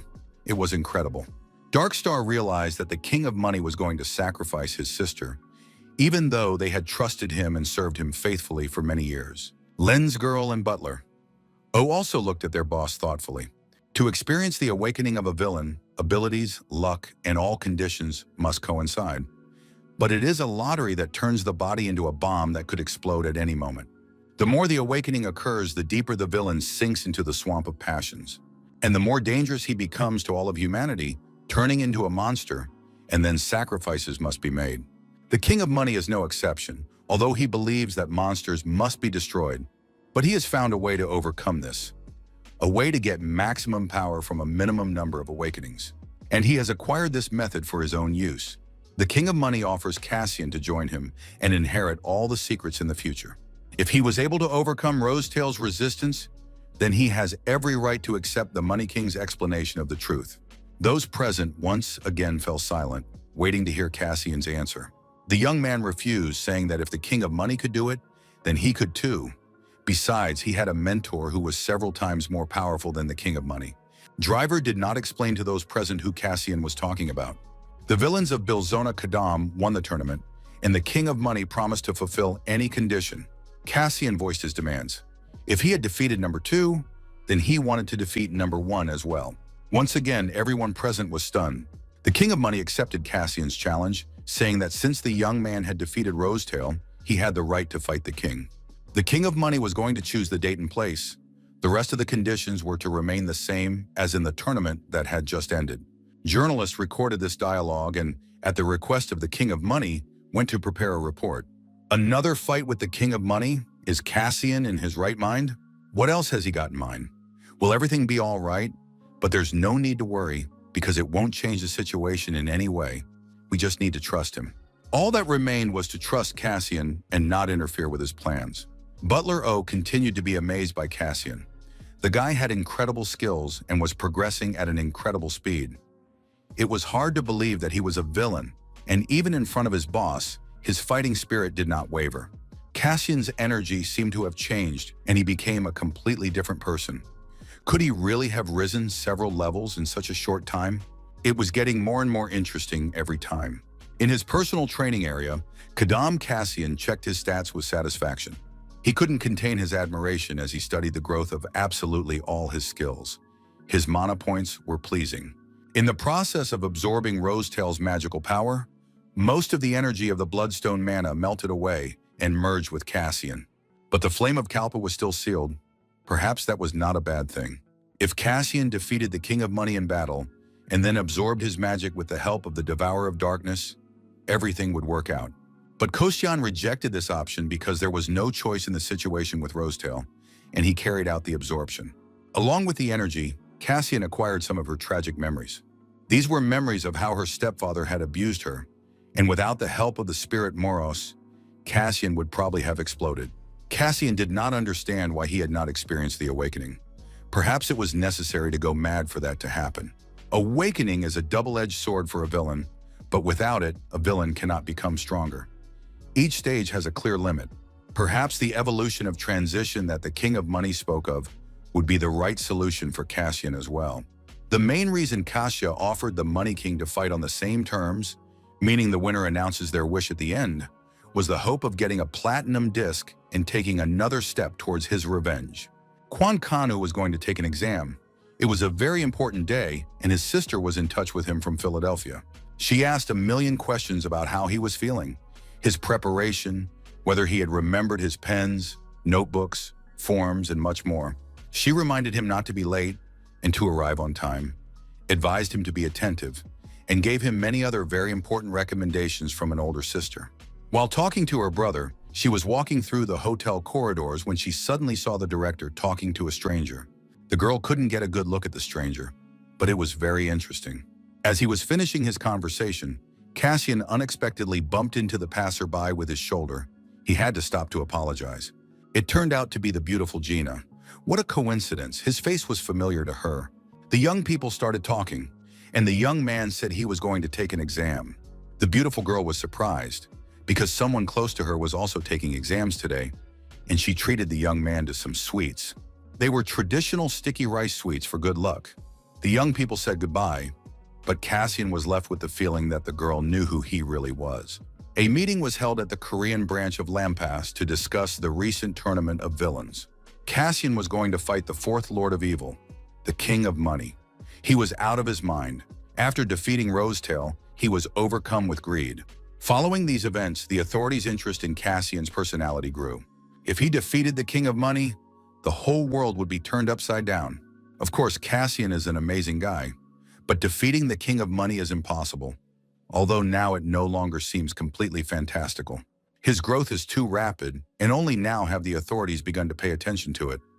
At the U.S. headquarters, Cassian is also considered an object requiring special attention and study. It was also announced that one of the top American psionics would be sent to Korea. Most likely it will be the White Witch. She was Jisun's combat science instructor during her studies in the U.S. Even among the top class, she was known as a close combat specialist, but the best in close combat was Cassian, a psionic. Raul and Rick started to get ready and wanted to leave the meeting. But then Jisun gave them an unexpected gift. She gave them a credit card so they could buy something tasty. She explained that she was no longer the head of the division, but the head of the department. She had been promoted, but the situation was still strange. Quan Kanu came out after the exam looking pale and lost. He stood in the middle of the street and tried to collect his thoughts. He didn't think there would be so little time to complete the tasks. He also tried to remember how many questions he had missed. The questions were difficult. He couldn't even read some of the tasks and just answered at random. There were too many such problems, and he no longer hoped for luck. For some reason, other students were staring at him, but he didn't notice. Suddenly, Nain appeared in front of him. They hadn't seen each other in a long time, and she said she had been waiting for him. Her brother Uhan was also taking exams today, and then went to celebrate with his American friends and colleagues. She would take care of Quan herself today, and they would go to a cafe. At the noodle shop, the girl chattered incessantly, offering Quan more and more dishes, but the young man remained pensive and upset. Na-In admitted that her abilities had been upgraded again, and the area she could scan had become larger and the scanning more detailed. Now she was already an expert. The phone rang, and he listened to the message with concern, thinking at the same time that soon all the world's attention would be focused on Nain because she was developing too quickly. The young man abruptly began to get ready, saying only that something unexpected and bad had happened and that he needed to find someone urgently. There was no time to sit in a cafe because the search had to be carried out urgently. And then a brilliant idea popped into Kwan's head.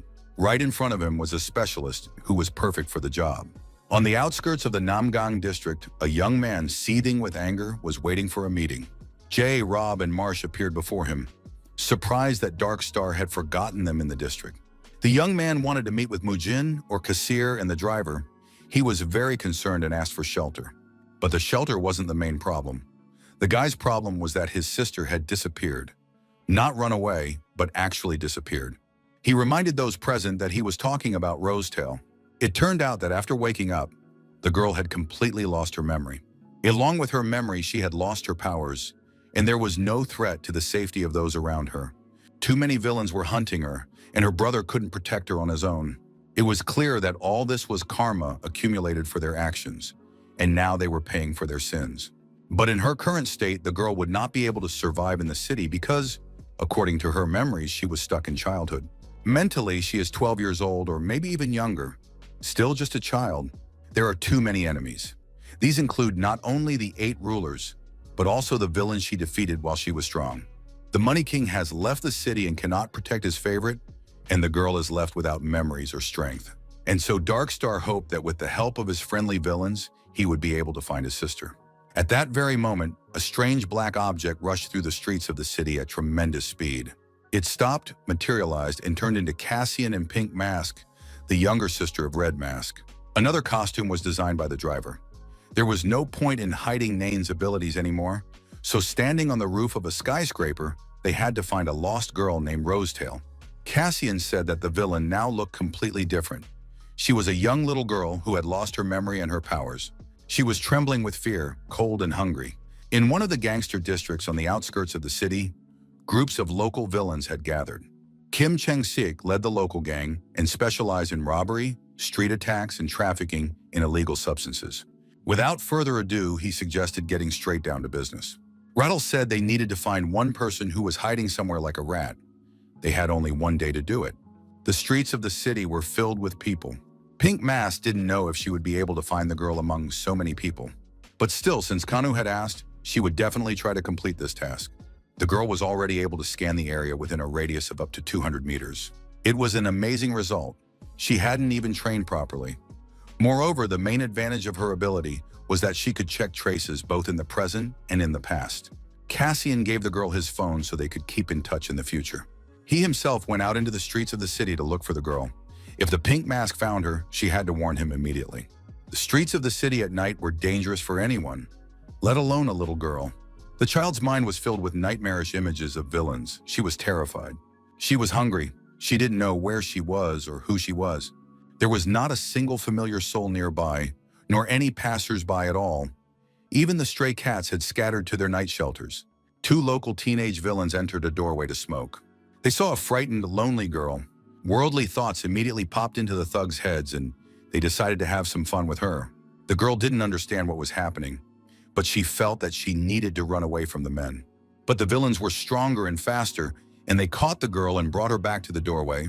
Then they hit her a couple of times so she wouldn't try to run away again. Before the guys could do anything to their victim, a new group of thugs appeared in the doorway. It was Kim Chang-sik with his friends. Chansik reported to the local thugs that the girl had been found and would soon be delivered to the customer. But another black silhouette appeared at this celebration of life. Cassian thanked Pink Mask on the phone for helping to find the girl and promised to treat her to pudding. The gangsters immediately told the young man to go on his way and not to interfere in adult matters. Cassian remained in human form because he was being attacked by ordinary people and needed to restrain his power. The next few seconds were enough to scatter the entire gang, led by their leader, Chansik. Cassian was pleased with himself because he was able to strike with just enough force to not kill them. After that, the young man picked up the lifeless girl, took her to the Will Zone Kadam territory, and entrusted her to the care of bartender Yu Jae-ha. The girl only fell asleep at dawn. He had to calm her down all night. It was hard to believe that this innocent little girl was really Rosetail. Of course, it was very strange to acknowledge the fact that different villains look different before and after their transformation. Even though the girl is now a lamb, everyone knows what she will be like when she starts rampaging again. Cassian tried not to worry about it, but just in case, he prepared a desire-suppressing cocktail with a triple effect of strength. But the danger was that the other villains would not sit idly by when they found out where she was. He had made a non-aggression pact with the King of Money's gangsters, so he believed that Wilson Kadam was now in the greatest safety. That is why Dark Star and Rosetail requested asylum here. Cassian asked the bartender to take care of the girl because you can't give such a task to an ordinary villain, and Outer is perfect for it. Yuja agreed, but in return he hoped for a decent reward because he was taking a risk, and besides, everyone needs money. At that time, very important events were taking place in Los Angeles. A face-to-face meeting of the four Lords of Evil. El Mago believed that the Money King had found a new amusement in his old age in the form of the interesting young Cassian. Although he was not quite up to the Scarlet Flower, his eyes sparkled with precious stones of rage. The Bloody Peony would very much like to open his chest and remove his heart. Dr. Looseless had nothing to say about the newcomer. The Money King's pride was certainly flattered by the other Lords of Evil's interest in him. Bloody Peony would like to see the Money King's blood on his own hands. But the Money King said that his patience was not infinite, and they still had not reached a decision on the situation from 5 years ago. After this meeting, they began discussing the real reason for their meeting. It should not be forgotten that as long as they possessed it, he could target them at any moment. Bloody Peony considered this to be a useless concern and thought it would be better to give it to him. The Money King said that there was someone else in Korea who had stolen his treasure. Suddenly, the butler O dared to interrupt the meeting to call the boss for a private conversation. He reported that Dark Star and Rosetail had left the house. Their trail had disappeared in the Namgang area, but they were most likely hiding in Kadami. Once again, the Kadami area was causing trouble for King Money. He did not like this place at all. In his private training room, Cassian, having read books on meditation, was practicing. He hoped to achieve evolution through such training. Villains can gain enormous power through awakening. The problem is that its origins lie in the 5 passions and 7 emotions. As the King of Money said, through awakening it is possible to become stronger, but in the end you will lose your own self and turn into a meaningless monster. It is important not to lose your own self, and this can be done with the help of metaconsciousness, the ability to evaluate your thoughts and determine what is right and what is wrong. This ability is very cool, but sometimes it cannot be activated. Although it may not seem like anything special, it is impossible to do while sleeping, for example. The ability to metaconsciousness is deactivated, and therefore in dreams we do not hesitate to take actions against people in society. Villains lose their ability to be meta-aware when they awaken. Therefore, the essence of transcendental evolution is to learn to maintain the ability to objectively assess a situation. Once again, something happened that could not have been predicted in advance. Crowds of villains stormed the entrance to the local bar. The villains who got inside and made it to the bar were simply enchanted by the service. After all, the drinks were served to them by an extraordinary beauty who had appeared in the area out of nowhere and wished them all the best. Important events were also taking place at Seoul Airport. The head of the special unit, Jisun, together with the psionicist Dawn, welcomed a delegation of important figures from the United States. Lillian Griffiths herself, a top-class psionic, had arrived. Jisun said she would take the guests to the Korean branch of Lampas, but first they would stop somewhere else. Lillian Griffiths was going to meet with the King of Money. The driver watched this meeting with the help of drones, but the cunning Lillian noticed the surveillance. The driver called a meeting and announced that a certain prominent top-class psionicist had arrived in the city today. It was the White Witch, Lillian Griffiths. American villains call her the Grim Reaper. She is famous even among psionics. The purpose of her visit to Korea is still unknown. Perhaps she wants to prevent Cassian from fighting the Money King. If that is indeed the reason for her visit, she may show up in Kodam to meet with Cassian. Driver believed that Lillian would go to the Money King first. And although psionics should not associate with villains, Griffiths knows very well that she is a prominent figure and who is suitable for negotiations with her status. The latest news reported that Cassian's admirer, Dark Star, had befriended the Black Ghost. Dark Star is a powerful villain who ruled one of the regions, and if he becomes Kadam's ally, that would be wonderful. Everyone present agreed with this opinion. Of course, there was also the sister, who could cause trouble if she flew into a rage, but Cassian reassured those present by taking responsibility for the situation. He was so confident that the others also stopped worrying about it. Even in their area, few knew Rosetail's true nature. Black Hand and Python were supposed to protect the girl from other villains. After that, Cassian went to see for himself what condition Rosetail was in. Those present suspected that Cassian might have developed romantic feelings for her. A meeting with Lillian took place at King Money's Neo Center. She reported that all 4 Lords of Evil had gathered in the United States the day before. King Money noted that American psionics were aware of the secret meeting. Therefore, next time, they needed to take better care of security. Lillian demanded that the Money King postpone his duel with Cassian. She knew that it was rude to demand such a thing because it would hurt the King of Money's honor. In Lampas, relations with the 4 Lords of Evil are considered very important. However, there were very few people there who could force Lillian to act. But in this case, it was the will of the leader, to whom the White Witch obeyed unquestioningly. The King of Money understood that Lampas was worried. If Cassian won, the world order would be disrupted. The girl did not confirm his words, but it did not matter. The King of Money had no intention of granting her request. Until recently, Lampas had been satisfied with the relationship between villains and psionics. Villains with dual attributes can be counted on the fingers of one hand in the entire history of mankind. So any such villain is cause for alarm, and here he had challenged one of the 4 Lords of Evil. Anyone would say that in such a situation, it is impossible not to be concerned. If the Money King accepts Lampas' request, Lampas must kill Cassian. Lilia confirmed that Lampas always does his best to promote justice and peace throughout the world. The King of Money was pleased to hear this and asked him to continue working even harder in this direction. The crowds eager to get into the Wilzona Kadam bar were endless. Kasten looked at the situation inside with surprise. Yuja asked him not to cut in line anymore, even though he and Boss had to observe decorum. Inside, it was packed with visitors. Grapefruit-based drinks were being served. Rosetail was flirting with the patrons and was absolutely sweet and happy. Cassian was glad to see such sweetness, but asked that the girl not be used to her full potential. The villains tried to get organized and even hired assistants because they couldn't cope with the influx of visitors. During the break, everyone was enjoying the quiet when a girl approached Cassian to thank him for letting her live there. She should have thanked the bartender for taking her in. The girl's next question stumped everyone. She didn't remember who had saved her, but recently she had been able to gather her memories and draw a picture of her savior. After that, she handed him the drawing. The Eye of the Ghost, also known as the Spirit of Moros, or Cassian's inner essence. Who is it? The psionics waited for Lillian near the King of Money's Neo Center and admired her courage and self-confidence. Perhaps her confidence was excessive, but to become the best, you must first believe in yourself. King Money understood that Lillian had not come to him out of concern for him personally. Perhaps she wanted to provoke him. Lily Griffith is among the strongest even among top-class psionics, and her deep calculations made her famous. It was dangerous to take her words at face value. Perhaps Lampas had plans to use the King of Money as a bargaining chip. It seemed as if they were laughing at the Money King, if only because they had put him on the same level as that greenhorn Cassian. If they don't know why a wild beast is a wild beast, they'll have to be shown. And the Money King would be happy to do so.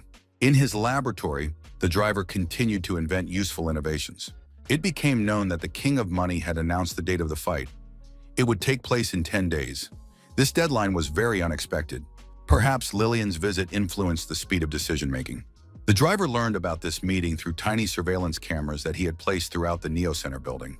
Cassian wanted to place driver's drones throughout Kadam's territory because he understood that there could be snipers there. They were going to hunt Cassian. The young man selected the locations that were under suspicion.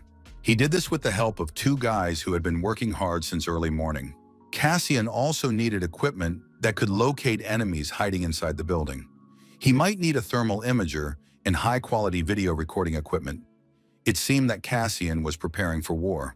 Driver, as always, was ready to help his friend, confident that it would be fun in any case. There were still American guests in the Korean division of Lampas. Psyker Dan offered his help as a driver and escort, but they didn't take him and asked where Raul and Rick were. The guys had been celebrating something with Uchan the night before, and it seemed they hadn't gone to work yet. Getting into the car provided, the girls immediately scanned it for tracking devices or bugs. The car was clean. Information came in that the Money King had announced the date of his fight with Cassian.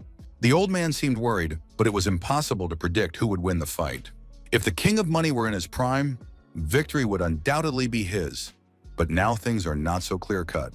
Lillian did not want to go to Kadam to meet Cassius in person, as she considered him an unworthy interlocutor. She wanted her assistant, Agent Clay Adam, a super shooter and top psionic, to neutralize him. The outskirts of the Kadam Velzon seemed to have been created for the purpose of setting traps there. Taking up a comfortable position, he quickly found the desired object with his binoculars.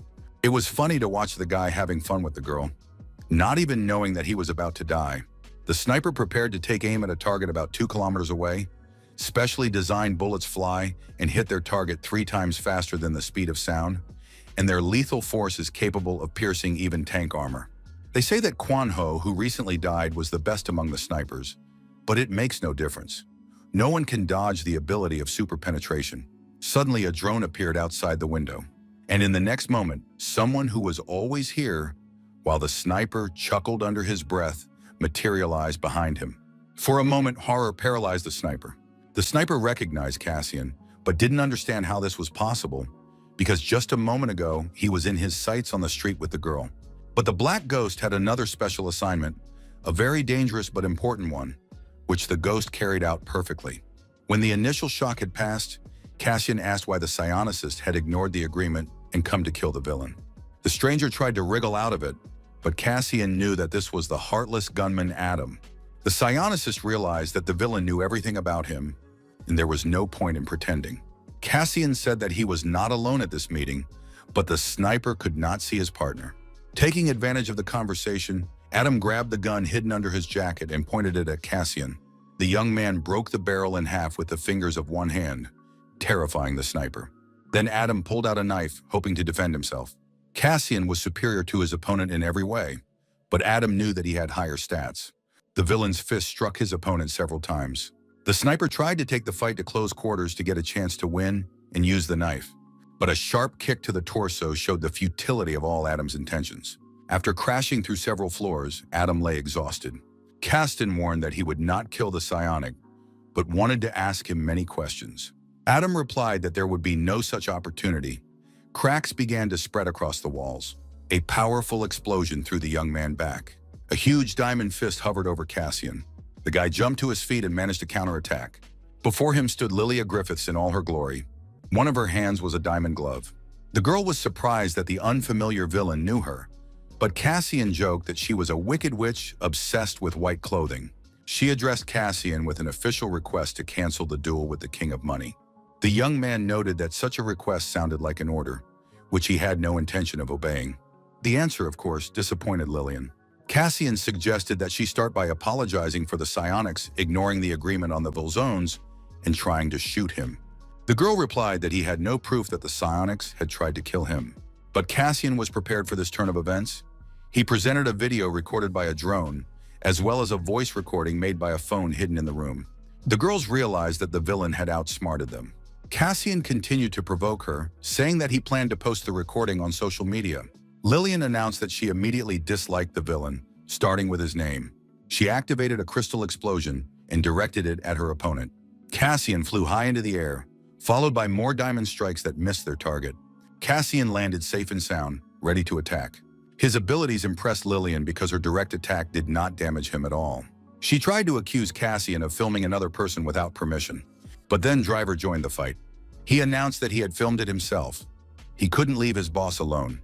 But besides Driver, there were other villains nearby who wanted to see who dared to target their beloved Cassian. In the end, all the villains who supported Cassian rushed over, leaving Lillian Griffiths alone. The next day, the Korean division of Lampas was buzzing and humming like a disturbed beehive. Employees who had arrived on a business trip from the US had caused quite a stir. Fortunately, it wasn't Raoul and Rick, but a top-class psionicist and his assistant. They wanted to secretly kill Cassian. They failed. If they had been able to kill him secretly, there would have been no commotion. They didn't just cross the line, they jumped over it, and all the managers and department heads were summoned to the boss's office. People outside the company knew about it too, because articles had been posted online about how the psionic had flown into the country and attacked the villain in a residential neighborhood. They say there is a video recording of the attack. It is stored in the Kadam zone. If there was a clash between them, it means Cassian and Griffith fought. I wonder who won. No one knew. It seems that Griffith surrendered when the villain surrounded them. This was an unprecedented occurrence. For the villain to surround them, it appears that they demonstrated exceptional intelligence. Lillian Griffiths was immediately released by the villains, and the problem is not that she was released. Now everyone knew that the psionicist had been caught in the Vel Zone, and there was no excuse for him being there. It doesn't matter if the video is published or not. Everyone knows that psychers have no right to attack the Vel Zone. It's unclear what to do about the media hype that will ensue. But there's no point in pretending that what happened was trivial. Of course, they'll say that Lampas had no intention of killing Cassian. But the first impression has already been ruined, and Lampas' reputation has been tarnished. One must be careful when dealing with reporters, because one wrong word can ruin a life and a career. Uchon realized that Griffiths had probably underestimated Velzon Kadam. Cassian tried to work out in his private gym, but a knock on the door interrupted his plans again. It was his most sincere and loving fans who had come to say hello to him in the morning. They cleansed their souls and bodies, put on neat suits, and came to greet the gentleman, ready to be his loyal servants. Cassian struggled to restrain himself from sending such admirers away. He was already tired of their noise and intrusiveness, but they still had a surprise for their beloved boss. They had prepared a sumptuous breakfast because Cassian had to take care of his health, especially if he had had a serious fight the day before. Cassian was going crazy. A leisurely game was underway on the golf course, during which the King of Money marveled at how all his headlines were dominated by news about Cassian and the Psionic. Even the Lord of Evil did not expect such a turn of events. Sources in Kadam's Vel Zone said that Lillian's rival was Cassian.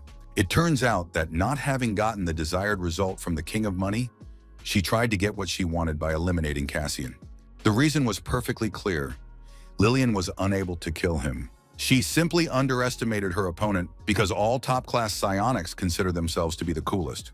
And although Cassian is the rival of the King of Money, he sincerely admires the guy. Perhaps Cassian will reconsider his decision someday and start working with the King of Money. And he couldn't help but be pleased that this news was conveyed to him. The Kadam bar was quiet and peaceful. They served grapefruit juice and a special sandwich with high protein and fiber content. Cassian had been frequenting the bar lately, and many had their own explanations for this. Soon, Driver joined the vacationers. He said that he had worked tirelessly all night and was sure that the management in Lampas was very busy today and going crazy with worry. After all, everything had been posted online. Soon, Mujin and his vassals joined the company. Driver invited her because he decided that they would need Winterbella's help in this matter. At that moment, a waitress approached and looked closely at the customers.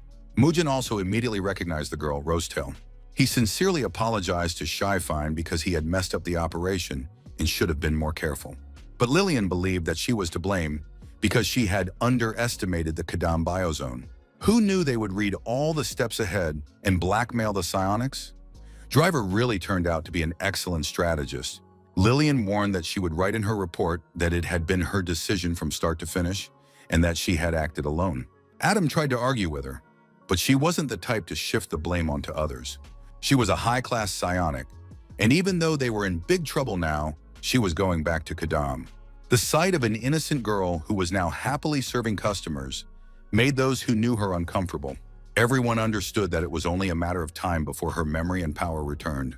Even if that happened, bartender Yujie would handle the situation. The young man treated Mujin to a drink as a compliment to such distinguished guests. Mujin thanked the bartender, and everyone froze, thinking she would take off her mask. But the monarch just pressed a special button behind her ear, and a valve opened. This pleasant little detail was also invented by Driver for her. When the level of politeness reached its peak, it was decided to get down to business. Everyone was very interested in what they had asked Lampas for in compensation. Money or, perhaps, a request for the pardon of some villains. Cassian didn't like either option. He didn't need money, and he didn't want to save villains. It was an expected answer, but perhaps he would demand immunity. He liked that idea. Everyone was also interested in how Cassian guessed that Griffith would try to kill him.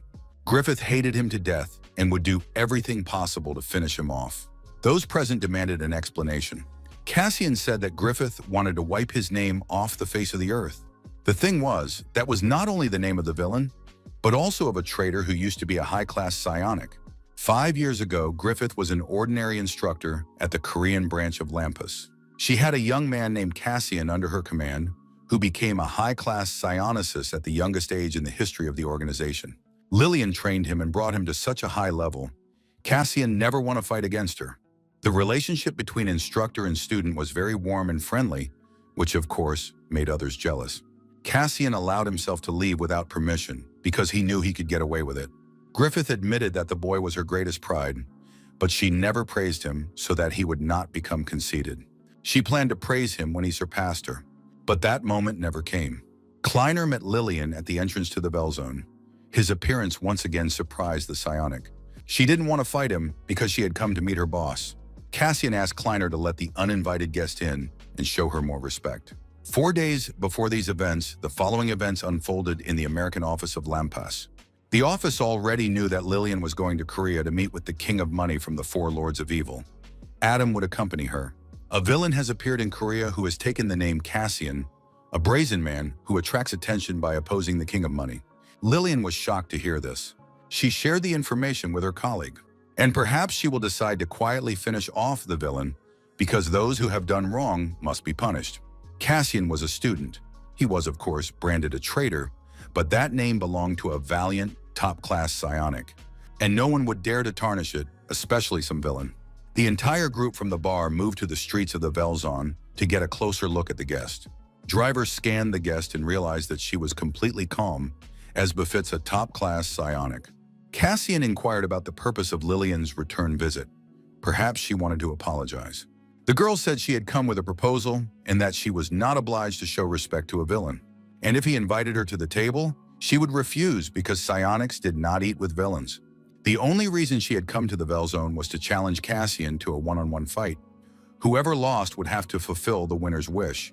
The girl tried to provoke Cassian by calling him a coward. The villain said that this was a normal reaction when a top-class psionicist declared a fight.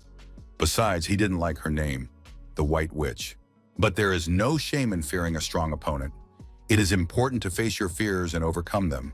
Those present listened to this dialogue with bated breath. Lillian noted that her opponent knew the theory of combat, and yet he would be the victor in battle.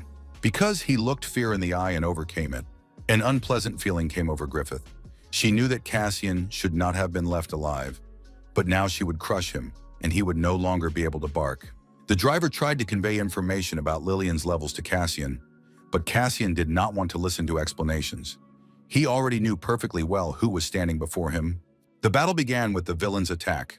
His huge hand caused the first trouble for his opponent. She, in turn, delivered some decent blows, provoking Cassian to back into a corner. The young man prepared to counterattack, activating both hands. The shadow blade was used against the psionicist. By this time, her hand had turned into a diamond glove. The force of such a diamond spear was unfathomable. No one could withstand it. Another emergency occurred at the Lampas branch in Seoul. This was reported by Dune, who ran in excitedly. It turned out that Griffith had disappeared from the interrogation room. There was commotion in the building, and a special squad was being assembled. Many years ago, there was a fight between Cassian and Griffiths, in which the young man surrendered. He greatly disappointed the other trainers by allowing himself to be caught from behind. It turned out that his movements revealed his thoughts to his opponent. It was necessary to practice more different techniques and learn to surprise the enemy with unpredictable movements.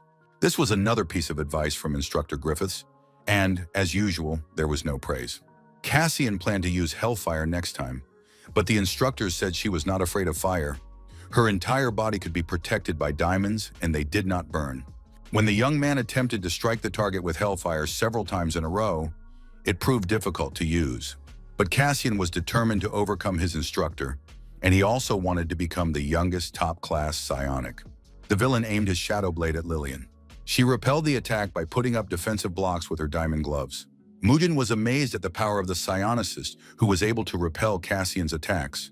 The young man used the hellish flame, spinning it at full power, and duplicated it against his opponent. Those present noticed this technique and decided that Cassian wanted to burn the girl. In response, she created a diamond shield around herself. No one had ever used Hellfire against her several times in a row before. Cassian was able to break through the explosion of crystals and create a crack in the diamond armor. Lillian realized that her opponent wanted to break her with repeated blows. She hoped Cassian wouldn't break through the armor in one go. The young man tried very hard. The fight continued at the maximum effort of both opponents. She was amazed by the villain's level of hand-to-hand combat and decided that he had been trained by one of the psionics. To hear the answer, Cassian suggested simply defeating him in this fight. Lillian asked what condition he would impose in case of victory.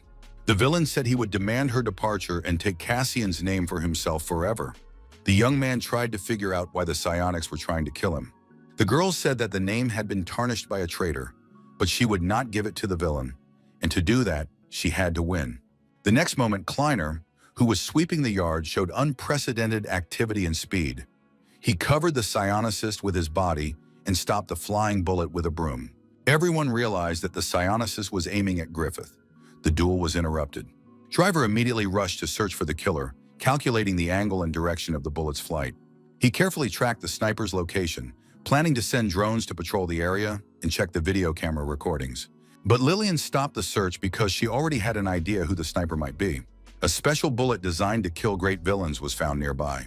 Cassian wanted to know who the shooter was because the murder had almost taken place on his territory. But the girl told him not to stick his nose into other people's business. And she promised Kleiner that she would definitely repay the debt and help if necessary. She acknowledged Cassian's victory. Cassian wished her luck and said he didn't want her to die because of some sniper.